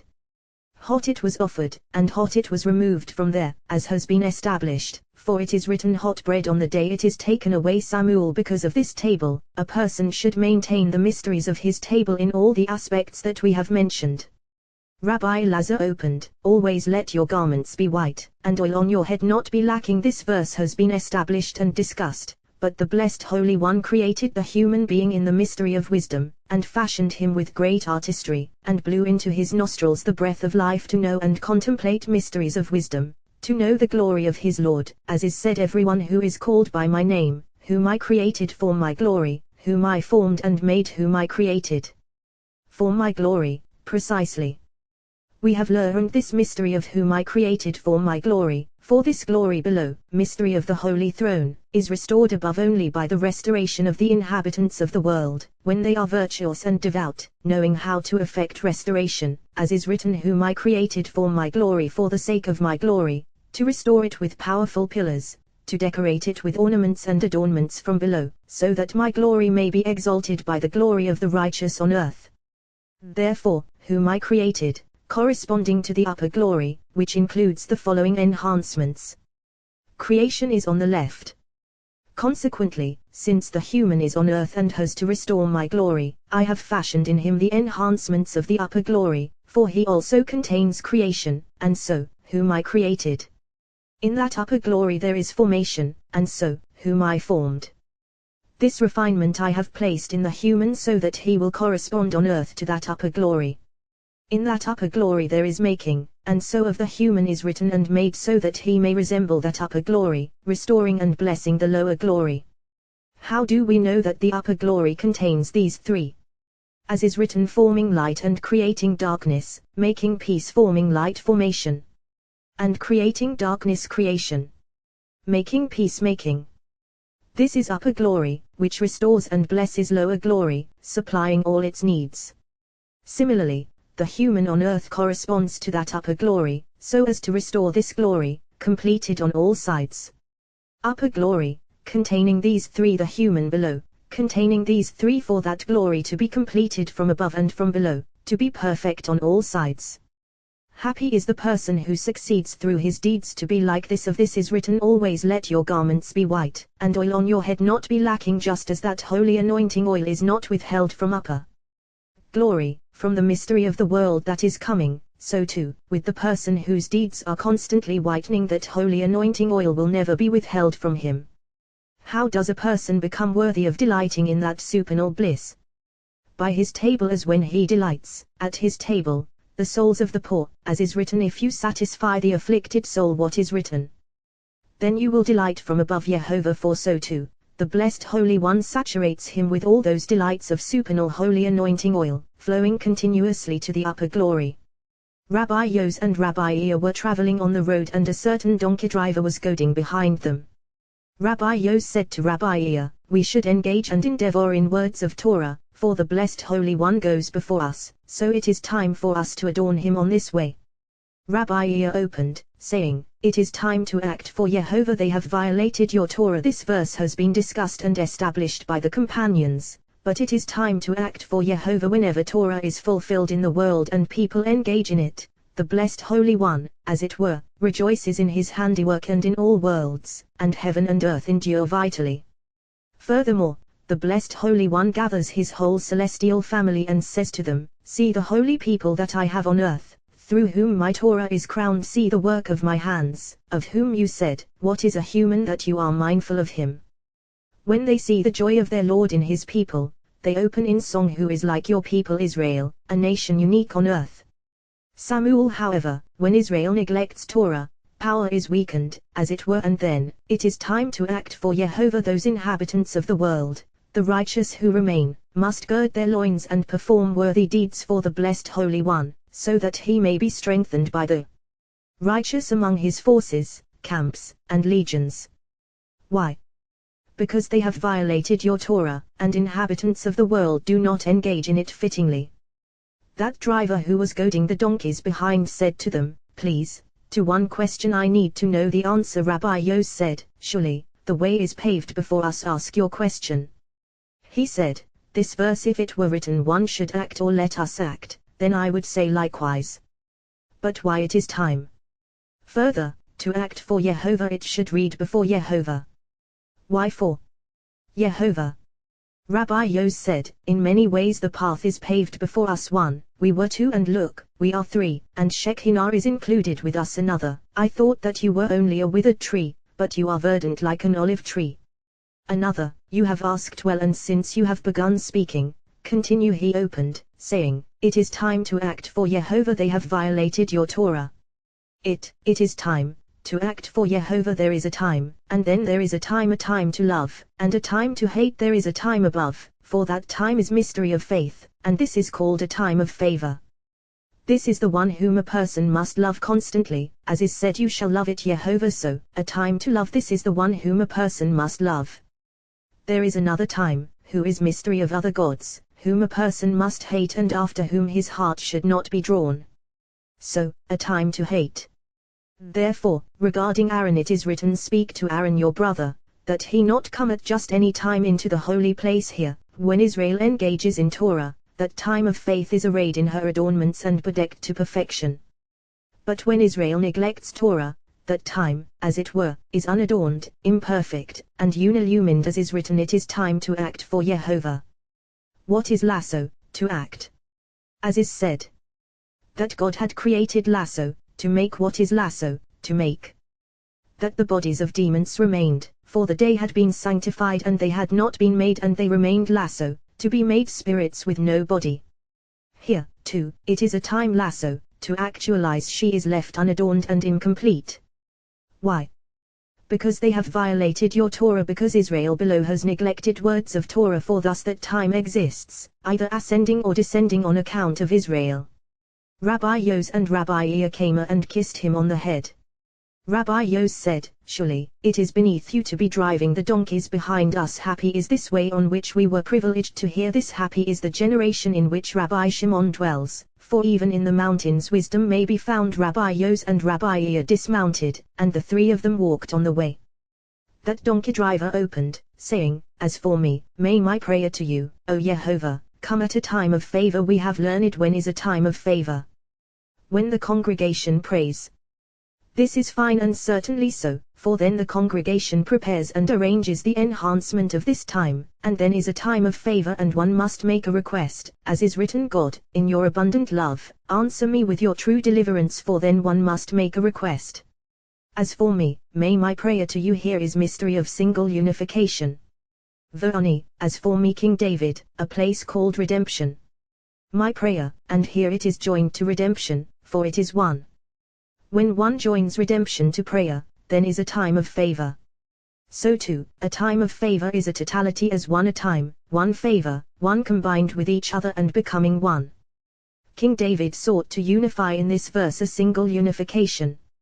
Now, you might say, why was this verse designated for minor of Sabbath?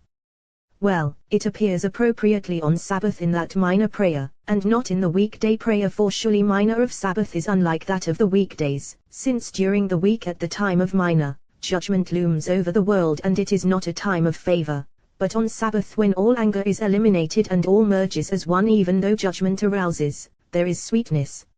So there should be a verse of unification, to unify all rungs, for when there is unification, judgment joins and blends with compassion and all is sweetened, and then is written a time of favor. A time of favor, all merging as one, judgment is sweetened at that time, and there is total joy. Moses departed from the world at the time of minor on Sabbath, at a time of favor. At that moment, there was favor above and sorrow below. Therefore, gates are locked on Sabbath from the time of minor onward. Which gates are locked? Gates of the houses of study, to recall Moses, faithful servant, on account of whom Torah ceased at that time. Moses' house of study ceased to function at that time, all the more so, others. Who would imagine that the gates of his house of study were locked, while all others would not be locked? The Torah of Moses mourned for him at that time, who would not mourn? Therefore, gates of houses of study are locked, and everyone should justify the blessed Holy One by way of praise, namely, your righteousness is like the mighty mountains. There are three who departed the world at this time, all of whom are included in Moses. One is Moses, supernal faithful, one another, Joseph the righteous another, King David. Consequently, three justifications of judgment here. One is for Joseph the righteous. First of all of these, your righteousness is like the mighty mountains. Joseph, who alone is like the mighty mountains, like all those towering mountains. One is Moses, faithful prophet, corresponding to what is written, your righteousness, O God, reaches the heights, as you have done great things, for he grasps all sides, right and left. One is King David, corresponding to what is written, your righteousness is an everlasting righteousness, and your Torah is truth. King David. Thus all was withdrawn at this time, written Torah and oral Torah, and so at this time, gates of Torah were locked, and gates of all the world are locked at this time. At the moment when Joseph the pious died, sources and springs dried up, and all the tribes fell into exile. Those above opened, chanting, your righteousness is like the mighty mountains. At the moment when Moses died, the sun darkened at noon and written Torah was locked up, that light of the resplendent speculum. At the moment when King David died, the moon withdrew her light and oral Torah withdrew her light. Ever since that time, dissension over the Mishnah has increased, the sages are in dispute, and all the mighty of heart are in confusion. Therefore, the joy of Torah is absent at that time throughout all generations of the world. Now, if there was a need for restrictive fasts decreed by the rabbis when so-and-so died, they decreed a fast when such and such happened. They similarly decreed then when the joy of written Torah and oral Torah was withdrawn so extremely at that time, it is all the more necessary to lock the gates of Torah at that time. Therefore, justifications of judgment, as has been said. Rabbi Yos and Rabbi Ea rejoiced, and kissed him on the head as before. They said, "Happy is our share." On this way he opened again, saying, "Wisdom strengthens the wise more than 10 rulers who are in the city. Wisdom strengthens the wise man Moses." When he ascended Mount Sinai to receive the Torah, all the heavens trembled, and all the supernal camps said before him, "Master of the universe, is not all our goodness and joy contained in the Torah, and you wish to bring it down to earth?" They gathered against Moses to set him on fire. Moses steeled himself, as the companions have established, that the Blessed Holy One said to Moses, "However, wisdom strengthens the wise. Anyone who engages in Torah devotedly is strengthened by her in time of need, being provided with power and potency, being protected whenever necessary." That potency and power, from where does it surge? The verse resumes, saying, "Mi'ezara, from 10 rulers, 10 utterances written in the Torah, who are 10 supernal rulers by whom a person is strengthened in this world and in the world that is coming." All mysteries of the world, all commandments, all wisdom above and below are all included in Torah. Happy is the share of one who engages in Torah, so as to be empowered potently in the world that is coming. 10 rulers, 10 types of wisdom are included in Torah, in 10 engraved names, interwoven in one name of 22 engraved letters, mysteries of the world that is coming, in those radiances that no eye is empowered to see or even by contemplation to know or perceive. That yearned delight that the Blessed Holy One bestows upon the righteous in the world that is coming, as is said, no eye has seen, O God, but you. What you will do for one who awaits you. A person's table entitles him to eat at another table, delighting in that world, as is said, for at the king's table he would always eat. Samuel and King David used to say, "You will set out a table before me in the face of my foes." Arrangement of the table is in that world, for then comes the yearned delight enjoyed by the soul in the world that is coming. Now, do souls have a table in that world? Yes, for they eat food and sustenance of delight in that world, just as supernal angels eat. And do holy angels eat? Yes, like them. Israel ate in the desert. That food is mystery of dew, flowing and drawn from mystery of the world that is coming, food of radiance, holy anointing oil, and souls of the righteous are nourished from this in the Garden of Eden, enjoying themselves there. For souls of the righteous are clothed there in the lower Garden of Eden as in this world. On Sabbaths and festivals they strip themselves and ascend to gaze upon the glory of their Lord and to revel in supernal delight fittingly, as is written, "From new moon to new moon and from Sabbath to Sabbath, all flesh shall come to bow down before me." Now, will all flesh come? It should not have been written so, but rather, all spirits or all souls.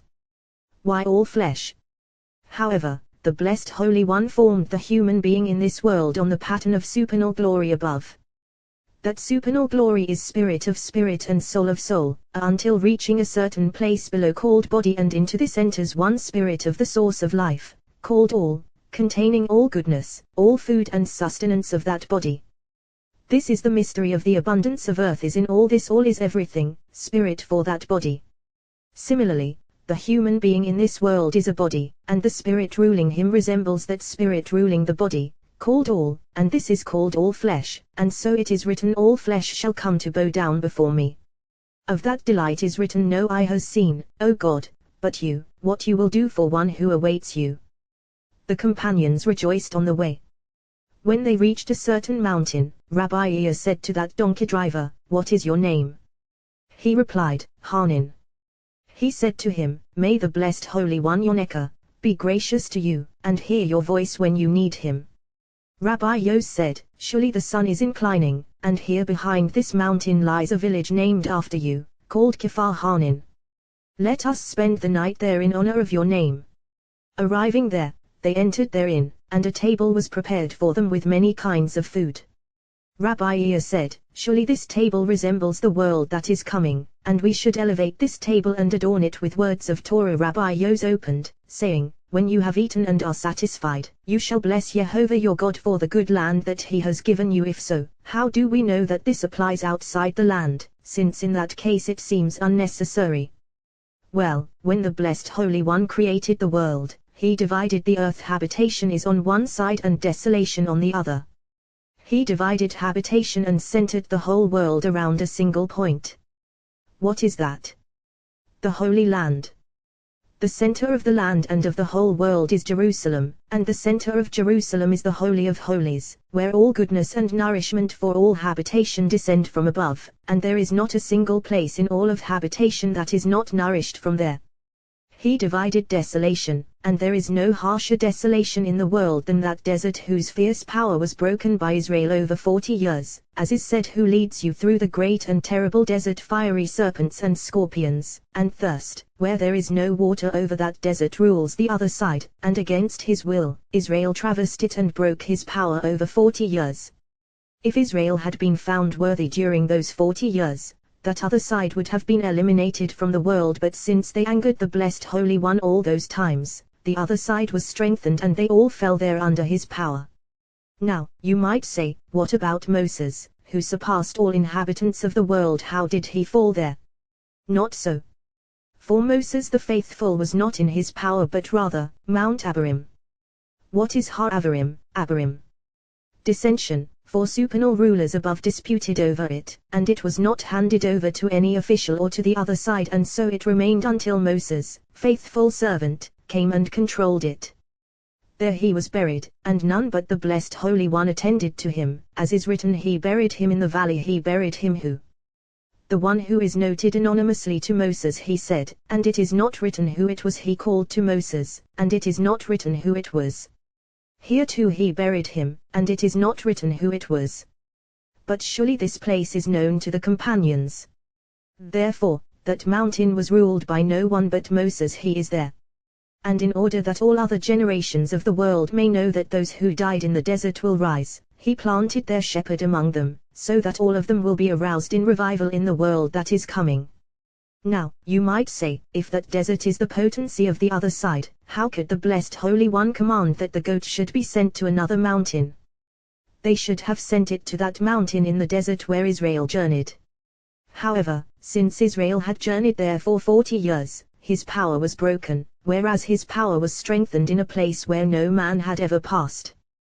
That mountain in the desert was the dwelling place of Israel for 40 years, but the destination of that goat is a towering mighty rock, and below the depth of that rock, where no human has entered, he rules utterly, eating his prey so that he will be removed from Israel and no accuser will loom over their habitation. The dominion of mystery of faith is in the central point of the whole world, in the Holy of Holies, and even though now it no longer exists, for its sake the whole world is nourished food and sustenance to all, in every place of habitation. Thus, although Israel lives outside the Holy Land, due to the power and merit of the land, food and sustenance become available for the whole world. Therefore it is written, you shall bless Jehovah your God for the good land that he has given you, for the good land, precisely, since for its sake there is food and sustenance in the world. One who delights at his table and enjoys that food, should be mindful and concerned about the holiness of the Holy Land and the temple of the King that has been destroyed. Because of the sadness he feels at his table, in the midst of that joy and feasting there, the Blessed Holy One considers him to have rebuilt his house and to have rebuilt those ruins of the temple. Happy is his share. The cup of blessing pertains only with 3, because from the mystery of 3 patriarchs it is blessed, so a cup is required only with 3. The cup of blessing should be given with the right and left hands, and received between both of them, so that it will placed between right and left. Afterward, it should be left in the right, since from there it is blessed.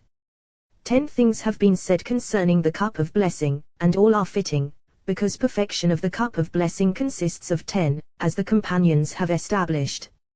One must gaze upon the cup of blessing, since it is written, the eyes of Jehovah your God are perpetually upon her, and it should not be forgotten by the eye, but rather gazed upon. The cup of blessing is blessed by the blessing that one offers over it to the blessed Holy One. Therefore it is mystery of faith, and must be guarded with utmost care, like that which is vital to the king, since for its sake one's table will be blessed. While a person recites grace after meals, the table must not be empty, since no blessing appears upon an empty table, as has been established, for it is written, tell me, what do you have in the house? Kings, therefore, the table should not appear empty, for supernal blessings settle only upon a place that is complete. This is the mystery of in the heart of all who are wise-hearted I have set wisdom, and similarly, he gives wisdom to the wise. Upon this mystery is based the table of the bread of the presence, as is written, you shall set on the table the bread of the presence, before me continuously. Rabbi Ea and Rabbi Yos were traveling on the dwelling the road. As they were make of 10 curtains going, Rabbi Yos said, let us commence times of delight and speak words of Torah. Rabbi Yos opened with words of the recitation of Shema, saying, it is written, Shema, hear, O Israel, Jehovah our God, Jehovah is one, and it is written here, O Israel, this day you have become a people to Jehovah your God, and it is written here, O Israel, you are today crossing the Jordan. Why all these hears that Moses said?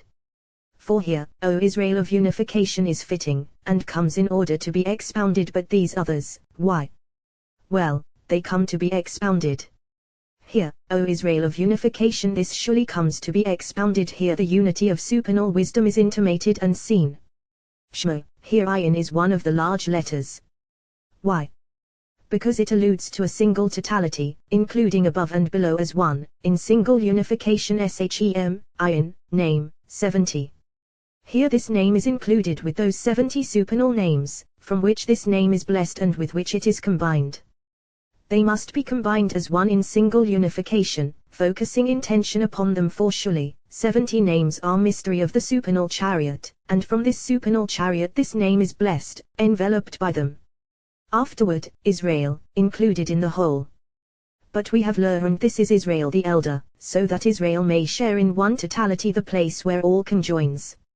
So, Shema Israel, here, O Israel, now the wife cleaves to her husband and all becomes one totality. This is here, O Israel, of unification. Israel unites 3 aspects: Yehovah Elohinu, Yehovah, Yehovah our God, Yehovah, so that all becomes one. Here, O Israel, in all other verses is not of this kind, yet all of them come to be expounded and all cling to another place, to a lower rung. Here, O Israel, this day you have become a people. Here, O Israel, fine. But why this day Nahita, you have become a people? The verse should read Hayita, you became. Why Nahita, you have become? Well, people always implies that their hearts have been broken to serve, as is said, Nahiiti, I grew faint, and languished many days. Then I arose and attended to the king's business, and this is what is written, hear me, my brethren and my people. Chronicles, if my brethren, why my people? And if my people, why my brethren? Well, David said, if you serve willingly, you are my brethren, and if not, you are my people, to break your hearts in order to serve me. Thus, this day you have become a people, you have broken your heart to serve the blessed Holy One. Here, O Israel, you are today crossing the Jordan, all on the lower rung. What is the difference between them? Well, here, O Israel, of unification, none of them resembles this one, for this is mystery of above and below, fittingly, always mystery of accepting upon themselves the yoke of the kingdom of heaven. For at that moment a person must be prepared to unify the name of the blessed Holy One and to accept upon himself the yoke of the kingdom of heaven. When he comes to accept upon himself the yoke of the kingdom of heaven, Shekinah appears and settles upon his head, standing over him like a witness, testifying before the blessed Holy One that this one is unifying his name, and his name is unified above and below fittingly. Therefore, Ayin is one of the large letters, Dele is one of the large letters, to be ed, a witness, before the Holy King, as has been established. Yehovah Elohinu, Yehovah, Yehovah our God, Yehovah, mystery of unification in 3 aspects, as the Holy Lamp has established, arousing its meaning in many places, and we are not permitted to arouse it further. Shekinah comes and settles upon the head of a person who unifies the name of the blessed Holy One above and below fittingly, and she blesses him with 7 blessings, proclaiming for him he said to me, You are my servant, Israel, in whom I glory. Rabbi Ear opened after him, saying, You yourself were shown to know that Jehovah is God in the heavens above and on the earth below, there is none else. This verse should be contemplated. You yourself were shown. What does this mean, you were shown? Well, when Israel came out of Egypt, they knew nothing of the mystery of faith of the Blessed Holy One, because they had all been worshipping idols in an alien land in exile and had forgotten the whole essence of faith that they originally possessed, which all those 12 tribes had inherited from their father Jacob. When Moses came, he taught them that there is a supreme God in the world, as has been established. Afterward, they saw all those miracles and mighty deeds by the sea, and all those miracles and mighty deeds that he performed for them in Egypt. Then they saw many mighty deeds with the manna and the water, and learned the way of the Blessed Holy One, until they came to this moment. Moses said to them, Until now, you had to be taught as one teaches a child. From now on you yourself were shown, and you have learned by now to know, contemplate, and enter the mystery of faith. What is that? That Jehovah is Elohim. Now, if you say, This is a small matter to know, look at what is written. Know today and take to your heart that Jehovah is Elohim. And if you say, This is a small matter, look at what is written in the heavens above and on the earth below, there is none else. Upon this depends the whole mystery of faith, to know mystery of all mysteries, from this, to know secret mystery of all secrecies. Jehovah Elohim, complete name, and all is one. You yourself were shown to know. Here is mystery of mysteries for those fathomers of qualities. Happy are all those who engage in Torah, for when the Blessed Holy One created the world, he gazed into Torah and created the world. By Torah the world was created, as they have established, for it is written, I was beside him as Ammon, a nursling. Do not read Ammon, nursling, but rather Amman, artisan. Now, was Torah an artisan? Yes. This may be compared to a king who wishes to build palaces. If he does not appoint an artisan, he cannot build the palaces. Once the palaces are built, the king's name alone is esteemed. These are palaces built by the king. The king conceived those palaces. Similarly, the Blessed Holy One wished to create the world, and he gazed upon the artisan. Although the artisan built the palaces, the king's name alone is esteemed. Surely the king built the palaces. Torah exclaims, I was beside him as an artisan. By me, the Blessed Holy One created the world. Now, did the Blessed Holy One create the world by her? Well, before the world was created, Torah preceded the world by 2,000 years.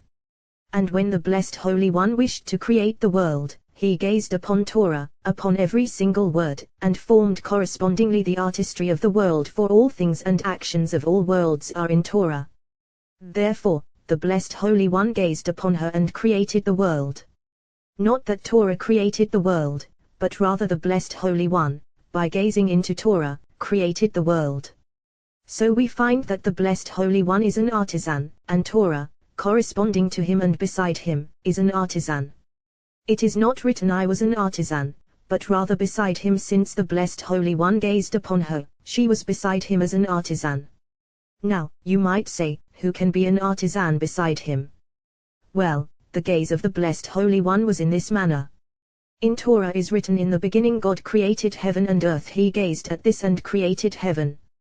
In her is written, God said, Let there be light. He gazed at this statement and created light. And so with every single word written in Torah, the Blessed Holy One gazed and formed that thing. Therefore it is written beside him. In this manner was the whole world created. Once the world was created, not a single thing was firmly established until an impulse arose in the will to create the human being, who would engage in Torah and for whose sake the world would endure. Now, whoever gazes upon Torah and engages in her, as it were, sustains the world. The Blessed Holy One gazed into Torah and created the world. A human gazes into Torah and sustains the world. Thus, the making and sustenance of the whole world is Torah. Therefore, happy is the person who engages in Torah, for he sustains the world. When an impulse arose in the will of the Blessed Holy One to create a human being, his image and existence stood before him as he would be in this world. And even today, all inhabitants of the world, before they come to this world, all stand in their images as they exist in this world, in a single treasure house, where all souls of the world are clothed in their images. As they are about to descend to this world, the Blessed Holy One calls upon one official whom he has appointed over all souls destined to descend to this world, and says to him, "Go, bring me the spirit of so-and-so." At that moment the soul comes, clothed in the image of this world, and the official presents her before the Holy King. The Blessed Holy One speaks to her and adjures her that when she descends to this world she will engage in Torah in order to know him and to know the mystery of faith. For whoever exists in this world and does not strive to know the Blessed Holy One, better for him if he had never been created. Therefore, she is presented before the Holy King, so that she will attain knowledge in this world and devote herself to the Blessed Holy One in the mystery of faith. As is written, you yourself were shown to know, you were shown by that official to the Blessed Holy One to know and contemplate in this world the mystery of faith, for that is why the Blessed Holy One brought the human being into this world. What is to be known? That Jehovah is Elohim. This is totality of the whole mystery of faith, totality of above and below, totality of the whole Torah.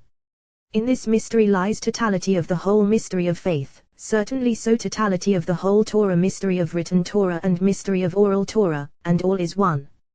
Totality of mystery of faith, for it is the complete name. This is the mystery of faith.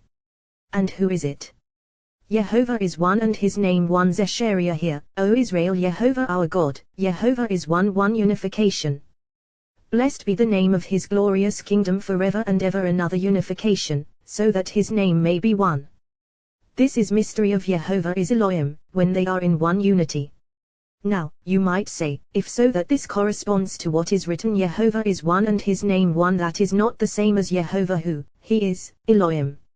For if it were written Jehovah and his name are one, I would say so, but rather it is written Jehovah is one and his name one, and so it should say similarly Jehovah who, he is, Elohim who, he is, and then it would resemble Jehovah is one and his name one. However, all is one, for when these two names unite, they become one, intermingling, all becoming a complete name in single unity. Then, Jehovah is Elohim, for then all merges with one another, becoming one. Until each one unites on its own, they are not included in one another, becoming all one. Totality of the whole Torah, certainly so, for Torah is written Torah and oral Torah, written Torah corresponding to Jehovah, oral Torah to Elohim. Because Torah is mystery of the holy name, it is called so, written Torah and oral Torah, one general and one particular. The general requires the particular, and the particular requires the general uniting with each other, all is one. Thus, totality of Torah is totality of above and below, for this name is above and that name is below, one being mystery of the upper world, the other mystery of the lower world. Therefore it is written, you yourself were shown to know that Jehovah is Elohim. This is totality of all, and this a person must know in this world. Now, you might ask, where are the commandments of Torah here in this totality? Well, one is remember, and one is observe, and all commandments of Torah are included in these, in mystery of remember and in mystery of observe, and all is one. Rabbi Yos opened, saying, regarding what we have learned, that the evening prayer is obligatory, it is surely obligatory, for the recitation of the evening Shema is obligatory. The Blessed Holy One is unified at night just as he is unified during the day, and the attribute of night is included in the day, and the attribute of day is included in the night, forming union. One who says that it is optional relies on the fact that sacrificial portions and fat are consumed during the night, as we have established. It is written, you shall love Jehovah your God with all your heart, with all your soul. We have already established this verse, as have the companions, but one should ask if in this unification of here, O Israel, all is included right and left, why is it written afterward, you shall love? It shall be, if you indeed heed my commands, since they were already included in the unification. Well, there, in general here, in particular, and so it must be. We have already aroused the mystery of this unification. The unification corresponds to tefillin of the head and tefillin of the arm. In tefillin of the head are 4 portions, as has been said, and here are 3 names. There, 4 portions, each and every one by itself, and here, 3 names. What is the difference between them? Well, those 4 portions have already stimulated discussion. One is a primordial, supernal point, one is mystery of the world that is coming, one is right, and one is left. These are mystery of tefillin of the head. Here, in mystery of this unification, 3 names, corresponding to those 4 portions. First, Jehovah is supernal point, beginning of all. Elohim, our God, mystery of the world that is coming. Last, Jehovah, entirety of right and left as one, in single totality. These are tefillin of the head, and this is the first unification. Tefillin of the arm, totality of all these as one, and this is mystery of blessed be the name of his glorious kingdom forever and ever. Here is entirety of tefillin of the head, included in tefillin of the arm. This mystery is blessed mystery of supernal point, who is blessed, for all blessings flow from there. Now, if you say, the world that is coming is called blessed, not so, for supernal point is male, world that is coming, female. He is blessed, and she is blessing, blessed, male blessing, female. So, blessed is supernal point. Name is the world that is coming, who is great name, as is said, what will you do for your great name? Joshua glorious is supernal glory, who is right and left. And all are included in this tefillah of the hand, who is his kingdom, grasping all. In this kingdom are contained all worlds, to be nourished and sustained with all that is needed. This is unity of tefillin of the head and tefillin of the arm. Corresponding to the mystery of unification of tefillin is unification of all, and this is clarification of the matter. I arranged this unification before the holy lamp, and he told me that unification is arranged in 4 ways, and this is the clearest of them all. Certainly so, all of them are mystery of unification, but the arrangement of tefillin is supernal unification, fittingly. Since right and left have been combined in mystery of one name in general, it is necessary afterward to express them in particular, but not by way of unification, for unification appears in the first verses, so that Jehovah is one in tefillin of the head and his name is one in tefillin of the arm, all becoming one. Once unification has been all arranged in general, from the head of the supernal point, it is necessary afterward to arouse from the head of primordial light, which is head of all. You shall love beginning of the right, to love the blessed Holy One with the love of his cleaving. Who is that? This right arouses love. If one loves the blessed Holy One, he arouses his right toward him and receives him in love. All things in the world depend only upon will. Spirit draws spirit, bringing spirit, and the mnemonic is if he sets his heart upon him, he will gather in his spirit and soul. Job when a person arouses love toward the blessed Holy One, arousal of the right is roused only in 3 ways, as is written, with all your heart, with all your soul, and with all your might. Look, 3 ways here, for you should not say either one or the other, rather all are necessary, since it is not written or with all your soul or with all your might, rather all are necessary, heart, soul, and wealth. Then the blessed Holy One arouses his right hand toward him, extending it to him and receiving him. Of this is written, Jehovah's utterance to my Lord, sit at my right hand. We have already aroused the mystery of this verse, that King David was speaking about his rung, when linked to the right. 13 commandments here on the right. You shall love Jehovah your God 1. With all your heart 2. With all your soul 3. And with all your might 4. You shall retell them incisively to your children 5. And speak of them 6. When you sit in your house 7. And when you go on the way 8. And when you lie down 9. And when you rise 10. You shall bind them as a sign upon your hand 11. And they shall be as frontlets between your eyes 12. You shall write them on the doorposts of your house 13. These 13 commandments depend on the right, and left is included in right, and so it should be. Whenever left arouses, right begins it first. Therefore, if they prove worthy, left is included in right, and if not, right is included in left, and left dominates. The mnemonic for this is if at the beginning, as in if by my laws you walk everywhere, left arouses in love in mystery of right, and afterward its judgment intensifies, and so it should be everywhere. The companions have already aroused the meaning of these matters. Rabbi Ea came and kissed him. He opened, saying, the dwelling you shall make of 10 curtains. Here is mystery of unification, for perfection of the dwelling consists of numerous rungs, and of it is written the dwelling will be one, to demonstrate that all members of the body are mystery of one body.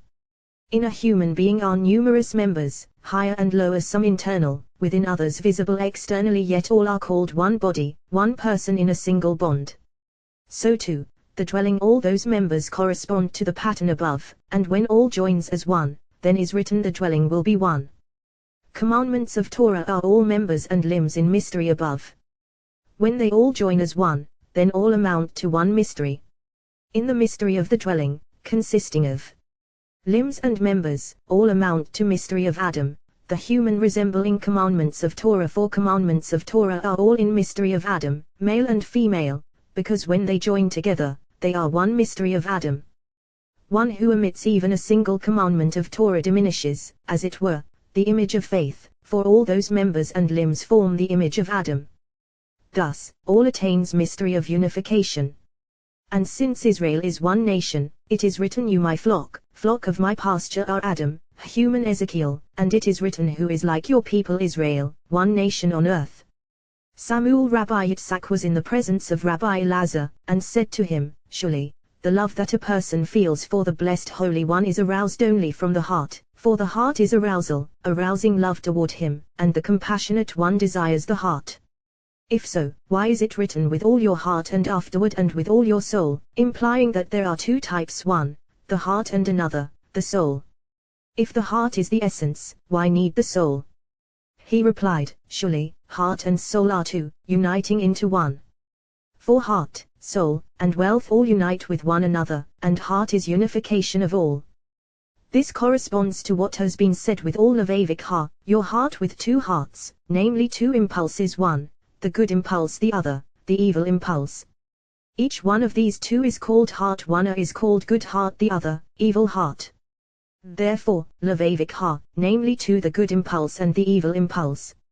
Uvik whole nefsheka, with all your soul. The verse should read, with your soul. What is with all your soul? Why with all?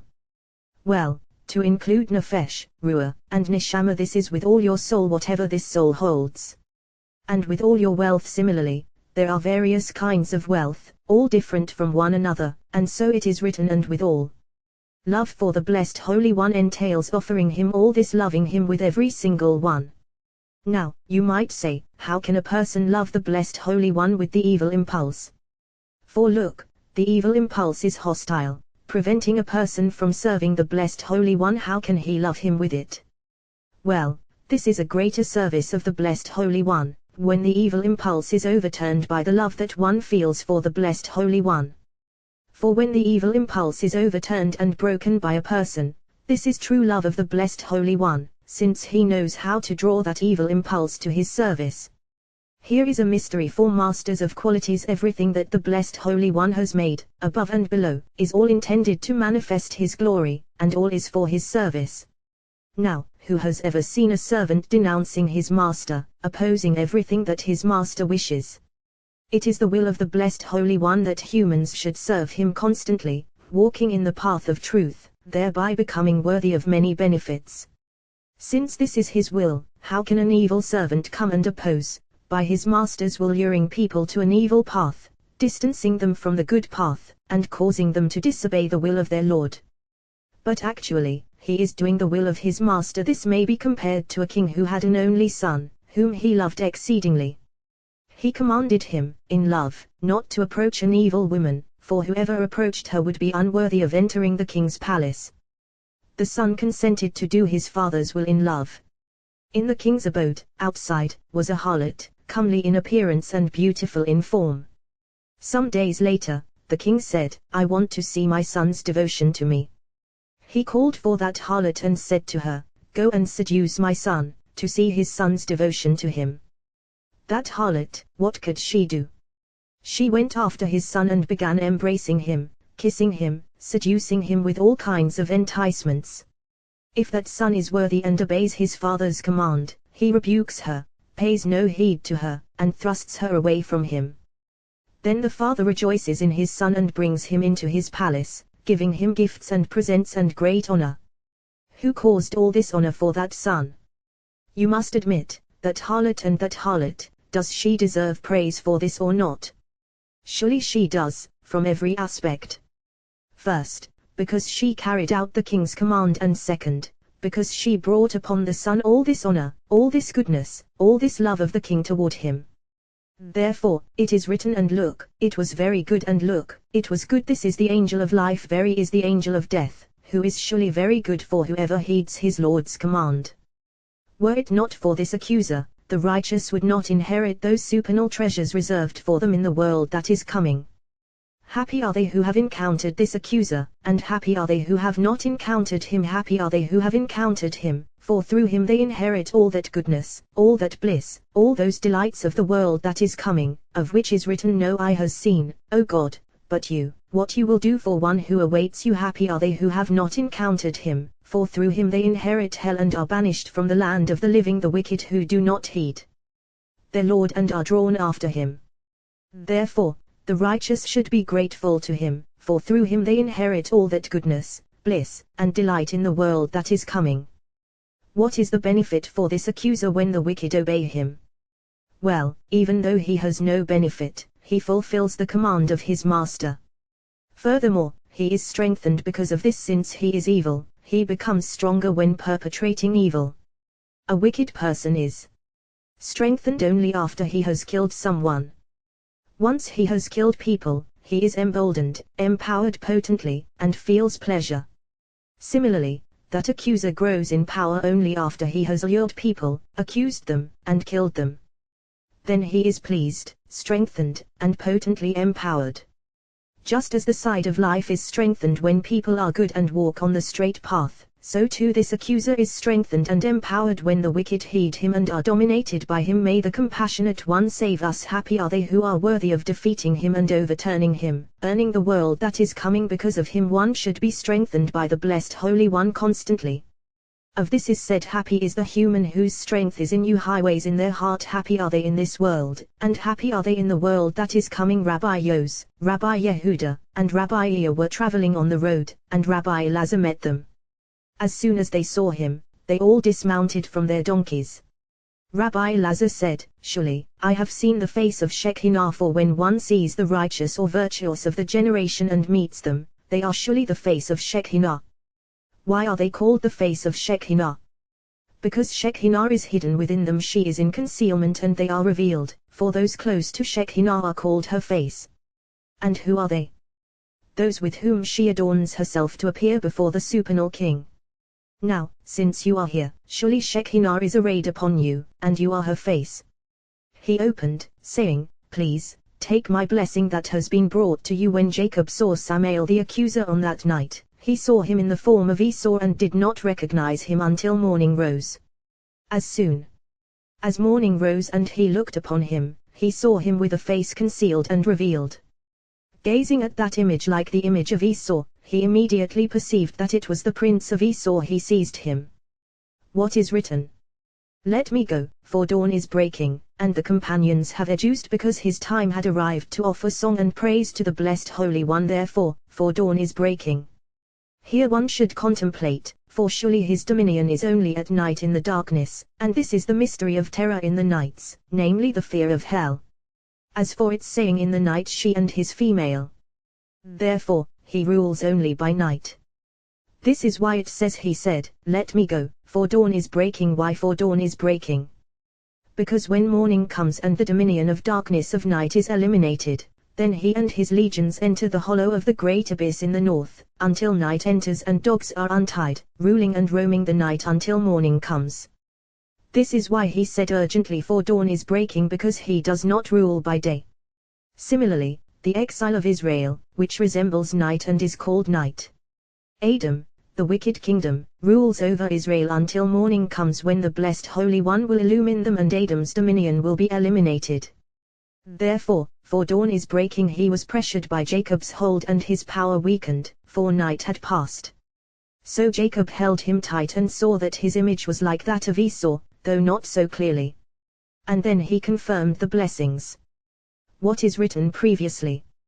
For truly I have seen your face as one sees the face of Elohim, and you received me favorably. For he saw in that face the identical image in which Samael appeared to him, because any realm to which a person is linked is revealed in his face.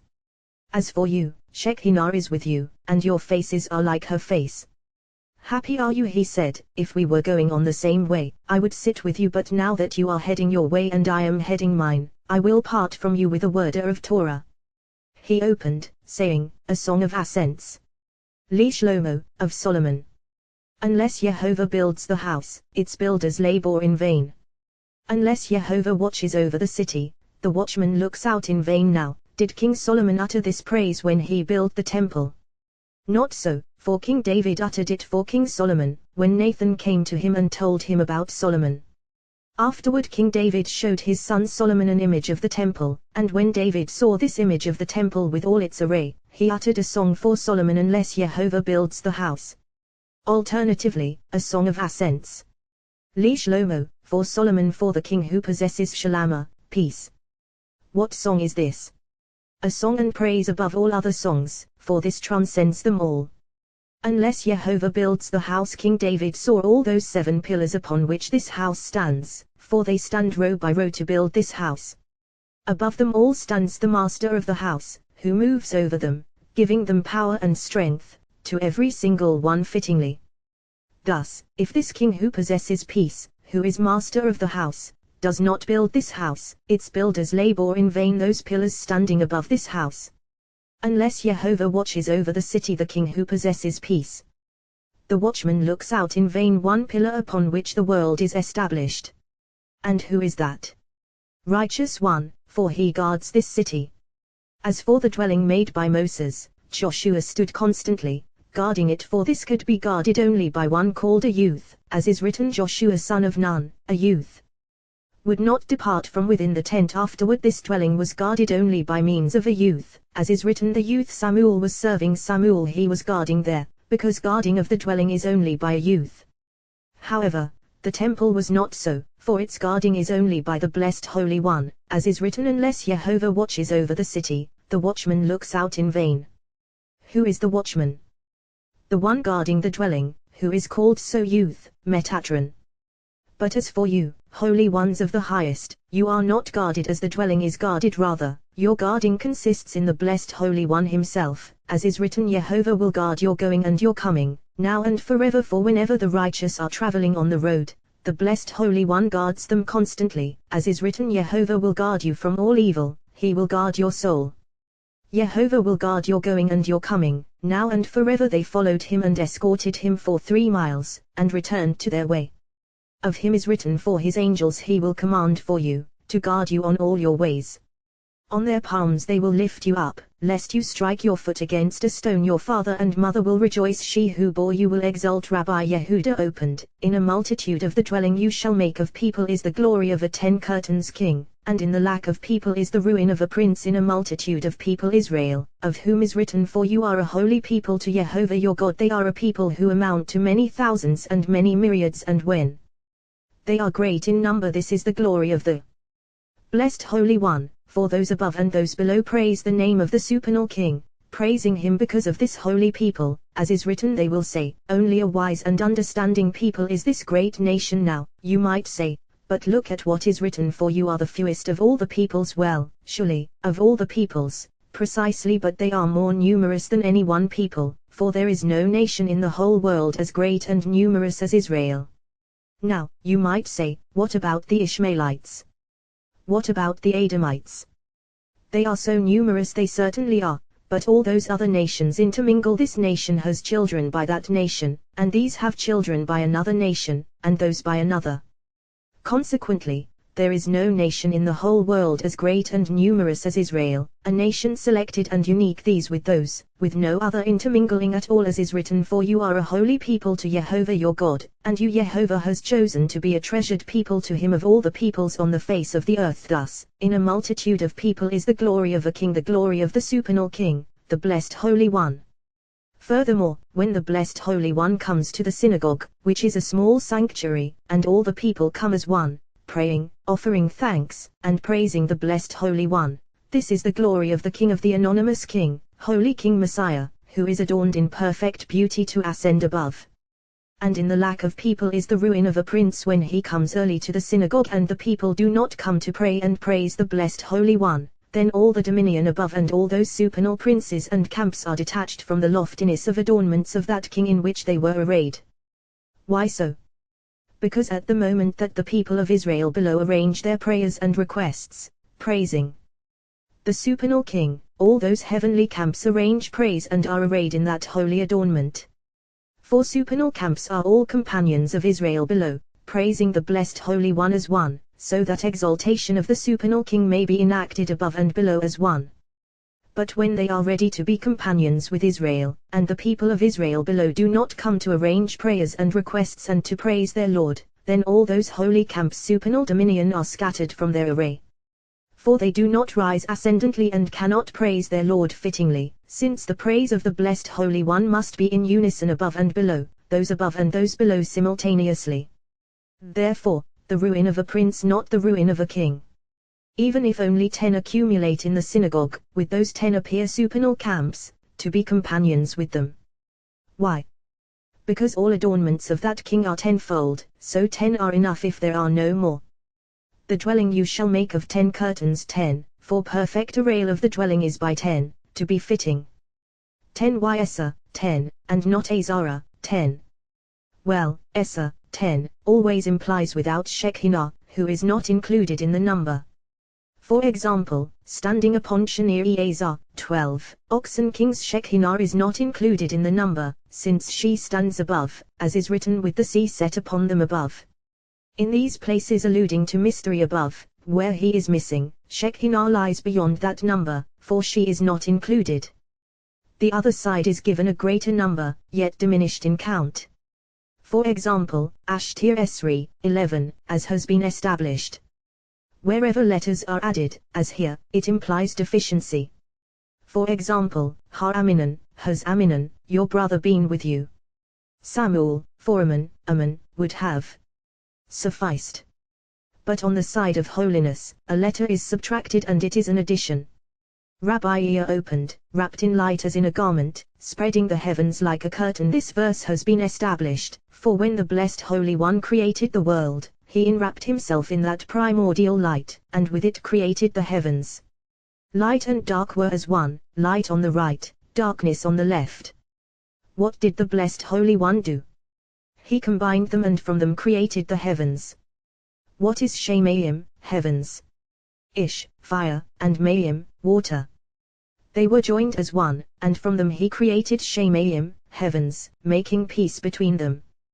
When they were combined as one, he stretched them like a curtain, stretching them and making them into a letter Vav, and this is called a curtain.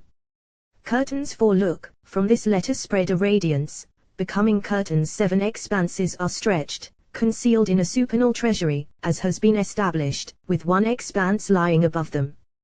That expanse has no color, has no revealed place to be contemplated, though it is susceptible to discernment.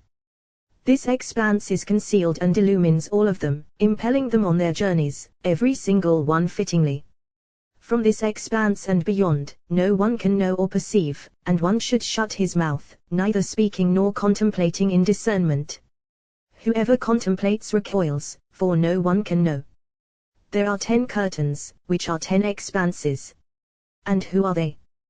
The curtains of the dwelling, which are 10 and are susceptible to knowing by the wise of heart. Whoever knows them contemplates great wisdom and mysteries of the universe, and can contemplate her above the place that every single one grasps, except for those 2. Standing on the right and left. Concealed with Shekinah. Rabbi Yos said, there are 9 expanses, and Shekinah is the 10th. For if you say that since it is written Esa, 10, this means besides Shekinah, then Shekinah is the 11th, poised above the 10. Rather, they are surely 9, and these are the 9 days between Rosh Hashanah and Yom Kippur, and Yom Kippur is the 10th. Similarly, the dwelling consists of 10 curtains. 10 curtains, 10 expanses, mystery of mysteries, transmitted only to those who know wisdom, and all is among mysteries of the Holy Lamb, who has revealed the mystery of every single expanse and those ministers who serve in each one. There are 7 expanses above, there are 7 expanses below, corresponding to those above. There are 7 expanses containing stars and planets, to conduct the world on its path, as necessary. In all of them, the 7th is most worthy, except for the 8th, who directs them all and presides over all. It is written, exalt him who rides the clouds, by his name Yah, and exalt before him. This verse has been discussed, but exalt him who rides the clouds. Who is he who rides the clouds, and who is Aravo, clouds? Well, Aravo is the seventh expanse. Why is it called Aravo? Because it is composed of fire and water as one, from the side of the south and from the side of the north, mireth, blended, of two sides. Now, you might say, if so, what about the two Aravo, willow stems, that are joined with the Lilith, of which we have learned Aravo, as is written, exalt him who rides the Aravo. If so, who would place thighs in the trunk of the body, or the trunk in the thighs? For one generates fruit, and the other does not. Well, surely all is mystery of Aravo of the Lilith. Those Aravo of the Lilith is fire and one is water, all of them partake of this mystery, and that seventh one is fire and water combined as one, in one mystery. Since Aravo is totality of all those other six, it is mystery of the supernal chariot, and the blessed Holy One delights in this expanse more than all expanses, and his desire is constantly to array this expanse in supernal beauty. Thus, exalt the one who rides the Aravo. Who is that? The hidden, concealed expanse standing over the living beings, for he rides the Aravo. And exalt Lefanav, before him. It is not written me Lefanav, from before him, but rather Lefanav, before him, for there is no one who can know anything about him. But, Lefanav, before him. One who comes before this expanse must enter in joy, with no sadness at all, for this expanse prevents any sadness or anger from dwelling there, since there all is joy. Therefore, the high priest who stands before him would enter the sanctuary only in joy, manifesting joy, for the place is determinative. Of this is written, serve Jehovah in joy, come before him with singing, for one should not display sadness. Now, you might say, if so, one who is suffering and in distress, who cannot gladden his heart, and out of his distress has to plead for compassion before the supernal king, if so, he should not offer prayer at all and should not enter in sadness at all, since he cannot gladden his heart and enter before him in joy. What remedy does this person have? Well, surely we have learned all gates have been locked and closed, yet the gates of tears have not been closed or locked, and tears come only out of suffering and sadness. All those appointed over those gates smash the beams and locks, and those tears enter, and that prayer enters before the Holy King. Then that place is distressed by the sadness and distress of that person, as is said, in all their distress he was distressed. The desire of the upper world toward this place is like that of a male who constantly desires his female, like a king toward his matronita. If he finds her in sadness, then whatever she wishes is placed in her hands. That person's prayer does not return empty, and the blessed Holy One has mercy on him. Happy is the share of the person who sheds tears before the blessed Holy One in his prayer. Similarly, on Sabbath, one who sits fasting on Sabbath manifests sadness from his distress, whereas on Sabbath that supernal expanse prevails, manifested in joy, consisting in joy, conveying joy to all.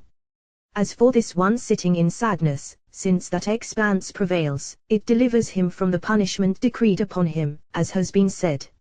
Exalt, give honor and exaltation to the one who rides the Aravo, who is joy and brings joy to all, the expanse above the living beings.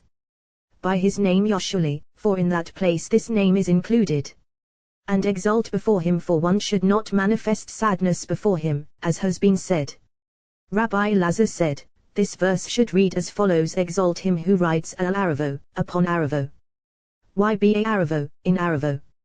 Furthermore, be Yoshmo, by his name Yah. The verse should read be Yahu, he is in Yah. Why by his name Yah? Well, this verse refers to concealed of all concealed, ancient of all ancients, the one not revealed or known at all, who rides Aravo.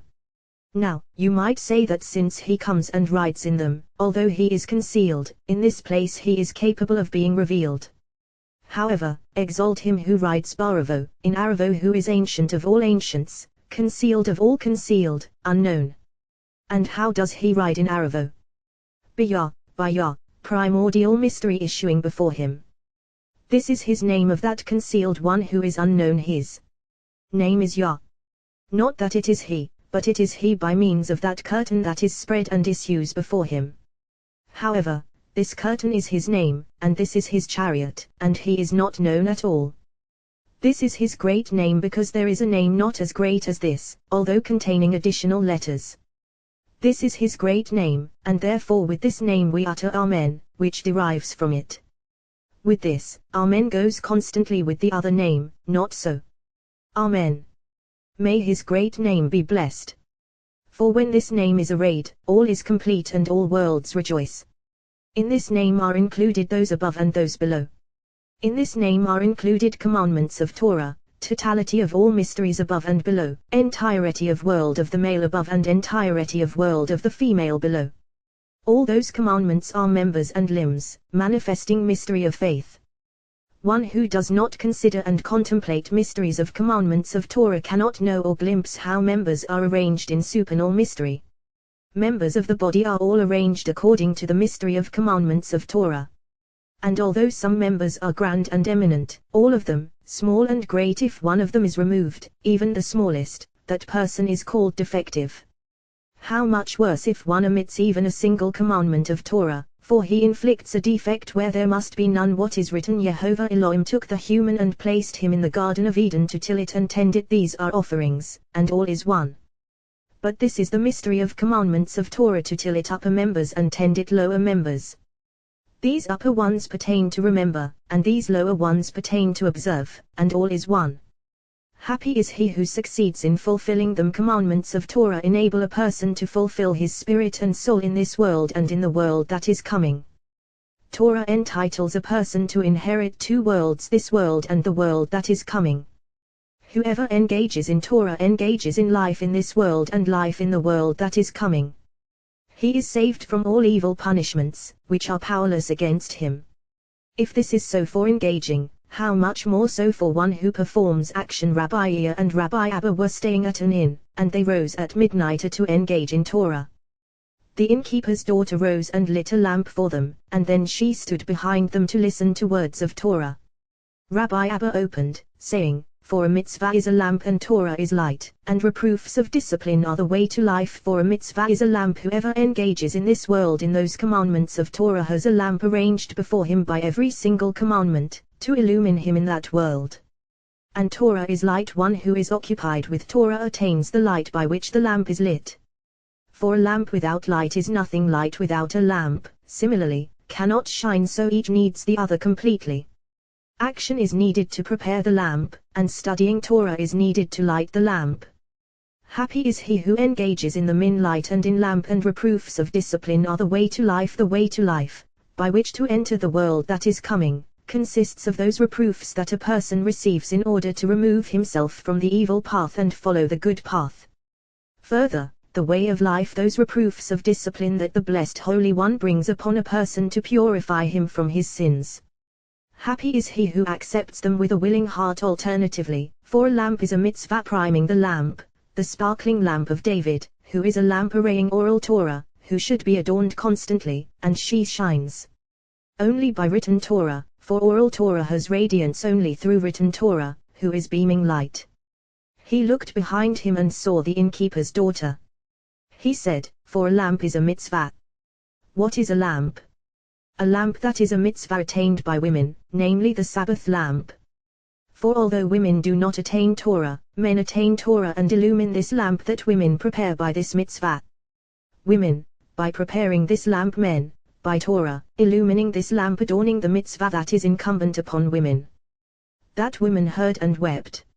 Meanwhile, her father, who was there, rose and joined them and saw his daughter standing behind them weeping. Her father asked her why, and Rabbi Abba told him what had happened.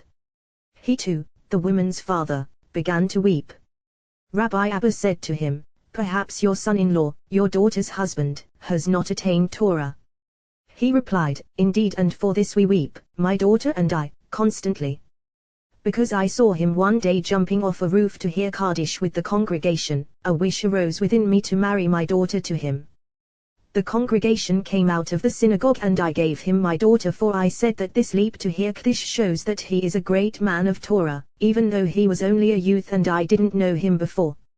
And now, he doesn't even know grace after meals, and I can't study with him among the scholars, so that he might learn how to recite Shema or grace after meals. He said to him, Exchange him for another. Or perhaps he will have a son who will be a great man.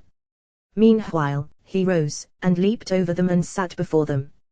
Rabbi Abba gazed at him, and said, Surely I see in this youth that the light of Torah will emanate to the world from him or from a son that he will raise.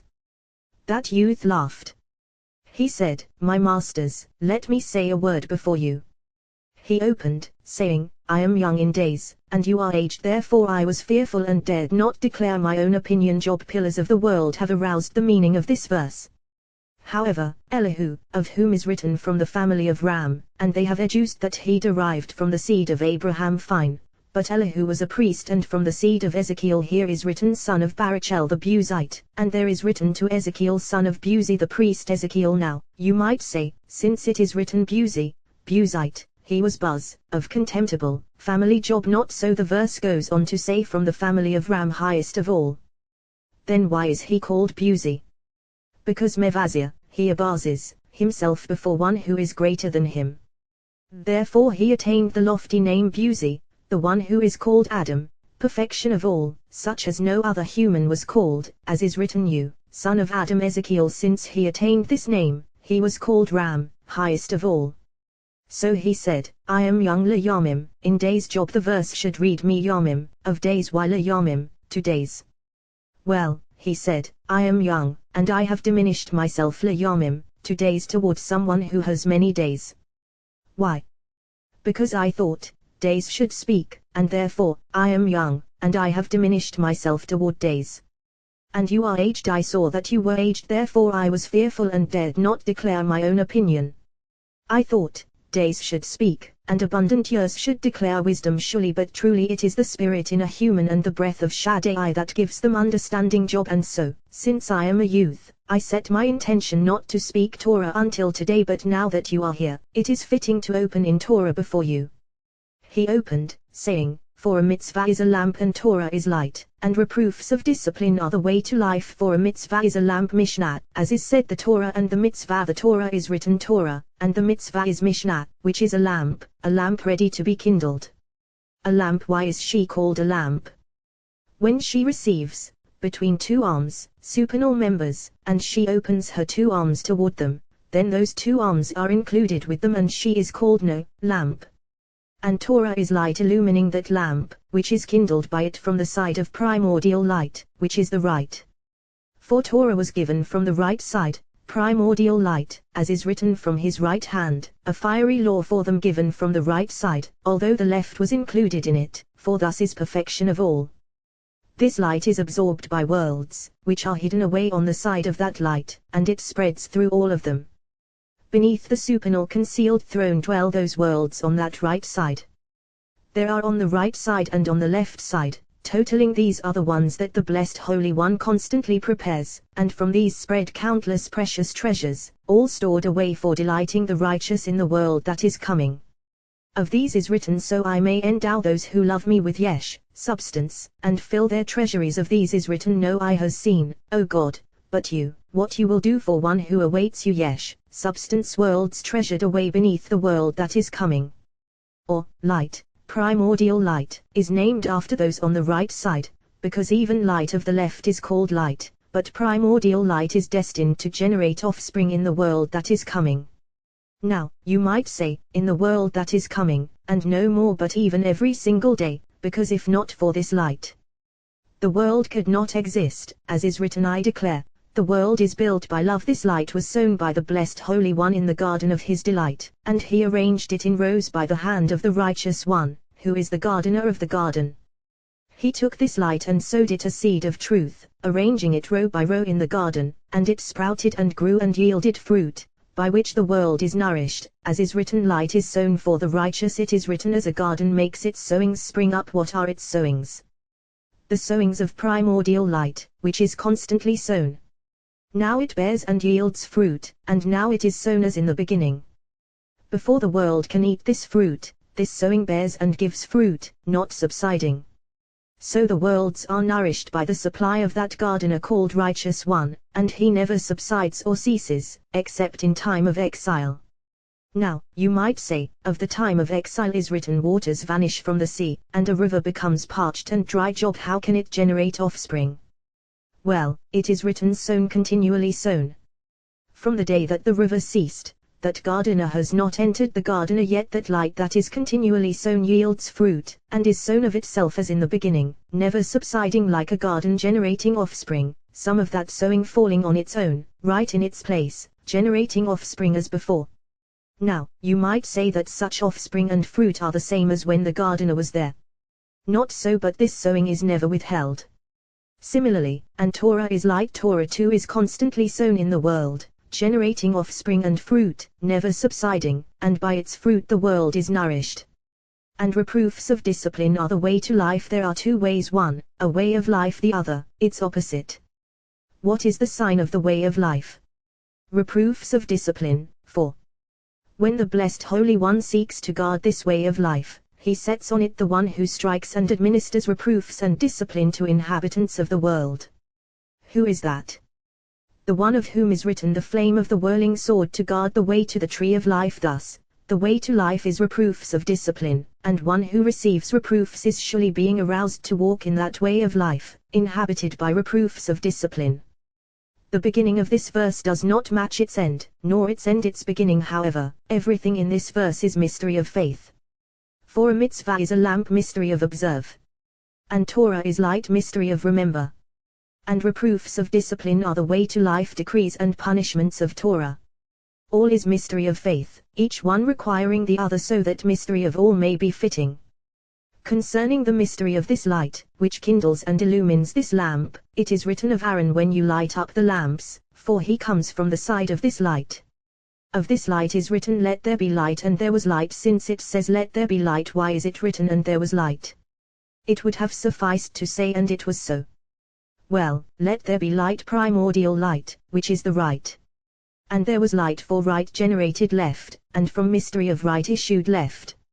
So, and there was light left. From here we see that the first v'yai, and there was, in the Torah was on the left side, and therefore it is not a sign of blessing. Why? Because by it emerged the one who darkens the faces of the world. The mnemonic is that when the mystery of Esau and his actions was revealed, it was by this v'yai Esau became a skilled hunter to entice inhabitants of the world not to walk on the straight path. God saw the light, that it was good, the pillar standing in the middle, embracing this side and that side. When there was perfection of three sides, it is written that it was good, which was not so with those other ones, for there was no perfection until the third light, completing all sides. Once this third one appeared, it mediated the conflict of right and left, as is written, and God separated the light from the darkness. Since there were 5 rungs branching and drawn from this primordial light, light is written 5 times, and all of them were from the right side, included in it. When they were included in the left side, they were included in mystery of water conveyed from the right, and therefore water is written 5 times. And when they were completed by mystery of the middle, expanse is written 5 times.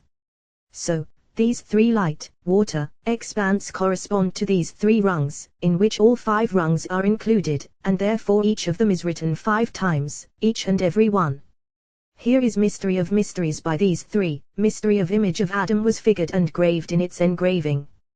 For they were light at first, then water, then spreading within it an expanse graving of engravings of the image of Adam. Similar to engraving the form of the image of a human as he is engendered, for when a human is engendered at first, seed, which is light, for that seed is radiance of all members of the body, so it is light, and that light is called sown, as is written, light is sown for the righteous, real seed. Then that seed, which is light, spreads and becomes water. In its moisture it is further engraved, expanding within that water expansion of the body in all directions. Once the form of the image of the body was fashioned and engraved, that expansion congealed, and this is an expanse in the midst of the waters. After it congealed, it is written, God called the expanse heaven. For the moisture of the body within that water congealed. Once the body was purified and thoroughly cleansed, the moisture that flowed and remained became refuse, formed by smelting, and that is evil, muddy waters, from which refuse formed accuser of the whole world, male and female. Afterward, when those muddy waters flowed down and spilled out on the left side, they issued to harass the world. Happy is he who is saved from them. As soon as the accuser emerged, it is written, let there be Miro, lights deficient, and diphtheria was transmitted to children, and light of the moon waned. Afterward, they shall be Limoro, 4 lights in fullness, both of them as one. In whom? In that expanse of heaven, for when it ascended and joined that expanse of heaven, then they shall be Limoro, 4 lights, complete lights, both as one, with no defect at all. The youth began to laugh and rejoice. He said to them, as for what I said, that here mystery of Adam was purified by light, which is seed, and then transformed into water, and from that water spread an expanse, image of Adam, as I adduced, granted, when this happens within a woman's womb, since seed takes form only in the womb of a female, expanding into the image of Adam. But here, if these 5 rungs are the image of Adam, in what place were they formed, this image expanding in that water? If you say, they were in the female, namely the world that is coming, not so, for no form or image was fashioned until letters emerged, and afterward they materialized. Furthermore, the world that is coming was the artisan, as is written, Elohim said, let there be light, let there be an expanse. He was the artisan. And if you say, in the lower female, not so, for she did not yet exist, and when this image of Adam emerged, his female emerged with him, so the image of Adam was not formed in her. If so, in what place was this seed fashioned and engraved, becoming an engraving of the image of Adam? Well, this mystery of primordial Adam was formed and engraved without a female. The second was engraved and formed from the potency and seed of this one within a female. Primordial Adam, engraving of form and image of the body, was not within a female and was entirely without form. He was formed and engraved below the world that is coming, without female or male. Those letters materialized in a measure, and by them mystery of Adam was formed and engraved.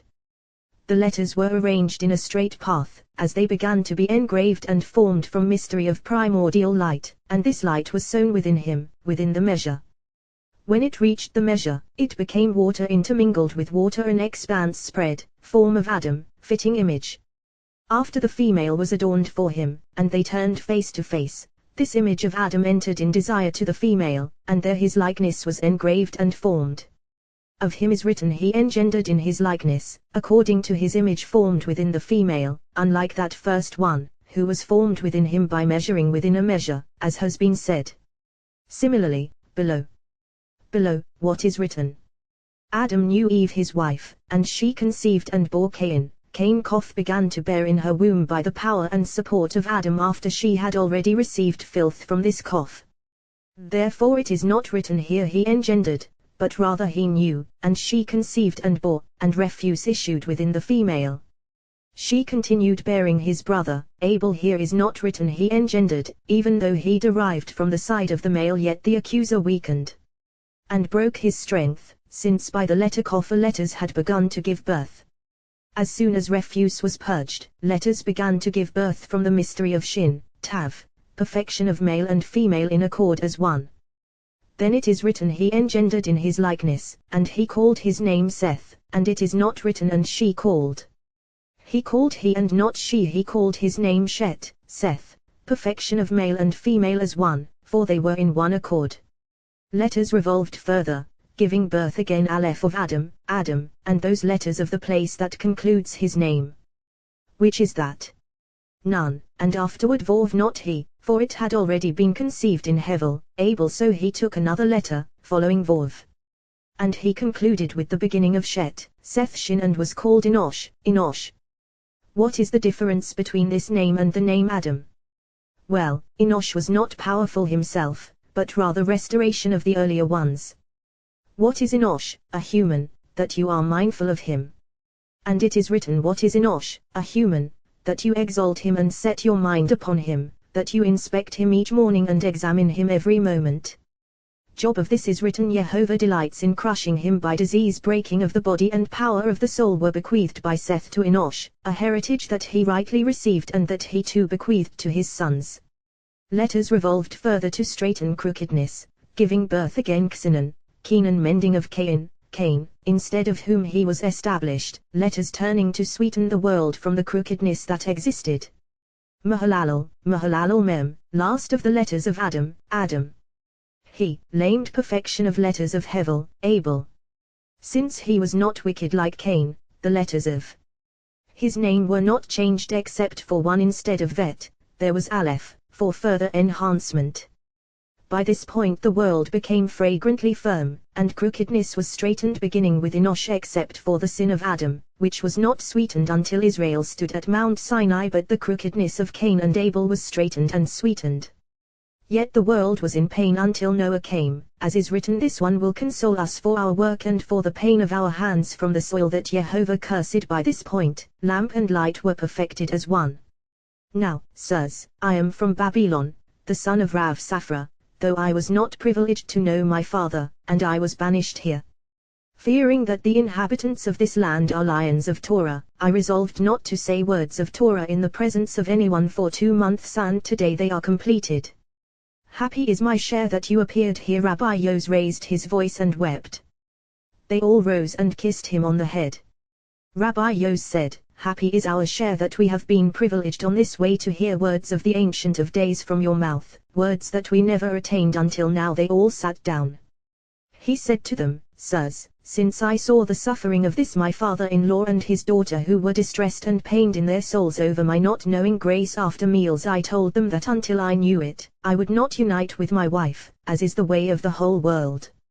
Even though I could have joined with her conjugally without sin, I did not want to go against their wishes, since I could not say anything for 2 months. Rabbi Yos and Rabbi Abba and his father-in-law and the daughter rejoiced, weeping for joy. Rabbi Yos said, we beg of you, since you have begun, illumine the day for us. Happy is our share on this way.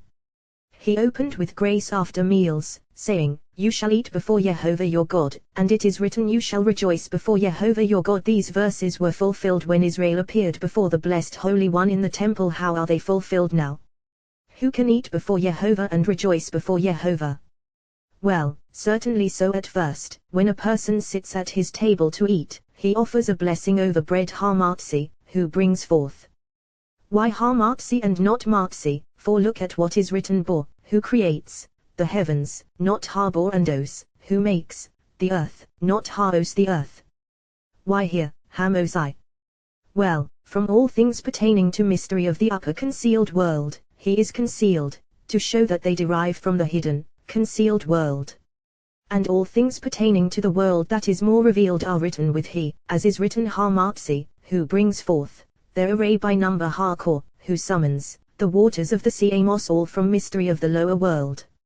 If a name is written, it appears with he, for example, Har El Har Gadol, the great God, and here, in a concealed manner from mystery of the lower world, as soon as a person offers a blessing, Shekinah appears before him. As for the wording, you shall eat before Jehovah your God, here is included speaking words of Torah, for so it should be, since the blessed Holy One stands before him, as is written, this is the table that is before Jehovah. Ezekiel corresponding to what is written here, you shall eat before Jehovah your God. Since a person is standing before his Lord, he should be generous to the poor, being generous to them just as he provides him with food. And one who eats in the presence of the Holy King must not appear as a glutton at his table, for gluttony is of the other side. This is the mystery of let me gulp down gluttonously, as it should be with the other side. And it is written, the belly of the wicked will be in want, therefore it is written, you shall eat before Jehovah, not before the other side. And one should not engage in idle talk, although in requirements of the meal, fine, but rather in words of Torah, for when words of Torah are spoken at the table, that person empowers his Lord. You shall rejoice before Jehovah with the cup of blessing. When a person blesses over the cup of blessing, he should rejoice, manifesting joy and no sadness at all. As soon as he takes the cup of blessing, the blessed Holy One stands over him, and he should wrap his head in joy and offer a blessing over the cup. In a session of 3, let us bless him of whose bounty we have eaten and by whose goodness we live. This requires aspiration above toward the Ancient of Ancients, so it is in a concealed way. And by whose goodness, not from whose goodness. And by whose goodness supernal right. And from whose goodness another rung, coming from the right side, a rung below. For by that goodness the world is built, and by it, nourished. Why is it called goodness, and why is it called kindness? It is goodness when containing all within itself and not spreading to descend below, kindness, when descending below and bestowing goodness upon all creatures, righteous and wicked regardless. Even though it is one rung. How do we know? As is written, surely goodness and kindness will pursue me. If goodness, why kindness? And if kindness, why goodness? one would have been enough. However, goodness contains all within itself, not spreading kindness descends and spreads below, nourishing all, righteous and wicked as one. Here, since it says, and by whose goodness we live, it goes on to say, who nourishes the whole world with kindness, who gives food to all flesh, for his kindness is forever, therefore, who nourishes all righteous, wicked, all. This is called blessing of the right. Left is not included in grace after meals, and therefore the left should not assist the right. For as soon as one has offered blessing of the right, he should join land of the living to the right, to be nourished from there and to sustain and feed all. Therefore, the second is blessing of the land. One must mention in it covenant and Torah, for your covenant that you have sealed in our flesh, and for your Torah that you have taught us, showing that by that goodness, covenant and Torah are nourished, these being the perfection of this goodness.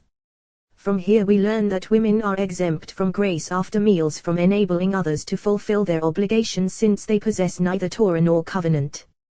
One should conclude for the land and for the food cleaving as one in est, kindness. For the land of the living. And for the food est. Merging with one another in single cleaving. Spreading of goodness is huda, thanksgiving, which is called est, and so it consists of we thank you for such and such miracles and signs performed from the side of goodness. Now, you might say, look at what is written, delights in your right hand Netzah, for eternity, so it is on the right side, not so, rather, every single one indicates the place from which it emerged. And if you say, Netzah is on the right, look at what is written, Nemat, delights, and it is written Neem, sweet, singer of Israel Samuel, this is left, and every left is included in mystery of right, but huda, thanksgiving, indicates the right, showing that it emerged from there, and this is spreading of goodness, spreading into land of the living. Why is there no left here? Because the other side has no share in Israel's food, and if the left aroused, the other side would arouse with it.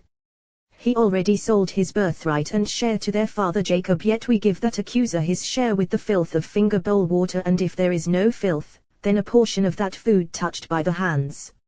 So he has no share with us, and since he has no share with us and has already obtained his share, we must not arouse the left at all, so that the accuser not arouse and obtain two shares, one below and one above, like a firstborn, for he already sold his birthright to Jacob.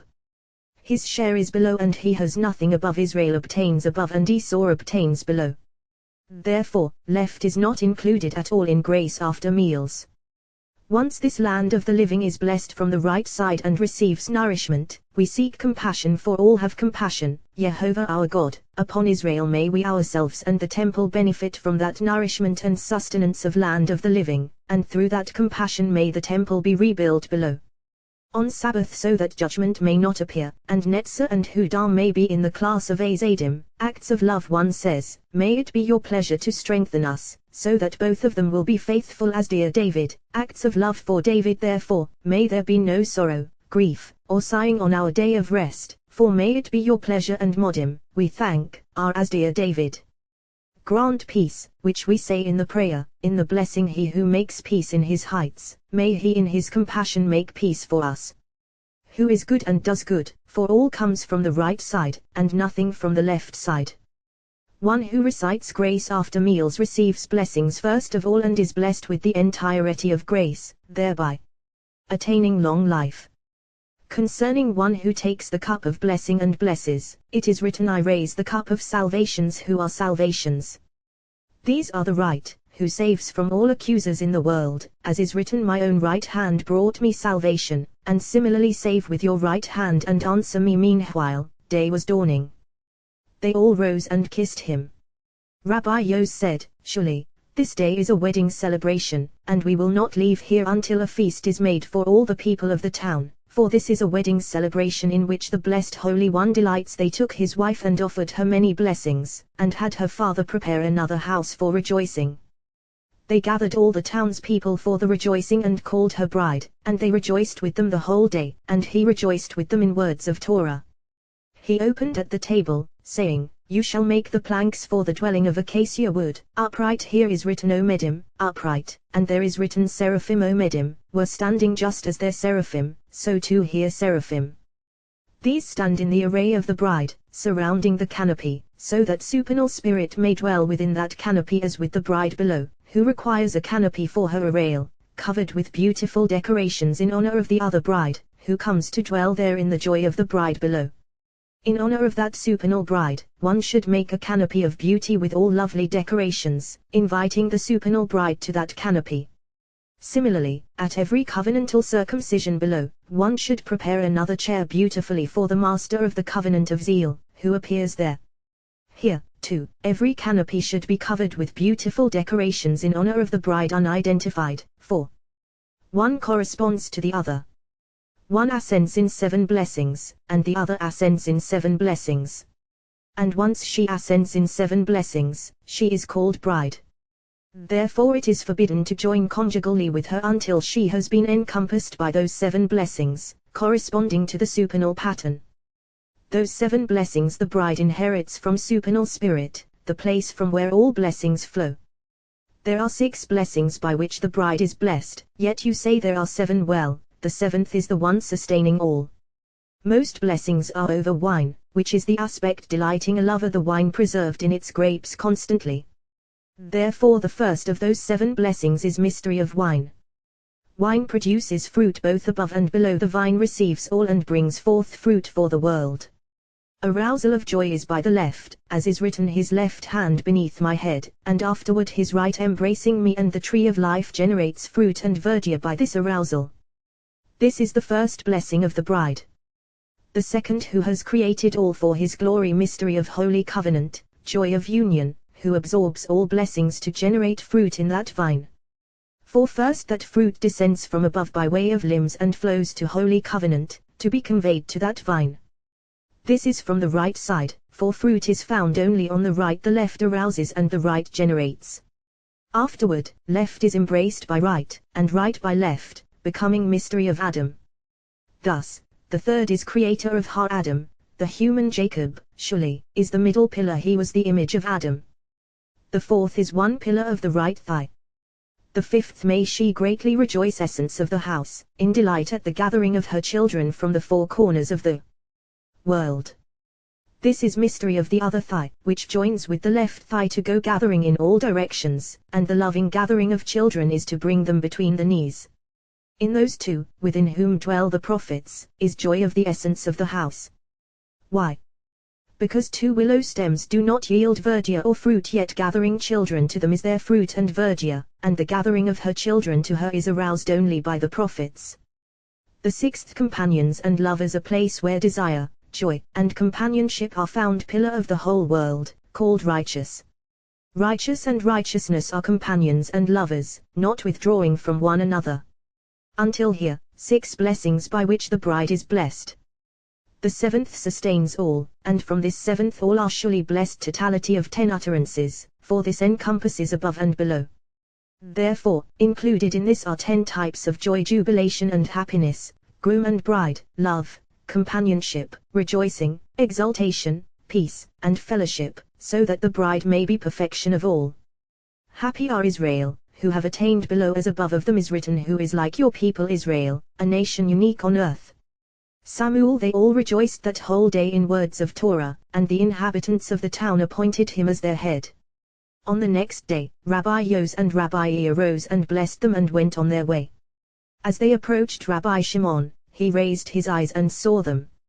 He said to them, I have been gazing upon you this day, and I saw that for 2 days and 1 night you were in the dwelling of that youth, Metatron, and that youth was teaching supernal mysteries in the joy of Torah. Happy is your share, my children. They arranged all those words before him and told him the story. He replied, Happy are you, and happy is my share, for I remember one day when his father, Rav Safra, was traveling with me on the way, and when he parted from me I blessed him that he would have a son, a lion of Torah, but I did not bless him that he would be privileged to see him. Happy is your share, my children. Of you is written, all your children will be taught by Yehovah, and great will be the peace of your children. Alternatively, all your children will be taught by Yehovah. Now, are all the children of Israel actually taught by the Blessed Holy One? Yes, for when those children are studying Torah, Shekinah comes and gives them strength and power to study. If not for the help of the Blessed Holy One, those children could not endure it. One day Rabbi Shimon was at the gate of Lyre together with Rabbi Ea, and he encountered a certain child. Rabbi Shimon said, "Surely, the blessed Holy One will now arouse in the world, within a few days, a great whirling of kings of the earth against one another. Surely, while they are attacking each other, Israel will have relief." That child said, "Already today this arousal has begun, for look how much blood is being spilled this day in the world." Rabbi Ea said, "How does this child know?" Rabbi Shimon replied, "Sometimes prophecy falls into the mouths of children, and they prophesy more than a prophet." That child said, "Is it any wonder that children have the power of prophecy? Look, there is an explicit verse. From where do we know this? As is written, all your children will be pupils of Jehovah. They are surely pupils of Jehovah, and prophecy issues from them, which is not so in all the world but for Israel alone, of whom is written, all your children will be pupils of Jehovah, so from them issues prophecy." Rabbi Shimon came and kissed him, and said, "In all my days, I have never heard this until now. This is the command of the blessed Holy One to Moses: you shall make the planks for the dwelling of acacia wood, omedim, upright, all corresponding to the supernal pattern." Rabbi Yitzhak opened, seraphim omedim were standing above him. Each one had 6 wings. The making of the dwelling with those planks corresponds to those seraphim. In this place these omedim were standing, and these were omedim, upright. Now, you might say, "But all the host of heaven stand, as is said, I will let you move about among these standing here Zechariah, for all supernal camps have no joints and all of them stand upright." Well, surely they all stand, and sometimes these are called seraphim and sometimes they attain another name, but they all stand. And this verse has been established, as is said, with all the host of heaven standing by him. Kings, it is written, Mizmor LaDavid, a psalm of David. Jehovah is my shepherd, I shall not lack. The difference between Mizmor LaDavid, a psalm of David, and LaDavid Mizmor, of David, a psalm, has already been discussed. Here, Shekinah came first and settled upon him. Jehovah is my shepherd. Now, why did Shekinah precede? Look, David should have been the one to precede, since he was seeking nourishment from the blessed Holy One. Well, surely Shekinah came first, for this is how it should be concerning nourishment, since she fervently desires all inhabitants of the world to pray for food. For when the blessed Holy One wishes to bring nourishment down to the world, she precedes, and by her, food descends to all worlds. Therefore, she anticipated this matter of nourishment and settled upon David. Jehovah is my shepherd, like a shepherd leading his flock to a place of vegetation and grass, so that nothing will be lacking. So too, the blessed Holy One is my shepherd, nourishing me with whatever I need. Alternatively, Jehovah is my shepherd. We have learned that providing a person's nourishment is as difficult for the blessed Holy One as splitting the Red Sea. Here are 2 aspects, both of them true. 1. For all actions of the blessed Holy One are according to justice, and the whole world is based on justice and truth. Every single day, constantly, he judges the whole world justly, the righteous, the wicked, and all inhabitants of the world, as is said, for Jehovah is just, loving justice, and when he judges humanity and sees how wicked people are and how much they sin before him, it is difficult in his eyes to continually give them nourishment, since he has to feed the wicked and those who sin. Yet he deals with them beyond the line of strict justice, feeding and sustaining them according to supernal est that is drawn and flows upon all worlds. By this he nourishes and sustains all the righteous, the pious, and all inhabitants of the world, all animals, beasts of the field, and birds of the wilderness, from the horns of buffalo to the eggs of lice.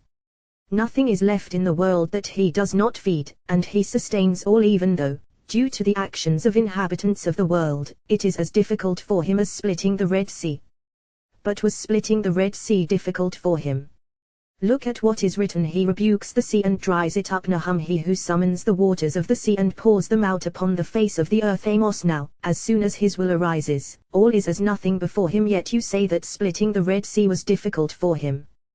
Well, when Israel approached the sea and the blessed Holy One was about to split the Red Sea for them, Rahab, the prince appointed over Egypt, came and demanded justice from the blessed Holy One.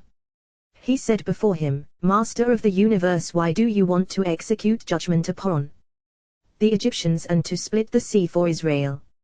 Look, they are all guilty before you, and all your ways follow justice and truth. These worship idols, and those worship idols. These commit sexual immorality, and those commit sexual immorality. These shed blood, and those shed blood. At that moment, it was difficult for him to trespass the way of justice. Look, Israel was heading for the sea, as is written. Jehovah said to Moses, "Why are you crying out to me? Speak to the children of Israel and have them journey forward." Yet it was difficult for him to violate justice and split the sea for them. And if the blessed Holy One had not considered the merit of Abraham, who rose early in the morning to fulfill the will of his Lord, as is written, Abraham rose early in the morning, they would all have perished in the sea, because all that night the blessed Holy One was sitting in judgment over Israel. For we have learned, why is it written, one did not draw near the other all night? This teaches that supernal angels came that night to offer praise before the blessed Holy One. He said to them, "My handiwork is drowning in the sea, and you offer praise before me." Immediately, one did not draw near the other all night. What is written? It happened in the morning watch, the blessed Holy One gazed upon the merit of Abraham, who rose early in the morning to fulfill the will of his Lord, as is written, Abraham rose early in the morning, then the sea turned back and the waters fled before Israel, as is written, the sea returned, toward morning, l'eternau, to its powerful flow, and we have learned l'eternau lineo, to its condition, to the condition that the blessed Holy One had stipulated with it when he created the world. L'eternau here is written l'eternau, and there is written a maskil l'eten, for Ethan, the Ezrahite, so, toward morning at the very time that Abraham rose early to fulfill the will of his Lord, the sea was split here, and he panicked the camp of Egypt. Therefore, splitting the sea was difficult for him. Similarly, couplings are as difficult before the blessed Holy One as splitting the Red Sea. Just as splitting the Red Sea killed those on that side and saved these on this side, so too of couplings is written, he leads out captives Beko Sharo, in jubilation, and we have learned B'chai Shirot, weeping and singing. One dies and he gives his wife to another, who is wicked and yet ends up with a fine wife. This is not just, but it is entirely concealed mysteries, and all is just, and what the companions have adduced is certainly so. As for what they have adduced before, rather than from before, refers to the one who stands before the blessed Holy One, serving before him. Therefore they did not say that couplings are difficult for the blessed Holy One, or that providing a person's nourishment is difficult for the blessed Holy One, but rather before, and for this one all these are difficult, since they are not under his authority, although he acts. But even though he acts under another's authority. It is written that soul shall be cut off from before me. What is from before me? Well, this is the world that is coming, the one where all life exists. Alternatively, this is a supernal channel, a river whose waters never cease. All is one. This is who conveys all delights of the world that is coming, and from those supernal delights she will be cut off, the realm of delightfulness of Jehovah, and this is from before me. Now, you might say, if so, look at what is written, Jonah rose to flee to Tarshish from before Jehovah, and for the men knew that he was fleeing from before Jehovah Jonah, and we have learned why did he go and flee. Who can possibly flee from the blessed Holy One? Well, he fled to escape the Holy Land, since Shekinah does not dwell outside the land of Israel, and in order that Shekinah would not settle upon him, he fled the land. For Shekinah corresponds to what is written, your wife is like a fruitful vine in the recesses of your house, a fruitful vine Shekinah. Just as Shekinah was concealed within the Holy of Holies, so a modest woman does not venture outside the entrance of her house. Therefore Jonah fled outside the Holy Land, yet here is written from before and not before. Well, certainly so from before, because prophecy does not come from Shekinah but rather from before, those two rungs of prophets that settle upon Shekinah. On account of that place he was afraid to be in the Holy Land, and so, from before, and that he was fleeing from before Jehovah, and not before, since he knew that prophecy comes only from before. Therefore, couplings are difficult and providing nourishment is difficult before. So King David attributed his food above, since above the flow never ceases, whereas here it does, because nourishment does not depend on this, but rather above. It is therefore written, I shall not lack, my food will never cease, since that river issuing from Eden never ceases. That is why Shekinah proceeded for this. When this place receives nourishment from above, all those who sanctify their Lord arouse and raise their wings as Shekinah approaches with that food, so as not to gaze upon her. Those three camps in ascension one proclaims, holy these call to the second camp, and the first ones and the second ones raise their wings, and these second ones say, holy these call to the third camp, and all three camps raise their wings in unison and all say, holy is Jehovah of hosts, the whole earth is full of his glory. So all are linked with one another, as is said, each linked with her sister, so shall you do for all the planks of the dwelling. The planks stand constantly erect, just as those are standing not bending, since they have no joints, standing constantly without sitting. So of the planks is written standing what is written. 2 tenons for the one plank, so too, every single one of them includes two aspects, his own and fellow son, so too with his fellow. Thus, linked with one another. Similarly, of Torah is written, her profit is better than profit of silver, her yield better than gold. This one teaches that one, and that one teaches this one, they become linked with one another. This one obtains his own and his fellows, that one obtains his own and his fellows, and they are linked with one another. It is written, in meadows of grass he lays me down, by waters of tranquility he guides me. Meadows of grass, supernal sources, from which all nourishment and sustenance comes. These meadows, are called Neot, habitations of Jacob. Neot, meadows of grass, for there are meadows outside called Neot, pastures of wilderness, so meadows of grass. Now, you might say, look at what is written, let the earth sprout grass. This is below. Well, grass issues from those meadows, born and growing from them, so, in meadows of grass he lays me down. By waters of tranquility, waters of rest, flowing from that river issuing from Eden, and those waters are called waters of tranquility. He restores my soul, soul of David. And David sought only to perfect that rung of his fittingly.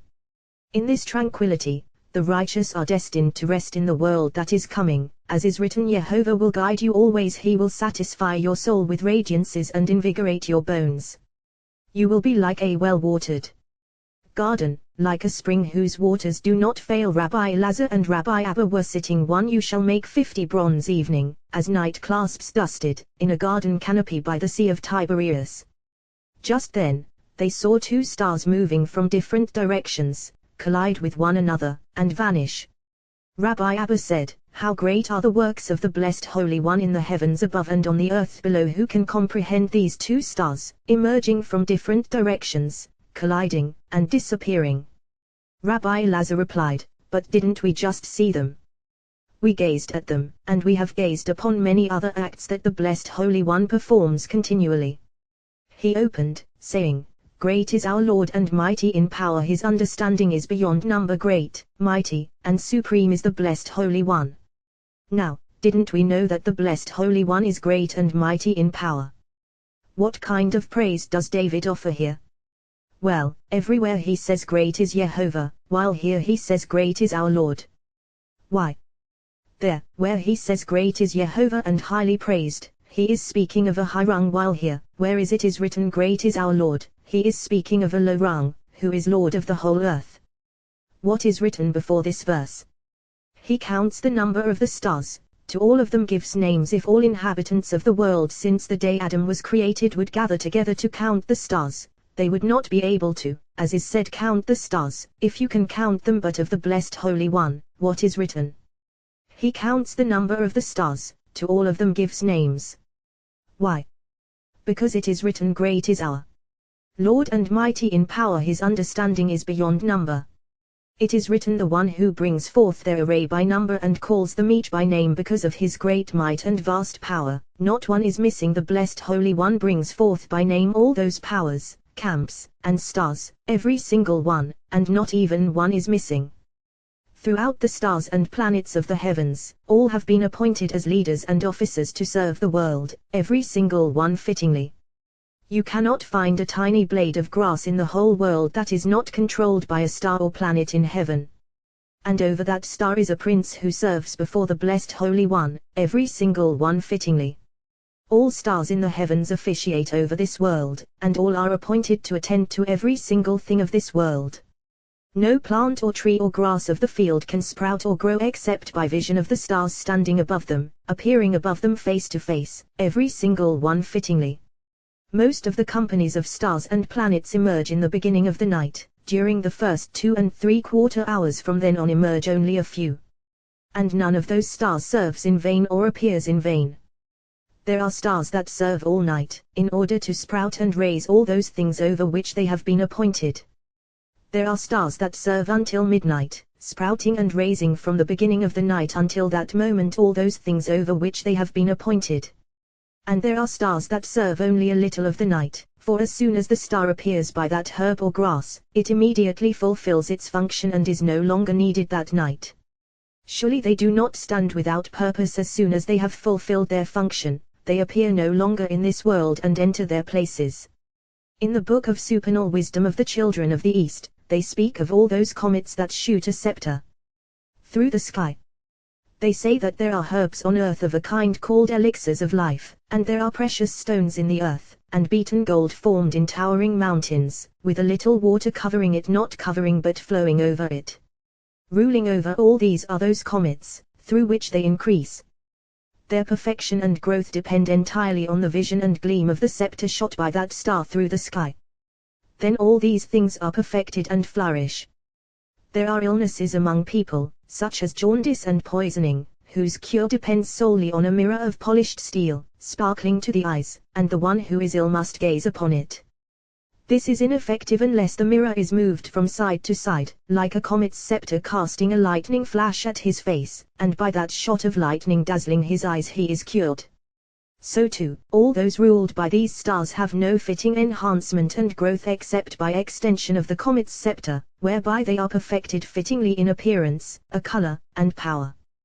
This is fine, for it is similarly indicated in the book of King Solomon, regarding the science of precious stones, that if they lack the sparkling gleam and flash of certain stars, they never form perfectly. All has been arranged by the blessed Holy One for the perfection of the world, as is written, to shine upon the earth for whatever is needed to enhance this world. It is written, you shall make 50 bronze clasps, and it is written, you shall make 50 golden clasps. We have learned whoever has never seen those clasps in the dwelling has not seen the radiance of the stars in the sky, for so they seemed in appearance and color to whoever gazed upon them. There are stars in the sky that emerge from the firmament where all stars are attached. In that firmament are 100 window openings, some on the east and some on the south, and in every single window one star. When the sun traverses those windows and openings in the firmament, it sparkles, and these stars emerge to sparkle from that sparkling of the sun and are tinged with the color bronze, and some, yellow like the color of gold, so some are red and some yellow. There are 50 in these 50 windows, and 50 in those other windows. The ones on the east are yellow, the ones on the south are red. By them the completion of the dwelling is clasped. Stars in the night mingle with all those stars emerging from that firmament, and they sparkle and flash and rule this world, some over bronze, some over yellowish gold, which form perfectly by their power. These stars rule for 25½ points of the night, which are minutes of an hour. The ones that increase bronze are red, flashing and sparkling. When they emit a sparkle 3 times to the east, or 5 or 7, kings of the nations will rise against that side, and all riches and gold will disappear from there. 1, 2, 4, or 6 sparkles, one after another, and fear will fall upon that side. If a sparkle strikes and subsides, wars will threaten but not break out, for then there is arousal above before the blessed Holy One against those princes of the world who rule over the other nations. And similarly on the other side. He opened, saying, Blessed be the name of God forever and ever, for wisdom and power are his. He changes times and seasons, all is in his control, and he has delivered his holy people from the power and dominion of stars and planets, for these are false gods, and not like these is the share of Jacob. For look, he is the former of all. There is a firmament above all these firmaments, hidden and concealed, and the seal of the signet ring of the dwelling reigns over this firmament. This is called the firmament of the chamber of the dwelling, and here are all those windows, on this side and on that, and it holds all the arrangements of the dwelling. There are 6 windows greater than all the others, and one concealed, ruling over them. One window is called window of radiance, and through it emerges one star called by the wise yard, hand. This is melting down into the dominion of Judah, not that he has a share in it, for the tribes of Israel have no share or inheritance in them, but rather the tribe of Judah rules over this, not it over him. When the children of Judah strayed from the blessed Holy One, they went inquiring after this window and this star, saying that this conquers other nations, for of it is written your hand on your enemy's nape. They followed it, serving and worshipping it, and of this is written the children of Judah did what was evil in the eyes of Jehovah kings. When this star comes out, it extends like a hand with 5 fingers, shining and sparkling in that window. Sorcerers and magicians fear this place, for when this rules, all sorcery and witchcraft are nullified and fail in their hands. Now, you might say, since this firmament is concealed, how do they know? Well, they have an outward sign, so they know that this star is ruling, and they fear it constantly, and that sorcery and witchcraft fails in their hands. So sometimes these succeed and sometimes not, and therefore they are decreasing in the world, since they do not know the essence when they see their failure. Thus the ancients knew, gazing at the outward sign that they recognized. The second window is called window of the nail, for it resembles a nail, and through it emerges one star called by the wise viper, since this reigns in a dominion of harsh judgment. It has a head and tail like a viper lying in wait to kill. From that window emerge 6 billion spirits who rule over the nails of humans, when they are thrown away openly. With these, all those who know perform witchcraft and sorcery. At the time when this star reigns, all those who throw away nail parings or perform witchcraft bring death upon the whole world, and those performing witchcraft succeed. The third window is called breast piece, and through it emerges one star called gleam of the lamps. This is a sparkle sparkling and presiding over every spirit, bearing tranquility and deliverance, no accusation at all. When it rules, total tranquility and radiance prevail in the world, satisfaction, ease, and totality prevail in the world. The fourth window is a window called goblet, and through it emerges one star called by the wise cluster of henna, for so it comes out like a cluster, sparkling sparkles like berries of henna. By this, arousal of compassion is roused in the world, drawing near and showing compassion. Numerous offspring abound in the world. Inhabitants of the world are not annoyed when they need one another. Peace and joy arouse in the world.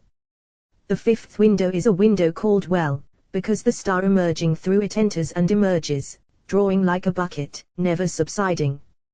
This the wise of heart cannot truly fathom, since it does not remain stationary and never subsides, so they push themselves to examine this place and reach a conclusion. The sixth window is a window called gleam, and through it emerges one star called Jizran, because when this rules, the world is subject to judgment, to many Jizrin, decrees, many punishments, and every single day new decrees are enacted against the world. Before these conclude, others are enacted anew. This one does not often prevail in the world, but close to the days of Messiah, this window with this star will rule over the world. Consequently, evil beasts will dominate the world and new evil species will emerge one after another, and Israel's enemies will be in distress. But when they are oppressed in darkness, the blessed Holy One will illumine for them the radiance of day, and holy ones of the Most High will receive the kingdom. Then the seventh window will open to the whole world, and its star will shine for 40 days when King Messiah is revealed, and all nations of the world will gather around him. Then this verse will be fulfilled: the root of Jesse, standing as a banner for the peoples, nations will seek him, and his abode will be glorious. He opened, saying, but none says, where is God, my Maker, who gives songs in the night? Job. This verse has been established and discussed, but say I, my Makers, the verse should read or see, my Maker. Why say I, my Makers? Well, the name Eloah, God, is an inclusive name, indicating him and his court. This is a complete name, comprising male and female elvav he, and therefore, say I, my Makers. Who gives songs in the night? For this is the one who constantly praises the King, who possesses peace, like a lamp that never subsides, so that it may receive light, supernal joy, from abundance of a joy. So, who gives songs in the night?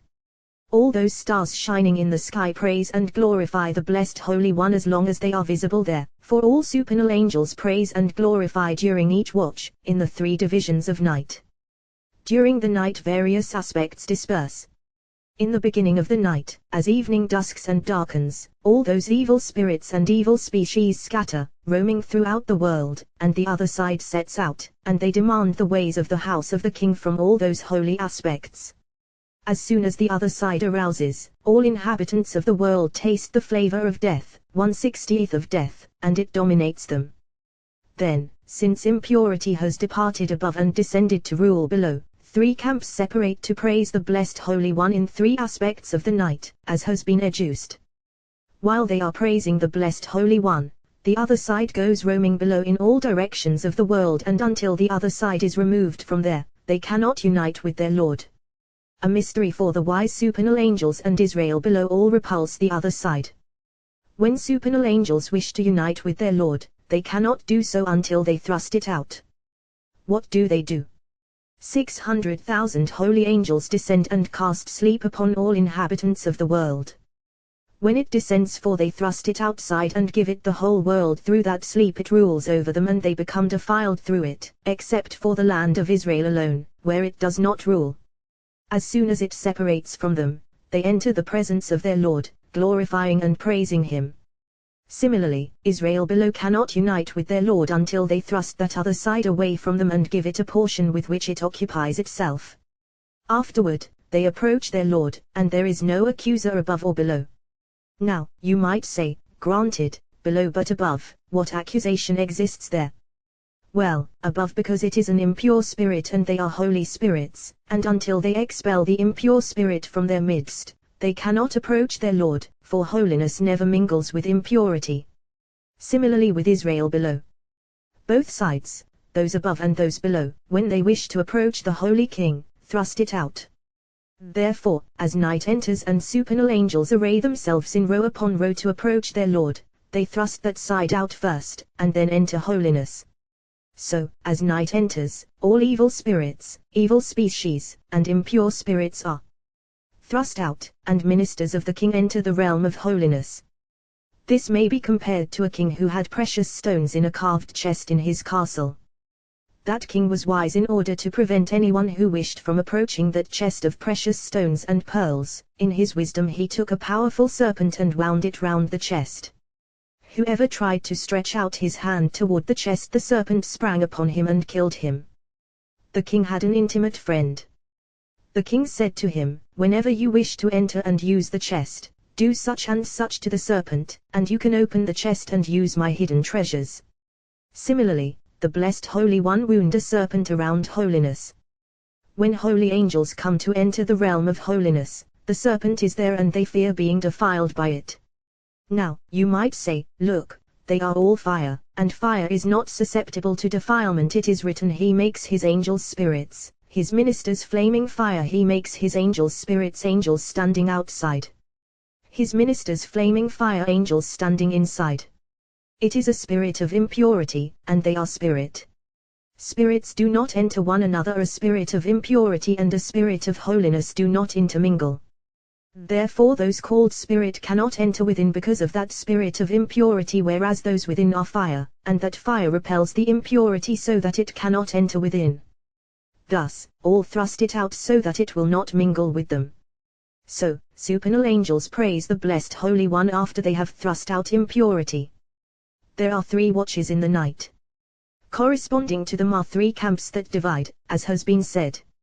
So, this master of them all is the lamp of David, never subsiding, but constantly praising and glorifying the supernal King, and of this is written, who gives songs in the night. Job. Alternatively, but none says, Where is God? Say I, my Maker's. Job, as has been said, for a human being is comprised and formed of above and below. Just as the body derives from 2 sides, from male and female, so too, the spirit is composed of male and female. By this mystery, a human is perfected in his engravings, in body and in spirit. Since he is included in this mystery and in this act, as has been said, it is surely written, God said, Let us make a human, as has been said. Concerning the night, you say that in the beginning of the night all those evil species and evil spirits arouse in the world. How can this be? If so, we have learned that all these evil species emerge from the side of the north, and it has been said that when the north wind arouses at midnight, all those evil species and evil aspects are rounded up from the world and enter the hollow of the great abyss. If so, then on the side of the south, which is right, why do those evil species roam in the beginning of the night, when the south wind prevails? Well, surely, if not for the south, which restrains and repels that evil side, the world could not endure it and would be totally obliterated. But when that other side arouses, it arouses only on the side of the west wind, which prevails in the beginning of the night, gathering the world. Thus, the Blessed Holy One prepares a remedy in advance for the world in this manner, as has been said. Happy are Israel in this world and in the world that is coming, for the Blessed Holy One has chosen them from all nations of the world. Rabbi Elazar and Rabbi Abba entered the house. As the night split, they rose to study Torah. Rabbi Abba said, "Surely now is a time of favor for the Blessed Holy One, and we have often adduced this, that at the moment of midnight the Blessed Holy One enters among the righteous in the Garden of Eden and delights with them. Happy is he who engages in Torah at that time." Rabbi Elazar said, "As for the Blessed Holy One's delighting among the righteous in the Garden of Eden, how does he delight?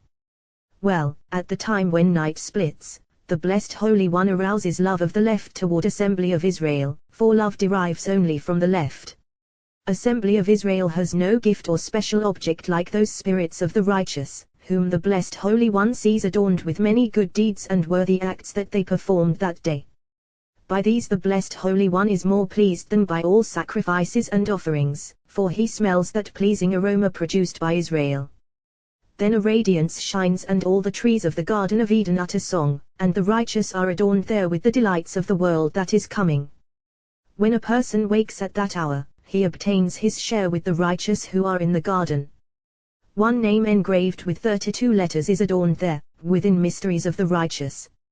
He opened, saying, "Hallelujah, I praise Jehovah wholeheartedly." This has been discussed and aroused by the companions, and so it is, for this is praise transcending all other songs and praises uttered by David, among the 10 praises that he offered, since it includes name and praise in one, and is totality of the holy supernal name. Oda, I praise Jehovah wholeheartedly. Wherever King David uttered the mystery of the alphabet, it is mystery of engraved letters issuing in engravings of 32 paths. There are upper letters from mystery of the upper world, and there are other letters, which are small letters. Here is mystery of the alphabet from the lower world. I praise Jehovah B'chol Levav, wholeheartedly with the good impulse and the evil impulse, which dwells within him, for one should praise the Blessed Holy One for everything, with the good impulse and the evil impulse.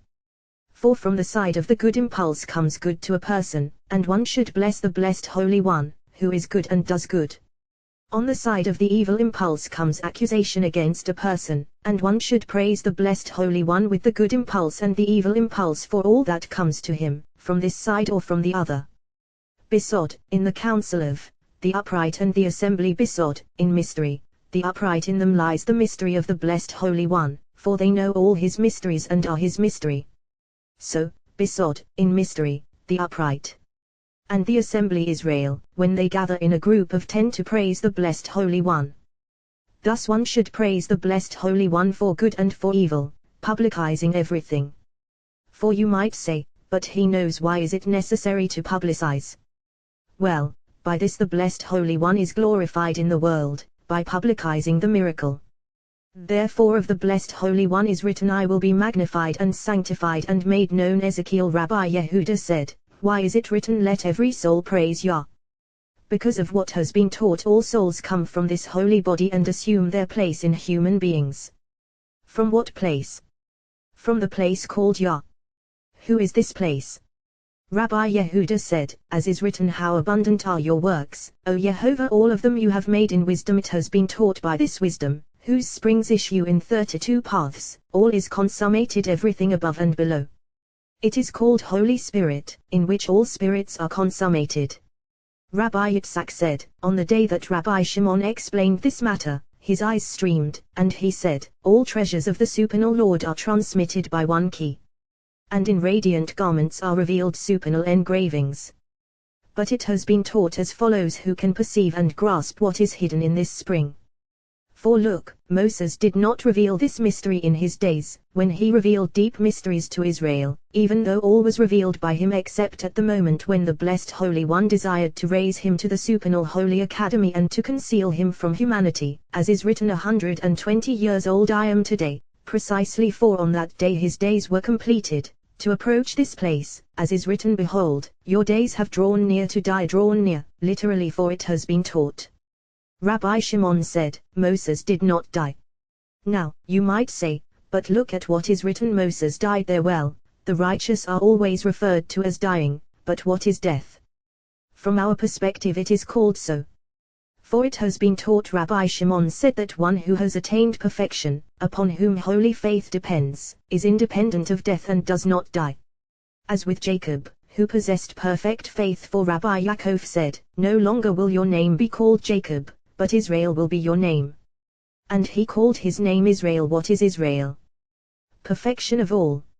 And it is written, as for you, do not fear, my servant Jacob, declares Jehovah, for I am with you, I will save you from afar, and your seed from the land of their captivity. Rabbi Yehuda said, from here, for I am with you, precisely happy is his share, for his Lord spoke so to him. It is not written, for you are with me, but rather, for I am with you, for his Lord came to join with him.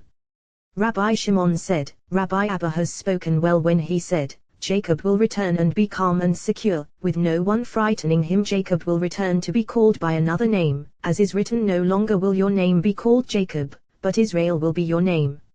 Alternatively, Jacob will return to the place whence he was taken, and be calm in this world, and secure in the world that is coming, with no one frightening him, namely the angel of death.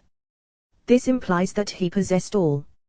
Rabbi Yitzhak said, the companions have established it, as is written, and your seed from the land of their captivity. Just as his seed is alive, so he too is alive. Rabbi Yehuda opened, happy are you, O land, the central bar in the middle of whose king is a son of the planks, running from end to noble birth, and whose end princes feast at the proper time. And it is written, woe to you, O land, whose king is a boy and whose princes feast in the morning. How have we established these verses? Rabbi Yehuda said, woe to the world, for they care nothing about the service of their Lord. For look, their Lord cares for them, benefiting them, and he has placed before them words of Torah, yet they do not care. For we have learned there are 3 things that a person must do for his son: circumcision, redemption, and marrying him to a woman. And all this the blessed Holy One did for Israel. Circumcision, as is written, circumcise the children of Israel again, a second time Joshua, and it is written, at 8 days old every male among you shall be circumcised. Redemption, as is written, he redeemed you from the hand of Pharaoh, king of Egypt. Marrying a woman, as is written, male and female he created them. And then, God blessed them, and God said to them, be fruitful and multiply further. He carried them like an eagle who carries its young on its wings, as is written, I bore you on eagle's wings. It has been taught, Rabbi Yos said, all is fine, but the Torah that he carried around before Israel and taught to them is greatest of all. A person has no praise in this world or in the world that is coming other than praise of Torah, of which is written, by me kings reign, for we have learned. When Rav Huna went up there, he found the rabbis engaged in this verse, I will deal with Bel in Babylon, and I will take what he has swallowed out of his mouth, and nations will no longer stream to him. They paid no regard to Rav Huna because they did not recognize him from before. As he entered the house of study, he found the rabbis saying, this verse calls for contemplation. If the false god of Nebuchadnezzar was named Bel, then look what is written of him. Finally there came before me whose name is Belteshazzar, after the name of my God. And also, what is the meaning of I will take what he has swallowed out of his mouth? Rav Huna stood up among the sustaining pillars and said, if I were in my place, I would expound this verse. They paid him no attention. He stood a second time and said the same thing. Rabbi Yehudai son of Rav came and seated him in front of him, and said to him, speak, my son. Speak, for of words of Torah is written, at the head of bustling streets she calls, in the gateways of the city she utters her words. He opened, saying, we have learned as follows: in ancient days, before Jacob appeared, a person lived peacefully at home. When his time arrived, he died without illness. When Jacob appeared, he pleaded to the blessed Holy One, Master of the universe, if it pleases you, let a person fall ill for 1 or 2 days, and then be gathered to his people, so that he may set his house in order and repent of his sins. He replied, fine, you be the paradigm for the world. What is written? It happened after these things that Joseph was told, look, your father Ole is ill, spelled Allah, became ill, something that never happened before. After he lay down to die, there was no one who became ill and did not die, until Hezekiah appeared. What is written of him? In those days Hezekiah became deathly ill. The prophet son of Amos came to him and said, thus says Jehovah, set your house in order, for you are going to die, you will not live. what is written. And Hezekiah turned his face to the wall and prayed to Jehovah. He said to him, if it pleases you, let people be healed of their illness and praise your name, and realize and then turn in complete repentance, so that inhabitants of the world may be found worthy before you. The Blessed Holy One replied, that is fine, you will be the paradigm for the world. And so it was, what never was before, as is written a writing of Hezekiah king of Judah, when he was ill and recovered from his illness. It has been taught that day the sun went backward 10 degrees. And it has been taught Merodach Baladan used to eat every day at the 4th hour, and then sleep until the 9th hour. On that day he slept, and when he awoke he saw the sun standing at the 4th hour. He said, what is this? In killing with a lance his centurions are conspiring. They said to him, why? He replied, because I slept for a whole day. They replied, not so, rather, the God of Hezekiah has performed 2 miracles this day. He healed Hezekiah of his illness and he turned back the sun to this time. He said, is there in the whole world a great God other than mine? They replied, the God of Hezekiah. He rose and wrote his letter, peace to Hezekiah, king of Judah, and peace to his God, and peace to Jerusalem, the holy city. Afterward he reconsidered, rose from his throne, took 3 steps, and wrote differently, peace to the great God, peace to Hezekiah, and peace to Jerusalem, the holy city. The Blessed Holy One said to him, you took 3 steps in my honor. By your life, from you shall arise 3 kings, august cosmocrats ruling the whole world. The first of these was Nebuchadnezzar. What said to him, you are the head of gold. After you will arise another kingdom, inferior to yours, and another a 3rd kingdom, one of bronze, which will rule over all the earth. What is written? King Nebuchadnezzar made an image of gold whose height was 60 cubits high and whose width was 6 cubits. Nebuchadnezzar said, the image that I saw had a head of gold and belly of silver. I will make one all of gold, so that a lower coronet of gold will be upon its head. It has been taught on that day he gathered all peoples, nations, and tongues to worship that image, and he took one of the vessels of the temple upon which was engraved the holy name and put it in the mouth of that image, and it began speaking grandly until came and approached the image, and said, I am the messenger of the Supreme Lord. I decree upon you to leave here. He invoked the holy name, and that vessel came out, and the image fell and broke, as is written, I will take what he has swallowed out of his mouth, and nations will no longer stream to him. Rabbi Yehuda rose and kissed him on the head, and said, if I had not drawn you to the cluster here, we would never have discovered you. From that day on, they revered him. It has been taught, happy are you, O land whose king is of noble birth and whose princes feast at the proper time. Rabbi Yos applied this verse to Moses when he brought Israel out of Egypt and liberated them. And whose princes feast at the proper time, as is written, you shall eat it in haste. It is a Passover offering to Jehovah. Rabbi Shimon son of Yoari said, did I not say that the words of King Solomon are all within the holy temple? What you have said is fine, and the verse comes in order to be expounded, but this verse is above in the holy temple. It has been taught, happy are you, O Erez, land, whose king is of noble birth and whose princes feast at the proper time. What is Erez, land? Unspecified Erez.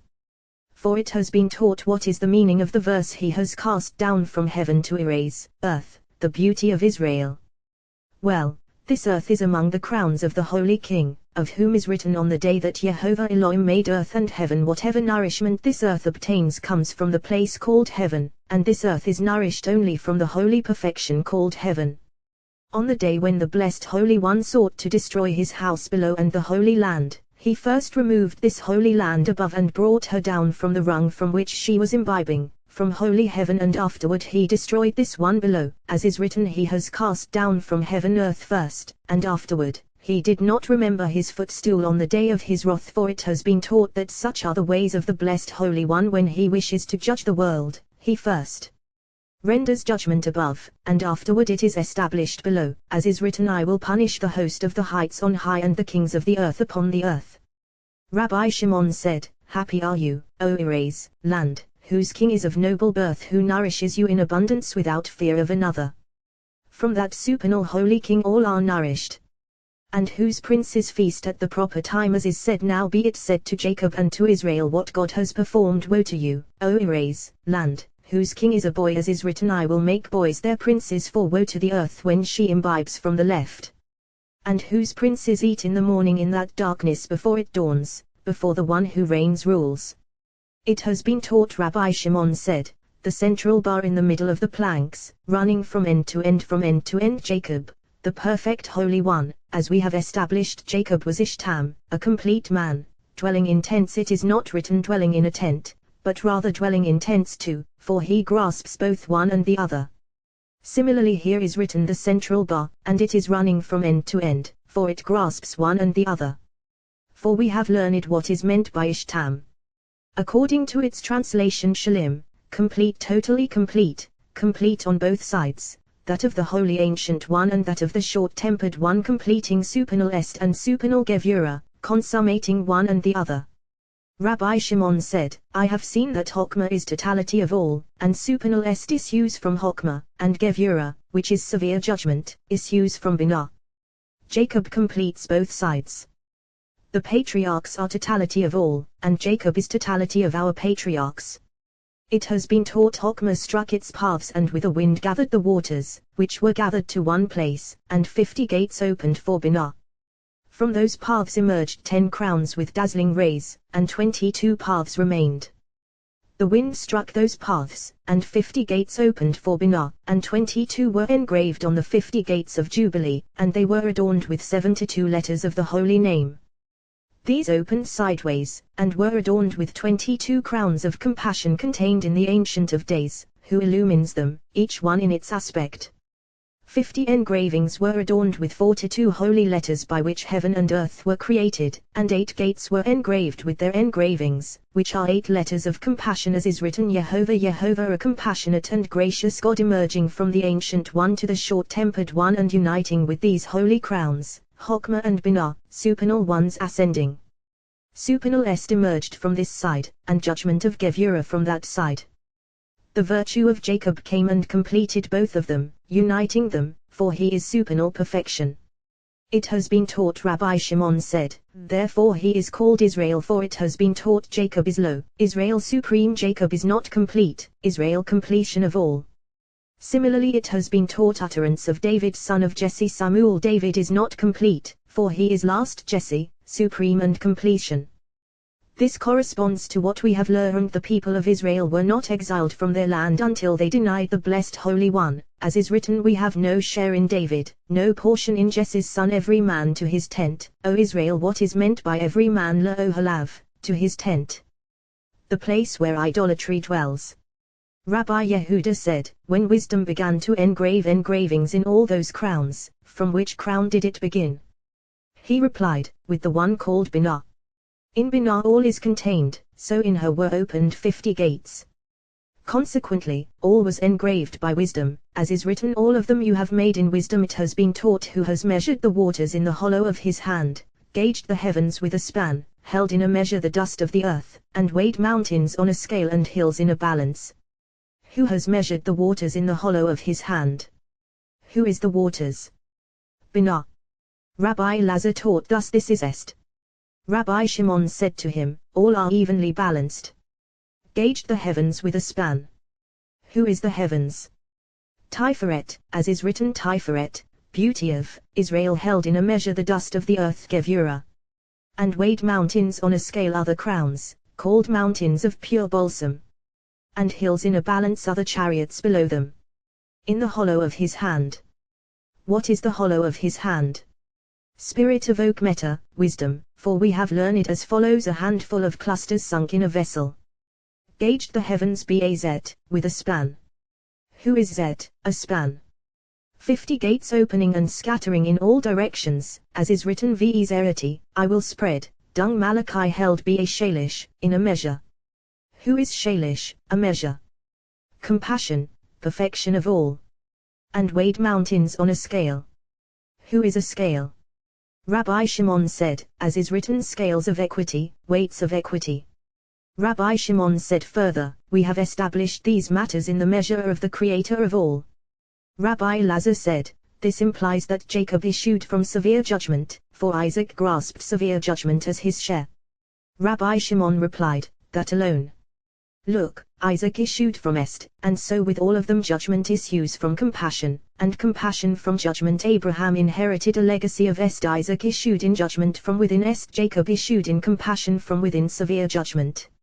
So it is above one from the other, absorbing one another, until all is recognized as one, all depending on one, all becoming one. Blessed be his name forever and ever. Rabbi Elazar said, clearly there is no perfection unless one is joined to the other and one embraces both of them, consummating all, like Jacob, corresponding to what is written, running from end to end. It has been taught all this is designated only from our perspective, and from our perspective perceived to be so.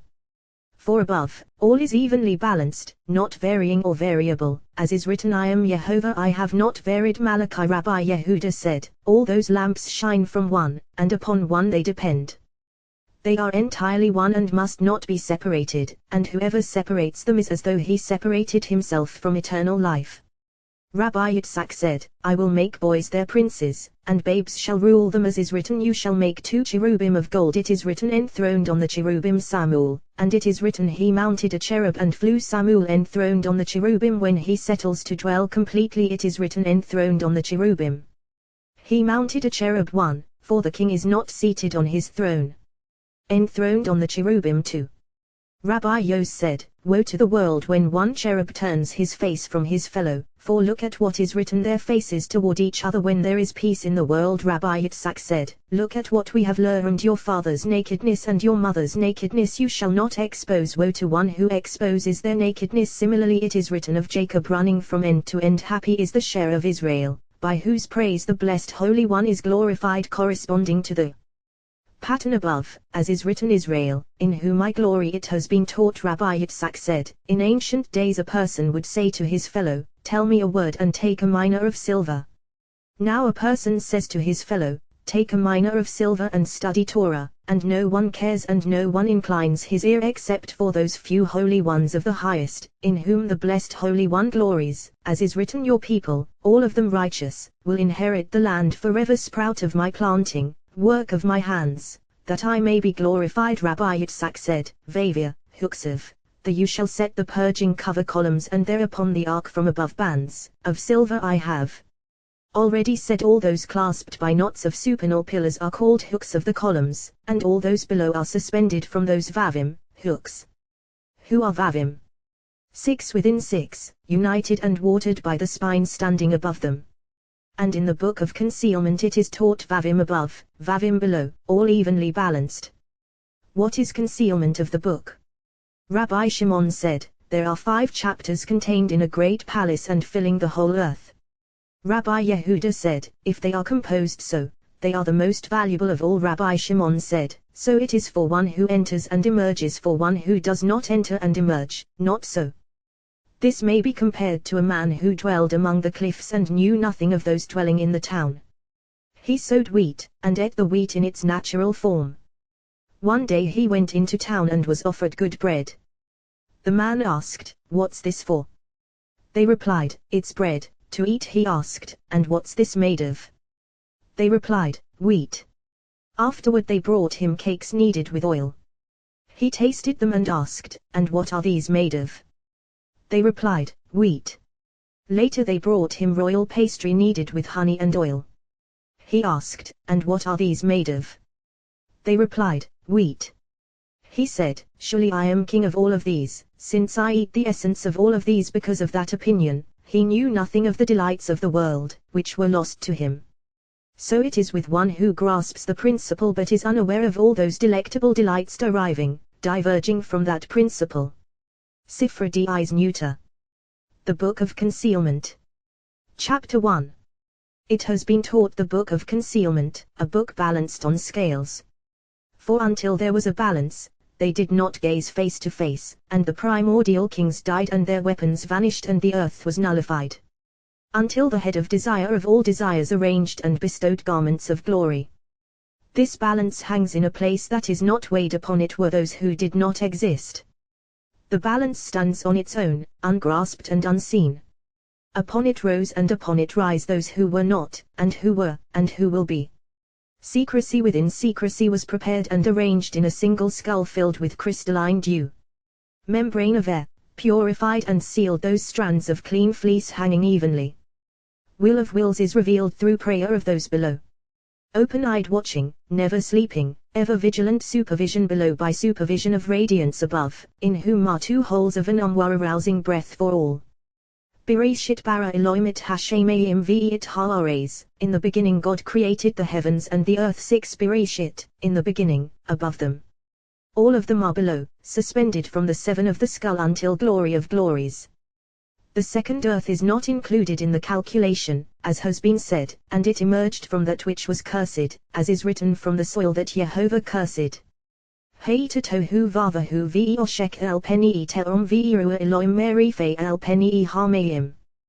Was waste and empty, with darkness over the face of the abyss and the wind of God hovering over the face of the waters. 13 Suspended from 13 of glories. 6,000 years are suspended from the first 6/7 above them, fortified alone. All will be destroyed in 12 hours, as is written was waste and empty. 13 He will raise them in compassion, renewing themselves as beforehand. All those 6 will rise, since it is written created, and afterward is written was, for it surely was, and in the end, waste and empty, with darkness. Jehovah alone will be exalted on that day. Gravings of engravings, like the appearance of a long serpent, extending here and the retail in the head behind the shoulders, enraged and furious, guarded and hidden. Once in 1,000 short days, a plowshare is revealed in its smoking nodes, a fin in its share, its head smashed on the waters of the great sea, as is written, you smashed the heads of Tannanim, sea serpents. On the waters there were 2, reverting to 1 Tannanim, sea serpents, spelled deficiently. Heads, as is said, an image above the heads of the living being, a firmament. Ezekiel, God said, let there be light v'yai, and there was light, corresponding to what is written, for he spoke v'yai, and it came to be. He alone v'yai, and it came to be, alone. Afterward they reverted to 1 yod, he, vov, yod, yod, he, vov, yod, he, yod. The final yod is Shekinah below, just as he is found to be Shekinah, and they were balanced on a single scale. The living beings darting back and forth. Ezekiel, as is written, God saw the light, that it was good. Say of the righteous one that he is good. This one goes up on the scale, the first one on its own, and all reverts to one sister and relative, merge with one another in yod, he, like 2 lovers embracing. 6 Emerge from the branch of the root of the body, a tongue speaking grandly. This tongue is concealed between yod and he, as is written, this one will say, I belong to Jehovah. Another will call himself by the name of Jacob. Yet another will write on his hand, belonging to Jehovah, and adopt the name of Israel. Really this one will say, I belong to Jehovah's sister, and all is uttered in yod, he. Vov. All are included in the concealed tongue for mother, for she opens herself to he who issues from her. Father sits at the head, mother in the middle, covered from here and there. Woe to one who exposes their nakedness. God said, let there be lights in the dome of heaven, male ruling female, as is written, the righteous one is the foundation of the world. Yod illumines 2, illumining and impregnating the female. Yod is unified alone, ascending its rungs, higher and higher. The female darkens and mother is illumined, opened by her gates. Comes a key comprised of 6 and covers her opening, linking this one and that one. Woe to him who exposes the opening. Chapter 2. The beard of faith is not mentioned, for it is glory of all. From the ears it emerges, circling the mouth, a white strand rising and falling, branching into 13 gloriously. Of that glory is written, through it no man passed, there no human dwelled. Adam, human, is outside, Adam is not included here, all the more so-ish. Man. Into 13 flows branch springs, 4 alone adjoined, 9 watering the body. Before opening of the ears, glory begins to be arrayed, descending in beauty to head of the lips, poised from this head to that head.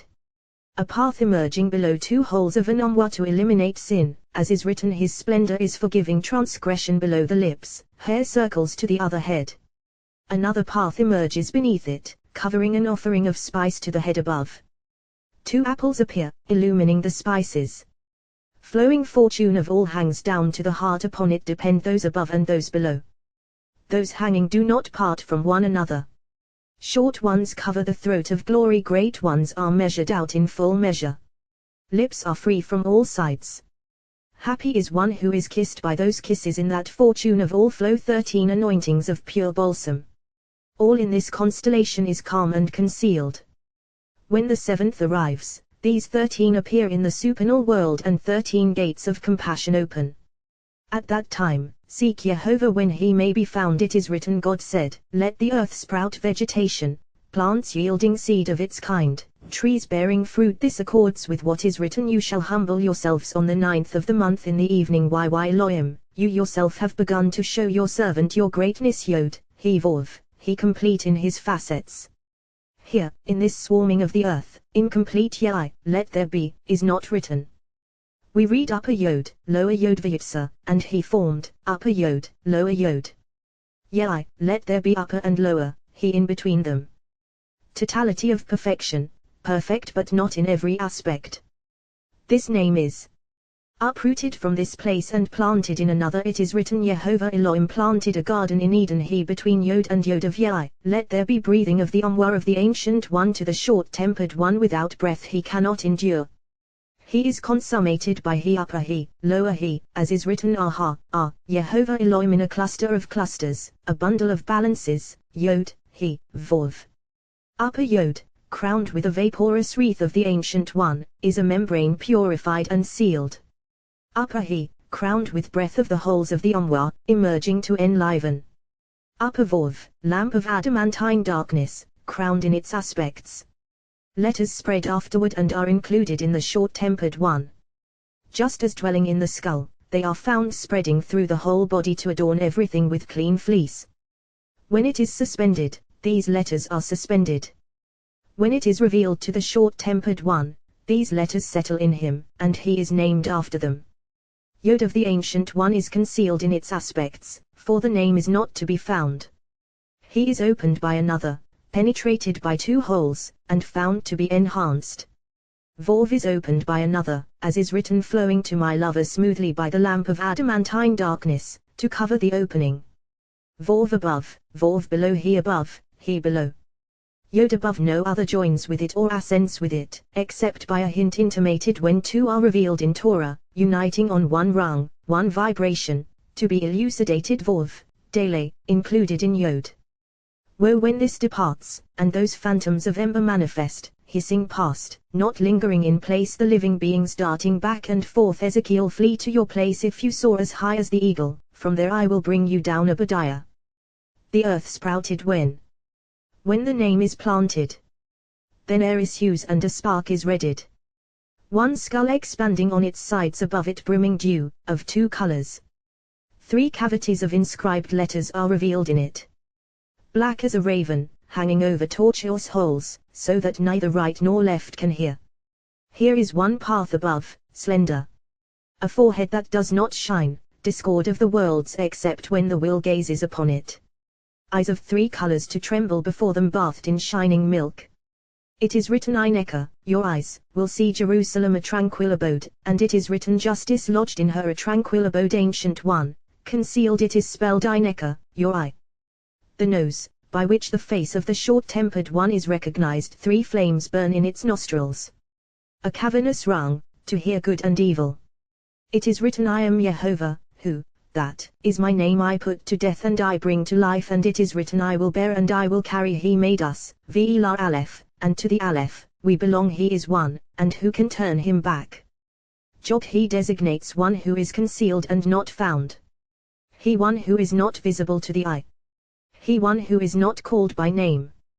He, Aleph, he, Vov, Aleph including Vov, Vov including Aleph and not including. He, Vov going to Aleph, Aleph going to Yod, Yod going to Yod, that is concealed of all concealed, not joined by Vov, Dele. Woe when Yod does not illumine Vov, Dele, when Yod withdraws from Vov, Dele, through the sins of the world, nakedness of all appears. Of this is written, your father's nakedness you shall not expose. Yod, he, woe when Yod withdraws from he, of this is written, and your mother's nakedness you shall not expose, she is your mother, you shall not expose her nakedness, she surely is your mother, for you will call understanding mother, and give forth your voice to discernment. Chapter 3. 9 precious ones were conveyed to the beard. All that is hidden and not revealed is sublime and precious, treasured away by Scripture.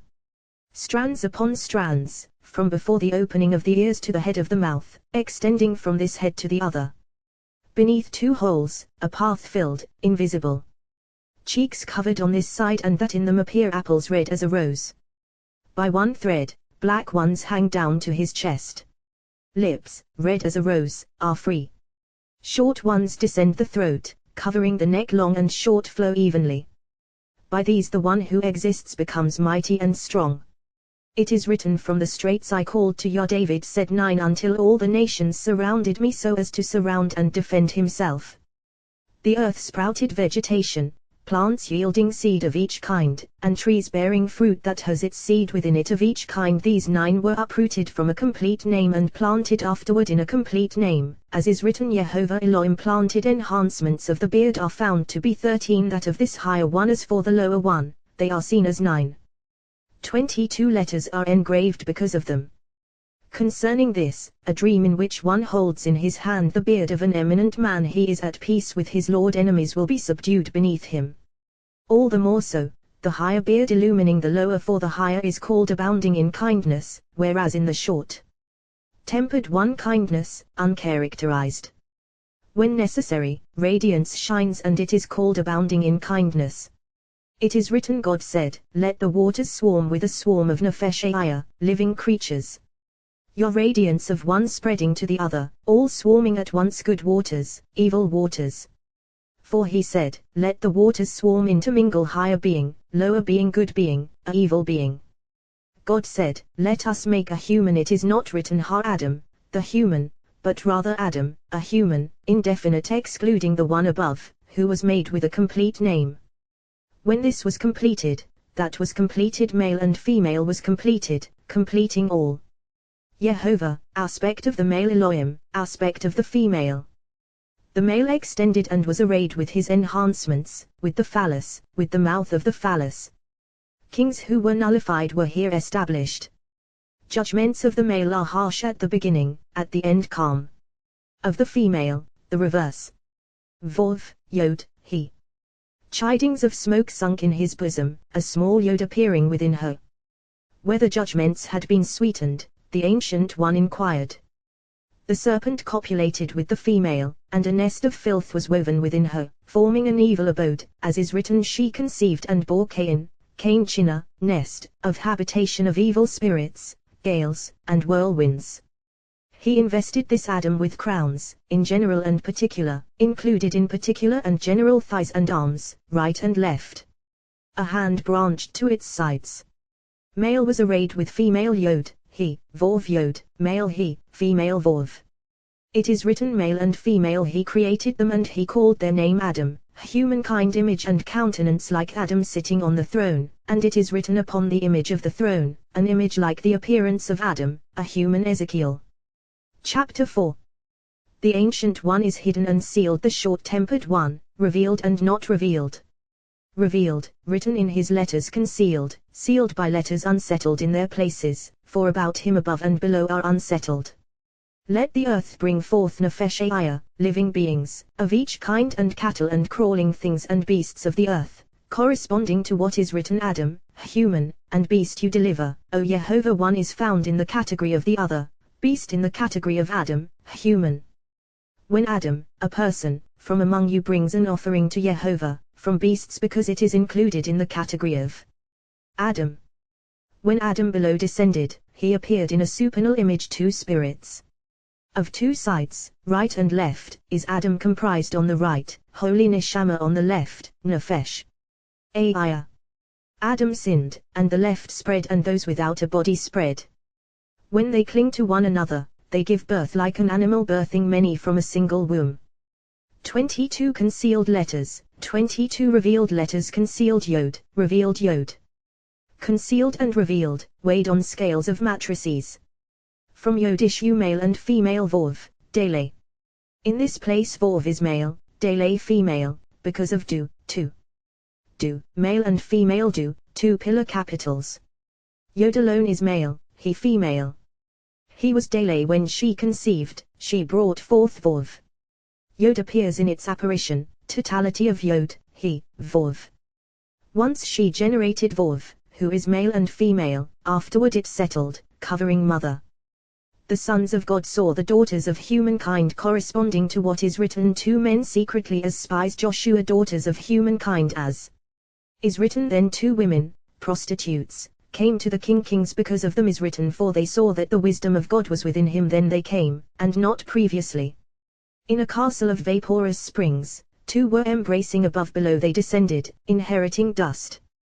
They lost the good share that they had possessed, crown of compassion, and were crowned with a pint of grapes.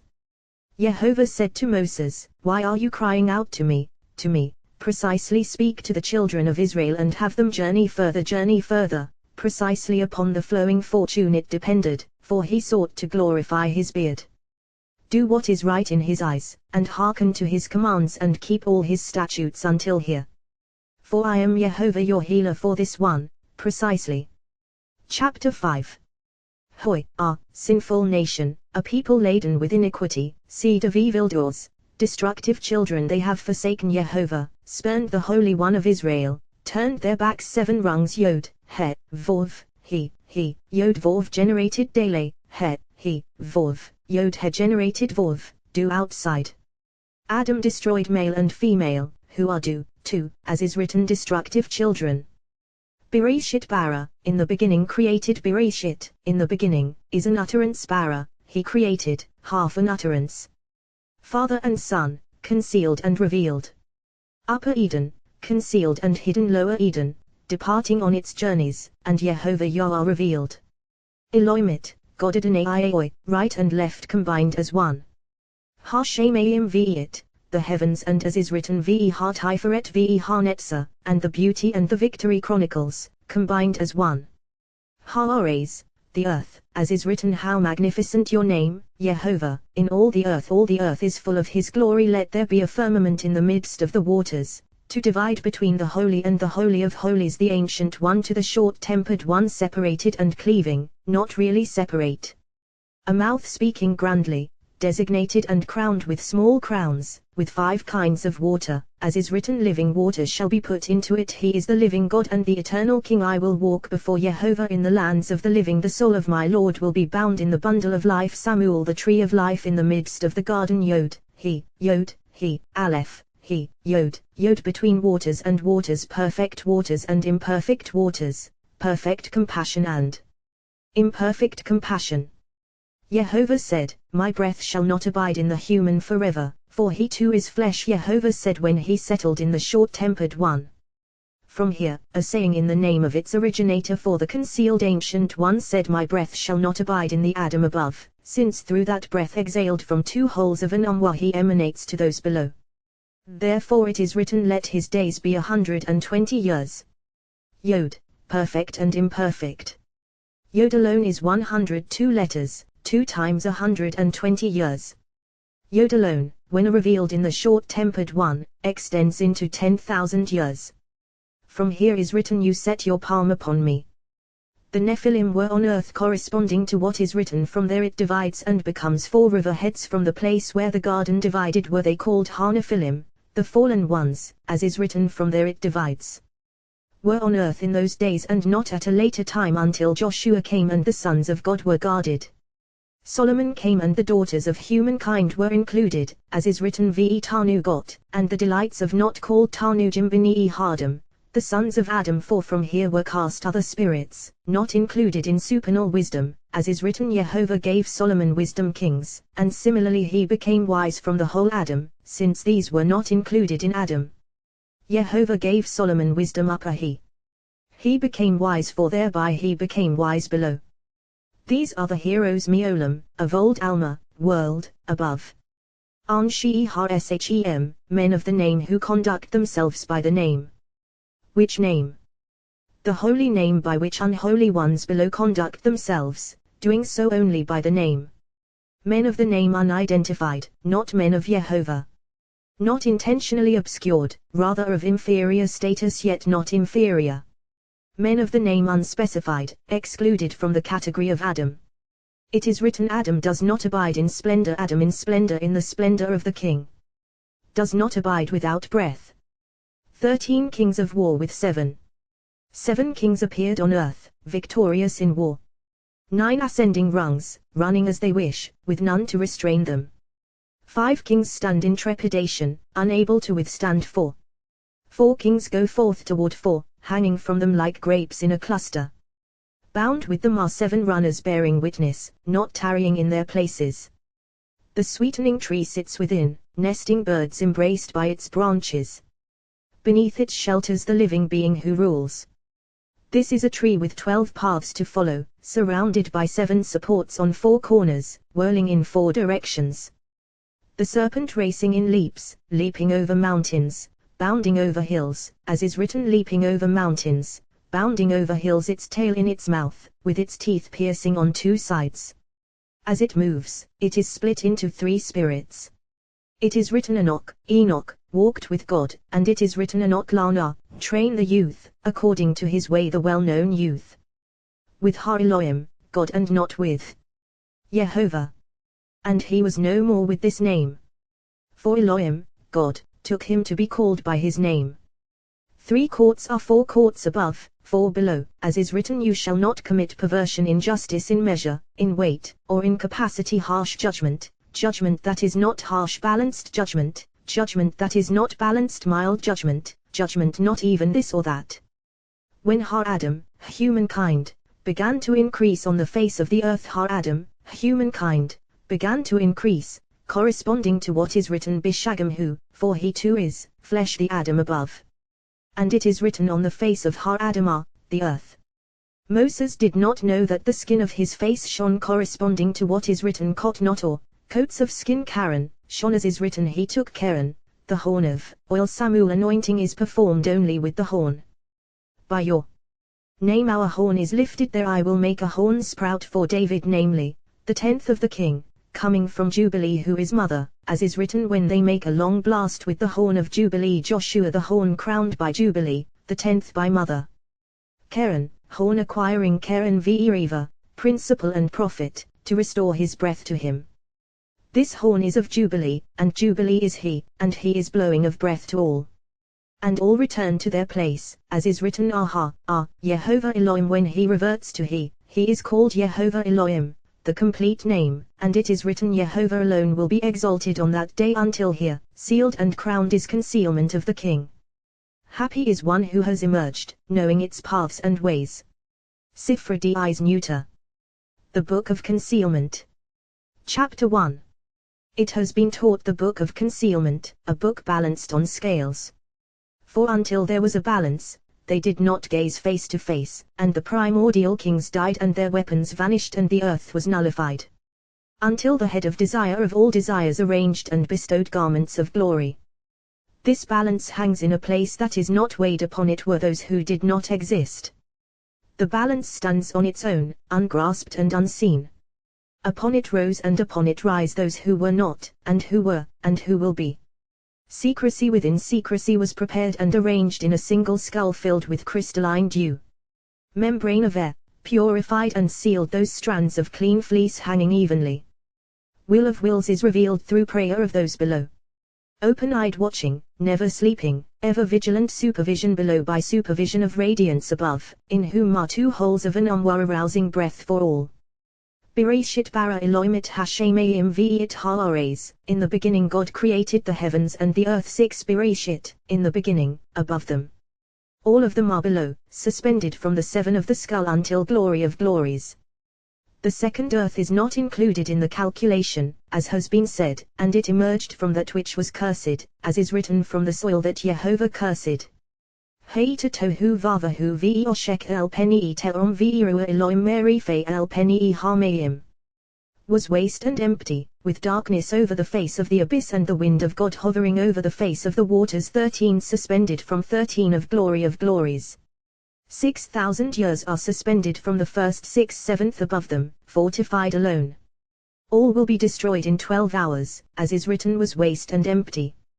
13. he will raise them in compassion, renewing themselves as beforehand. All those six will rise, since it is written created, and afterward is written was, for it surely was, and in the end, waste and empty, with darkness. Jehovah alone will be exalted on that day. Gravings of engravings, like the appearance of a long serpent, extending here and the retail in the head behind the shoulders, enraged and furious, guarded and hidden.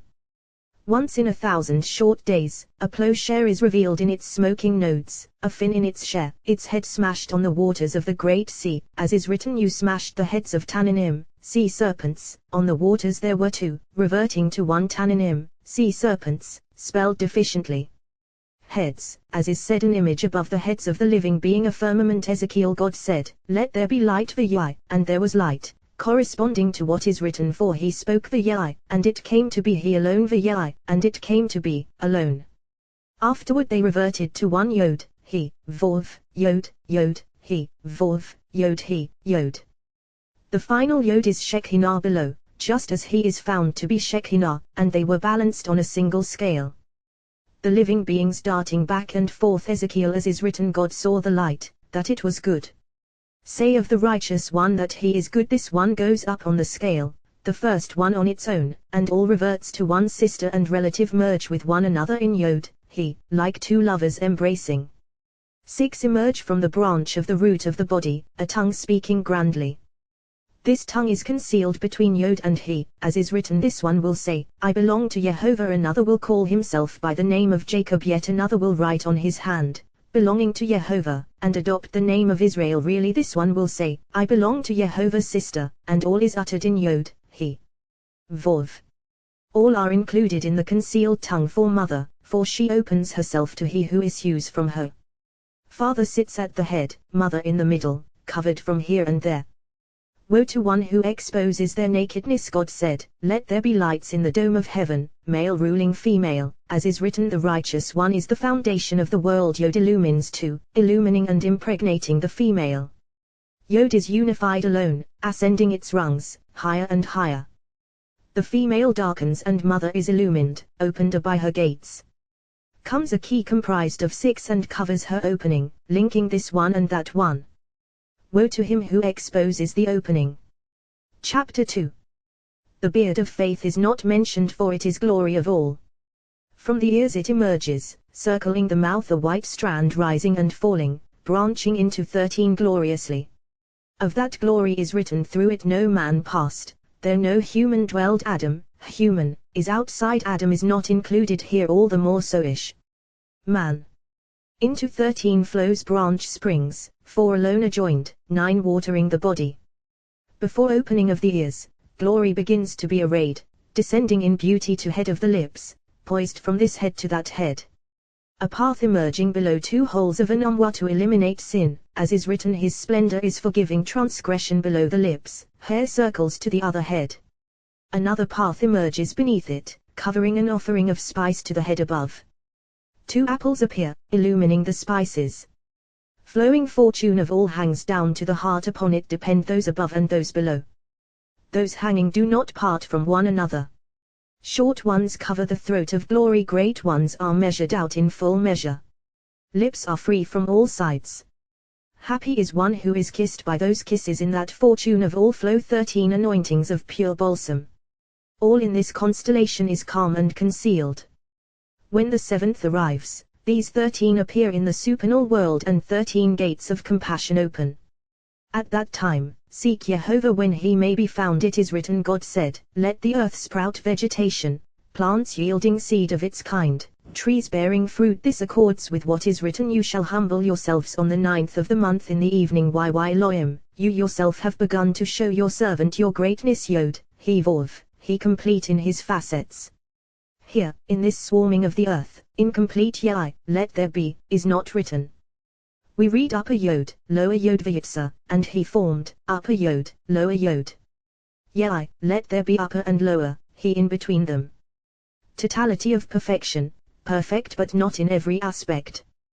This name is uprooted from this place and planted in another. It is written, Jehovah Elohim planted a garden in Eden, he between Yod and Yod of Yai, let there be breathing of the Umwa of the Ancient One to the short-tempered one without breath he cannot endure.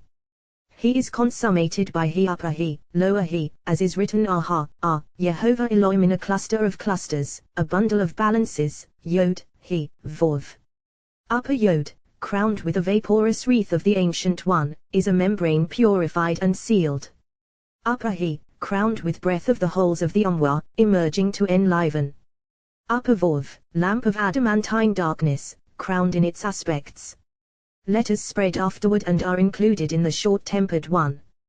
Just as dwelling in the skull, they are found spreading through the whole body to adorn everything with clean fleece. When it is suspended, these letters are suspended. When it is revealed to the short-tempered one, these letters settle in him, and he is named after them. Yod of the Ancient One is concealed in its aspects, for the name is not to be found. He is opened by another, penetrated by two holes, and found to be enhanced. Vov is opened by another, as is written flowing to my lover smoothly by the lamp of adamantine darkness, to cover the opening. Vov above, Vov below he above, he below. Yod above no other joins with it or ascends with it, except by a hint intimated when two are revealed in Torah, uniting on one rung, one vibration, to be elucidated Vov, Dele, included in Yod. Woe when this departs, and those phantoms of ember manifest, hissing past, not lingering in place, the living beings darting back and forth. Ezekiel, flee to your place if you soar as high as the eagle, from there I will bring you down. Obadiah. The earth sprouted when the name is planted. Then air issues and a spark is redded. One skull expanding on its sides, above it brimming dew, of two colors. 3 cavities of inscribed letters are revealed in it. Black as a raven, hanging over tortuous holes, so that neither right nor left can hear. Here is one path above, slender. A forehead that does not shine, discord of the worlds except when the will gazes upon it. Eyes of 3 colors to tremble before them, bathed in shining milk. It is written Eineka, your eyes, will see Jerusalem a tranquil abode, and it is written justice lodged in her a tranquil abode. Ancient One, concealed it is spelled Eineka, your eye. The nose, by which the face of the short-tempered one is recognized. 3 flames burn in its nostrils. A cavernous rung, to hear good and evil. It is written I am Yehovah, who, that, is my name. I put to death and I bring to life, and it is written I will bear and I will carry. He made us, Ve'ila Aleph, and to the Aleph, we belong. He is one, and who can turn him back? Job. He designates one who is concealed and not found. He one who is not visible to the eye.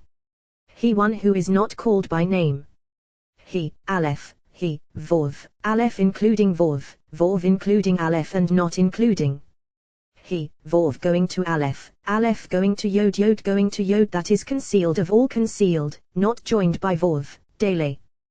Woe when Yod does not illumine Vov, Dele, when Yod withdraws from Vov, Dele. Through the sins of the world, nakedness of all appears. Of this is written your father's nakedness you shall not expose. Yod, he. Woe when Yod withdraws from he, of this is written and your mother's nakedness you shall not expose. She is your mother, you shall not expose her nakedness. She surely is your mother, for you will call understanding mother, and give forth your voice to discernment. Chapter 3. 9 precious ones were conveyed to the beard. All that is hidden and not revealed is sublime and precious, treasured away by Scripture. Strands upon strands, from before the opening of the ears to the head of the mouth, extending from this head to the other. Beneath 2 holes, a path filled, invisible.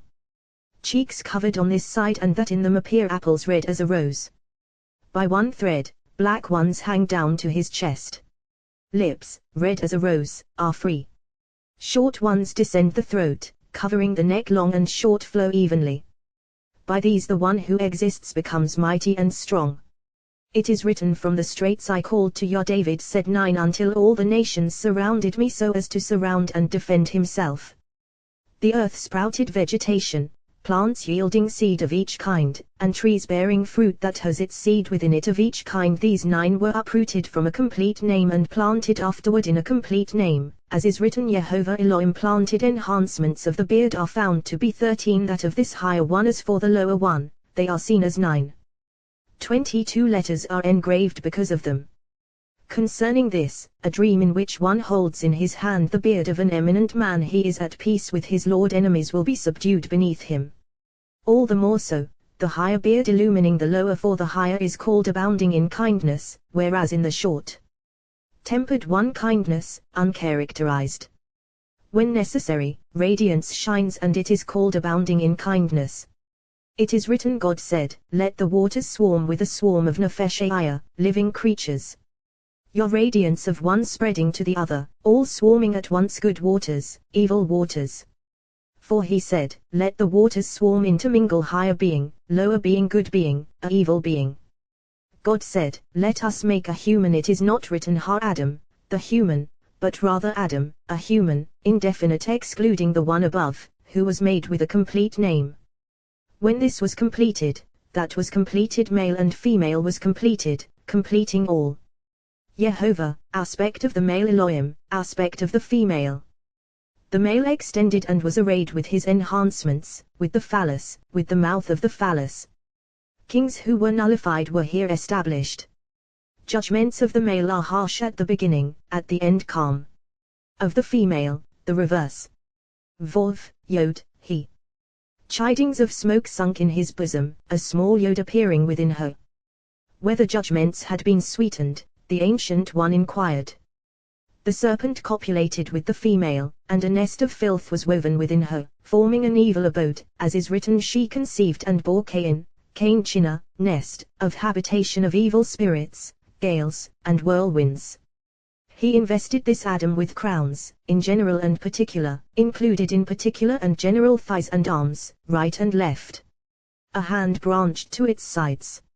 Male was arrayed with female Yod, he, Vov Yod, male he, female Vov.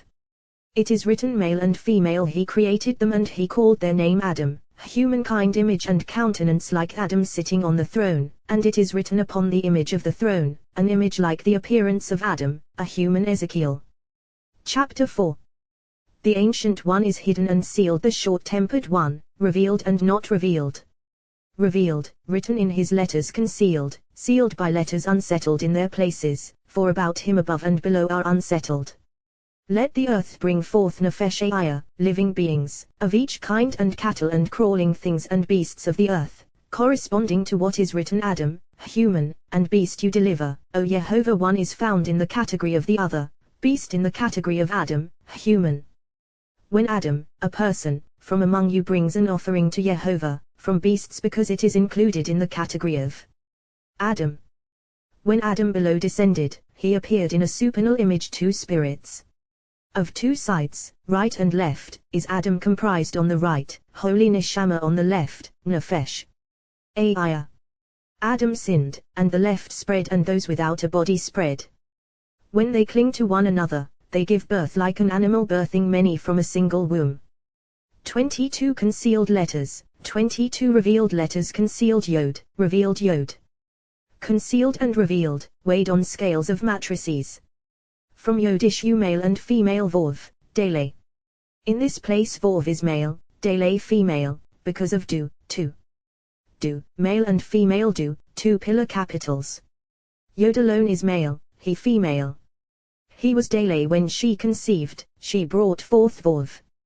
Yod appears in its apparition, totality of Yod, he, Vov. Once she generated Vov, who is male and female, afterward it settled, covering mother. The sons of God saw the daughters of humankind, corresponding to what is written, two men secretly as spies, Joshua, daughters of humankind, as is written. Then two women, prostitutes, came to the kings, because of them is written, for they saw that the wisdom of God was within him. Then they came, and not previously. In a castle of vaporous springs, two were embracing, above below they descended, inheriting dust. They lost the good share that they had possessed, crown of compassion, and were crowned with a pint of grapes. Yehovah said to Moses, why are you crying out to me, precisely speak to the children of Israel and have them journey further, precisely upon the flowing fortune it depended, for he sought to glorify his beard. Do what is right in his eyes, and hearken to his commands, and keep all his statutes until here. For I am Yehovah your healer for this one, precisely. Chapter 5. Hoi, sinful nation, a people laden with iniquity, seed of evildoers, destructive children, they have forsaken Yehovah, spurned the Holy One of Israel, turned their backs 7 rungs Yod, he, Yod Vov generated Dele, he, Vov, Yod He generated Vov, do outside. Adam destroyed male and female, who are two, as is written destructive children. Bereshit bara, in the beginning created Bereshit, in the beginning, is an utterance bara, he created, half an utterance. Father and Son, concealed and revealed. Upper Eden, concealed and hidden Lower Eden, departing on its journeys, and Yehovah Yah revealed. Elohimit, God Adonai, right and left combined as one. Hashemayim V'it, the heavens and as is written V'i Tiferet V'i Netzer, and the beauty and the victory chronicles, combined as one. Haaretz, the earth, as is written how magnificent your name, Yehovah, in all the earth is full of his glory. Let there be a firmament in the midst of the waters, to divide between the holy and the holy of holies, the ancient one to the short-tempered one, separated and cleaving, not really separate. A mouth speaking grandly, designated and crowned with small crowns, with 5 kinds of water, as is written living waters shall be put into it. He is the living God and the eternal King. I will walk before Yehovah in the lands of the living. The soul of my Lord will be bound in the bundle of life. Samuel, the tree of life in the midst of the garden. Yod, he, Aleph, he, Yod between waters and waters, perfect waters and imperfect waters, perfect compassion and imperfect compassion. Yehovah said, my breath shall not abide in the human forever, for he too is flesh. Yehovah said when he settled in the short-tempered one. From here, a saying in the name of its originator, for the concealed ancient one said, my breath shall not abide in the Adam above, since through that breath exhaled from 2 holes of an Umwah he emanates to those below. Therefore it is written, let his days be 120 years. Yod, perfect and imperfect. Yod alone is 102 letters. 2 times 120 years. Yod alone, when revealed in the short-tempered one, extends into 10,000 years. From here is written, you set your palm upon me. The Nephilim were on earth corresponding to what is written. From there it divides and becomes 4 riverheads. From the place where the garden divided were they called Ha-Nephilim, the fallen ones, as is written. From there it divides. Were on earth in those days and not at a later time, until Joshua came and the sons of God were guarded. Solomon came and the daughters of humankind were included, as is written V'i Tanugot, and the delights of not called Tanujim B'ni Adam, the sons of Adam. For from here were cast other spirits, not included in supernal wisdom, as is written Yehovah gave Solomon wisdom kings, and similarly he became wise from the whole Adam, since these were not included in Adam.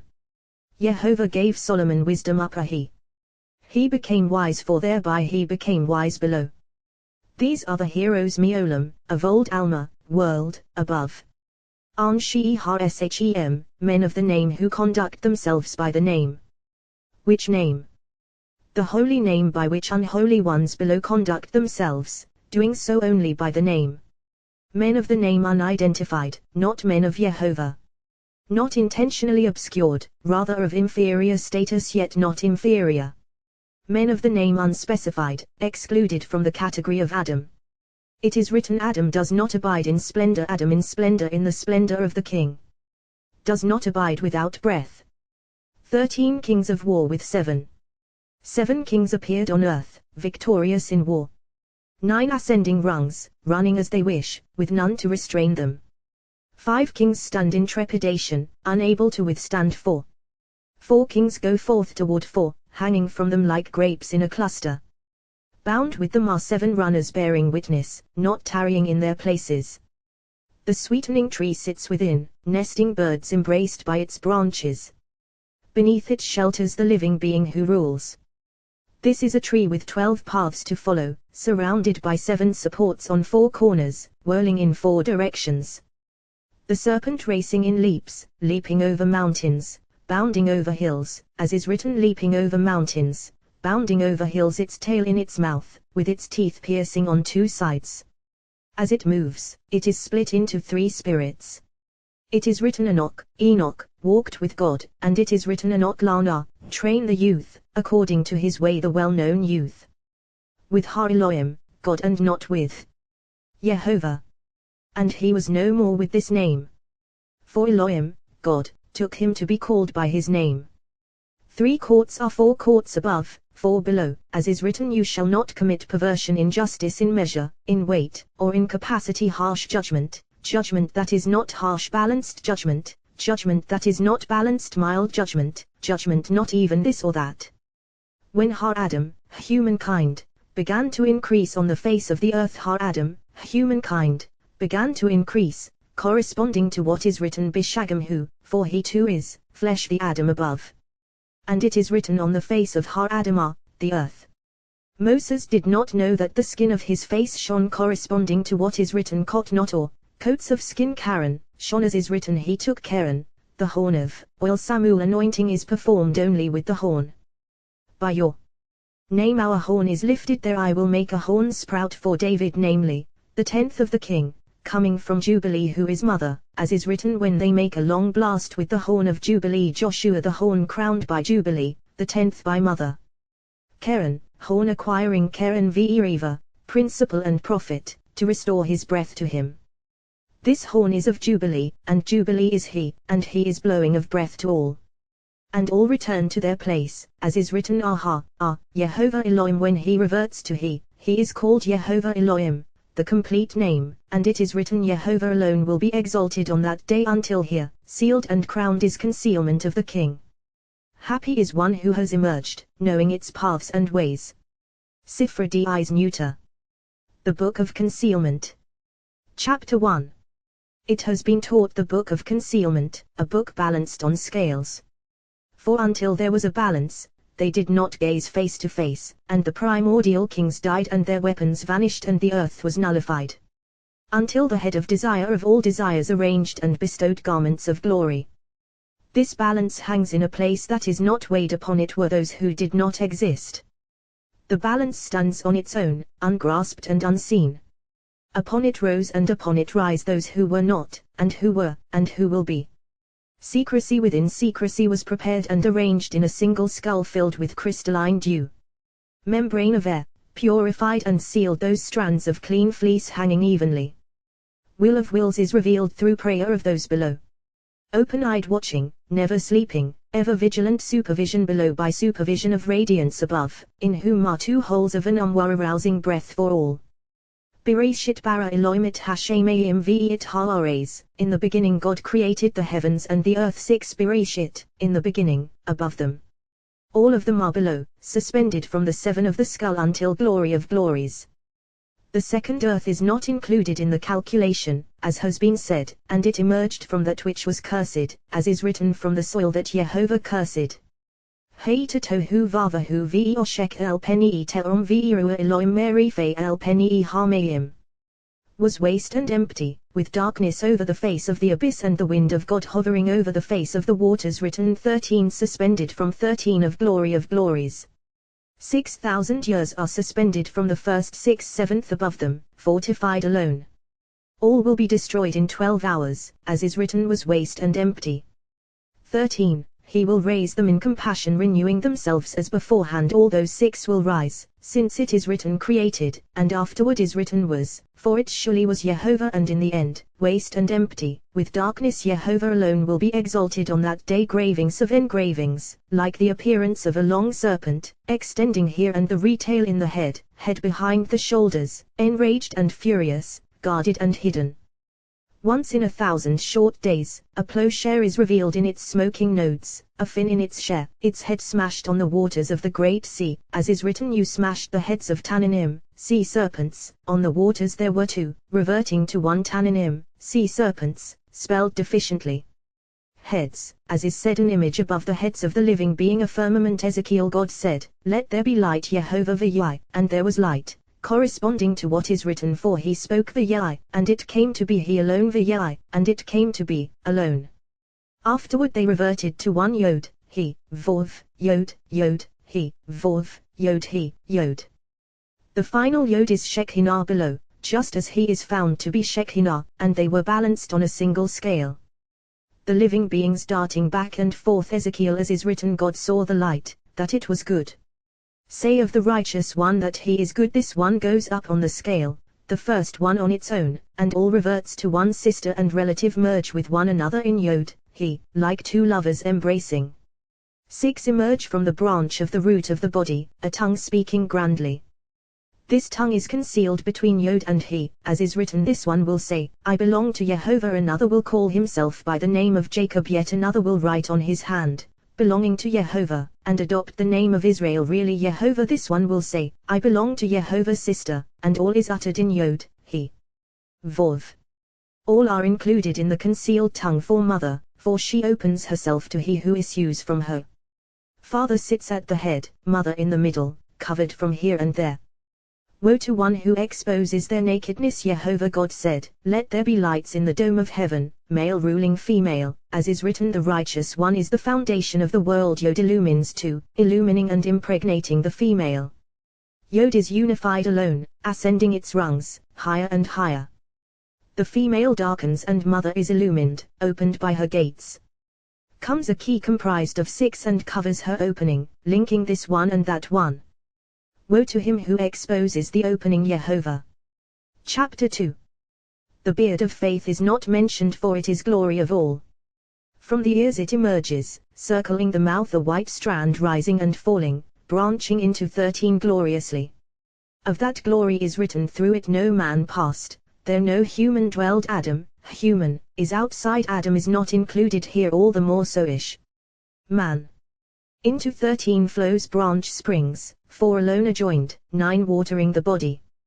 Before opening of the ears, glory begins to be arrayed, descending in beauty to head of the lips, poised from this head to that head. A path emerging below 2 holes of an umwa to eliminate sin, as is written, his splendor is forgiving transgression. Below the lips, hair circles to the other head. Another path emerges beneath it, covering an offering of spice to the head above. 2 apples appear, illumining the spices. Flowing fortune of all hangs down to the heart, upon it depend those above and those below. Those hanging do not part from one another. Short ones cover the throat of glory, great ones are measured out in full measure. Lips are free from all sides. Happy is one who is kissed by those kisses. Jehovah, in that fortune of all flow 13 anointings of pure balsam. All in this constellation is calm and concealed. When the 7th arrives, these 13 appear in the supernal world, and 13 gates of compassion open. At that time, seek Jehovah when he may be found. It is written, God said, let the earth sprout vegetation, plants yielding seed of its kind, trees bearing fruit. This accords with what is written, you shall humble yourselves on the 9th of the month in the evening. Elohim, you yourself have begun to show your servant your greatness. Yod, He Vov, He complete in his facets. Here, in this swarming of the earth, incomplete Yai, let there be, is not written. We read upper Yod, lower Yod Vayitza, and He formed, upper Yod, lower Yod. Yai, let there be upper and lower, He in between them. Totality of perfection, perfect but not in every aspect. This name is uprooted from this place and planted in another. It is written, Jehovah Elohim planted a garden in Eden. Written, He between Yod and Yod of Yai, let there be breathing of the Umwa of the Ancient One to the short-tempered one. Without breath he cannot endure. He is consummated by He upper He, lower He, as is written, Aha, Jehovah Elohim, Jehovah in a cluster of clusters, a bundle of balances, Yod, He, Vov. Upper Yod, crowned with a vaporous wreath of the Ancient One, is a membrane purified and sealed. Upper He, crowned with breath of the holes of the Umwa, emerging to enliven. Upper Vov, lamp of adamantine darkness, crowned in its aspects. Letters spread afterward and are included in the short-tempered one. Just as dwelling in the skull, they are found spreading through the whole body to adorn everything with clean fleece. When it is suspended, these letters are suspended. When it is revealed to the short-tempered one, these letters settle in him, and he is named after them. Yod of the Ancient One is concealed in its aspects, for the name is not to be found. He is opened by another, penetrated by 2 holes, and found to be enhanced.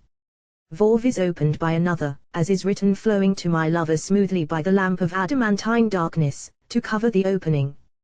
Vov above, Vov below, He above, He below.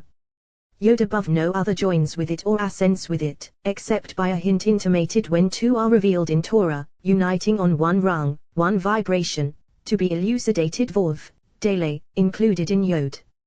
Woe when this departs, and those phantoms of ember manifest, hissing past, not lingering in place. Yehovah, the living beings darting back and forth. Ezekiel, flee to your place. Yehovah, if you soar as high as the eagle, from there I will bring you down. Obadiah. The earth sprouted when the name is planted. Then air issues and a spark is redded. One skull expanding on its sides, above it brimming dew, of 2 colors. 3 cavities of inscribed letters are revealed in it. Black as a raven, hanging over tortuous holes, so that neither right nor left can hear. Here is one path above, slender. A forehead that does not shine, discord of the worlds except when the will gazes upon it. Eyes of 3 colors to tremble before them, bathed in shining milk. It is written, Eineka, your eyes, will see Jerusalem, a tranquil abode, and it is written, justice lodged in her, written, a tranquil abode. Ancient one, concealed it is spelled, Eineka, your eye. The nose, by which the face of the short-tempered one is recognized. 3 flames burn in its nostrils. A cavernous rung, to hear good and evil. It is written, I am Yehovah, who, that is my name, I put to death and I bring to life. And it is written, I will bear and I will carry. He made us, Ve'ila Aleph, and to the Aleph, we belong. He is one, and who can turn him back? Job, he designates one who is concealed and not found. He one who is not visible to the eye. He one who is not called by name. He, Aleph, he, Vov, Aleph including Vov, Vov including Aleph and not including. He, Vov going to Aleph, Aleph going to Yod, Yod going to Yod, that is concealed of all concealed, not joined by Vov, Dele. Woe when Yod does not illumine Vov, Dele. Yehovah, when Yod withdraws from Vov, Dele, through the sins of the world, nakedness of all appears. Of this is written, your father's nakedness you shall not expose. Yod, he, woe when Yod withdraws from he. Yehovah, of this is written, and your mother's nakedness you shall not expose. She is your mother, you shall not expose her nakedness. She surely is your mother. Yehovah, for you will call understanding mother, and give forth your voice to discernment. Chapter 3. 9 precious ones were conveyed to the beard. All that is hidden and not revealed is sublime and precious, treasured away by Scripture. Strands upon strands, from before the opening of the ears to the head of the mouth, extending from this head to the other. Beneath 2 holes, a path filled, invisible. Cheeks covered on this side and that, in them appear apples red as a rose. By one thread, black ones hang down to his chest. Lips, red as a rose, are free. Short ones descend the throat, covering the neck. Long and short flow evenly. By these the one who exists becomes mighty and strong.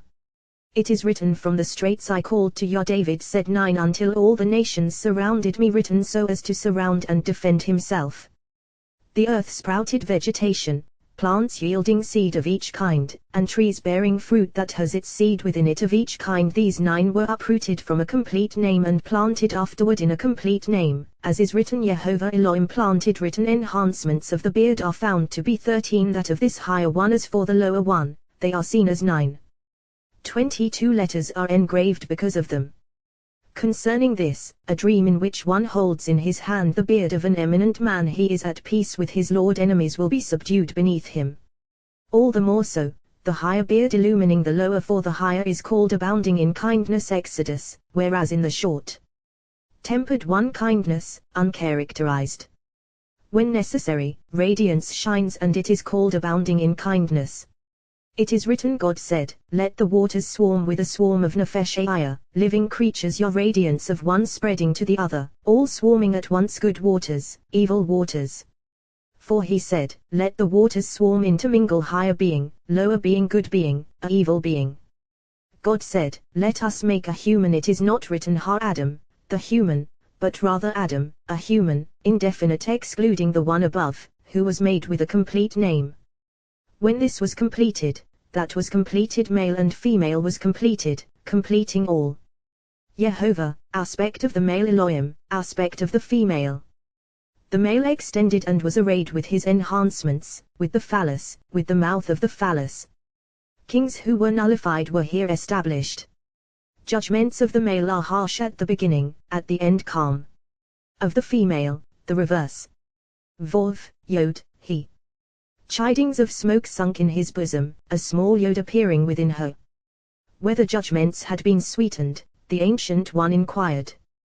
The serpent copulated with the female, and a nest of filth was woven within her, forming an evil abode, as is written, she conceived and bore Cain, Cain-china, nest, of habitation of evil spirits, gales, and whirlwinds. He invested this Adam with crowns, in general and particular, included in particular and general thighs and arms, right and left. A hand branched to its sides. Male was arrayed with female yod, he, vov yod, male he, female vov. It is written, male and female he created them, and he called their name Adam, humankind image and countenance like Adam sitting on the throne, and it is written upon the image of the throne, an image like the appearance of Adam, a human Ezekiel. Chapter 4. The Ancient One is hidden and sealed, the short-tempered one, revealed and not revealed.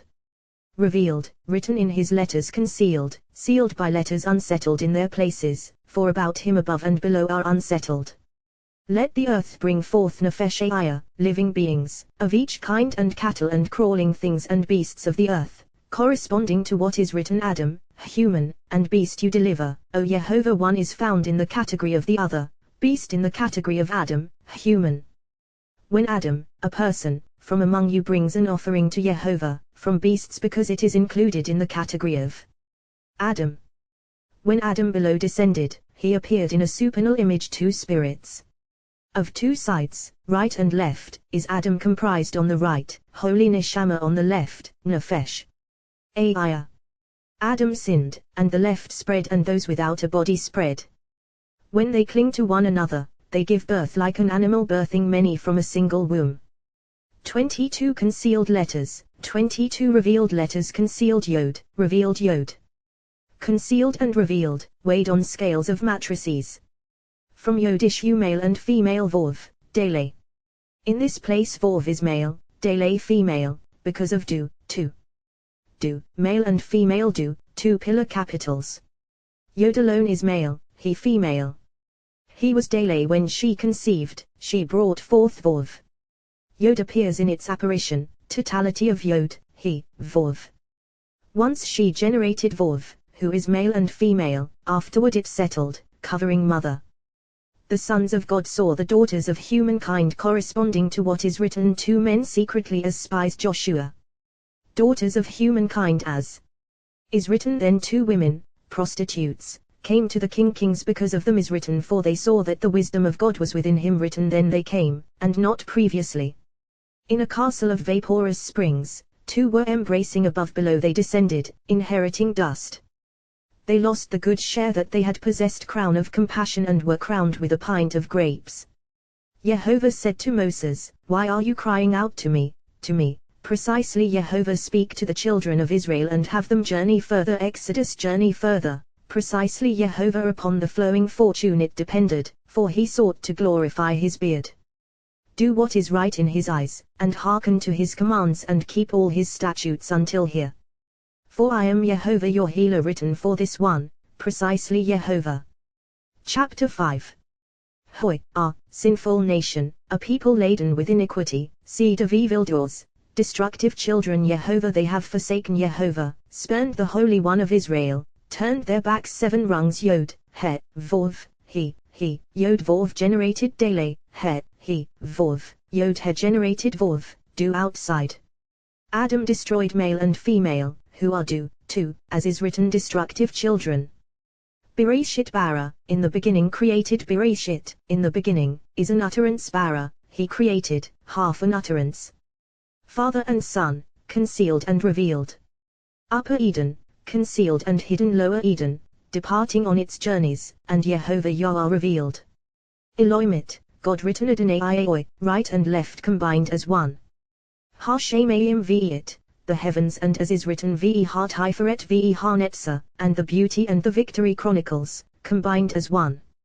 Ha'ares, the earth, as is written, how magnificent your name, Yehovah, in all the earth. Yehovah, all the earth is full of his glory. Yehovah, let there be a firmament in the midst of the waters, to divide between the holy and the holy of holies. Exodus, the Ancient One to the short-tempered one, separated and cleaving, not really separate.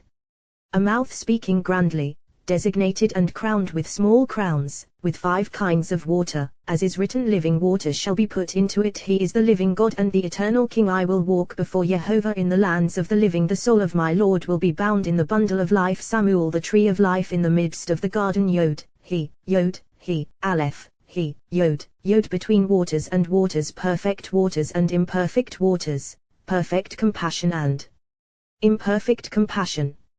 Jehovah said, my breath shall not abide in the human forever, for he too is flesh. Jehovah said when he settled in the short-tempered one. From here, a saying in the name of its originator, for the concealed ancient one said, my breath shall not abide in the Adam above, since through that breath exhaled from 2 holes of an Umwa he emanates to those below. Therefore it is written, let his days be 120 years. Written.